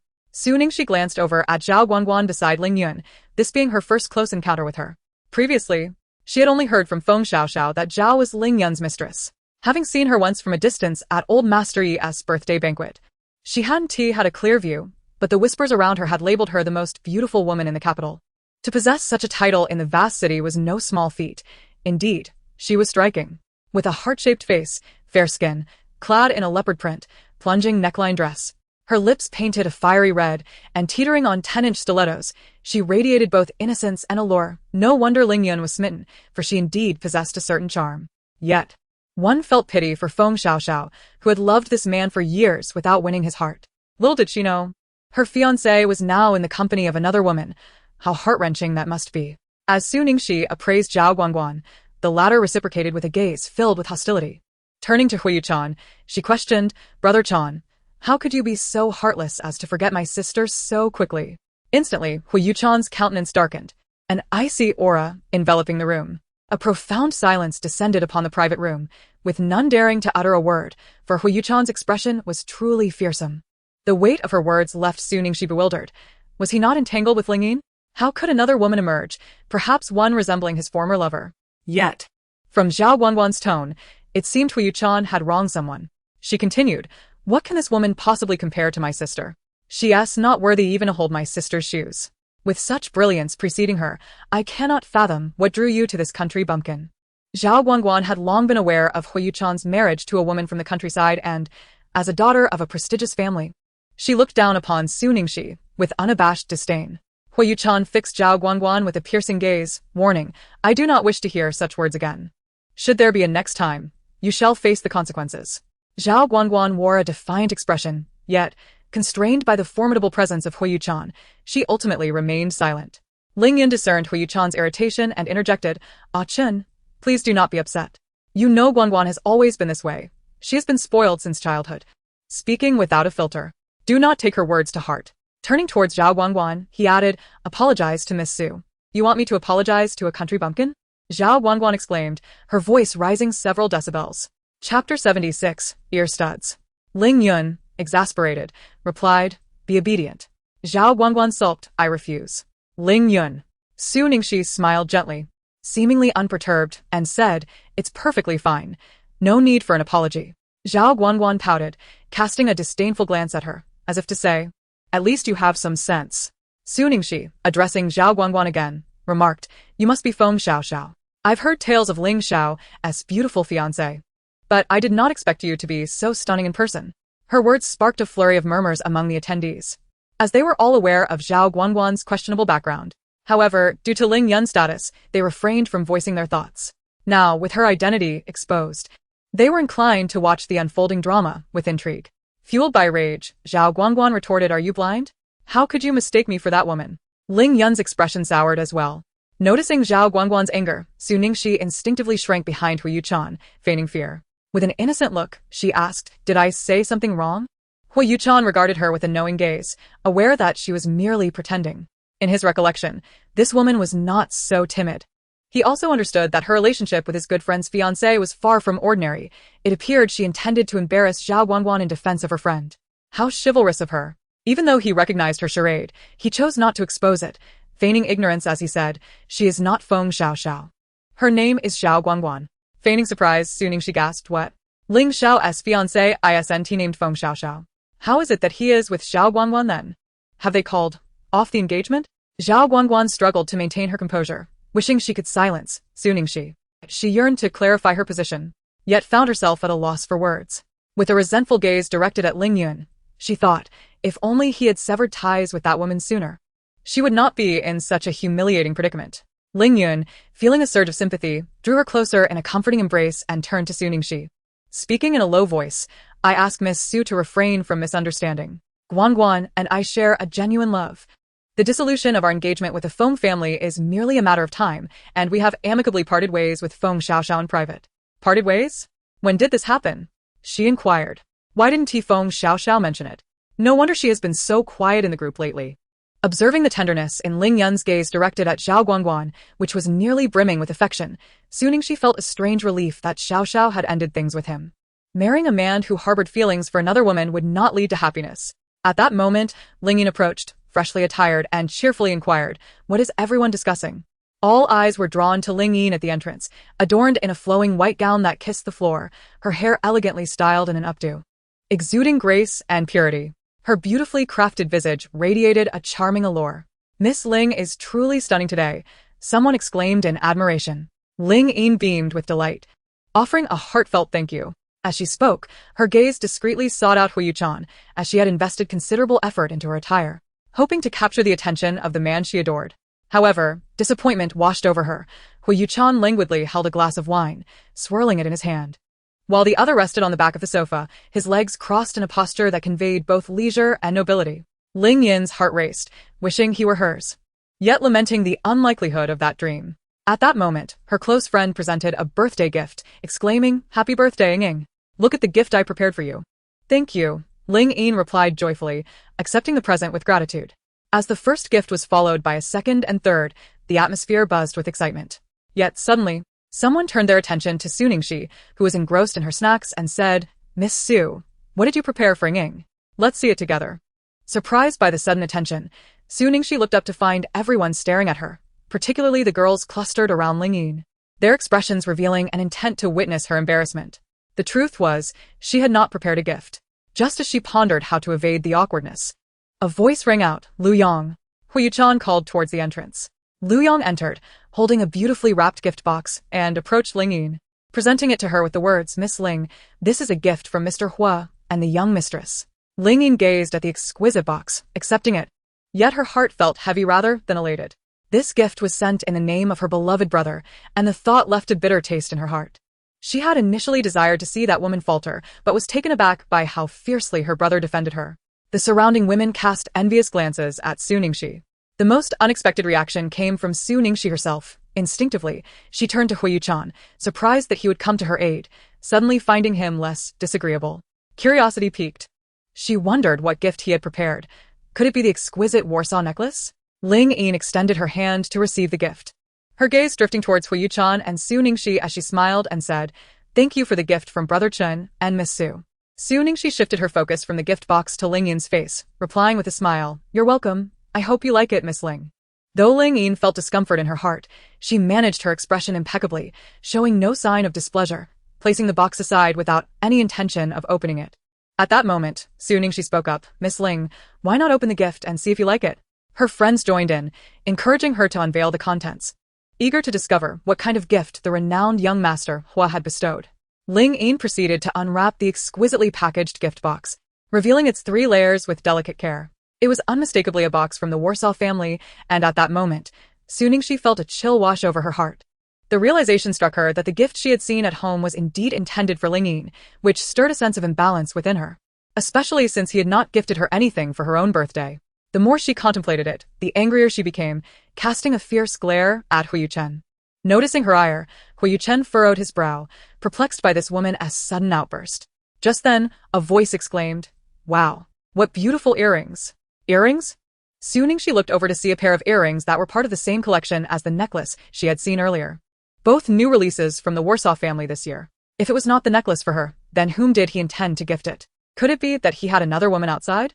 The thought made her increasingly uncomfortable, prompting her to lift a glass of wine from the table and take a sip, which quickly turned into a relentless series of gulps. Huo Yuchen observed her drinking as if the wine were water, his brow tightening. It seemed she had never consumed alcohol before. Uncharacteristically, he reached out to halt her pouring, saying, "Stop drinking." Su Ningxi glared back, her expression defiant, as if to say, "What business is it of yours?" Chapter 77, Framing. Huo Yuchen's expression darkened. This woman truly lacked discernment. Just then his phone rang. Glancing at the caller ID, he picked up the phone and stepped outside.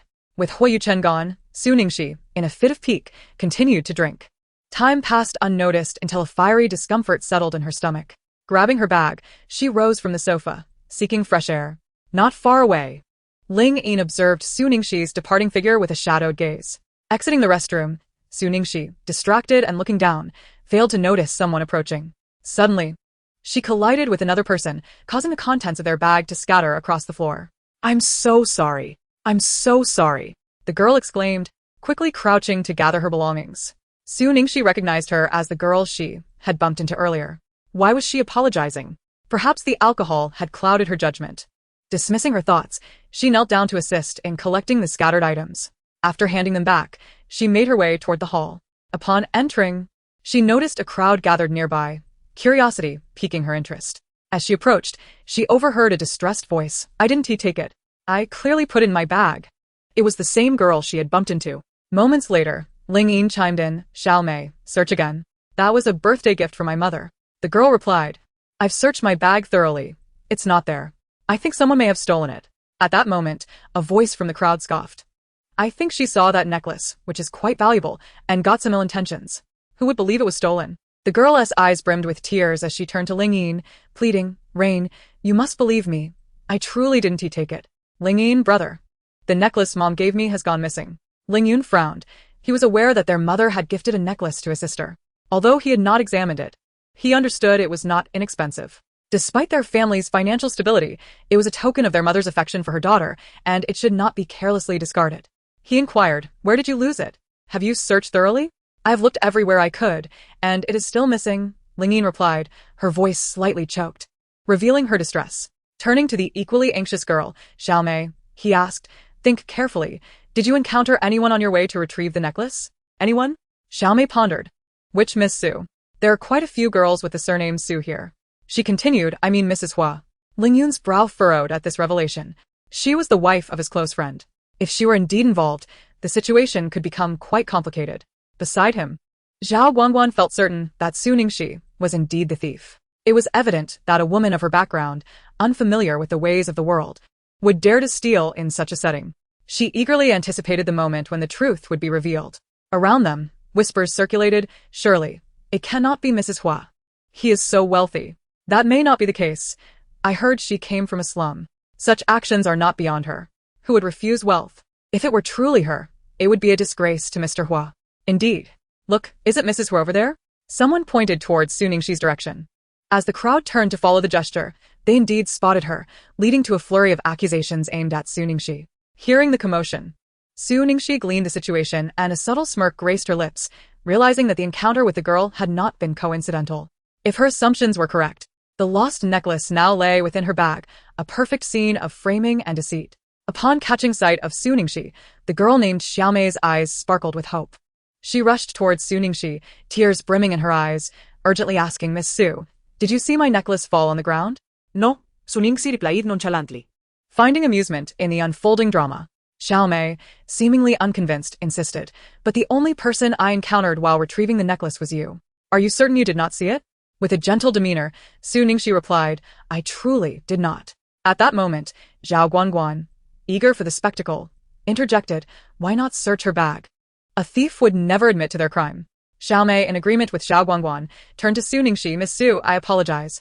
But may I take a look inside your bag?" Unfazed, Su Ningxi calmly responded, "My bag is not so easily searched, and you have no right to do so." Before Xiao Mei could speak, Zhao Guangguan chimed in, "You must be feeling guilty. The necklace must be in your bag. No one else here would stoop to such dishonesty. Guangguan, please do not create further chaos." Ling Yin attempted to pull Zhao Guangguan away, wishing to keep the matter from escalating. If it were any other woman, it would be fine, But if it were this one, his good friend's reputation would be utterly tarnished. Given the splendid opportunity to witness Su Ningxi's embarrassment, how could Zhao Guanzhuang possibly leave? She shrugged off Ling Yun's hand, asserting, "I am not being unreasonable. I am merely speaking the truth." At that moment, Ling Yun approached Zhao Guanzhuang and said, "Guanzhuang, please do not say such things. I believe Miss Su would never commit such an act." Zhao Guanzhuang, with unwavering conviction, replied, "It must be her." She then turned her gaze towards Su Ningxi, her eyes filled with haughty disdain. "If you truly did not take it, why not allow a search of your bag?" With an expression of indifference, Su Ningxi replied, "Since it has been alleged that I stole the necklace, let us call the police." Upon hearing this, the crowd grew uncertain. Perhaps she truly was innocent. After all, she was the one suggesting police involvement. If the authorities were to investigate, the consequences could be dire. Currently, the worst that could happen was a mere loss of face. But an encounter with the police could lead to detention. Not necessarily, someone speculated. Perhaps her demeanor is merely a facade, intended to convince everyone of her innocence. Chapter 78. The Search of the Bag. Zhao Guanzhuang let out a cold laugh, convinced of Su Ningxi's deceit. She believed that Su Ningxi was merely stalling, intending to hide the necklace before the police arrived. "Do not waste any more time. I can guarantee that the necklace is certainly in your bag." Su Ningxi turned to Zhao Guanzhuang and asked, "And what if it is not found?" Without hesitation, Zhao Guanzhuang declared, "If it is not, I shall take your surname." Su Ningxi scoffed, "You would take my surname?" Su Guanzhuang? "Since you wish so fervently to share my name, why not kneel and call me daddy a few times? Would that suffice?" Zhao Guanzhuang's face darkened. She had merely spoken in jest, yet Su Ningxi took it seriously. She eagerly anticipated the moment when Zhao Guanzhuang would be humbled. Ling Yun furrowed his brow, cautioning Guanzhuang, "Do not act impulsively. If nothing is found, will she truly kneel and call someone else daddy? With her pride, that seems unlikely. It may lead to an even more difficult situation, especially with so many witnesses." Su Ningxi kindly warned, "You still have time to reconsider." Disregarding Ling Yun's advice, Zhao Guanzhuang, seemingly impatient, urged Su Ningxi, "Enough with the nonsense, just open it." She was eager to witness Su Ningxi's public humiliation, and merely envisioning that scene filled her with delight. Alongside Zhao Guanzhuang, Ling Yun shared a similar anticipation. She was convinced that her necklace was hidden within Su Ningxi's bag, having instructed a girl named Xiao Mei to place it there. If the truth were to come to light, her standing in high society would be jeopardized. And the Huo family would never accept a woman with tainted hands as Chen Gige's wife. With these thoughts in mind, she feigned reluctance and said, "Guanzhuang, perhaps we should let this go. It may have fallen elsewhere. I will search again later. Trust me, it is in her bag." She recalled how, when the suggestion to search was made, she noticed Su Ningxi instinctively hiding her bag behind her, an undeniable sign of guilt. With a cryptic smile playing on her lips, Su Ningxi tossed her bag to Xiao Mei, who stood nearby. "To avoid suspicion, you conduct the search." With a smile, Xiao Mei accepted the bag and, under the watchful eyes of the crowd, opened it, spilling its contents onto the ground. After a thorough examination, the necklace was nowhere to be found. Xiao Mei was in a state of distress. She had distinctly placed the necklace within her bag, so how could it possibly be missing? Zhao Guanchuan shared her disbelief and knelt down to search alongside her, murmuring, "It cannot be. How could it not be here?" Rising with a cold gaze directed at Su Ningxi, she accused, "It must be you who, when no one was watching, concealed it elsewhere." With a derisive laugh, Su Ningxi retorted, "Look at this large gathering. Do you think everyone here is a fool? How could I possibly hide something right under their noses?" She then approached Xiao Mei, standing firmly before her. "I have already searched my bag. Now it is your turn. Kindly open yours." "Search mine?" Xiao Mei felt that Su Ningxi was somewhat unhinged. "I already searched my bag immediately. How else would I have realized the necklace was gone?" Su Ningxi shot back. "You may have searched your own bag, but who can attest to whether it truly is absent or merely hidden? What if the implication hung in the air?" And Xiao Mei erupted, "What do you mean? Are you suggesting I stole the necklace and am framing you?" Su Ningxi did not refute this accusation. "If you are innocent, then reveal it to everyone. Why should I be afraid? I have nothing to hide." Although she was uncertain of how the necklace had vanished from Su Ningxi's bag, she was resolute that it certainly was not within her own. With determination, she unzipped her bag and emptied its contents onto the ground in one fluid motion. "See? Nothing." Yet, as the words left her lips, her confidence waned. "No, it cannot be. How could the necklace possibly be in my bag?" Xiao Mei's complexion paled. And she collapsed onto the ground, her mind a blank canvas, while the onlookers murmured amongst themselves, pointing fingers. So it was her all along. Indeed. How dare she wrongfully accuse others? Her character is truly deplorable. At that moment, Su Nianxi turned to Ling Yin and suggested, Miss Ling, would you care to see if this is the necklace you lost? Under the scrutinizing gaze of the crowd, Ling Yin approached, bending to retrieve the necklace, exclaiming in excitement. It's mine. This is my necklace. I have found it. Su Nianxi chuckled coldly. Quite the performance. You shall have your moment of reckoning soon. She then addressed the prostrate Xiao Mei. Dear lady, will you not explain how this necklace came to be in your possession? Xiao Mei wept. I do not know. I truly do not know. Ling Yin looked at Xiao Mei with disappointment. How could you do such a thing? I regarded you as my most trusted ally. And you have utterly let me down. Xiao Mei shook her head vigorously, pleading, I did not steal it. It was not me. I have no idea how this necklace ended up in my bag. Please, Ling Yin, you must believe me. Leave now. We are no longer friends. With that, Ling Yin gave Xiao Mei a pointed look. Her actions, though protective of Xiao Mei, were also meant to prevent the situation from escalating further. Remaining in the vicinity would only invite more scrutiny, and given her current state, she was at risk of saying something she might regret. Xiao Mei understood Ling Yin's intent. She felt as though she were standing naked before the crowd, exposed and humiliated, wishing for a crevice to hide within. Ling Yin's words provided her with a much-needed escape. With swift movements, she gathered the items scattered on the ground and stuffed them into her bag, fleeing the scene. Su Ningxi was well aware of their little tricks and chose to remain silent. After all, today marked Ling Yin's birthday. And her status in the heart of Huo Yuchen was far from ordinary. If she were to overstep, it might invite trouble from Huo Yuchen, leaving her to bear the consequences. Turning her gaze to Zhao Guangguan, who was intent on escaping, she inquired, Where do you think you're going, Miss Zhao? Planning to be a coward? Hearing this, Zhao Guangguan paused mid-step and turned around, retorting, Who wants to be a coward? Su Ningxi nodded, satisfied that was not the case. Then please fulfill your earlier promise. What promise? I said nothing. Zhao Guangguan decided to feign ignorance. Unperturbed, Su Ningxi replied, It matters not if you do not call me dad. I have recorded your words. I shall publish it online for everyone to judge. You recorded it? How dare you? Hand over that recorder.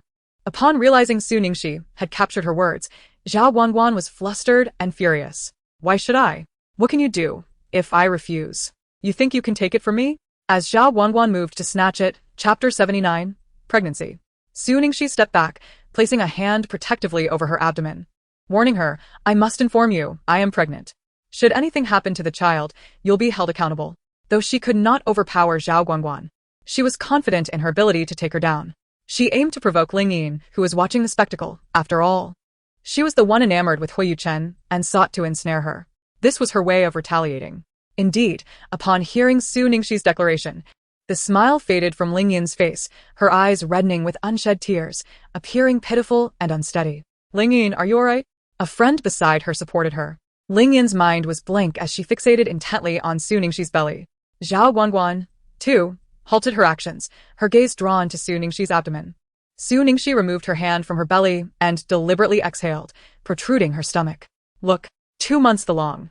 The crowd buzzed with speculation about Su Ningxi's pregnancy. Their voices tinged with envy. They remarked on her good fortune, having married into a wealthy family only months ago and already expecting a child. With a child, she would possess a certain security.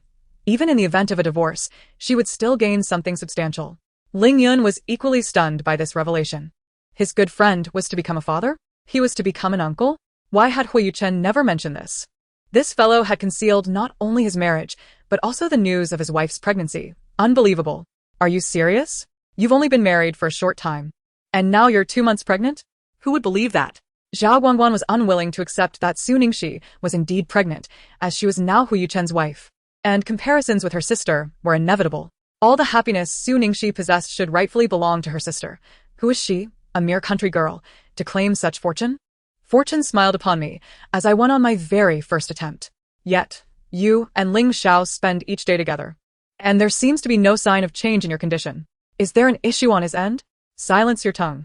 Zhao Guanxuan, filled with indignation, felt the sting of humiliation. Though she and Ling Yun had shared a considerable amount of time together and harbored mutual affection, he persistently refrained from any physical intimacy. Each time she took the initiative, he would abruptly halt at the critical moment. Su Ningxi's words pierced Zhao Guanxuan like a dagger, leaving her feeling belittled. If there was anyone more enraged than Zhao Guanxuan, it was Ling Yun himself. To have his manhood publicly questioned was intolerable for any man. He glared at Su Ningxi with an almost predatory gaze, astonished at her audacity. Truly, she was worthy of being Huo Yuchen's woman. Had she not been the partner of his dear friend, he might have cast her aside without a second thought. He warned, Miss Su. Perhaps you should engage your mind before you speak. How could I and Guanchuan consider children when we are not even wed?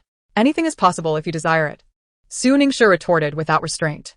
If you were truly a man of principles, you wouldn't abandon your fiancé to cavort with a mistress. At the sight of the two together, she recalled the unfortunate Feng Xiaoxiao, who had undoubtedly been deeply hurt by this scoundrel. After years of affection, he had neither returned her feelings nor had the decency to reject her outright. Was he merely seeking to indulge in the pleasures of both? Like Huo Yuchen, he was nothing but a cad. I'll end you, you wretched woman, for your reckless words. Zhao Guanchuan, thoroughly incensed by Su Ningxi's provocation, seized her handbag and aimed it at Su Ningxi. Instinctively, Su Ningxi recoiled, only to slip and fall backward, expecting to collide with the ground. Instead, she found herself enveloped in a broad embrace. Upon opening her eyes, she was greeted by the strikingly handsome visage of Huo Yuchen, a face that could incite both admiration and ire. How much longer do you intend to remain in this position? Huo Yuchen asked, gazing down at the woman in his arms, who seemed momentarily dazed. What brings you here? She inquired. With a stern countenance, Huo Yuchen replied, Am I to simply stand by and watch you be harmed by others? Such exaggeration, Su Ningxi protested. It was merely an accident. Someone like Zhao Guanchuan could handle 10 of me. Huo Yuchen fixed a piercing gaze upon Zhao Guanchuan, his voice cold as ice. Miss Zhao, your arrogance is quite pronounced. Though Zhao Guanchuan was indeed audacious, she felt a twinge of fear in the presence of Huo Yuchen, especially when he was angered. Biting her lip, she retorted defiantly. She was the one who insulted me first. Ling Yun, observing Zhao Guanchuan's aggrieved expression, pulled her closer and addressed Huo Yuchen. Ah Chen, your wife has crossed a line. Were it not for your presence, I would have already expelled her. I believe she owes us an apology. Huo Yuchen furrowed his brow. You lot gang up on her, and now you expect her to apologize? Ling Yun countered. Do you misunderstand your wife?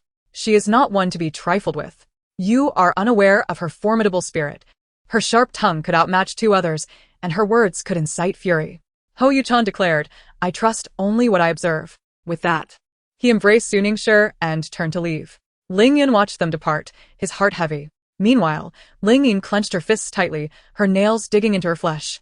Her eyes brimming with dissatisfaction. Determined, she hastened to follow them. Ling Yun ignored him, as if she had not heard at all. Meanwhile, she had caught up with Huo Yuchen and the others, looking at Huo Yuchen and asking, Brother Chen, are you leaving? Her cake had yet to be cut. Huo Yuchen replied, I have matters to attend to, so I must leave. Tears streamed down Ling Yun's face. Today was her birthday. With Brother Chen departing, what significance did this birthday hold? Heaven knows how long she had awaited this day. Su Ningxi felt a fleeting pang of sympathy for Ling Yun. There was perhaps no greater sorrow than loving someone who did not reciprocate those feelings.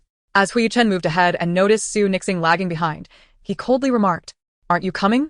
Before departing, he whispered in Ling Yun's ear, Miss Ling, in the future, when you resort to schemes, it would be wise to employ a more sophisticated approach. Otherwise, you risk harming yourself instead. Fortunately for you, my heart is kind, and I did not expose your little trick on the spot. Had it been someone else, you would not have fared so well. How did you know? Ling Yun's eyes widened in shock as she gazed at Su Ningxi, seemingly taken aback that she was aware of her machinations. Such a foolish scheme could easily be perceived by anyone. Next time, be more astute and choose a more refined strategy. After saying this, Su Ningxi deliberately arched her back, one hand resting on her abdomen and another supporting her waist as she hurried after Huo Yuchen. Chapter 80. Reinvestigating her. Once they were in the car, Huo Yuchen fixated on the shimmering bracelet adorning Su Ningxi's wrist. That bracelet is rather exquisite, he stated, his voice devoid of emotion. A chill ran down Su Ningxi's spine. She feared he might harbor suspicions.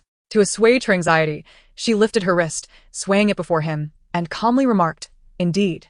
I think it looks lovely too, but alas, it is a fake, purchased online for just 9 yuan, shipping included. Huo Yuchen let out a cold laugh, his expression darkening. Did this woman truly think him a fool? With dozens of jewelry companies under his purview, he could certainly discern authenticity from imitation.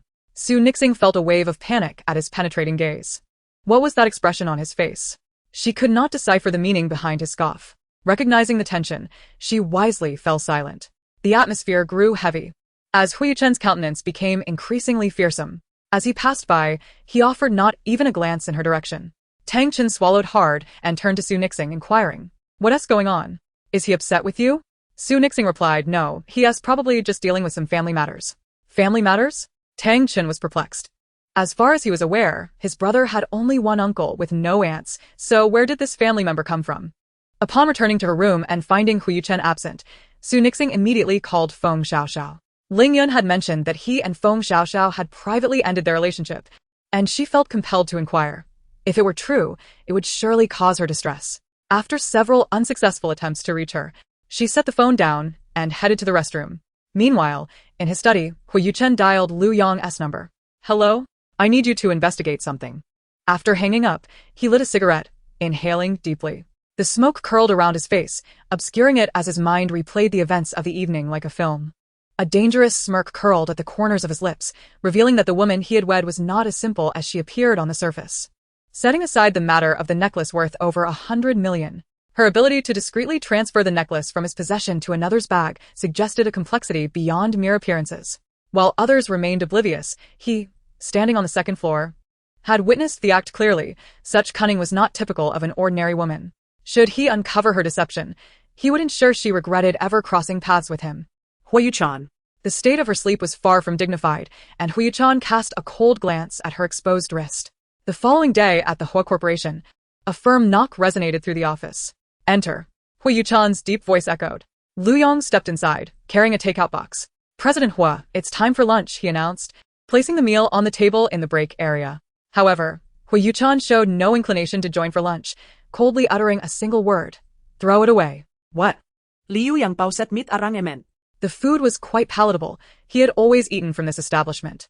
Yet, after being served by the young mistress, he had grown accustomed to home-cooked meals. Today, however, there had been no delivery, and having missed the meal time, he had taken the liberty to purchase a meal outside.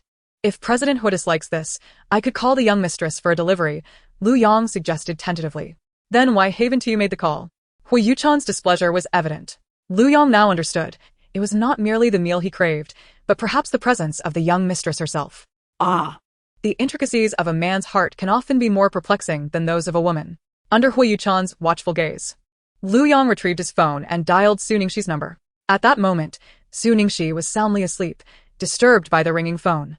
Without opening her eyes, she irritably hung up. Observing the disconnection, Lu Yong anxiously glanced at Huo Yuchen. The young mistress hung up. No, she cut off the call. Huo Yuchen's expression darkened. "Call again." Lu Yong redialed, silently praying, "Oh, young mistress, I implore you, please answer this time. If you don't, I might be in trouble." This time, the call connected. But before Lu Yong could speak, Su Ningxi's voice erupted on the other end. "What a nuisance. Can't a person sleep in peace in the morning?" Huo Yuchen's face turned stormy. It was nearly 1 o'clock, and that woman was still asleep. Did she wish to starve him?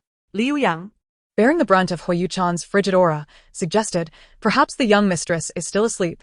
I shall try again." "Sorry, the number you have dialed." A mechanical voice responded from the other end, evidently indicating he had been blocked. The office atmosphere grew increasingly tense, and Lu Yong lowered his head. Feeling the weight of the situation, Huo Yuchen reached for his phone on the desk and tossed it to Lu Yong, instructing, "Inform her that she has half an hour. If she fails to arrive, she shall face the consequences." As the phone suddenly came hurtling towards him, Lu Yong barely managed to catch it, fumbling it several times in his hands before finally securing it, nearly dropping it to the ground. Wiping the beads of sweat from his brow, he opened a contact list only to discover that not a single phone number was stored. His boss was truly a remarkable individual, no, a genius, who deemed it unnecessary to annotate phone numbers. One glance at the digits sufficed to identify the owner, a true titan of industry. Huo Yuchen, noticing Lu Yang's sluggishness, cast a sharp gaze in his direction, startling Lu Yong into a tremor. He hastily input Su Ningxi's number and dialed. This time, Lu Yong was prepared. As soon as the call connected, he spoke. "Young madam, this is Lu Yong. Assistant Lu?" Su Ningxi seemed taken aback by the unexpected call. Indeed. "I wanted to inquire when President Huo's lunch will be delivered." Lunch? "He hasn't eaten yet?" Su Ningxi glanced at the time, realizing it was nearly 1 o'clock. She had overslept and had not anticipated that he was still waiting for her to bring him lunch. Odd, she thought, why hadn't her mother-in-law called her today? Conveying Huo Yuchen's message, Lu Yong informed her, "President Huo said that if you do not arrive within 30 minutes, you shall bear the consequences." Su Ningxi was unfazed by Liu Yang's words. That was indeed the tone of that man. Instantly, her mind conjured an image of Huo Yuchen's icy visage, prompting her to spring from her bed in a flurry. She spoke into the phone. I am on my way. Tell him I guarantee I will arrive within half an hour. Relieved to hear Su Ningxi's commitment, Liu Yang sighed, pocketed his phone, and smiled at Huo Yuchen, saying, President Hua, the young madam, said she is coming immediately. Huo Yuchen's expression softened slightly, before he turned to Liu Yang, commanding, Hurry up with the matter I asked you to investigate. I expect results today. Understood, Liu Yang replied. Chapter 81. The Race in a Rush. Liu Yang dashed towards the kitchen after exchanging a brief greeting. Tang Wanru, noticing Su Ningxi's flustered demeanor, set her teacup down and rose from the sofa to follow her. Daughter-in-law, you're up. You must be hungry. I've had someone prepare soup for you. No need, Mom. I have to deliver lunch to Ah Chen. I'm running out of time. Su Ningxi interrupted her. Ah Chen hasn't eaten yet at this hour? She glanced at the wall clock, realizing it was already past 1 in the afternoon. Perhaps he is too busy, Su Ningxi replied, as she took out the dishes from the thermal box. She hadn't eaten lunch herself, and these were leftovers prepared for her. She poured everything into the thermal container. You don't have to go. You worked hard last night. Just rest at home, and I'll have a servant deliver it, Tang Wanru insisted, reaching for the items in Su Ningxi's hands. What hard work. Su Ningxi was bewildered, but she did not dwell on it. Pushing aside Tang Wanru's outstretched hand, she grasped the thermal box and headed for the door. I'll deliver it myself. I'm leaving now. Watching Su Ningxi's hurried departure, Tang Wanru felt a sense of satisfaction. Their relationship seemed to be blossoming. She remembered how reluctant Su Ningxi had been when she had previously asked her to deliver lunch to her son. Now, she was eager to take the initiative. Ah Chen was indeed fortunate to have such a capable and devoted wife. Upon considering that Su Ningxi had risen so late, one could surmise that she had been thoroughly exhausted by her son's antics the previous night. It was not the chaos that troubled her, but rather the absence of it, for she longed to cradle her grandchild sooner rather than later. Recollecting the chicken soup she had instructed to be simmered that morning, she summoned Wang Ma. Upon entering, Wang Ma addressed her as Madam. This chicken had been imported from abroad, and only when freshly stewed could its nutritional value be fully realized. Meanwhile, Su Ningxi emerged from the garage, steering one of Huo Yuchen's vehicles, and sped towards the Huo group, a journey typically requiring 50 minutes, which she managed to condense into a mere 18. In his office, Huo Yuchen glanced at his phone, where several notifications of traffic violations awaited his attention, and a smirk crept upon his lips. This woman truly had a death wish. She was a constant source of surprises. If her previous reckless driving had been an accident, what could one make of this? Who would believe she was timid behind the wheel? Her driving prowess, as evidenced today, was hardly inferior to his own. She was indeed remarkable, cloaked in secrecy. Almost simultaneously, a flashy sports car came to a halt beside Su Ningxi's vehicle. From it emerged a strikingly beautiful woman who, as she walked, extracted a compact from her bag, applying its contents to her face. This woman was Zhao Xinyue, the girlfriend of Zhua Hancheng and the daughter of Hua Zhishi, originally named Hua Jing. Her name had been changed to Zhao Xinyue following her mother's remarriage after Hua Zhishi's unfortunate incident. Su Ningxi paid her no heed, glancing at the time. Realizing she had but 5 minutes left to reach Huo Yuchen's office, clutching her lunchbox, she hurried towards the lobby. Zhao Xinyue, catching a glimpse of Su Ningxi's silhouette, widened her eyes in shock, as if she had encountered a ghost, dropping her powder compact in terror. This cannot be. No, she had died 2 years ago. A wave of unease washed over her as she pursued Su Ningxi in her high heels, tentatively calling out, Su Ningxi. Hearing her name, Su Ningxi halted and turned. The woman, breathless, gazed at her and inquired, Who are you? Upon recognizing Su Ningxi's face, Zhao Xinyue suddenly smiled, dismissing her initial fright, for how could it be? She had believed her to be long deceased. Noticing Zhao Xinyue's lack of response and being pressed for time, Su Ningxi turned and continued on her way. The front desk staff had already recognized Su Ningxi's identity and no longer dared to impede her. She made her way directly to the elevator. As she waited, anxiety gnawed at her, and she frequently checked the time, feeling that each second spent waiting was a waste. Zhao Xinyue approached just then, and at that moment, the elevator arrived. Su Ningxi lifted her leg to enter, but Zhao Xinyue rudely pushed ahead of her. The sharp scent of her overpowering perfume made Su Ningxi wrinkle her nose in distaste. Hurry up if you're coming in, Zhao Xinyue snapped impatiently, her tone brimming with disdain as she regarded Su Ningxi with evident contempt. It was she who had startled herself moments ago. Why must she resemble that deceased woman so closely, even in her gait? It was truly uncanny. With a mutter, she remarked, How could the Huo group employ such unsophisticated staff? Su Ningxi was already filled with anger towards Huo Yuchen. And now this woman had the audacity to seek attention in front of her. She was truly vexed, with no outlet for her frustration. As she entered the elevator, she forcefully pushed the woman out. Not exerting her full strength, the woman did not fall but stumbled forward a few steps due to inertia. When the woman turned around, the elevator door was slowly closing. Seeing Su Ningxi looking at her with disdain and waving her hand in front of her nose, she faintly heard the words so stinky. Zhao Xinyue was nearly infuriated to the point of spitting blood. How dare this unsophisticated person humiliate her like that? She was determined to have her brother expel her from the Huo group. Su Ningxi arrived at Huo Yuchen's office precisely at 29 minutes and 59 seconds. Huo Yuchen stood by the window, holding his phone, evidently just finishing a call. Observing the woman panting from her run and glancing at the wall clock, he noted it was perfectly half an hour, neither a minute more nor less. Su Ningxi plopped down on the sofa, relieved she had made it just in time. After rushing in from the elevator without a moment to catch her breath, she finally settled down and noticed Huo Yuchen watching her intently. He inquired, "Why aren't you eating?" Why was he staring at her? Suddenly, she felt a pang of anxiety. Had she done something wrong again? "Huo Yuchen, how am I supposed to eat if you don't serve it?" Su Ningxi couldn't help but roll her eyes. Did he lack hands or the ability to take care of himself? Chapter 82. I am getting engaged. She perceived that this man seemed to be uncomfortable unless he was tormenting her, and she silently reminded herself to endure. It would be over once they divorced. Suppressing the urge to flip the table, she took out several dishes and placed them on the table. "Now can we eat?" Huo Yuchen shook his head. "I don't eat scallions." Su Ningxi, without saying a word, picked up her chopsticks to remove them. Just then, the office door swung open, and Lu Yang's reluctant voice echoed, "Miss Zhao, President Hug is unavailable. Let us wait in the lounge." Zhao Xinyue shot him a sidelong glance. Unavailable? What inconvenience could he possibly have during his break? As she spoke, she stepped inside. At that moment, both Huo Yuchen and Su Ningxi turned their gazes toward the entrance. Lu Yang looked awkwardly at Huo Yuchen. "President Hua, this." Huo Yuchen's expression darkened considerably, the temperature in the office plummeting. Lu Yang, frightened, could feel cold sweat trickling down his forehead. It seemed he was about to face misfortune again. Zhao Xinyue, unaware of the tension her arrival had caused, cheerfully approached. "Brother, I knew you were here. Who let her up?"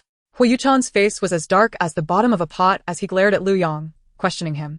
If he recalled correctly, he had specifically instructed that this woman was not to be allowed entry. Lu Yang's gaze flickered, afraid to meet Huo Yuchen's eyes.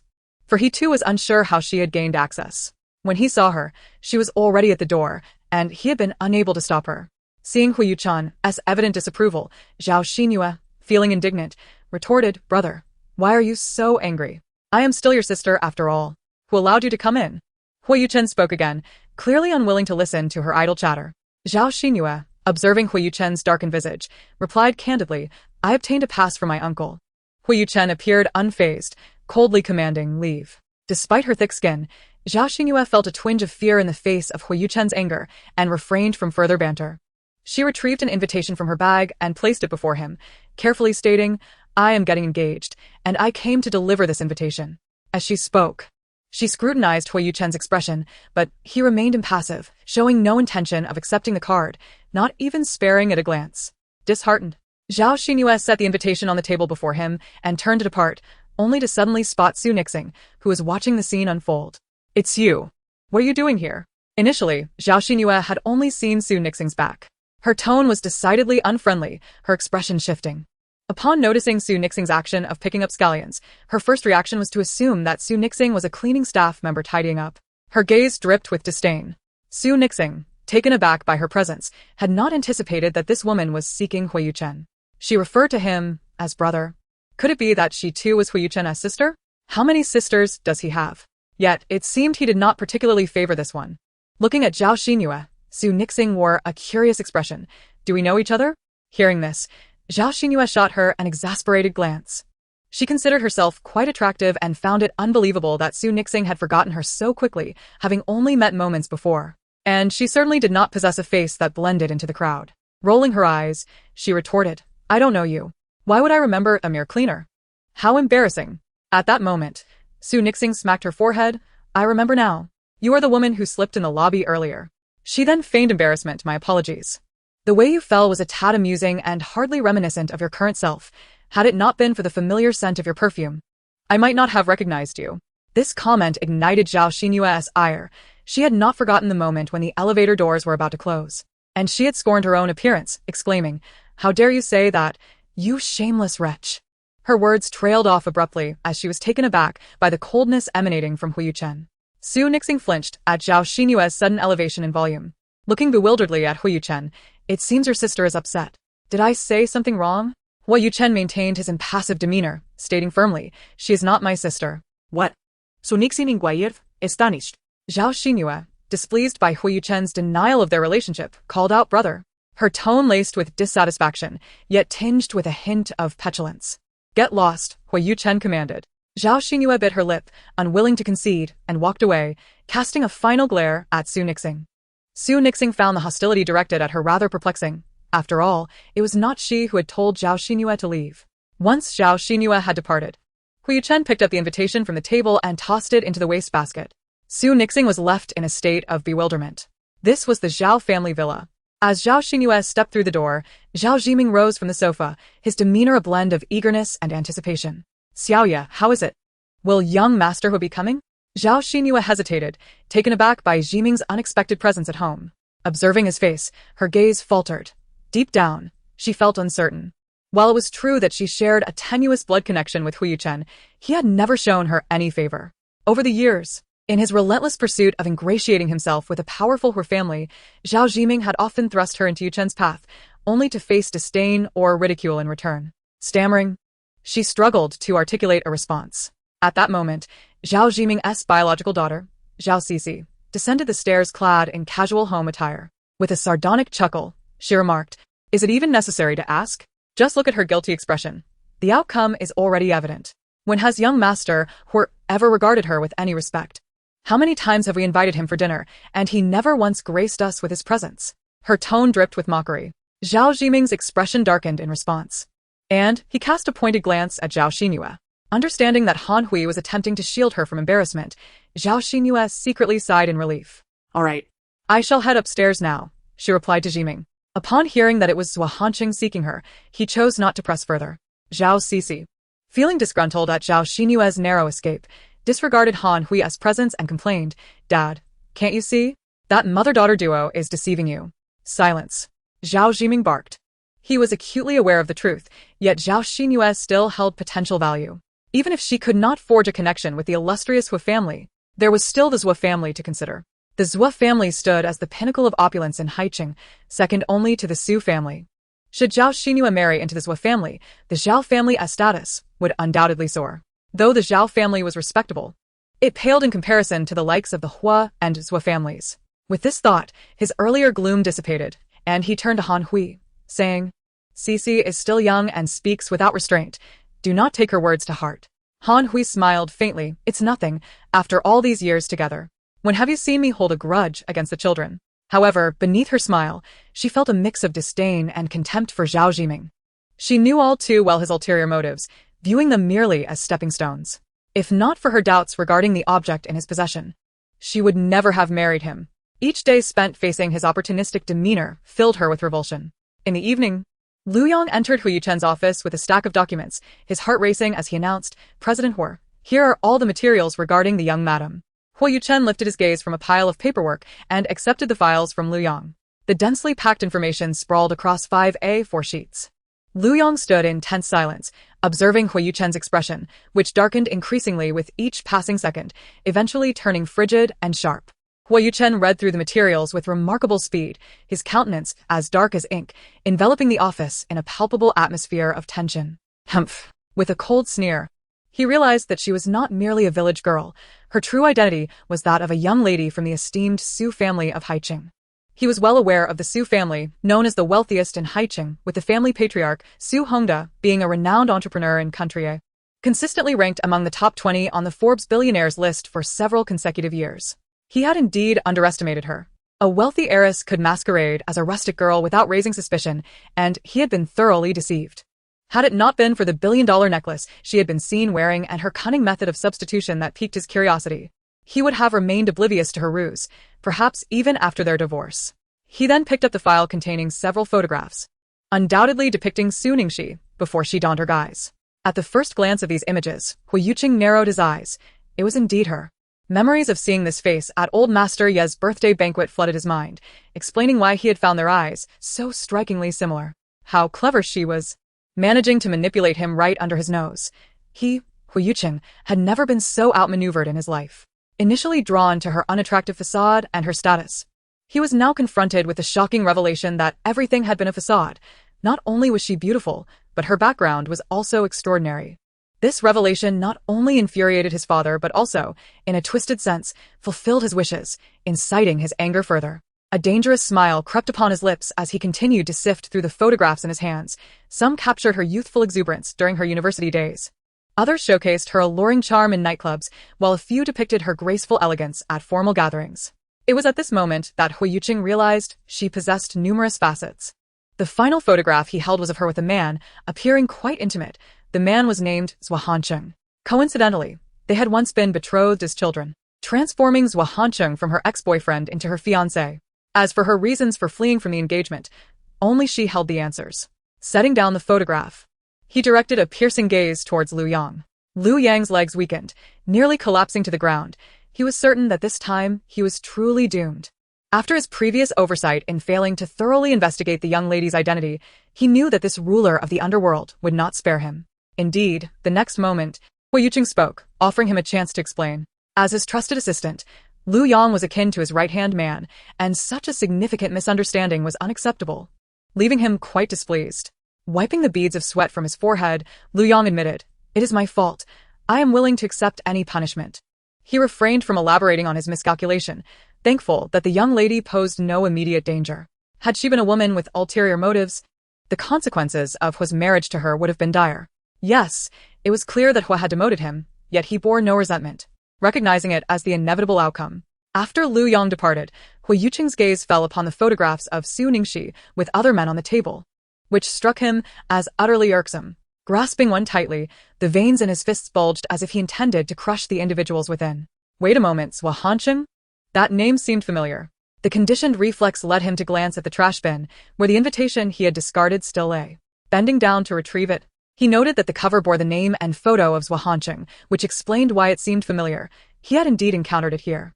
An idea suddenly sparked in Huo Yuchen's mind as he tucked the invitation into his suit pocket, a cold, bloodthirsty smile curling at the corners of his lips. She wished to play a game, and he was more than willing to engage, eager to see who would outplay the other. Soon, the day of Zhao Xinyue's engagement arrived. A helicopter landed at a seaside location in Haicheng. "We have arrived," young Master Huo, Zhang Jian, seated in the front, announced. Su Ningxi, who had not been in a deep sleep, stirred groggily at Zhang Jian's words. Where is this? Huo Yuchen, the epitome of male dominance, had shown no regard for her wishes, styling her and whisking her away on a plane. She remained oblivious to his intentions or destination. Were it not for his wealth, she might have feared he intended to sell her. Haicheng? Su Ningxi gasped, instantly alert. What could he possibly want in Haicheng? This was her domain. Did he intend to disrupt her territory? Following a few individuals to a dock, her thoughts drifted to a recent news story about human traffickers hiding young, beautiful girls on ships to sell them to impoverished countries. She turned back to Huo Yuchen. What brings you here? You aren't planning to sell me, are you? Huo Yuchen let out a dismissive scoff. Do you believe anyone would want you? Are you not human? The laughter of his subordinates rang out, unable to contain themselves at the exchange. Even the formidable boss, known for his strategic prowess, could be caught off guard. It was a revelation for them all. A single glare from Huo Yuchen silenced them, rendering them as still as statues, their mirth extinguished. The engagement ceremony was held aboard a luxurious cruise ship, lavishly adorned with flowers and pink balloons, exuding an air of romance and opulence. From a distance, Zhao Xinyue and Zhuo Hancheng's engagement photo was visible. The woman nestled in the man's embrace, her face radiant with bliss. It was at this moment that Su Ningxi realized Huo Yuchen had brought her to Zhao Xinyue's engagement banquet. Why did you bring me here? Had he not discarded the invitation? Chapter 84. The ex-boyfriend and the former fiancé. Su Ningxi pouted, muttering, If you don't want to say anything, then I don't want to hear it. Huo Yuchen turned to her. If you don't wish to hear, then why ask? Su Ningxi realized her mistake. She should not have inquired. She wore a red gown, chosen at Huo Yuchen's insistence, designed to be loose and unassuming. Her makeup was understated, and her hair was simply tied back. Trailing behind them, Nanbei harbored a lingering question. This young mistress was already rather unsophisticated. No amount of effort in dressing up could transform her into a celestial beauty. After all, her foundation was too poor. No makeup could conceal the blemishes on her face. What was young Master Huo concerned about? Was he worried that his unattractive wife would attract unwanted attention? He nudged his good friend Bai Ji. Hey, why do you think young master insisted on having the young mistress dress so plainly? The white spider maintained its stern demeanor, seemingly oblivious. A roll of the eyes from the two onlookers conveyed their disinterest. Turning their attention to Zhang Jian, who appeared quite understanding, he remarked, "You might not comprehend this, but beauty is in the eyes of the beholder. In President Huo's eyes, the young mistress possesses an allure that is beyond reproach. Such captivating beauty is surely meant to be cherished privately. If she appears too ordinary, what would happen if others took notice?" At that moment, Huo Yuchen turned his head. His voice cold as he asked, "What are you mumbling about? Hurry up and follow." The group fell silent, startled. Upon their entrance, the cruise ship buzzed with activity. A multitude of guests already present. A poster featuring Zhao Xinyue and Zhua Hanqing stood at the entrance. The striking couple appeared perfectly matched. Huo Yuchen paused before the poster, eager to observe Su Ningxi's reaction upon seeing her ex, yet found no discernible emotion in her gaze. Suddenly, he inquired, "Aren't you upset seeing him engaged?" Su Ningxi furrowed her brow, perplexed. "What? Why would I be upset? Why should I care about someone else's engagement?"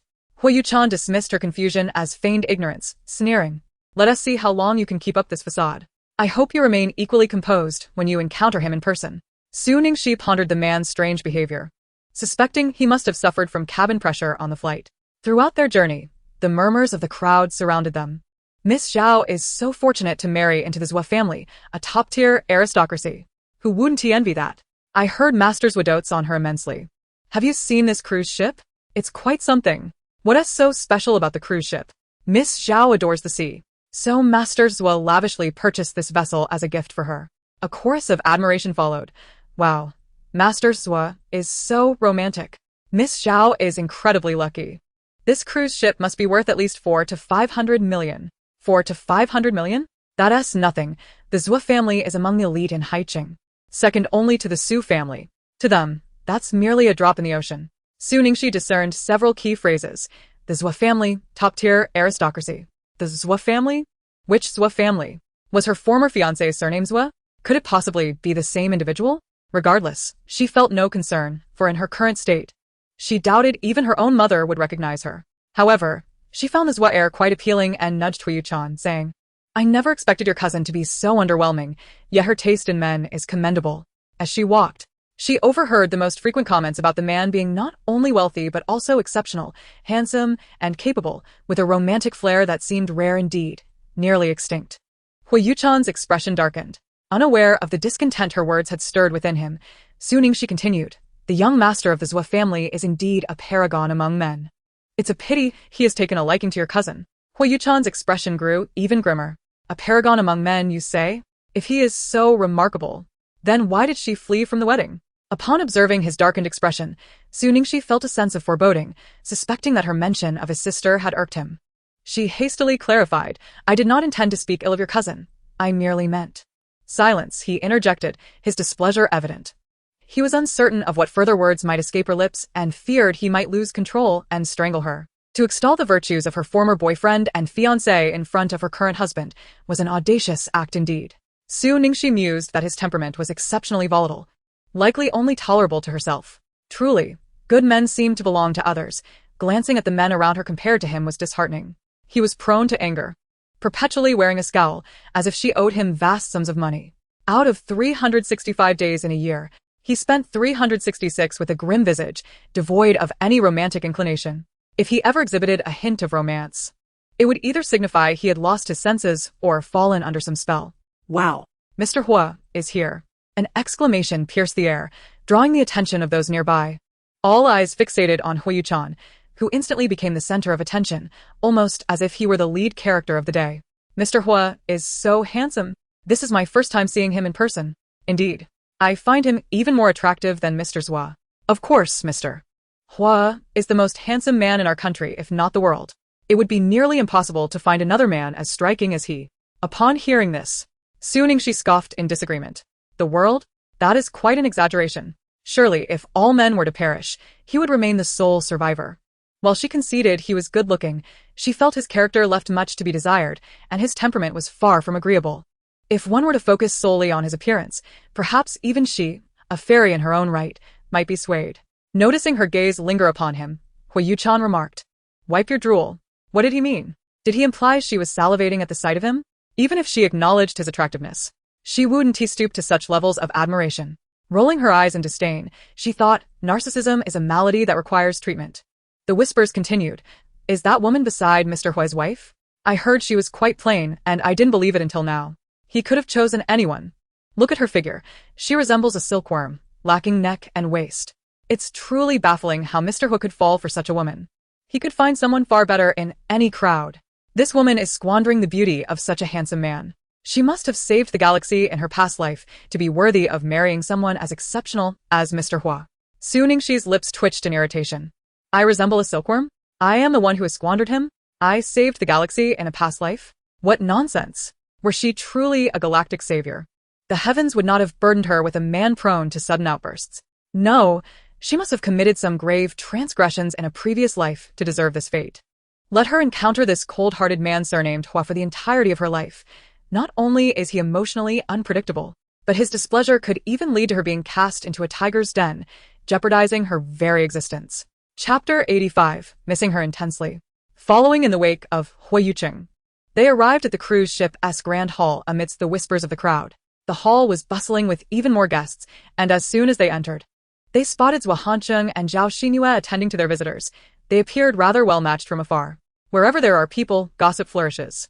One could be heard saying, "Since I arrived, I noticed that Zhuo has not smiled once. Do you think he might not like Miss Zhao? Surely not. He's probably just too nervous.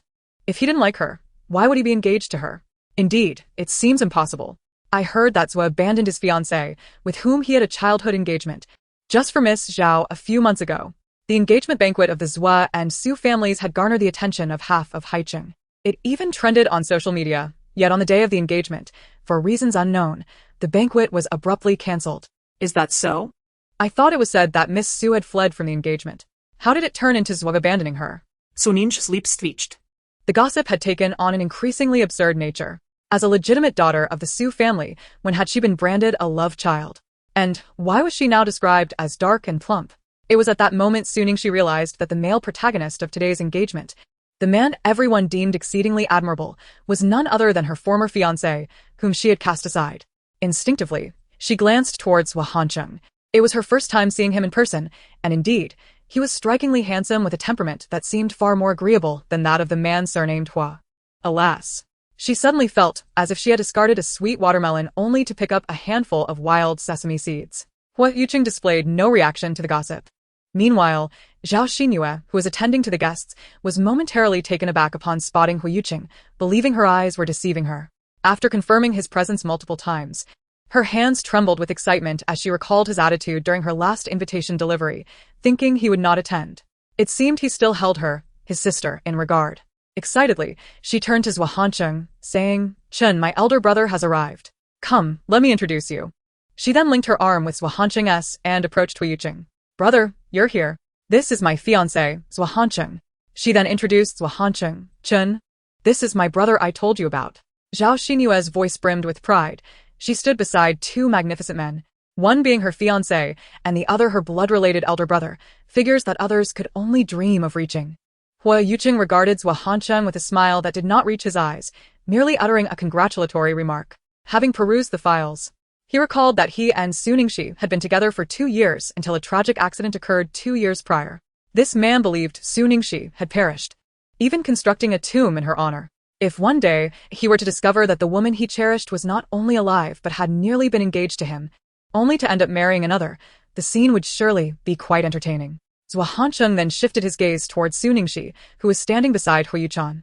Upon catching sight of her visage, his eyes lingered for a moment as he pondered her identity. Who could this woman be? Could she truly be the legendary wife of Huo Yuchen? It puzzled him how someone of his stature could wed such a woman. It was not that he looked down upon Su Ningxi. Rather, he simply found their differences in status too pronounced. While Zhuo Hancheng scrutinized Su Ningxi, she too was assessing him. Up close, she found him even more handsome than in photographs. Dressed in a bespoke white suit, his meticulously styled hair framed a pair of narrow, deep-set eyes, complemented by a prominent nose and delicate lips. His demeanor exuded an air of elegance and affluence, and his physique was comparable to that of Huo Yuchen, making him the only man she had encountered who stood on equal footing with Huo Yuchen. However, he appeared less aloof, his aura contrasting sharply with that of Huo Yuchen. This silent appraisal between the two did not escape Huo Yuchen's notice, who perceived it as a flirtatious exchange. Fuming with irritation, he pulled Su Ningxi closer, as if to assert his claim, introducing her with a possessive tone. "This is my woman." Zhuo Hansheng had already surmised Su Ningxi's identity, yet upon hearing Huo Yuchen's declaration, a sense of emptiness washed over him, accompanied by a suffocating feeling. Nearby, Zhao Xinyue, taken aback by Huo Yuchen's assertion, exclaimed, "Brother, are you implying that she is the waitress you married?" Her initial impression of Su Ningxi was far from favorable, leading her to blurt out, "How could you marry such a woman?" Huo Yuchen's expression darkened, his piercing gaze directed at Zhao Xinyue, clearly displeased with her words. Feeling the weight of Huo Yuchen's stare, Zhao Xinyue's heart raced, and she quickly realized her faux pas, hastily clarifying, "Brother, please don't misunderstand. I meant no offense, I was merely surprised." Huo Yuchen, disinterested in furthering the argument, turned to Su Ningxi and said, "Aren't you going to congratulate Zhuo Xiao?" Su Ningxi, taken aback by Huo Yuchen's unexpected maneuver, looked at him with confusion. His gaze seemed to penetrate her very being, prompting her to furrow her brow in response to his peculiar behavior. Although she did not fully grasp his meaning, she recognized the necessity of responding, lest she appear inconsiderate. Addressing the two before her, she stated, "Congratulations to both of you." As Su Ningxi spoke, Zhuo Hansheng was momentarily stunned. Her voice bore a striking resemblance to that of his dear Xiaoxi. Upon re-examining her, he noticed a hint of Xiaoxi's essence in her. Yet he was quickly pulled back to reality, thinking that she bore no resemblance to the beautiful Xiaoxi he cherished. It seemed he was simply longing for her. Observing Zhuo Hansheng's intense focus on Su Ningxi, Huo Yuchen felt a surge of displeasure. Even a similar voice had captured his attention for so long, revealing the depth of his affection for her. Zhao Xinyue, now considerably more courteous, expressed her gratitude with a simple, "Thank you." Meanwhile, Zhuo Hansheng's unwavering gaze on Su Ningxi did not go unnoticed by Zhao Xinyue, who felt a pang of jealousy rise within her. She tugged at his sleeve. "Chung." Xinyue. The voice of Zhao Zhiming echoed from a distance. Upon seeing him approach, Zhao Xinyue obediently called out, "Dad." Zhao Zhiming feigned reproach, saying, "Why haven't you invited the guests in to sit? It is quite rude to stand here." "Dad, this is my brother." Zhao Xinyue proudly introduced Huo Yuchen to Zhao Zhiming, her tone imbued with a sense of accomplishment, as she had indeed brought him here. In the eyes of outsiders, she was the enviable eldest daughter of the Zhao family. Yet only she understood that life within the Zhao household was far from idyllic. Both family members and servants looked down on her, labeling her as a burden brought in by her mother. Zhao Zhiming's affection was not genuine. To him, she was merely a tool for advantageous marriage. Previously, for the sake of business, he had even contemplated marrying her off to an elderly man. However, since she had become involved with Zhuo Hansheng, his attitude towards her had noticeably softened. Now, with the illustrious Huo Yuchen in attendance, her brother, no less, who belonged to a family even more formidable than the Zhuo family, she was curious to see if they would still underestimate her.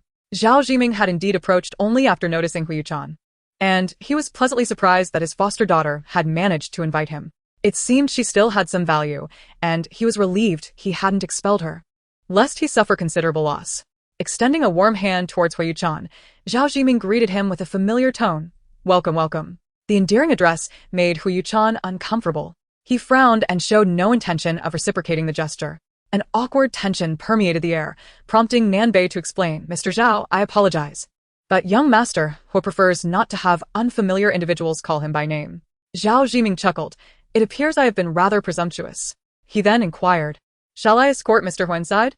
Huo Yuchen, unimpressed by the overture, saw through Zhao Zhiming's character, one of power and selfishness. Such individuals were among those he despised the most. And, without sparing him another glance, he simply walked past. Zhao Zhiming's lips twitched, surrounded by so many people. How could this one not show him any respect? He glanced at Zhao Xinyue, seemingly questioning the situation. Attending an engagement party, why did Huo wear such a stern expression? Zhao Xinyue, equally perplexed, decided to investigate. Casting a glance at Zhuo Hansheng, who nodded in agreement, she hurried in the direction Huo Yuchen had gone. Meanwhile, Zhuo Hansheng exchanged a brief greeting with Zhao Zhiming before turning to leave, only to grimace in disgust as he wiped the spot where Zhao Xinyue had kissed him with a handkerchief from his suit pocket. Standing beside Zhao Zhiming, Zhao Cici angrily remarked, "Dad, Look at Huo Yuchen's arrogant demeanor.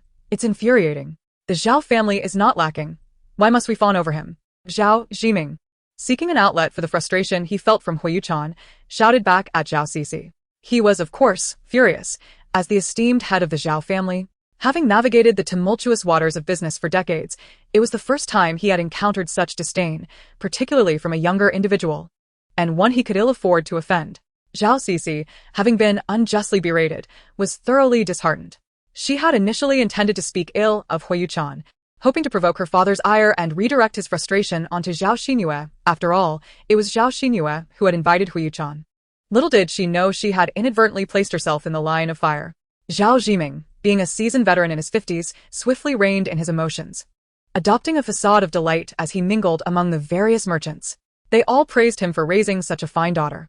Indeed, not only had they allied with the Zhou family, but even the heir of the Huo family had graced them with his presence.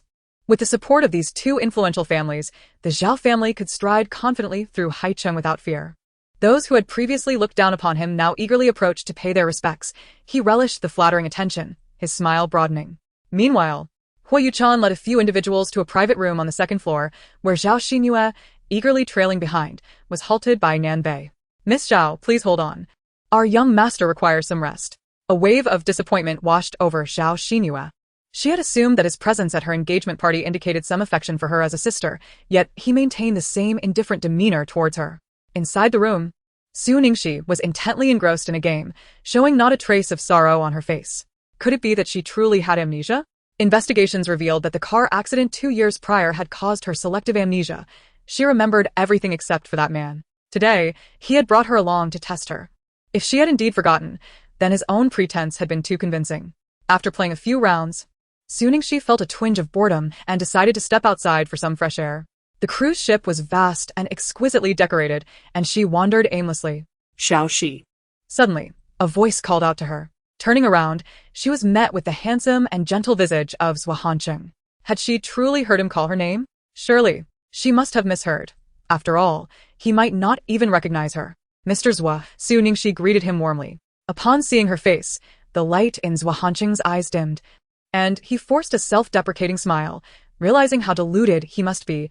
How could she possibly attend his engagement party? "Mr. Zhou?" Su Ningxi called again. "Thank you. I just needed some fresh air." She suddenly felt a strong affinity for this man, finding him remarkably gentle. He must indeed be the archetype of a warm-hearted gentleman. At that moment, Zhao Xinyue approached, casting a wary glance at Su Ningxi before linking her arm with Zhou Hancheng's and cheerfully inquiring, "Chun, what are you and my sister discussing?" Ignoring Zhao Xinyue, he turned to leave. Despite Zhou Hancheng's indifference, Zhao Xinyue felt no anger. She had grown accustomed to his lukewarm demeanor throughout their relationship. Her gaze sharpened as it fell upon Su Ningxi, sensing an undeniable threat emanating from her. And she issued a warning. "You should keep your distance from my man. Should you dare to entice him again, I will not let you off easily." With that, she hurriedly chased after Zhou Hancheng, leaving Su Ningxi in a state of disarray. This woman must have some sort of vision impairment. Which of her eyes perceived me as seducing her man? If only she hadn't fled so swiftly. Su Ningxi would have surely removed her high heels and hurled them at her. How infuriating. In the private room, Nan Bei was reporting on the scene that had just unfolded. Chapter 87. The Unexpected Arrival of a Man. Upon hearing the account, a flicker of coldness crossed Huo Yuchen's eyes, his lips curling into a dangerously chilling smile. When Su Ningxi entered, a wave of icy air met her, and she was immediately struck by Huo Yuchen's predatory demeanor. Furrowing her brow, she wondered what had transpired. Everything had seemed fine moments ago, yet now he appeared perturbed. Who had provoked him? Neither acknowledged the other as the engagement ceremony commenced. The lights in the hall dimmed, save for a single beam illuminating the focal point, the radiant Zhao Xinyue. She had changed into a form-fitting white gown that cascaded to the floor, her hair elegantly styled, and her face adorned with exquisite makeup, looking utterly beautiful as she awaited her prince.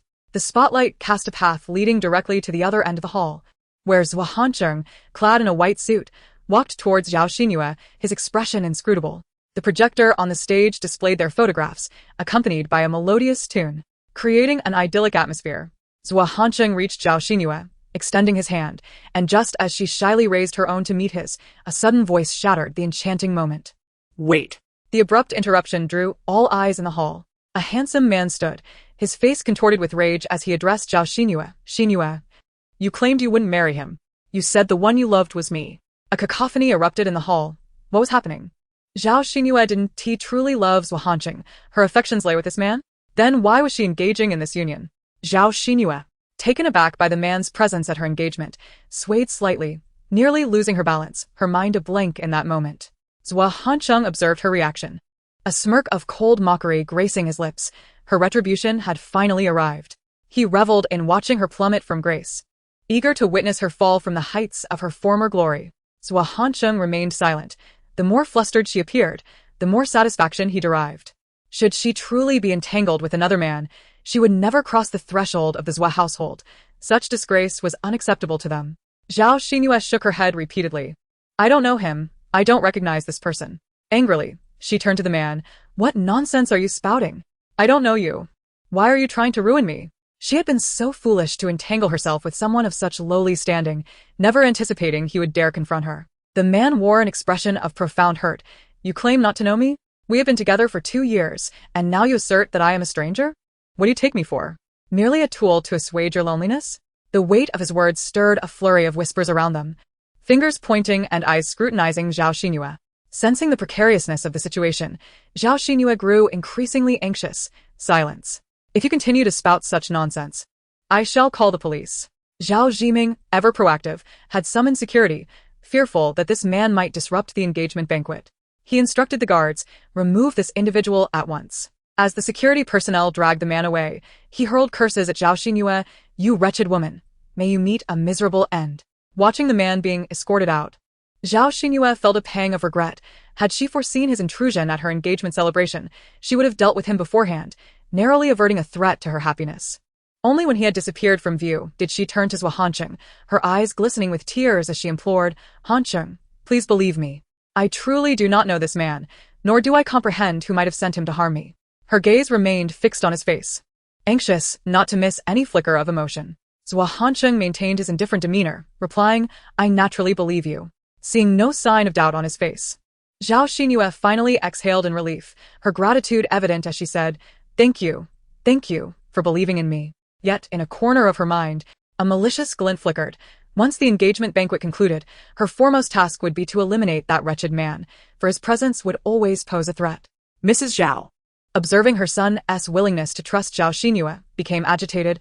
Ah Cheng, you. Before she could finish, an awkward sound interrupted the air. The screen, which had been displaying their photographs, now revealed an abhorrent scene, a woman and a man entangled on a hotel bed, the content too scandalous to bear, accompanied by unmistakable intimate sounds. The woman was clearly Zhao Xinyue, while the man was the very one recently removed by security. Good heavens! Is that Miss Zhao? A wave of astonishment washed over the audience. Naturally, Su Ningxi and Huo Yuchen also bore witness. As the audio of intimate exchanges filled the room, Su Ningxi watched, utterly unblinking, seeming to relish the spectacle, before suddenly exclaiming, Oh, isn't that your sister with that man? One hand covered her eyes, while the other gripped her shoulder, turning her away. Hey, what are you doing? Su Ningxi protested, twisting her body to regain her view. Huo Yuchen exchanged a knowing glance with Nan Bei, who promptly made his way to the projection room. Meanwhile, Zhao Xinyue rushed to the screen, frantically pounding the wall. Turn it off. Turn it off. That's not me. Not me. Please don't look. Voices flooded her ears. So Miss Zhao is quite the libertine in private. It's truly unfortunate for young Master Zhuo to have chosen such a wayward woman. Just moments ago, she denied it vehemently. Now she has been publicly humiliated. Soon, the projector was turned off, and the images on the wall disappeared. Zhao Xinyue halted, collapsing onto the ground, her hair disheveled, her clothes soiled, and her makeup smeared. The glamour she once possessed now replaced by utter disarray. Chapter 88. Abandoned. Madame Zhuo, in a fit of rage, strode over to Zhao Xinyue and delivered a kick, seizing her hair and striking her face with 2 slaps, exclaiming, You filthy woman! How dare you aspire to marry into the Zhuo family? I will kill you! I will kill you! The atmosphere was chaotic, filled with murmurs, curses, and cries.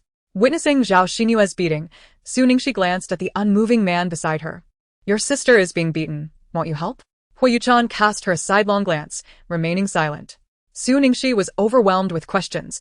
He seemed indifferent towards his sister. Yet why was he present at this engagement banquet? No one stepped forward to intervene as Zhao Xinyue endured the assault, save for Han Hui, who rushed over to push Madame Zhou away, shouting, "Stop. Do not strike my daughter." Madame Zhou pointed an accusatory finger at them, berating, "Your daughter is truly despicable. You should take heed. I do not wish to see you again. Aiken, let us leave," she commanded, furiously dragging Zhou Hanqing away. Zhao Xinhua crawled to Zhou Hanqing, clinging to his leg, weeping and pleading, "Aiken, I love you. Those videos are not true. Please do not believe them." Zhou Hanqing disdainfully brushed her off, coldly stating, "You truly disgust me." His words were the most unbearable blow for Zhao Xinhua, causing her to feel dizzy and nearly falter. It was Han Hui who steadied her, exclaiming, "Xinhua, are you all right?" Zhao Jiming obstructed the Zhou family's departure, addressing Zhou Changhong. "In-laws, do not be angry. There must be some misunderstanding. Xinhua has grown under my watch. She is not the kind of person to lack propriety." Before Zhou Changhong could respond, Madame Zhou interrupted. "Pa, the evidence is right before our eyes. How can there be any misunderstanding? I have long seen through your daughter. She is not a respectable girl. Were it not for her sheer luck in saving my elderly mother, your Zhao family would never dream of associating with us." Zhou Changhong silently admired his wife's sharp tongue, grateful for the opportunity to remain passive and not have to speak. Zhao Jiming, a man who valued his dignity, was incensed, his face turning pale as he watched the Zhou family depart, feeling as though a cooked duck had flown away. "Jiming, what shall we do now?" Han Hui, half supporting Zhao Xinhua, asked tearfully. She was truly at a loss, never anticipating such turmoil at what should have been a joyous engagement banquet. She genuinely wished for Zhao Xinhua to marry into the Zhou family, a prestigious household far more powerful than the Zhao family. Becoming the matriarch would bring unparalleled honor. Zhao Jiming turned and struck Han Hui across the face, exclaiming, "This is all your fault for birthing such a daughter. You have brought disgrace upon our family. Had I known she was such a shameless wretch, I would have expelled her long ago. You hit me." Han Hui covered her face, her eyes wide with disbelief as she stared at him, never expecting him to strike her. Although he often spoke to her coldly and displayed a sour demeanor, he had never resorted to physical violence. Zhao Jiming coldly remarked, "What is wrong with hitting you? It's a mercy. If the Zhou family were to annul this marriage, you and your shameless daughter would have to pack your bags and leave the Zhao family." Han Hui was incensed by Zhao Jiming's words. Despite her impure motives for marrying him, they had lived together for many years, and he showed no regard for their marital bond. Although Zhao Xinhua was not his biological daughter, he had watched her grow up and had been called dad for so many years. To think he could turn his back on them so cruelly was a testament to his mercenary nature. Zhao Jiming left them, and at that moment, Zhao Sisi approached, reveling in their misfortune. TSK, what a disgrace. If it were me, I'd rather die than face anyone again." She found joy in their turmoil. Believing this meant the mother and daughter would finally be expelled from the Zhao family. Zhao Xinhua, however, was too distressed to engage in any argument. Collapsing into Han Hui's embrace, crying, "Mom, what should I do? He doesn't want me anymore." Yet her father was so furious, and as she spoke, dizziness overtook her. Since Zhou Hanqing had gone missing, her health had deteriorated from longing. Zhou Hanqing, upon hearing her distress, rubbed his tired brow and reassured, "Don't worry. It won't happen. It better not. I, Lu Sowen, will never accept such a person as my daughter-in-law," she declared vehemently. Huo Changhong, noticing his wife's agitated state and fearing for her health, patiently advised, "Trust in our son. If he says he won't pursue it, then he won't." After speaking, he signaled the driver to proceed. "I'm telling you, I'm not leaving with the car." Lady Zhua's voice faded into the wind as the vehicle departed. After the car left, Zhou Hanqing intended to walk towards his own vehicle. In a daze, Zhao Xinhua spotted him, broke free from Han Hui's grasp, and ran toward him, laughing and crying, "Hanqing, were you waiting for me? You believe in me, right?" Zhou Hanqing, recoiling from her like she were a contagion, distanced himself, his face betraying his disgust. "Stay away." He could no longer bear to see her. He was tired of pretending to be a couple. Just the thought of it made him feel repulsed. Zhao Xinhua clearly saw the disdain in his eyes, her strength drained away, leaving her crumpled on the ground. After all this time, he had never looked at her with such contempt. It was a first, and he truly loathed her. While she understood he had never cared for her and remained haunted by thoughts of another woman, merely being near him brought her solace. She loved him deeply. So much so that she had once Zhou Hanqing paid no heed to the heartbroken woman as he passed by her, heading toward the oncoming car. "Stop. I have something to say," Zhao Xinhua called out, halting him after just a few steps. Chapter 89, His Little Sisi. Zhou Hanqing halted his steps and turned around, curious to discern what further tricks she intended to play. Zhao Xinhua approached him, brandishing a photograph from her phone, presenting it before him for a fleeting moment. Even in that brief instant, he caught a glimpse. It was unmistakable. Before he could ascertain Zhao Xinyue's true intentions, he concealed his emotions and regarded her with a cold gaze, inquiring what scheme she was concocting now. You are quite familiar with the person in this photograph, aren't you? I wish to inform you that she is still alive. Zhao Hansheng maintained a facade of composure, prompting her to continue. Zhao Xinyue, misinterpreting his calm demeanor as disbelief, reiterated. I speak the truth. She is indeed alive. I saw her just a few days ago. She extended her phone towards him, insisting, Look, this silhouette is her. Unperturbed by his scrutiny, she knew that if he focused solely on the profile, it bore an uncanny resemblance to the deceased woman. This silhouette belonged to the woman his brother had married, captured during a previous invitation delivery. Zhao Hansheng took the phone, and without needing to scrutinize further, he recognized her instantly. Although he had known all along that she was alive, seeing her silhouette again stirred a tumult of emotions within him. His gaze softening as it lingered on the screen. Such tenderness was something he had never bestowed upon her, yet it was precisely what she yearned for. The nails of Zhao Xinyue dug deeply into her palms, her voice laced with bitterness. You still love that woman. Zhao Hansheng responded resolutely. My love for her has never wavered. It remained unchanged in the past and will persist into the future. Zhao Xinyue's heart ached as she grappled with the painful truth.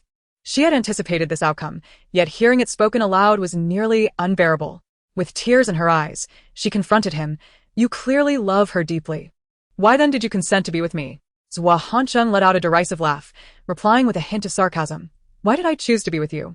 Surely you must know. At his words, Zhao Xinyue's face turned pale. She understood all too well. From the very first moment she laid eyes on him 2 years prior, she had been enchanted, yet he was already in a relationship, leaving her to harbor her affection in silence. Consumed by jealousy at the sight of their togetherness, she eventually succumbed to a dark thought, the desire for that woman to vanish from this world. If she were to disappear, Zhao Hansheng would belong solely to her. Thus, she clandestinely tampered with that woman's car, not foreseeing that Zhao Hansheng would also be in it. Fortunately, the woman did not survive the ordeal. It was then that Zhao Xinyue learned that the man she loved was the scion of the Zhao family, lost to the world. This revelation intensified her infatuation. Aware of his betrothed since childhood, she refused to abandon her aspirations of marrying him. As long as there was no marriage, hope remained. If she could eliminate the first obstacle, she could certainly remove the second.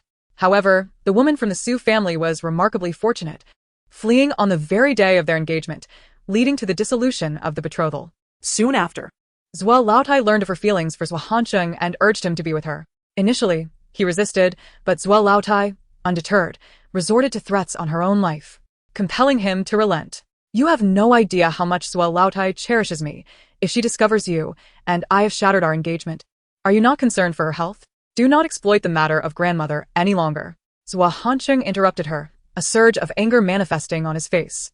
This woman was truly repugnant. Even at such a time, she sought to manipulate the grandmother. It was she who had brainwashed the elderly lady and incited her to pressure him into a relationship. Agreeing to the courtship was also for the sake of the grandmother. Despite being aware of her ulterior motives, he turned a blind eye as long as the grandmother was happy. He had initially resolved to offer her a sum as a parting gift, as a means of repaying her for her assistance with the grandmother. However, he had not anticipated that recent investigations would reveal that the accident from years past had been orchestrated by her own hand, resulting in a 2-year separation from his beloved Xiaoxi. He had never been a virtuous man. Grievances must be avenged. Today's engagement was merely the beginning. She should not hope for a peaceful future. Zhao Xinyue bit her lip, insisting, I am speaking the truth. The health of old Madame Zhua had always been fragile. She surely could not withstand such a shock. She understood how much Zhao Hansheng cared for that elderly lady, and she believed he would certainly acquiesce for the sake of her health. Yet, she was mistaken. Zhao Hansheng warned, do not dare to appear before her again. If I find out that you seek her out once more, you shall bear the consequences. He cast her a look of disdain before turning to leave. Unwilling to let him depart so easily, Zhao Xinyue stepped forward to block his path. She knew that once he left, their chances would be irrevocably lost. Waving her phone in front of Zhao Hansheng, she asked, do you not wish to see her? Zhao Hansheng regarded her as one might a mere jester, remaining silent. Zhao Xinyue continued, if you marry me and publicly declare that the events at the engagement banquet were a result of someone else's scheming, I shall tell you where she is. Confident that Zhao Hansheng would acquiesce to her demands, she was well aware of his profound affection for that woman. Zhao Hansheng let out a cold laugh, snatching the phone from her grasp and tapping it twice. Zhao Xinyu realized what was happening and quickly snatched it back. Indeed, the photographs had vanished. Why did you delete my pictures? Those images were of great utility to her. They could deceive not only Zhao Hansheng but many others as well. Zhao Hansheng smirked. Her pictures on your phone are beneath her dignity. Zhao Xinyu was incensed, her face flushed. The implication of dirty struck a sensitive chord, reminding her of the recent video incident. Zhao Hansheng, disinterested in further discourse, turned to leave. Upon his arrival, the driver promptly opened the car door. Zhao Hansheng bent to enter, noticing Qian Ziang seated inside. What brings you here? He inquired. Qian Ziang teased. Of course, I am here to attend your engagement, boss. How tedious, Zhao Hansheng replied. Boss, do you think you are cursed with wives? You're engaged for the second time, and neither has succeeded. Qian Ziang's light-hearted jest struck a deeper chord within Zhao Hansheng. Cursed with wives? He pondered his Xiaoxi. Had they not been together, would she have been spared the pain? Her suffering stemmed from him. Had Zhao Xinyu not harbored feelings for him, she would not have been envious and caused her harm. With the matters here resolved, Qian Ziang pulled him back to reality. When do you intend to seek her out? Chapter 90. Forcing him to sleep on the couch. Just a little longer. He dreams incessantly of seeking her, yet circumstances prevent him from doing so. Having just inherited the position of family head, he finds himself surrounded by numerous concealed dangers that must be eradicated to avoid bringing her trouble. He is determined to prevent a tragic recurrence. Losing her once more is simply unbearable, and he questions his ability to endure a second loss. Qian Ziang understands his concerns and is curious about the girl who occupies his thoughts, the one who evokes such profound apprehension. Previously, he had heard Qin Shu sing her praises, describing her as a celestial being, unparalleled in beauty. Could she possibly surpass his former fiancée, Miss Su from the Su family? He had the fortune of seeing her during their engagement, and her beauty was striking, complemented by a captivating personality. At that moment, the phone of Zhao Hansheng rang. Glancing at the caller ID, he answered, Mom. Lu Siwen's anxious voice came through. Aiken, hurry to the hospital. Your grandmother has fainted from anger upon hearing about the engagement party. Zhao Hansheng furrowed his brow. I'll be there immediately. After hanging up, he instructed the driver. Drive to the hospital. Worry was evident in his eyes. They all understood how fond his grandmother was of Zhao Xinyu. Discovering her true nature must be devastating for her. He hoped she was all right. If anything were to happen, he would ensure that the Zhao family paid dearly. In the depths of night, at the Zhao family villa, Zhao Xinyu and Han Hui found themselves barred from entry, shivering in the cold. Zhao Xinyue's hair resembled a bird's nest, and her makeup was in disarray. While Han Hui bore the marks of Zhao Jiming's assault, her face swollen with visible fingerprints, epitomizing their disheveled state. Observing the two wretched women, Zhao Sisi crossed her arms and smiled triumphantly. What beggars have come to our doorstep? Zhao Xinyu, unable to contain her fury, shouted, Zhao Sisi, you have gone too far. Zhao Sisi feigned surprise. Oh, it's you. I almost didn't recognize you in such a state. How did you end up like this? You smell terrible. She continued. Even though I have left the Zhao family, my blood still runs with the lineage of the Heir family, far more noble than you can imagine. It's just a decrepit Zhao family. I don't care for it. Zhao Xinyu was furious enough to retaliate. Besides, wasn't Huo Yuchen here today? If he truly wished to assist you, would you have ended up in this predicament? He probably just came to relish your misfortune. Shut your mouth, you vile wretch. Zhao Sisi's words struck deep, inciting Zhao Xinyu to charge at her, disregarding everything. Initially, chaos ensued, and when she sought his help afterward, he was nowhere to be found. Nor did she possess his contact information. At that moment, she realized he would not come to her aid. Xinyu, Han Hui intervened, though she too was enraged. She understood that this was not the time for anger. Sisi, where is your father? Let me speak with him for just a moment. Cao Sisi scoffed. Are you out of your mind? You still wish to see my father? Our family's honor has been tarnished by your daughter. If he doesn't strangle her, it would be a mercy. I advise you to keep your distance. Han Hui's expression was quite unpleasant. Despite her remarkable patience, she could hardly endure such humiliation. This little minx had once been treated with kindness by her, yet now showed no mercy whatsoever. Zhao Sisi, noticing Han Hui's distressed countenance, remarked, Why do you gaze at me like that? Have you shed your pretense of being virtuous? Is your true nature revealed? Han Hui's tone grew increasingly impatient. We can leave, but at the very least allow us to gather our belongings. If I recall correctly, you and your mother arrived with nothing for these past years. All your needs have been met by the Zhao family. We won't even ask you to repay us. What, pray tell, do you have to pack? Ultimately, The two departed the Zhao family villa in a state of dejection. Unable to accept a life of destitution, she found herself homeless. Perhaps the Huo family would take her in out of pity. Do you think you haven't embarrassed yourself enough? Han Hui said, her expression one of disappointment. Zhao Xinyue burst into tears. What shall we do now? Han Hui rubbed her aching forehead, visibly annoyed, crying. Every time something goes awry, that's all you can do. I warned you against overindulging in your antics, but you wouldn't listen. Now that trouble has arisen, what good does your weeping do? Han Hui was in no mood to console her. Let us find somewhere to stay. In a luxurious hotel in Haicheng, Huo Yuchen received a call from Nanbei. Mr. Huo, Han Hui and her daughter have been expelled by the Zhao family. Huo Yuchen showed no reaction, as if he had anticipated this outcome. Where have they gone? He asked with a cold smirk, fixating on where she might be heading and whom she might contact. Su Ningxi had just emerged from the bathroom when she saw Huo Yuchen hanging up the phone and glancing in her direction. Panic struck her. She had forgotten to bring her clothes in and was only wrapped in a towel. Instinctively, she crossed her arms over her chest, eyeing him warily. Huo Yuchen was displeased with her reaction, glancing at her chest and muttering, "What is there to gawk at?" Su Ningxi was taken aback, rolling her eyes at him. "If there's nothing to see, why are you looking? This man must have some vision problem." Her figure was enviable, drawing admiration from many. "Did you see me looking? If you didn't look, how would you know it's a runway?" Though her chest was ample, it was concealed by the towel, leaving its size indiscernible. Huo Yuchen said nothing and walked toward the bed. Su Ningxi, quick to react, leaped onto the bed before him. Huo Yuchen halted. Su Ningxi tightened the blanket around herself, poking her head out and declaring, "Tonight, I shall sleep in the bed. You can take the sofa." She gestured toward the sofa. "I've prepared a blanket for you." Huo Yuchen followed her gaze to the sofa, where a thin blanket lay atop a rather short couch. He showed no reaction and made no move toward the sofa, instead continuing toward the bed. As he approached, Su Ningxi sat up abruptly, watching him warily. "What do you intend to do?" Huo Yuchen replied. "My legs are too long to fit on the sofa. Since yours are shorter, it's perfect for you." "What? My legs are short?" It is the first time I have heard someone mention her short legs. Moreover, despite his long legs, that sofa accommodates them quite adequately. Su Ningxi suppressed her urge to curse. After all, she was not going. She had already spent several consecutive days sleeping on that sofa at home. Huo Yuchen ignored her, directly pulling the blanket wrapped around her and lying down on the bed, covering himself with it in one fluid motion. As she watched the man with closed eyes preparing to sleep, Su Ningxi felt a surge of anger, wishing she could kick him under the bed. Given his age, she decided to let him have the bed. She would take the sofa in her youth. She deliberately emphasized his age. The man on the bed, eyes shut, slightly furrowed his brows. After glaring at him several times, Su Ningxi reluctantly got off the bed and lay down on the sofa.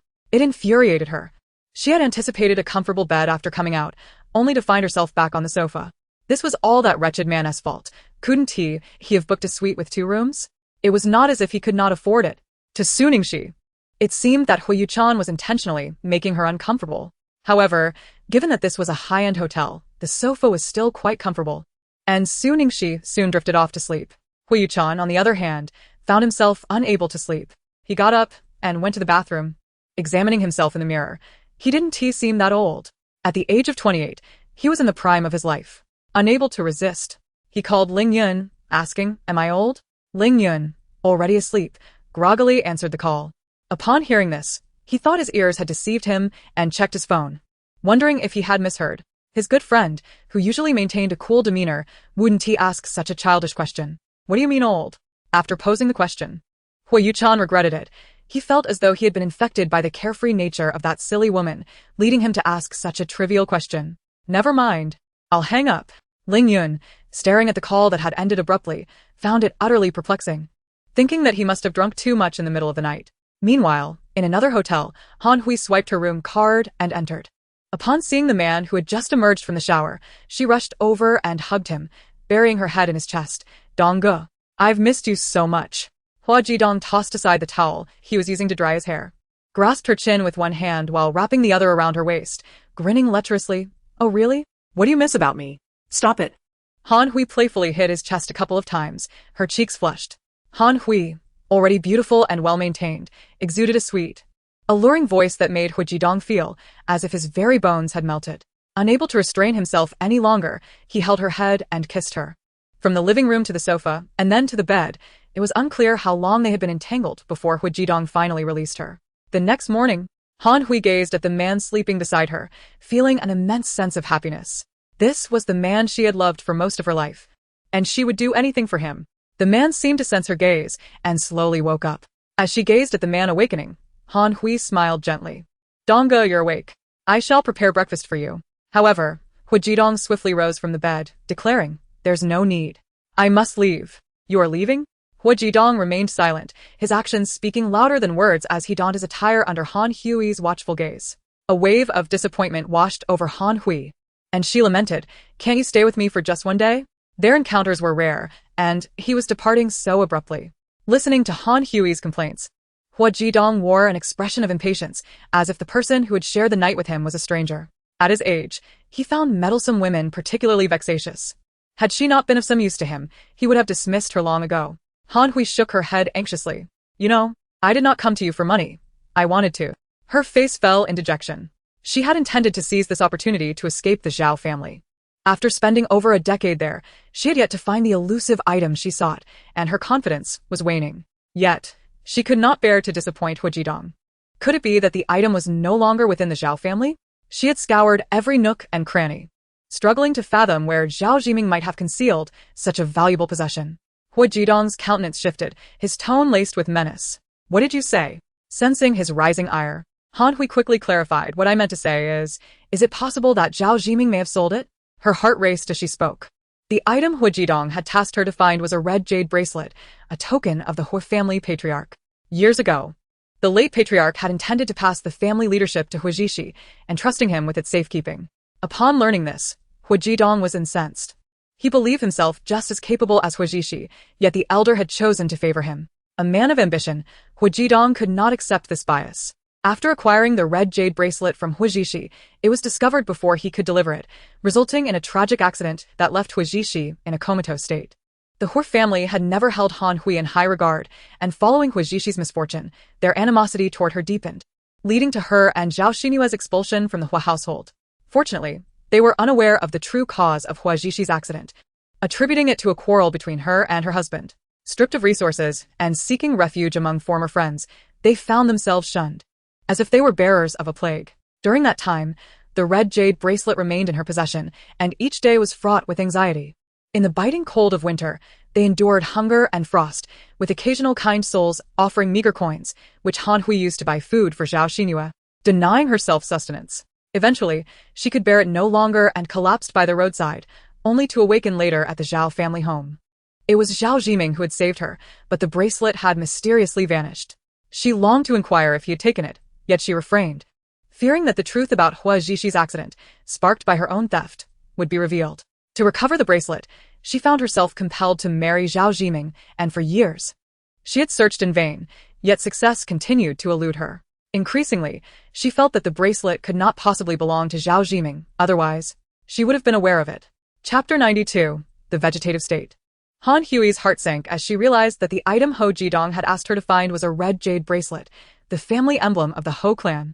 Years ago, old Master Huo intended to pass the leadership of the family to Huo Ziqi, entrusting him with the emblem for safekeeping.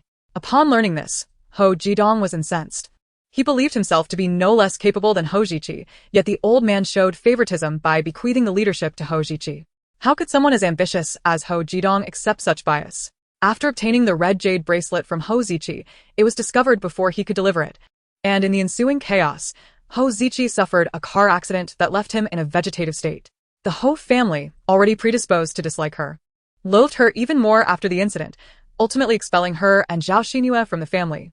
Fortunately, they were unaware of the true circumstances surrounding Huo Ziqi's accident, mistakenly attributing the tragedy to marital discord. Left destitute, they sought refuge with former friends, only to be shunned as if they were plague-stricken upon learning of their expulsion. The red jade bracelet remained in her possession, and each day was fraught with anxiety. In the biting cold of winter, they endured hunger and frost, occasionally receiving a few coins from kind-hearted strangers. She would buy food for Zhao Xinyue, unable to afford a meal for herself. Eventually, she succumbed to her suffering and fainted by the roadside, only to awaken in the Zhao household. It was Zhao Jiming who had rescued her, but the bracelet had mysteriously vanished. She longed to inquire if he had taken it, yet refrained, fearing that revealing the truth about Huo Ziqi's accident, stemming from her theft, would expose her. To recover the bracelet, she felt compelled to marry Zhao Jiming. For years, she had searched for the bracelet, but it remained elusive. Now, her suspicion grew that the bracelet could not possibly be in Zhao Jiming's possession. Otherwise, she would have known. She dared not voice this thought to Huo Jidong, fearing that he would abandon her if he learned the truth. Deep down, she understood that Huo Jidong was a merciless man. Once he deemed her of no further use, he would discard her without hesitation. Time was of the essence. Should that young wretch from his family find her, all her schemes would come to naught. The old man's 80th birthday was approaching, when the next head of the Huo family would be announced. While most supported Huo Yuchen, if the bracelet were recovered, Huo Jidong still had a chance to reverse his fortunes. He could not afford to lose this time. The Huo group was already his. And if the leadership fell into his hands, there would be no place left for him within the Huo family. Han Hui nodded, understanding the gravity of the situation. That day, as usual, she hummed a tune, switched on the bedroom light, and began to undress for a bath, oblivious to the presence of another person on the sofa. Just as she was down to her undergarments, she was startled by a cry from Su Ningxi. Realizing with horror that Huo Yuchen was there and hastily covering herself with her clothing, Huo Yuchen lounged with one leg crossed over the other, reclining against the sofa, his arms casually draped over its sides. Clad in a white shirt, the absence of a tie and the unfastened collar revealed a tantalizing glimpse of his chiseled throat, while a faint stubble adorned his lips. He appeared weary, yet this did not diminish his striking handsomeness.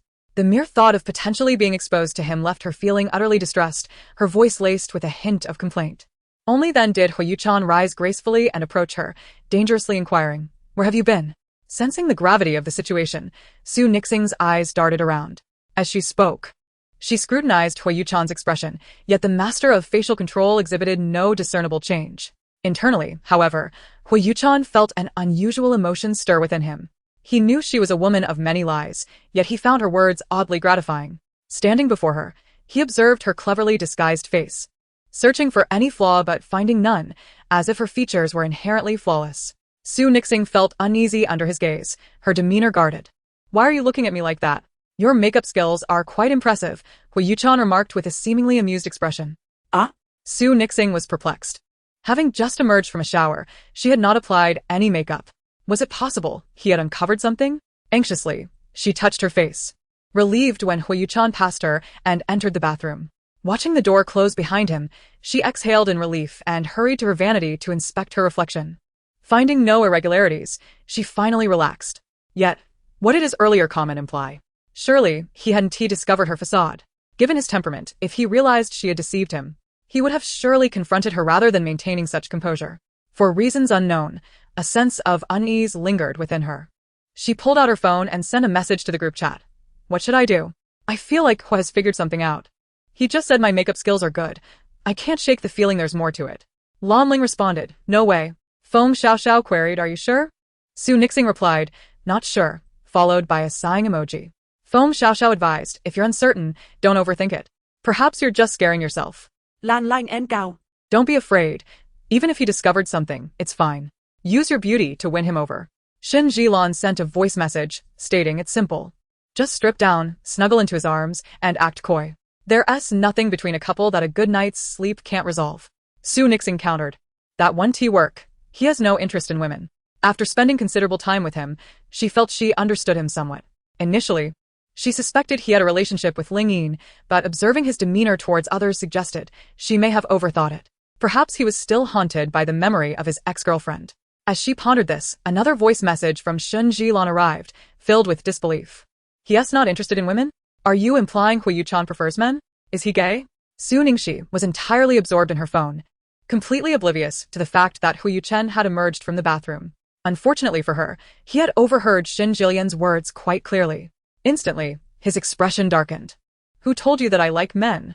Startled, Su Ningxi's hand trembled, causing her phone to clatter to the ground. She shut her eyes, internally lamenting, "Oh dear. I feel as if my life is on the line. Is it really necessary for me to be this unfortunate?" Ignoring her fallen phone, she turned around with a cheerful smile and said, "Hee, you're done with your shower. You bathed so quickly. Are you clean?" Internally berating herself, she wondered when she had become so adorably foolish. Huo Yuchen, observing her flustered demeanor, approached her, towering over her with an arched brow. "Do you want to take off your clothes to check?" The scent of shower gel wafted towards her, causing her already flushed face to redden even more. She found herself at a loss for where to look, one hand covering her face while the other waved dismissively. No, I suddenly remembered. I have something to do. So I'll be leaving now. As she attempted to sidestep Huo Yuchen to make her exit, he not only remained stationary but took a step forward, cornering her against the sofa. Losing her balance, she plopped down onto the couch. Panicking, she looked up at him and stammered, "What do you want to do?" Surely, he wouldn't confuse her for his ex-girlfriend and attempt to kiss her, would he? Chapter 93. He knows his birthday. Huo Yuchen disregarded her words and leaned down, fixing his gaze intently on her face. Su Ningxi held her breath as his handsome visage drew nearer, her heart racing and her ears burning.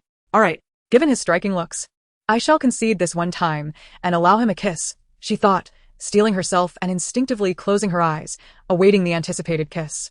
However, the kiss she had envisioned never arrived. Instead, she heard Huo Yuchen's voice. "What are you expecting?"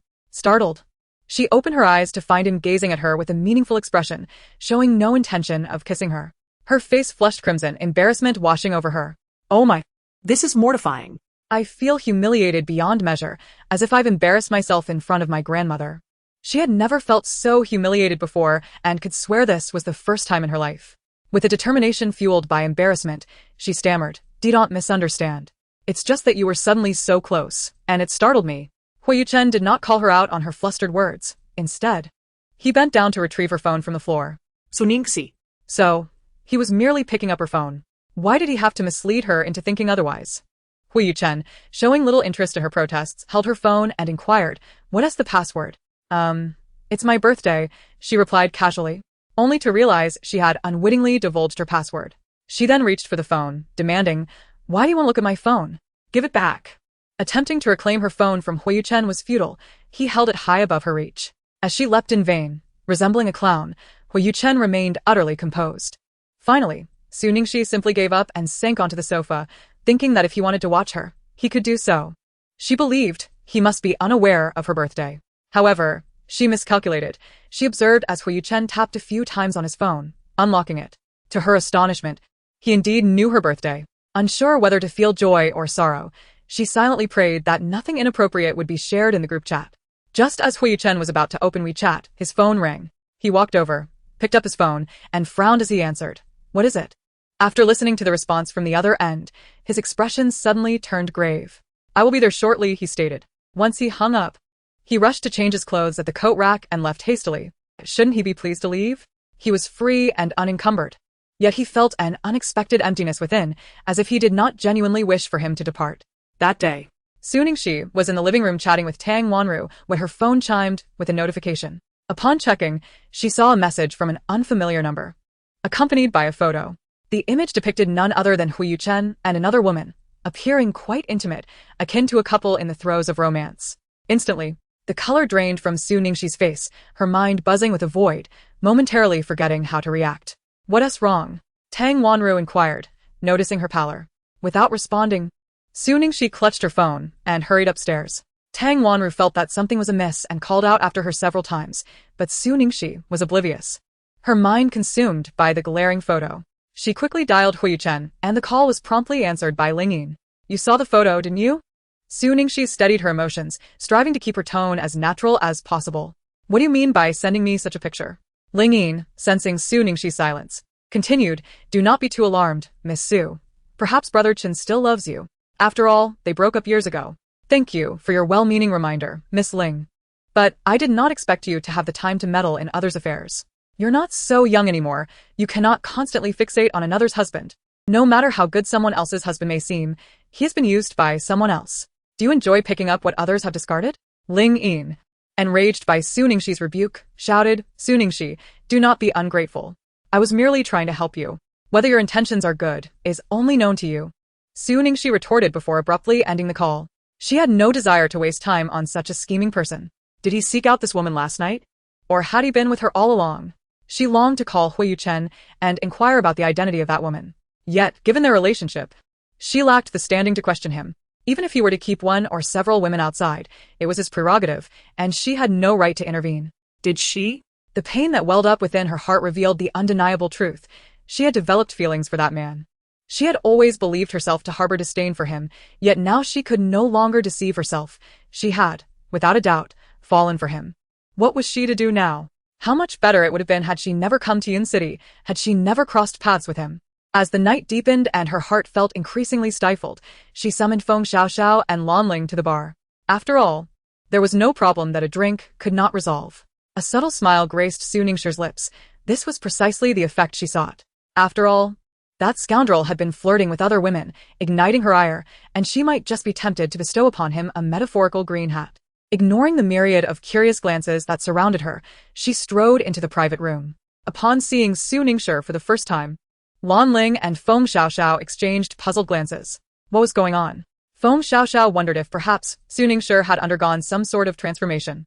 They were accustomed to her unrefined appearance, and her sudden glamorous and alluring look left them momentarily disoriented. Su Ningxi removed her sunglasses and tossed them onto the table before pouring herself a drink and downing it in one go. What has gotten into her? Feng Xiaoxiao and Lanling questioned, sensing something amiss. Did that man, Huo Yuchen, bully you? Do not even mention that man to me. He has the audacity to keep a mistress behind my back, making a fool of me. Su Ningxi replied, her voice tinged with 3 parts anger and 7 parts grievance. The one with the surname Ling? Lanling was not surprised. Her thoughts immediately drifted to Ling Yin, recalling how Huo Yuchen had been seen embracing her recently. Su Ningxi shook her head. No, it is another woman. Lanling was taken aback. Really? He is that unfaithful? I would never have guessed. Feng Xiaoxiao, appearing more rational, suggested, could it be a misunderstanding? Lanling slapped the table, exclaiming, this is the perfect opportunity. Confused, Su Ningxi inquired, what perfect opportunity? The chance to divorce. Have you not always wanted to rid yourself of that surname whore? If you simply bring it up, he would likely sign the papers without hesitation. Su Ningxi fell silent, fully aware that the moment was indeed ripe for divorce. In the past, she would have felt elated, yet now, the thought of him marrying another woman after their separation filled her heart with anguish. She took another swig from her drink. Seeing her state, the two friends understood well enough. She had likely developed feelings for a man who did not reciprocate her affections. Feng Xiaoxiao and Lanling tacitly avoided mentioning Huo Yuchen's name again and loyally accompanied her in consuming copious amounts of alcohol, with Su Ningxi drinking the most. I'll be right back. I need to use the restroom. With that, she rose from the sofa, her body swaying slightly. Fei Xiaoxiao, feeling uneasy about her friend going alone, rose from the sofa and declared, I will accompany you. As Su Ningxi entered the restroom, she immediately succumbed to nausea, her tears on the verge of spilling. Fei Xiaoxiao gently patted her back, her voice laced with concern. Are you all right?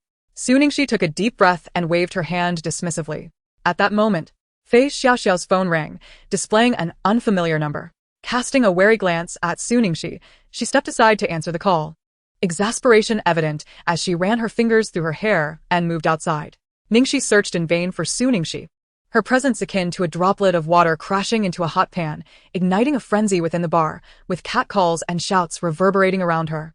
As Fei Xiaoxiao approached, she spotted Su Ningxi amidst the crowd, her alluring figure overwhelming.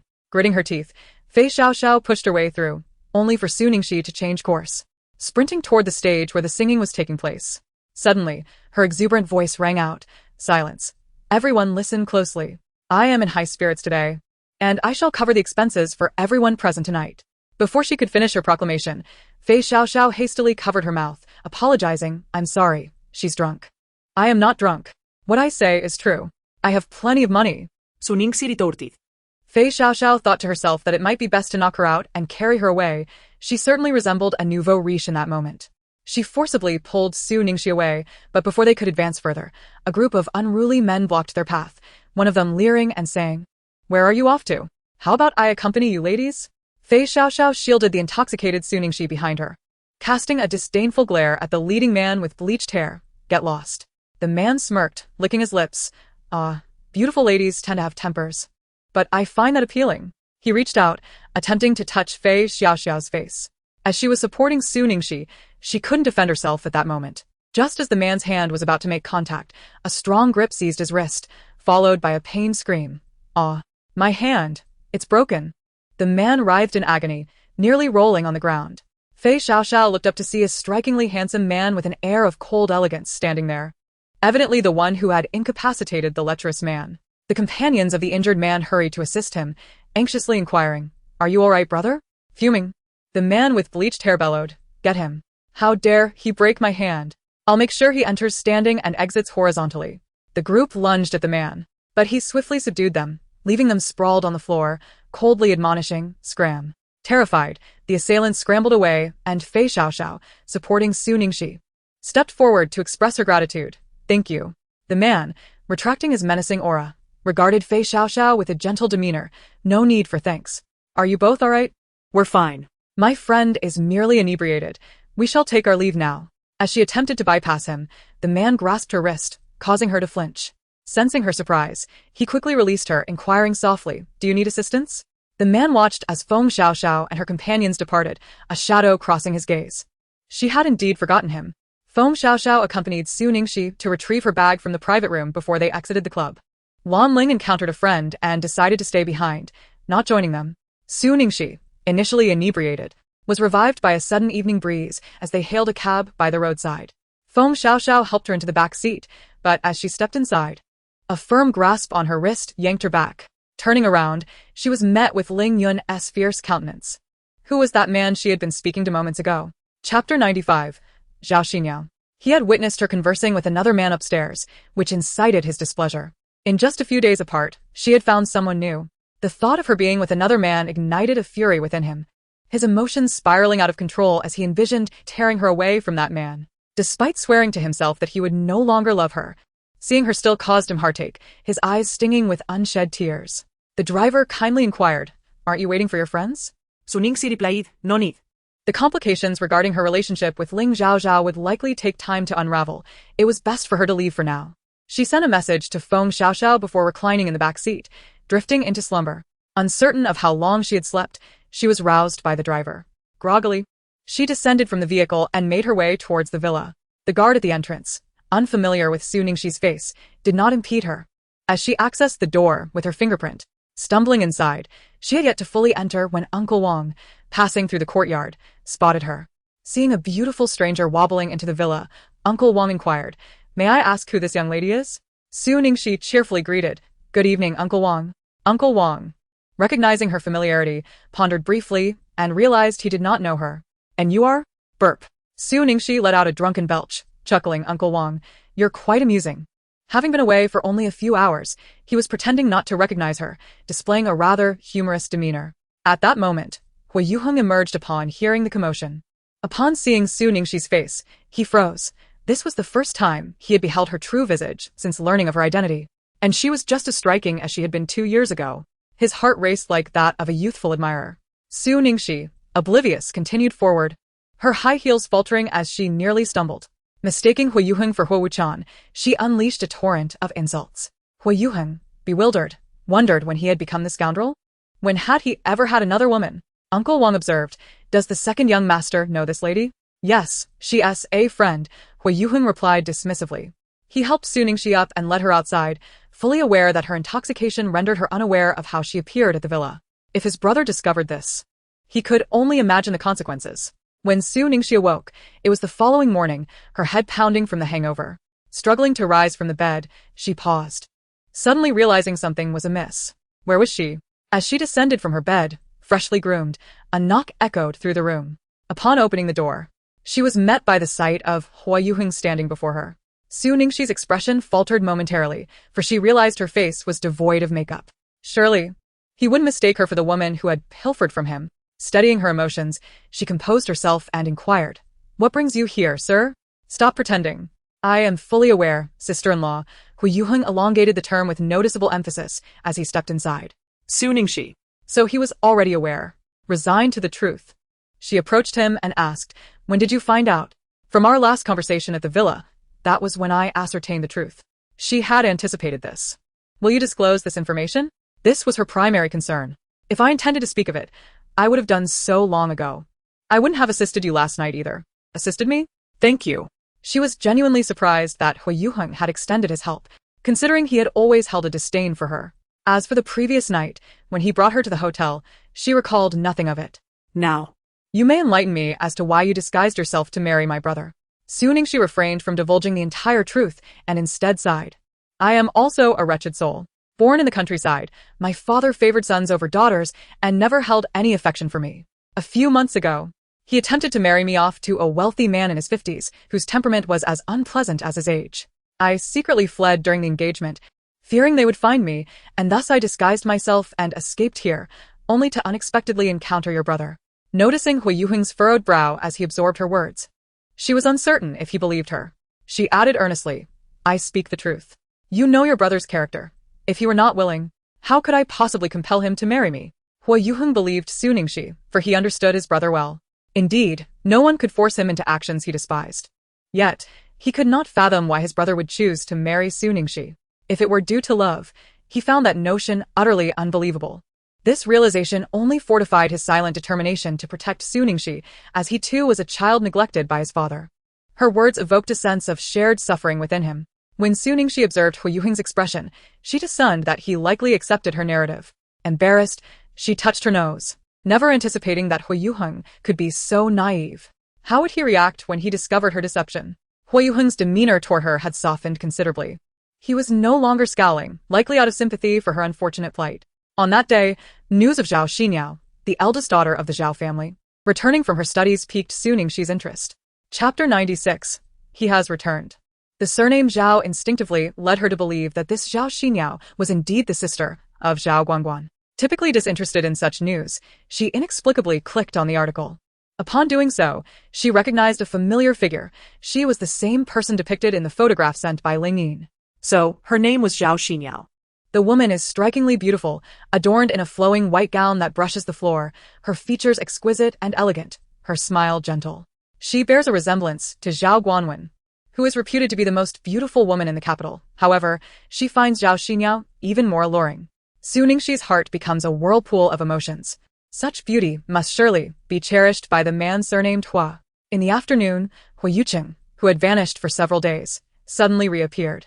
Su Ningxi was engaged in a game with Huo Muhan when he entered, and her melancholic mood was momentarily uplifted. Yet, that fleeting joy dissipated as she recalled the photograph Lin Ning had sent her. Huo Muhan noticed Su Ningxi's character nearly being defeated in the game and cautioned, be careful. Huo Yuchen frowned, seemingly displeased with Su Ningxi's demeanor. Was the game truly more important than him? After days apart, she had not even greeted him. Huo Yuchen acknowledged curtly, making his way to the sofa and seating himself opposite the pair. Quick, attack. Watch behind you, to the left. You go first. I'll cover you from behind. Their voices filled the air. Huo Yuchen felt utterly disregarded, his expression darkening. He pondered how their relationship had grown so amicable. He had previously been well aware of his brother's distaste for this woman. In just a few days, they had become so engrossed in playing games together. It seemed he had underestimated her ability to win hearts. Homuhan, hey, why did you hit me? The enemy is behind you. Hey, why aren't you running? Hurry, soon. The game concluded, and they had undoubtedly lost, quite miserably indeed. Su Ningxi apologized, I'm sorry, I'm not very good at this. She lied. The truth was that sitting across from a man with such an imposing aura made concentration nearly impossible. Huo Muhan reassured her, it's fine. You'll improve with practice. I'll guide you through it. Su Ningxi was about to express her disinterest in continuing when Huo Yuchen interjected, suggesting they relocate to avoid disturbing the peace. Noting her brother's displeased expression, Huo Muhan, aware of his brother's preference for tranquility, simply stood, phone in hand, and said, Brother, are we bothering you? Let's move to another place. He then beckoned Su Ningxi to accompany him upstairs. Su Ningxi, relieved to leave, promptly stood and followed Huo Muhan. Huo Yuchen watched their retreating figures, his already dark expression deepening. Before long, Huo Yuchen joined them upstairs, but Su Ningxi chose to ignore him. Huo Yuchen. It seemed this woman held a particular grievance against him. You will accompany me to a banquet shortly. Su Ningxi furrowed her brow. I want to go. Huo Yuchen's tone turned slightly irritable, as if to imply, do you dare refuse? Upon hearing this, Su Ningxi resigned herself to attend, realizing that in his presence, her resolve crumbled. Reluctantly, she followed him into the car. Throughout their journey, silence enveloped them. Huo Yuchen was typically reticent, and today, she remained stubbornly quiet, sulking in her own thoughts. She did not inquire about the nature of the gathering he was taking her to, for she understood that any such question would be futile. This man would never divulge that information. Upon their arrival at the hotel, they immediately drew the attention of onlookers, as the aura surrounding Huo Yuchen was simply too formidable to overlook. Su Ningxi, clad in a rather ordinary gown, felt utterly insignificant beside him. At that moment, Zhao Xinyao approached them with graceful strides and a beaming smile. The instant Su Ningxi laid eyes on Zhao Xinyao, She comprehended that Huo Yuchen had brought her to the welcome banquet for his ex-girlfriend, silently branding him as a cad in her mind. Accompanying one's current wife to the banquet of an ex-lover seemed an unfathomable act. "Ah Chun, you've arrived," came a melodious voice, her eyes sparkling as they met Huo Yuchen's. He simply responded with a nonchalant "but." This marked Su Ningxi's first encounter with the real Zhao Xinyao, whose radiance mirrored that of her photographs. They appeared quite compatible, a handsome man with a beautiful woman. However, as she scrutinized Zhao Xinyao, she found no resemblance between them, despite Huo Yuchen having previously claimed that she bore a striking similarity to his former girlfriend. Did he perhaps have other exes, and was Zhao Xinyao merely one of them? Perhaps Su Ningxi's gaze was too direct, for Zhao Xinyao turned to her and inquired, "And who might you be?" Su Ningxi refrained from speaking, choosing instead to look at Huo Yuchen, curious to see how he would introduce her in front of the woman he cherished. Huo Yuchen cast a glance at Su Ningxi and introduced her to Zhao Xinyao. "Su Ningxi, my wife." He then introduced Zhao Xinyao to Su Ningxi, Miss Zhao, the eldest daughter of the Zhao family. Upon hearing Huo Yuchen refer to her as his wife, an unusual sensation surged within Su Ningxi, accompanied by confusion. Did he not fear that his beloved would grow envious of such an introduction? She nodded subtly to Zhao Xinyao, Miss Zhao. Perhaps due to her impeccable control over her expressions, Su Ningxi detected no hint of jealousy on Zhao Xinyao's face. Although Zhao Xinyao smiled, her heart was filled with bitterness. The man she loved had ultimately married another woman. Yet, regardless of his marital status, she believed she could still reclaim him, convinced that they were destined to be together and that he harbored feelings for her, which she could sense deeply. "Come, allow me to show you to your seats," she said, reaching for Huo Yuchen's arm. However, he discreetly evaded her grasp, replying, "You lead the way." Zhao Xinyao did not mind this, cheerfully acquiescing, "Very well." Upon reflection, it made sense. Both of them were esteemed individuals, and given Huo Yuchen's married status, they would undoubtedly need to exercise caution in public. Surrounding them, whispers arose. "Mr. Huo and Miss Zhao truly are a match made in heaven. I heard that Miss Zhao and Mr. Huo were childhood sweethearts, growing up together. Yet unfortunately, they did not end up together. I understood they had been together at one point, but the reasons for their separation remain unknown." The prevailing discourse centered on how well-matched Huo Yuchen and Zhao Xinyao were, leaving Su Ningxi feeling quite uncomfortable, as though she were an interloper in their narrative. Having walked halfway, she no longer wished to accompany them. To do so would be to subject herself to humiliation, and she had no desire to seek out torment. Before she could even begin to eat, Ling Yin approached her. Su Ningxi chose to ignore her presence, treating her as if she were merely a ghost. Noticing Su Ningxi's indifference, Ling Yin remained unfazed and remarked, "Miss Su, your attitude is truly commendable, even with your husband at risk of being taken away. You still find time to eat." Only then did Su Ningxi turn to face her, retorting with a sarcastic tone, "Miss Ling, you truly are a paragon of virtue. Last time you sent me a photo to remind me that my husband has a woman outside, and this time, you are warning me again that he is about to be stolen away. If I were to hire a detective, I doubt anyone would be as invested as you." She gestured with her eyes towards Zhao Xinyao's location. "There is no need for you to harbor such animosity towards me. I have never been your romantic rival, she is." With a cold laugh, Su Ningxi regarded Ling Yin as if she were a fool, recognizing the latter's attempt to sow discord and use her as a pawn. It was clear that Ling Yin's intellect was questionable, for she was not someone easily manipulated. At that moment, Zhao Guangguan approached, her demeanor indicating ill intentions. Proud as a peacock ready to display its feathers. "Ling Yin, why are you associating with this woman? Are you not concerned about tarnishing your reputation?" Zhao Guangguan's words dripped with sarcasm, clearly directed at Su Ningxi. Ling Yin smiled and replied, "I saw Miss Su here alone, so I thought I would come and greet her." Zhao Guangguan stood before Su Ningxi, arms crossed, and maliciously inquired, "What are you doing here all by yourself? Have you been abandoned by your husband?" Su Ningxi did not even lift her eyelids, responding curtly, "None of your business." Zhao Guangguan's mockery stirred a sense of irritation within her. Zhao Guangguan's expression shifted, and she continued, "No wonder Chengge prefers my sister over you. You are simply incomparable to her, rude and uncouth." With a scoff, Su Ningxi shot back, "If your sister is so exceptional, then why did Chengge choose to marry me? An uncouth and rude person, instead?" Her words were casual, yet tinged with a hint of provocation. "That's because my sister went abroad for her studies. Had she not, they would have surely married by now, perhaps even have children by this point. What concern is that of yours?" Su Ningxi responded, "Is that all? They broke up because they couldn't handle a long-distance relationship? That seems implausible." She continued, "If two people truly love each other, do you think they would part ways simply because one went abroad? Would that be true love? Without waiting for Zhao Guangguan to respond, Su Ningxi added, "Indeed. Someone like you, playing the role of a mistress, would not comprehend what true love is." What did you say? Have the courage to repeat that. Zhao Guangguan, enraged, seemed ready to strike. It was not the first time this woman had labeled her as a mistress. Observing Zhao Guangguan's readiness to act, Su Ningxi coldly remarked, "What's the matter?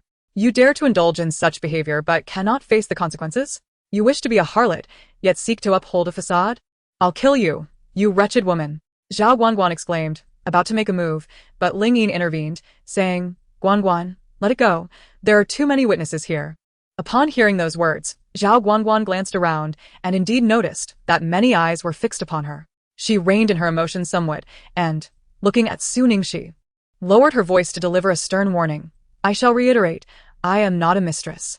If I hear those 3 words from your lips again, beware that I might rend your tongue." Su Ningxi merely curled her lip, dismissing Zhao's threat entirely as she casually forked a small cake and brought it to her mouth.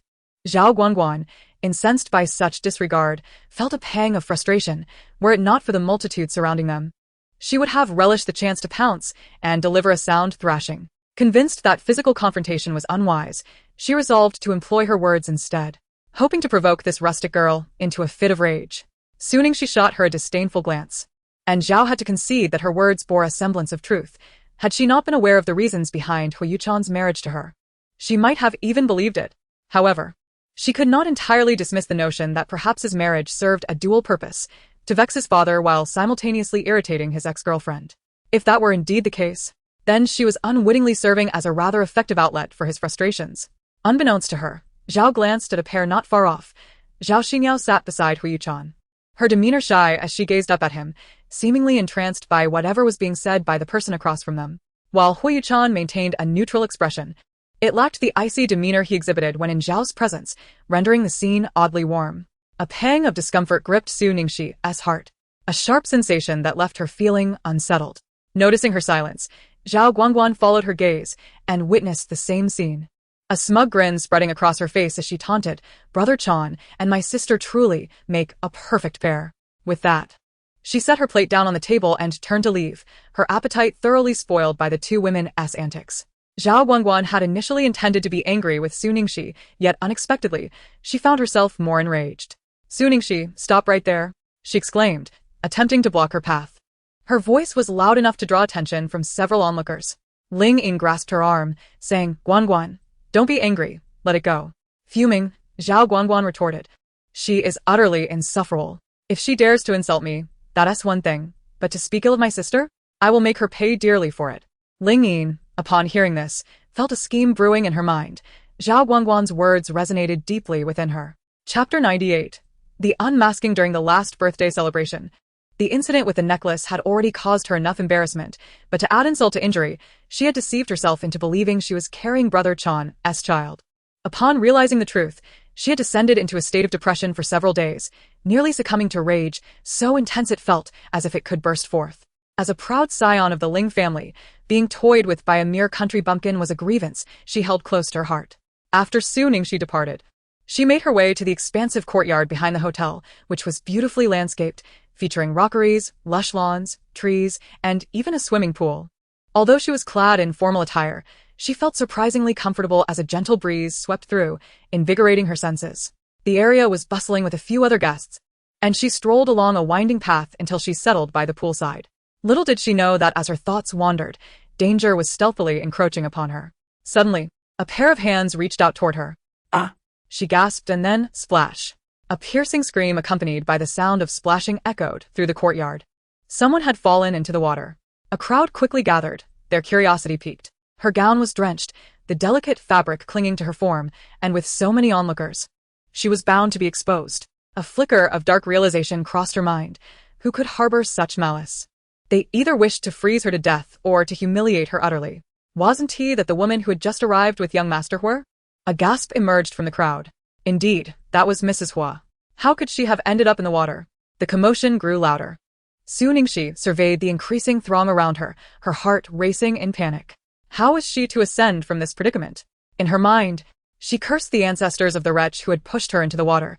If she discovered their identity, she would not let them go unpunished.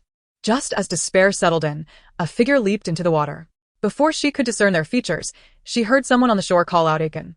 The figure swam towards her, and before she could react, a jacket was draped over her shoulders as they lifted her from the water. Instinctively, Su-Ningxi wrapped her arms around the man's neck, looking up to see a familiar face, Huo Yuchen. It truly was him. She had just heard someone call his name, and she thought she was imagining things. Tears welled in her eyes, and feeling a surge of emotion, she murmured, "I almost didn't get to see you again. I don't know which malicious person intended to harm me. I was sitting there perfectly fine when they pushed me down. If it weren't for my good fortune, you would probably have to remarry." Huo Yuchen glanced down at the drenched woman in his arms, her small mouth babbling incessantly, and coldly commanded, "Be quiet." This only served to deepen Su-Ningxi's sense of grievance, her eyes glistening with tears as she looked at Huo Yuchen. "I almost died, and you're scolding me?" Huo Yuchen felt her plaintive tone clawing at his heart like a cat's paw, softening him as he pressed his lips together in silence. A chill breeze swept by, prompting Su-Ningxi to huddle closer into Huo Yuchen's embrace. Sensing her shiver, he tightened his hold. He carried her ashore and seated her on a lounge chair. Zhao Xinyao hurriedly approached, taking 2 towels from a servant and handing them to Huo Yuchen. "Quick, wrap her up. Be careful of catching a cold." Huo Yuchen took the towels and enveloped Su-Ningxi snugly.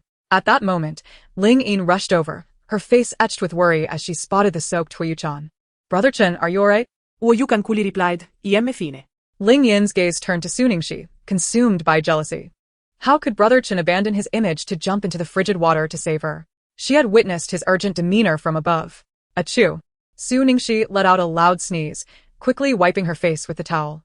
"Ah!" Zhao Guangguan, standing nearby, suddenly exclaimed, "What happened to your face?" As everyone turned their gaze towards Su-Ningxi's face, they were met with a sight that was quite bewildering. Her complexion was a patchwork of dark and light splotches, rendering her visage rather unkempt. Confused by their attention, Su-Ningxi instinctively touched her face, questioning, "What is wrong with my face?" The more she touched, the more chaotic it appeared. Laughter erupted from the surrounding crowd. Zhao Xinyao handed Su-Ningxi a wet wipe, saying, "Miss Su, you might want to clean that up."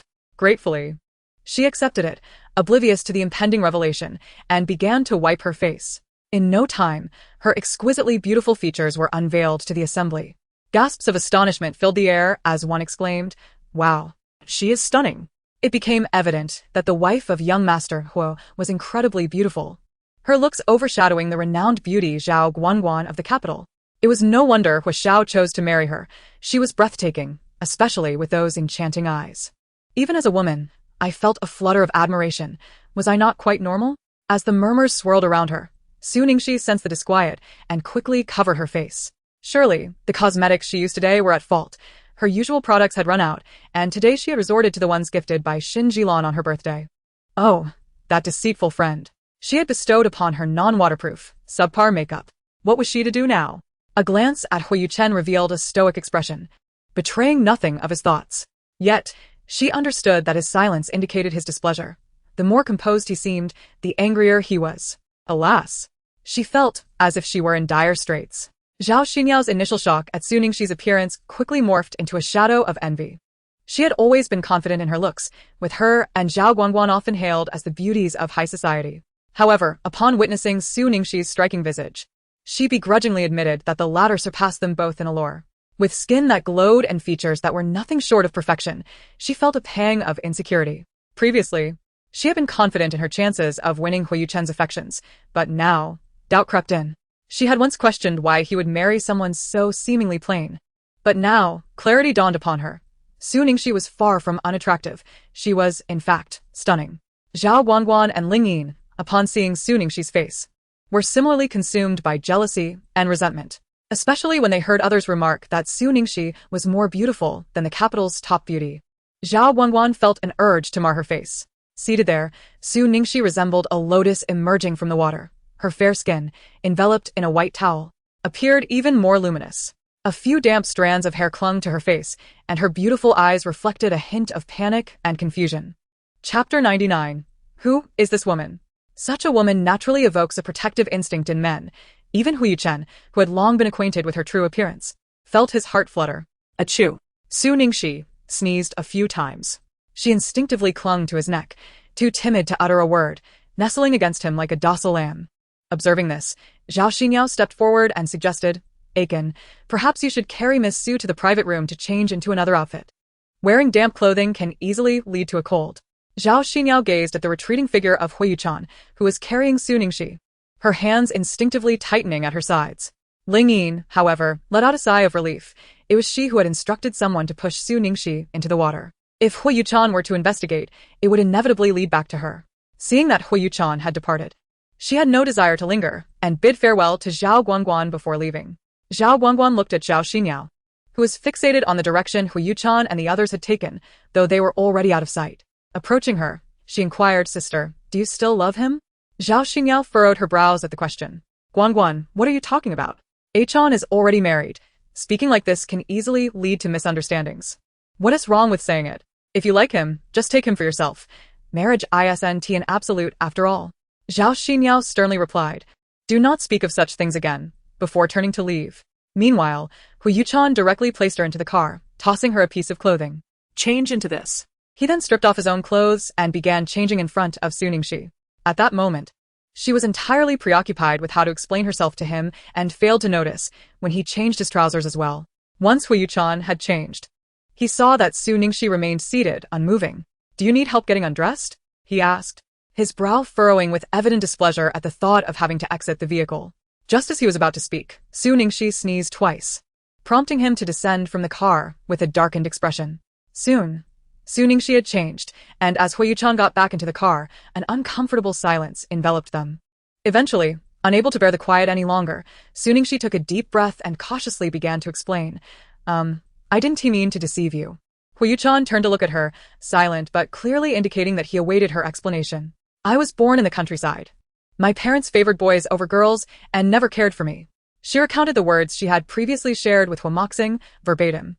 Huo Yuchen's expression had already grown cold, and it was clear that at this point, she was still lying to herself. Feeling his penetrating gaze, Su Ningxi became somewhat anxious, noticing that his demeanor appeared even more unfavorable than before. Did he not trust her? With a forced effort, she squeezed out a few tears and continued her performance, lamenting, "My life has been so difficult. From childhood, I was unloved and mistreated," delivering a lengthy monologue filled with self-pity. As she spoke, her sorrow deepened, and she felt herself becoming immersed in the act. Her tears flowed freely, without the need for pretense. "Enough," Huo Yuchen coldly interrupted, cutting her off. He regarded her with disdain, recognizing that not only was this woman full of lies, but she was also a skilled performer. Su Ningxi immediately fell silent, afraid to utter another word. Huo Yuchen looked at her with a dangerous smile curling at the corners of his mouth. "I offered you a chance, but it was you who chose to disregard it." Su Ningxi sensed an impending crisis. It was evident that he did not believe her words. How naive of her. Huo Yuchen was distinctly different from Huo Yuchen. He was a seasoned player in the business arena, and she should not have employed the same rhetoric she used with Huo Yuchen. What did that smile signify? Was he truly considering throwing himself into the den of lions again? It seemed he was even more irate this time. As she sat there, she felt an overwhelming tremor coursing through her, unsure if it was due to fear or the cold. Suddenly, Huo Yuchen addressed the driver, Zhang Jian, saying, "Increase the temperature." Zhang Jian replied, "Young Master Huo, this is already the highest setting." Su Ningxi thought, "The highest? Yet I still feel so cold." Huo Yuchen leaned back with his eyes closed.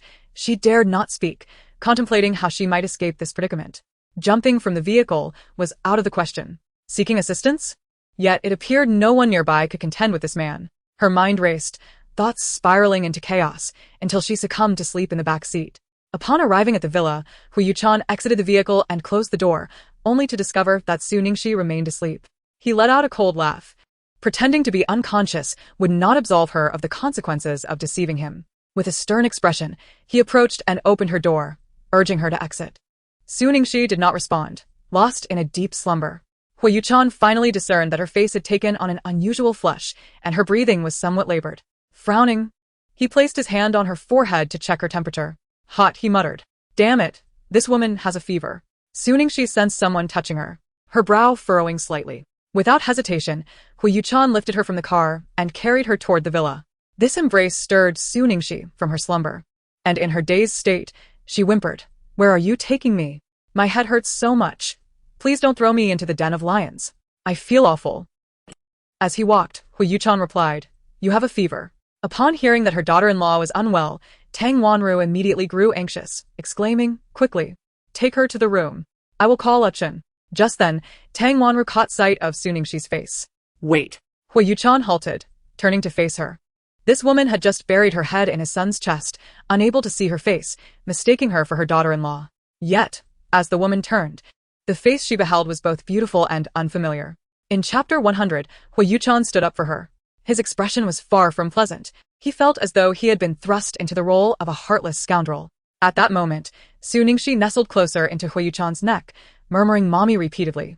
Huo Yuchen felt a warm breath against his skin, sending an involuntary shiver down his spine, igniting a tumult of emotions within him, causing every nerve to tense. With an impassive demeanor, he addressed Tang Wanru, stating, "She is Su Ningxi. Please go call Chun. I will explain later." With that, he ascended the stairs, cradling Su Ningxi. Though Tang Wanru was filled with questions, she prioritized finding Tang Chun. Tang Chun had already settled down for the night, but was roused by Tang Wanru's call, yawning widely and asking, "Aunt, what's the matter?" "Your sister-in-law."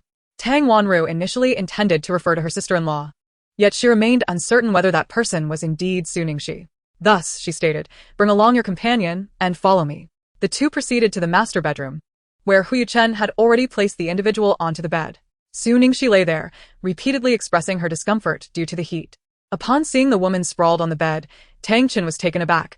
He cast a puzzled glance at Huo Yuchen and Tang Wanru, inquiring, "Who is she?" He had anticipated it to be a sister-in-law, only to discover an unfamiliar woman. Noticing Su Ningxi's distress, Huo Yuchen refrained from offering an explanation and simply urged, "No time for chatter, hurry." Tang Chun, recognizing the urgency, said nothing further. It was evident that the woman was suffering from a severe fever, which could potentially lead to dire consequences if left unattended. He retrieved a mercury thermometer from the medical kit, shook it gently, and intended to take Su Ningxi's temperature. However, as he reached toward her armpit, he felt his wrist firmly grasped. Turning to see the man who held him, Tang Chun was perplexed and asked, "What's the matter?" Huo Yuchen took the thermometer from him and simply uttered, "I'll do it." Tang Chun was left speechless, questioning the need for such possessiveness. Who was this individual? Could she be a woman his brother was secretly involved with? He seemed quite concerned about her. Bringing her home so openly raised questions about his sister-in-law's situation. Silently, he felt a pang of sympathy for Su Ningxi, thinking that it was indeed better to be somewhat attractive. Before long, the temperature was recorded at 39.5 degrees. Tang Chun promptly administered an 4 drip, and after a flurry of activity, Su Ningxi finally drifted into a peaceful slumber. She harbored a profound disdain for heartless men and those lacking responsibility. If her son were to act in such a manner, she would not spare him. Huo Yuchen did not withhold information, directly stating, "She is Su Ningxi. Her previous appearance was a facade, and this is her true self." "What do you mean?" Tang Wanru was momentarily bewildered, her expression reflecting her confusion.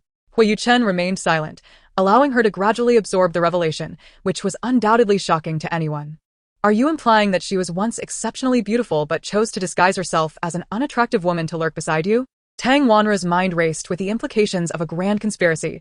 Who in their right mind would intentionally present themselves as so unappealing unless there was a hidden agenda? Understanding her thoughts, Huo Yuchen reassured her, "Rest assured, she harbors no ulterior motives." He had previously investigated her thoroughly.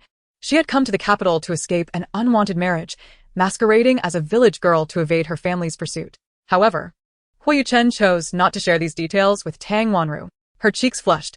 She appeared somewhat endearing, considering her illness. He decided to let her off the hook for the night and would address matters with her once she recovered. At that moment, Huo Yuchen's phone rang. It was Lu Yang calling. He stepped onto the balcony to answer. "Have you found out?" "Yes, Mr. Hua." The one who pushed the young mistress into the water was the youngest daughter of the Lan family, who usually maintains a good relationship with Ling Yin. According to her, she acted under Ling Yin's instructions. Given that it involved a girl, investigating the matter had not proven arduous.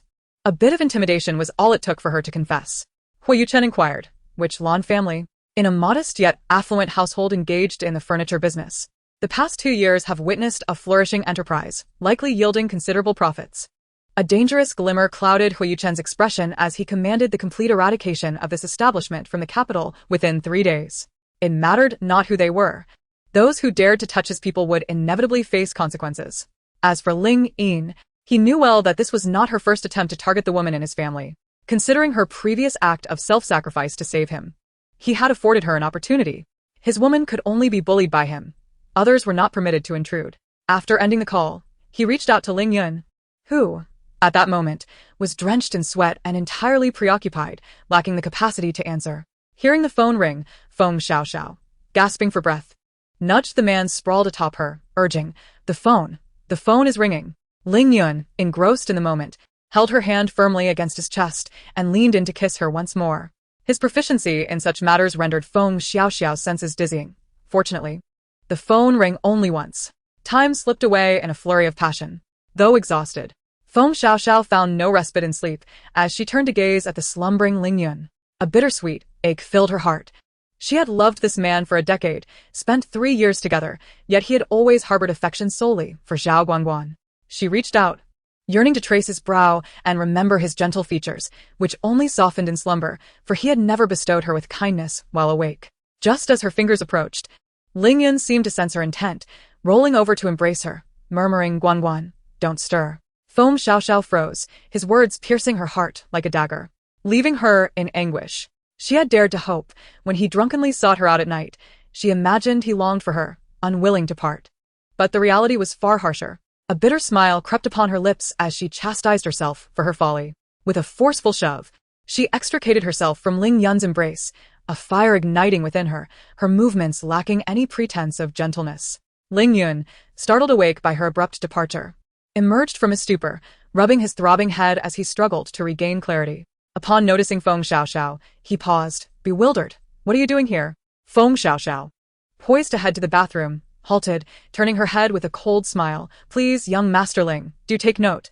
This is my apartment." Meanwhile, Zhao Guangguan confronted him angrily. "What do you mean? Have you fallen for that woman?" Chapter 101. It seems he no longer loves her. He was so resistant even to a simple kiss. Ling Yun, perceiving Zhao Guangguan's anger, patiently explained, "No, please don't misunderstand. I just didn't react immediately." "Then prove it to me." Zhao Guangguan closed her eyes and tilted her head back, her intentions unmistakable. Ling Yun hesitated, gazing at her delicate lips while the image of Feng Xiaoxiao flashed through his mind.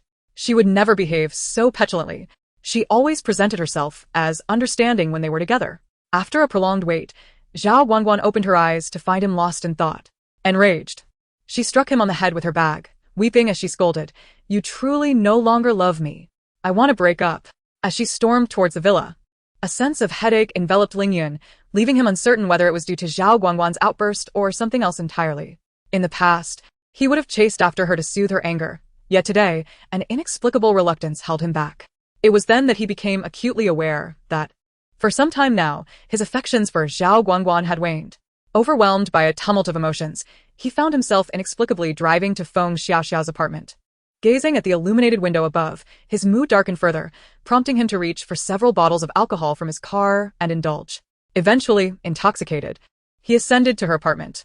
He pulled back the covers and rose from the bed, memories of the previous night flooding back. Last night, inebriated, nothing had transpired between them. But Feng Xiaoxiao interrupted his thoughts, retreating to the bathroom. Ling Yun's gaze followed her, a pang of guilt welling within him. Over their 3 years together, she had been an exceptional and devoted girlfriend, yet his heart had strayed. Just then his phone rang. Zhao Guangguan. A surge of impatience coursed through him. For the first time, he felt an aversion to answering her call. The phone rang again, compelling him to pick it up. As he spoke her name, Feng Xiaoxiao, unaware of the conversation's content, distinctly heard the name Guangguan, which pierced her heart like a thorn, impossible to remove. In a fit of rage, she swept the toiletries from the mirror's edge to the floor, her eyes ablaze with emotion. "Ling Yun, Feng Xiaoxiao, will never love you again. From this day forward, I shall forget you. If I ever love you again, I am truly foolish." Meanwhile, Ling Yun drove towards Zhao Guangguan's villa. Upon arrival, he found her inebriated and unconscious on the floor, surrounded by a haphazard array of bottles. Frowning, he lifted her gently and placed her on the bed, observing her flushed face with a complicated mix of emotions, struggling to comprehend his own feelings. Previously, her capriciousness had seemed endearing. Now, he felt differently. He covered her with a blanket, tidied the floor, and departed. At that moment, Huo Yuchen was already asleep at the bedside. Hearing the phone ring, he quickly answered, mindful not to disturb the slumbering woman. He checked her forehead. Everything seemed normal, before stepping out onto the balcony. Huo Yuchen recounted to Ling Yun the recent escapades of Ling Yin, advising him to keep a closer eye on his sister, even offering to take charge if Ling Yun was unable to do so. Ling Yun was taken aback by Huo Yuchen's words, astonished that his once obedient sister had engaged in such antics, evidently spoiled by their family. Out with friends. And you showed up? Ling Yun inquired. I was waiting for you, she replied. Waiting for me? Is there something amiss? A sense of foreboding washed over Ling Yin. Her brother's unexpected presence at home could only mean trouble. Indeed, the very next moment, Ling Yun confronted her. Was it you who orchestrated Su Ningxi's near drowning last night? Her expression betrayed her. No amount of evasion could alter that reality. Ling Yun's gaze was filled with disappointment as he looked at her. Ning, how could you do such a thing? You were never like this. In his heart, his sister had always been adorable and sensible. However, this incident, coupled with a previous birthday necklace affair, left him feeling as though he hardly knew her at all.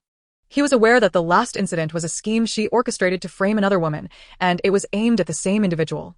It was obvious why she acted that way. Ling Yin, already in a foul mood, burst into tears at Ling Yun's reproach. Yes, I did it. I hate her. Why did she get to marry Brother Chen? I'm not inferior to her. Ling Yun understood her feelings for Huo Yuchen, but the truth was that he had no such affections for her. Though he initially wanted to scold her, seeing her tear-streaked face softened his heart. Why are you being so foolish? There are countless good men in the world. Can't you find someone else to like? Why must you cling to this one tree? I've told you before, Ah Chun is not suitable for you. Crying, Ling Yin replied, but I like him. I've liked him for so many years. It's not something I can just turn off. Don't forget, he is already married, Ling Yun reminded her. Ling Yin remained silent, sobbing quietly. She was aware of his marriage and knew he would never reciprocate her feelings, yet she couldn't help herself. The sight of the woman beside him drove her into a frenzy of jealousy. Upon hearing Ling Yun's intention to send her away, she immediately ceased her tears, exclaiming, No. I won't go. If she were to leave the country, Brother Chen would drift further away from her. Even if they could not be together, at least she could still see him while in the country. Go. It's what Ah Chun wants, Ling Yun stated bluntly. He told me about the incident with the water. Ling Yin, upon hearing this, felt her legs weaken and collapsed onto the sofa. He knew. He must despise her now. After saving him, she had finally gained a modicum of his favor, and now it was all lost. She never expected he would send her abroad for that woman. He was truly heartless. After all, she had saved his life, yet he showed no gratitude whatsoever. Ling Yun observed the despondent Ling Yin and shook his head helplessly. Think it over yourself, he said, leaving her with that remark as he ascended the stairs. Ling Yin clutched the sofa cushion tightly, filled with resentment. The thought of Su Ningxi's exquisite face only fueled her anger. She had never regarded Su Ningxi highly, believing her to be a mere supporting character destined to be discarded by Brother Chen. To her surprise, Su Ningxi was even more beautiful than Zhao Xinyao. Both women were more attractive than she. How could she possibly compare? Although she herself was not unattractive, she fell short when compared to them. As she cried, she suddenly began to laugh. She felt an overwhelming sense of injustice. Meanwhile, in the villa, Su Ningxi's fever had finally subsided, and for someone who never cared for others, Huo Yuchen had surprisingly tended to her throughout the night. Su Ningxi lay on the bed, while Huo Yuchen rested at the edge. A beam of radiant morning light streaming through the window, casting a harmonious and beautiful aura around them. Upon awakening, Huo Yuchen instinctively reached out to check Su Ningxi's forehead. And upon confirming that her fever had subsided, he rose and made his way to the bathroom. Not long after, Su Ningxi stirred awake. Feeling utterly drained and achy after the fever, questioning what had befallen her. Had she been mistreated by Heir? Why did her entire body ache? Struggling to sit up, it took her a moment to realize she was in Huo Yuchen's bed. How did she end up here? A sudden jolt of alarm struck her. Had he done something to her? With a quick glance at her arm, she noticed a bruise, and her temper flared. This beast. She knew he wouldn't let her off easily. She just hadn't anticipated such a manner of revenge. At that moment, the bathroom door swung open, and Huo Yuchen emerged, a towel wrapped around his waist. This only solidified her suspicions that he had indeed wronged her, for in her understanding, a bath typically followed such encounters. Without a second thought, she seized a pillow from beside her and hurled it at him, exclaiming, Huo Yuchen, you scoundrel. He caught the pillow midair, his expression darkening. What madness is this? He retorted, bemused by her lack of gratitude after he had cared for her all night. Now subjected to her accusations and assaults. Seeing him feign ignorance ignited her anger further. How can you ask what madness I'm in? Do you not know what you have done, you brute? Huo Yuchen furrowed his brow, perplexed by her accusation. At that moment, Tang Wanru entered, drawn by the commotion. What is happening? Why the uproar? She turned to Su Ningxi, seated on the bed. My daughter-in-law, you're awake. Do you feel unwell? After a night's reflection, Tang Wanru had come to accept the transformation of Su Ningxi from unattractive to beautiful, making her words seem casual. With her head bowed low, Su Ningxi whispered, "I'm fine." Noticing her flushed cheeks, Tang Wanru inquired, "Why is your face so red? You aren't having another fever, are you?" Huo Yuchen, observing her crimson complexion, furrowed his brow. "Just a moment ago, you seemed well, and now you have a fever again?" "Wait," Su Ningxi interjected. "Another fever? Did I have a fever last night?" She lifted her gaze to the two in the room, her thoughts spilling forth. "Did I have a fever last night?" Tang Wanru nodded. "Yes. Don't you remember? Your temperature nearly reached 40 degrees. You were quite delirious. It was Aiken who carried you in, and Aiken administered 2 bags of 4 fluids before your fever subsided."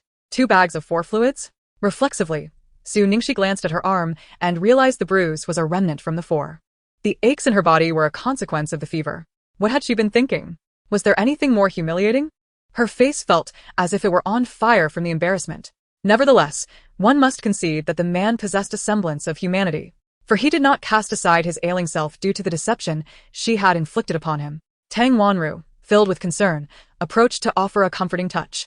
Su Ningxi explained, "I no longer have a fever, but I do feel a bit lightheaded. Alas, I must rest a while longer."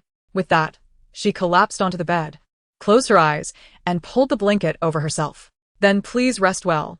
I shall fetch someone to prepare some porridge for you," Tang Wanru replied. Su Ningxi responded affirmatively. "All right." After adjusting the blanket for her, Tang Wanru turned to the freshly attired Huo Yuchen and reassured him, "You may go to the company without worry. I will be here at home." It was only upon hearing the door close that Su Ningxi opened her eyes, contemplating the blunder she had just made. Her heart heavy with regret. Her body, still fragile from the fever, soon succumbed to sleep once more. When she awoke again, it was past 10 o'clock. Rising from the bed, she gazed at her reflection, beautiful yet pallid, and recalled that her vest had fallen off the previous night. A surge of relief washed over her at the thought of her illness. Otherwise, she could only imagine how Huo Yuchen might have treated her. Perhaps even casting her into a den of tigers, a thought that sent shivers down her spine. Based on her understanding of Huo Yuchen, he would not easily let her off the hook. Before he could impose punishment upon her, she needed to devise a means of escape. Otherwise, she might not only face death but also suffer greatly. After some contemplation, she called Xin Jilan and then swiftly gathered her essentials. Without even taking her clothes, she seized her bank card, phone, passport, and other vital items and quietly slipped out while the villa was devoid of occupants. Like a thief, she entered Xin Jilan's car, urging, "Drive quickly," while glancing around nervously. Xin Jilan, already aware of the situation from their earlier call, offered no further commentary. Pressing the accelerator and speeding away, Su Ningxi inquired, "Did you bring the items I asked for?" "Indeed, they're in the back. Help yourself," Xin Jilan replied. Unfastening her seatbelt, Su Ningxi turned to reach for a convenient bag from the back seat. Inside were the cosmetics she had requested. From a brand she had long trusted, waterproof and highly effective. Unfortunately, the last box he had given her was counterfeit, and her first use had turned disastrous, prompting her escape. Now was not the time to settle scores with him. She examined the contents and asked, "Are you certain this is authentic?" "Rest assured, this box is absolutely genuine. The last time, I was careless and overlooked the expiry date of the one I provided you." Su Ningxi lowered the mirror in front of her and began to apply her makeup. It was then that Xin Jilan asked, "Where do you plan to go?" "I intend to hide away in a remote and backward little town for a while," she replied while applying her makeup. "Are you certain?" he questioned. "Absolutely," she affirmed. He felt that given Huo Yuchen's capabilities, no matter where she tried to hide, it would be futile. Even if she burrowed underground, he would surely unearth her. "Forget it. I dare not take that risk," Su Ningxi concluded. Without a moment's hesitation, she knew that if she were to apologize to Huo Yuchen, he would undoubtedly refuse to forgive her and might even seek revenge. Thus, fleeing seemed the safest option. Xin Jilian said nothing further and steered the car down a secluded path. After 30 minutes, they came to a stop beside a dilapidated used van. Su Ningxi regarded the vehicle with disdain, questioning its state and fearing it might fall apart mid-journey. While she had indeed requested a second-hand car, this one appeared to have seen far better days. Xin Jilian glanced at the van that Su Ningxi deemed unworthy. He had arranged for it while on his way to pick her up. Though it was worn, it should suffice for their journey. "Just make do for now. You are in a predicament. This low profile will draw less attention," he reassured her. Despite her discontent, Su Ningxi had no other choice. She opened the van's door and sat down heavily inside. Xin Jilian waved his hand, cautioning her to drive carefully. With one hand gripping the steering wheel, She reached for her phone with the other, searching her contacts for a number saved under the name Xiang Yi. The call connected swiftly. "Hello, who is this?" Came the voice on the other end. "Suningsher, it's me, Xiao Yi," she replied. Upon hearing the familiar voice, Xiang Yi's breath hitched. "Is that really you, Suningsher?"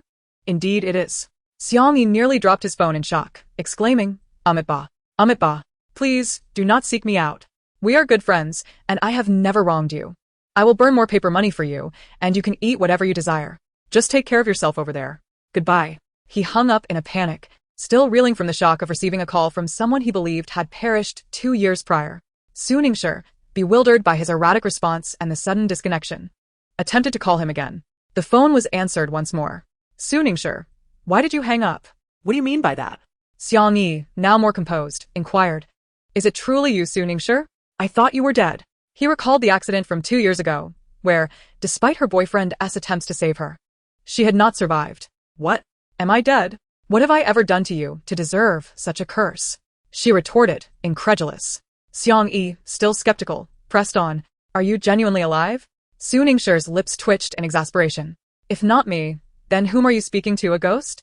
Xiang Yi's voice came through, tinged with irritation. "Then why haven't you contacted me for 2 years? Realization dawned upon her. It was indeed her absence that had led him to believe she was no longer alive. Had it not been for his earnest tone, she might have thought he was mocking her. With a sigh, she chuckled softly. "I was merely trying not to disturb you." Xiang Yi rolled his eyes. "And now you are no longer worried about disturbing me?" "Of course I am. I had no other choice," she replied. "I encountered a bit of trouble and hoped you could assist me." "I knew it. Please continue," he urged. Soon she briefly recounted the events. Xiang Yi responded readily, assuring her that he understood and would handle it in no time. Grateful, she promised to treat him to a meal when the opportunity arose. Shortly after hanging up, she received a message from Xiang Yi containing just 2 words. "Done." This brought her a sense of relief, as she had asked him to erase her image from the surveillance footage.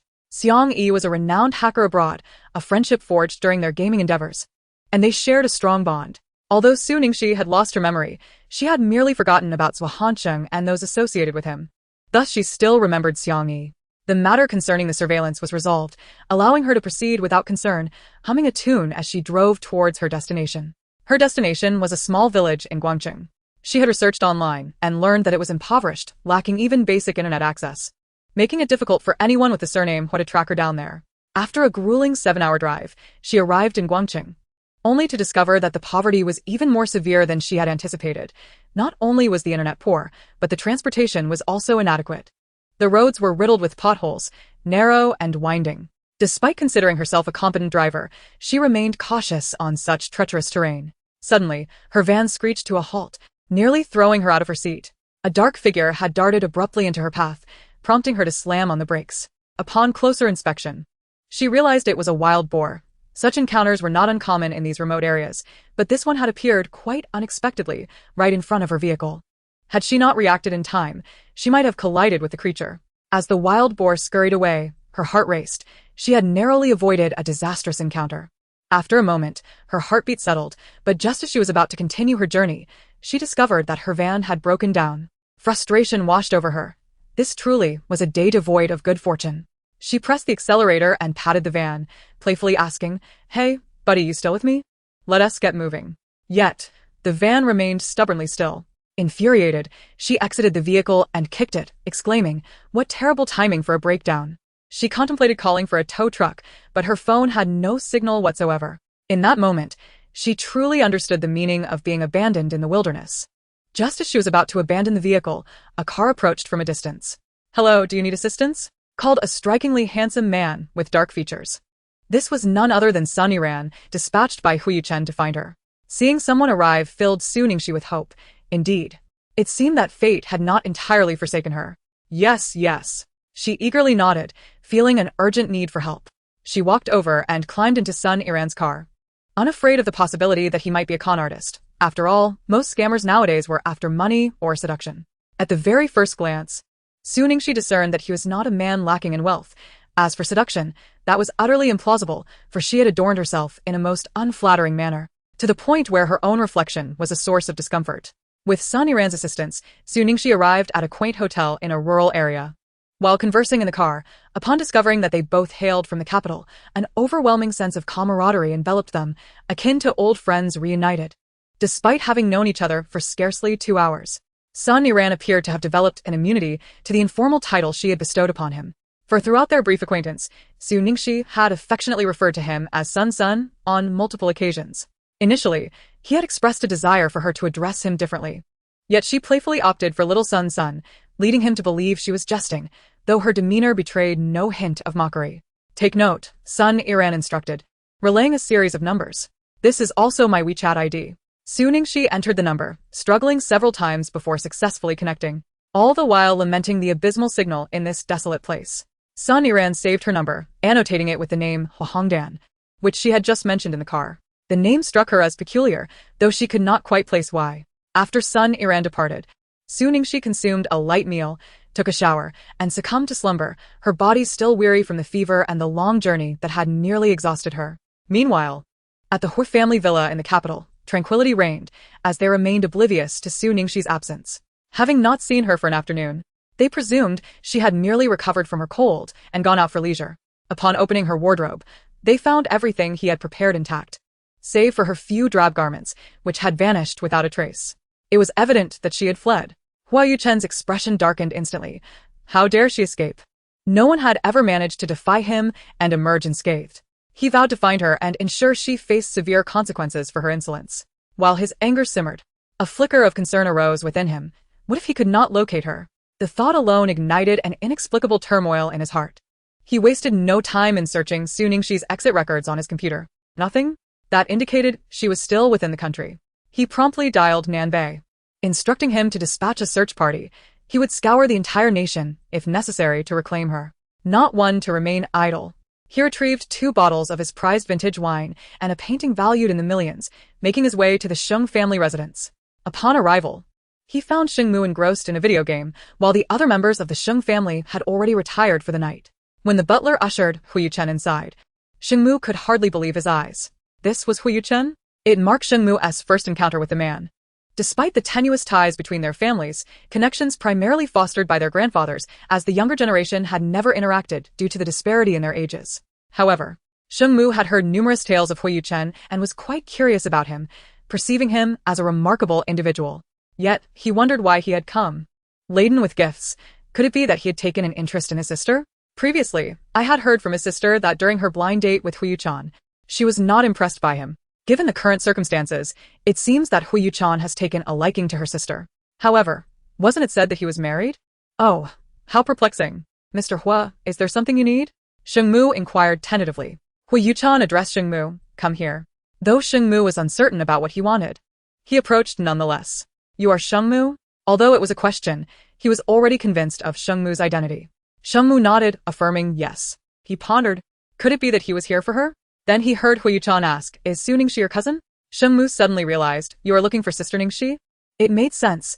How could he possibly be interested in his sister? Huo Yuchen gazed at his face and inquired, is she here?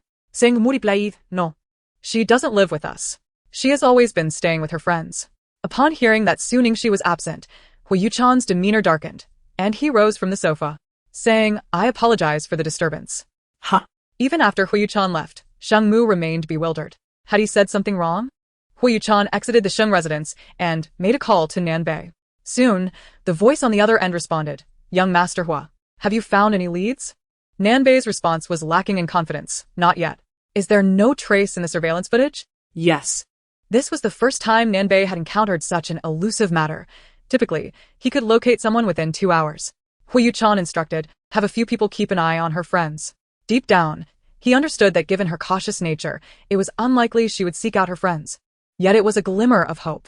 Huo Yuchen spent the entire night without sleep, consumed by worry for her safety. Several times, he became so lost in thought while smoking that he burned his fingers and did not even notice. After several days without any sign of Su Ningxi, Huo Yuchen appeared significantly haggard, his eyes bloodshot from lack of rest.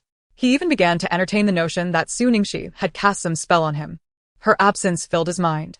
During these days, he struggled to muster any enthusiasm, becoming distracted in meetings and making errors while signing documents, often inadvertently signing Su Ningxi's name. One afternoon, Zhao Xinyao, having learned from an undisclosed source about Su Ningxi's departure from the Hua household, meticulously prepared herself and arrived at his office building with a thermos in hand. Nanbei greeted her and said, "Miss Zhao, please wait here. Young Master Hua is still in a meeting." Zhao Xinyao replied, "All right, you go ahead. Don't mind me." Half an hour later, after the meeting concluded, Huo Yuchen entered the lounge to find Zhao Xinyao seated on the sofa, perusing a magazine. Noticing his arrival, she quickly stood and smiled. "Finished with your work?"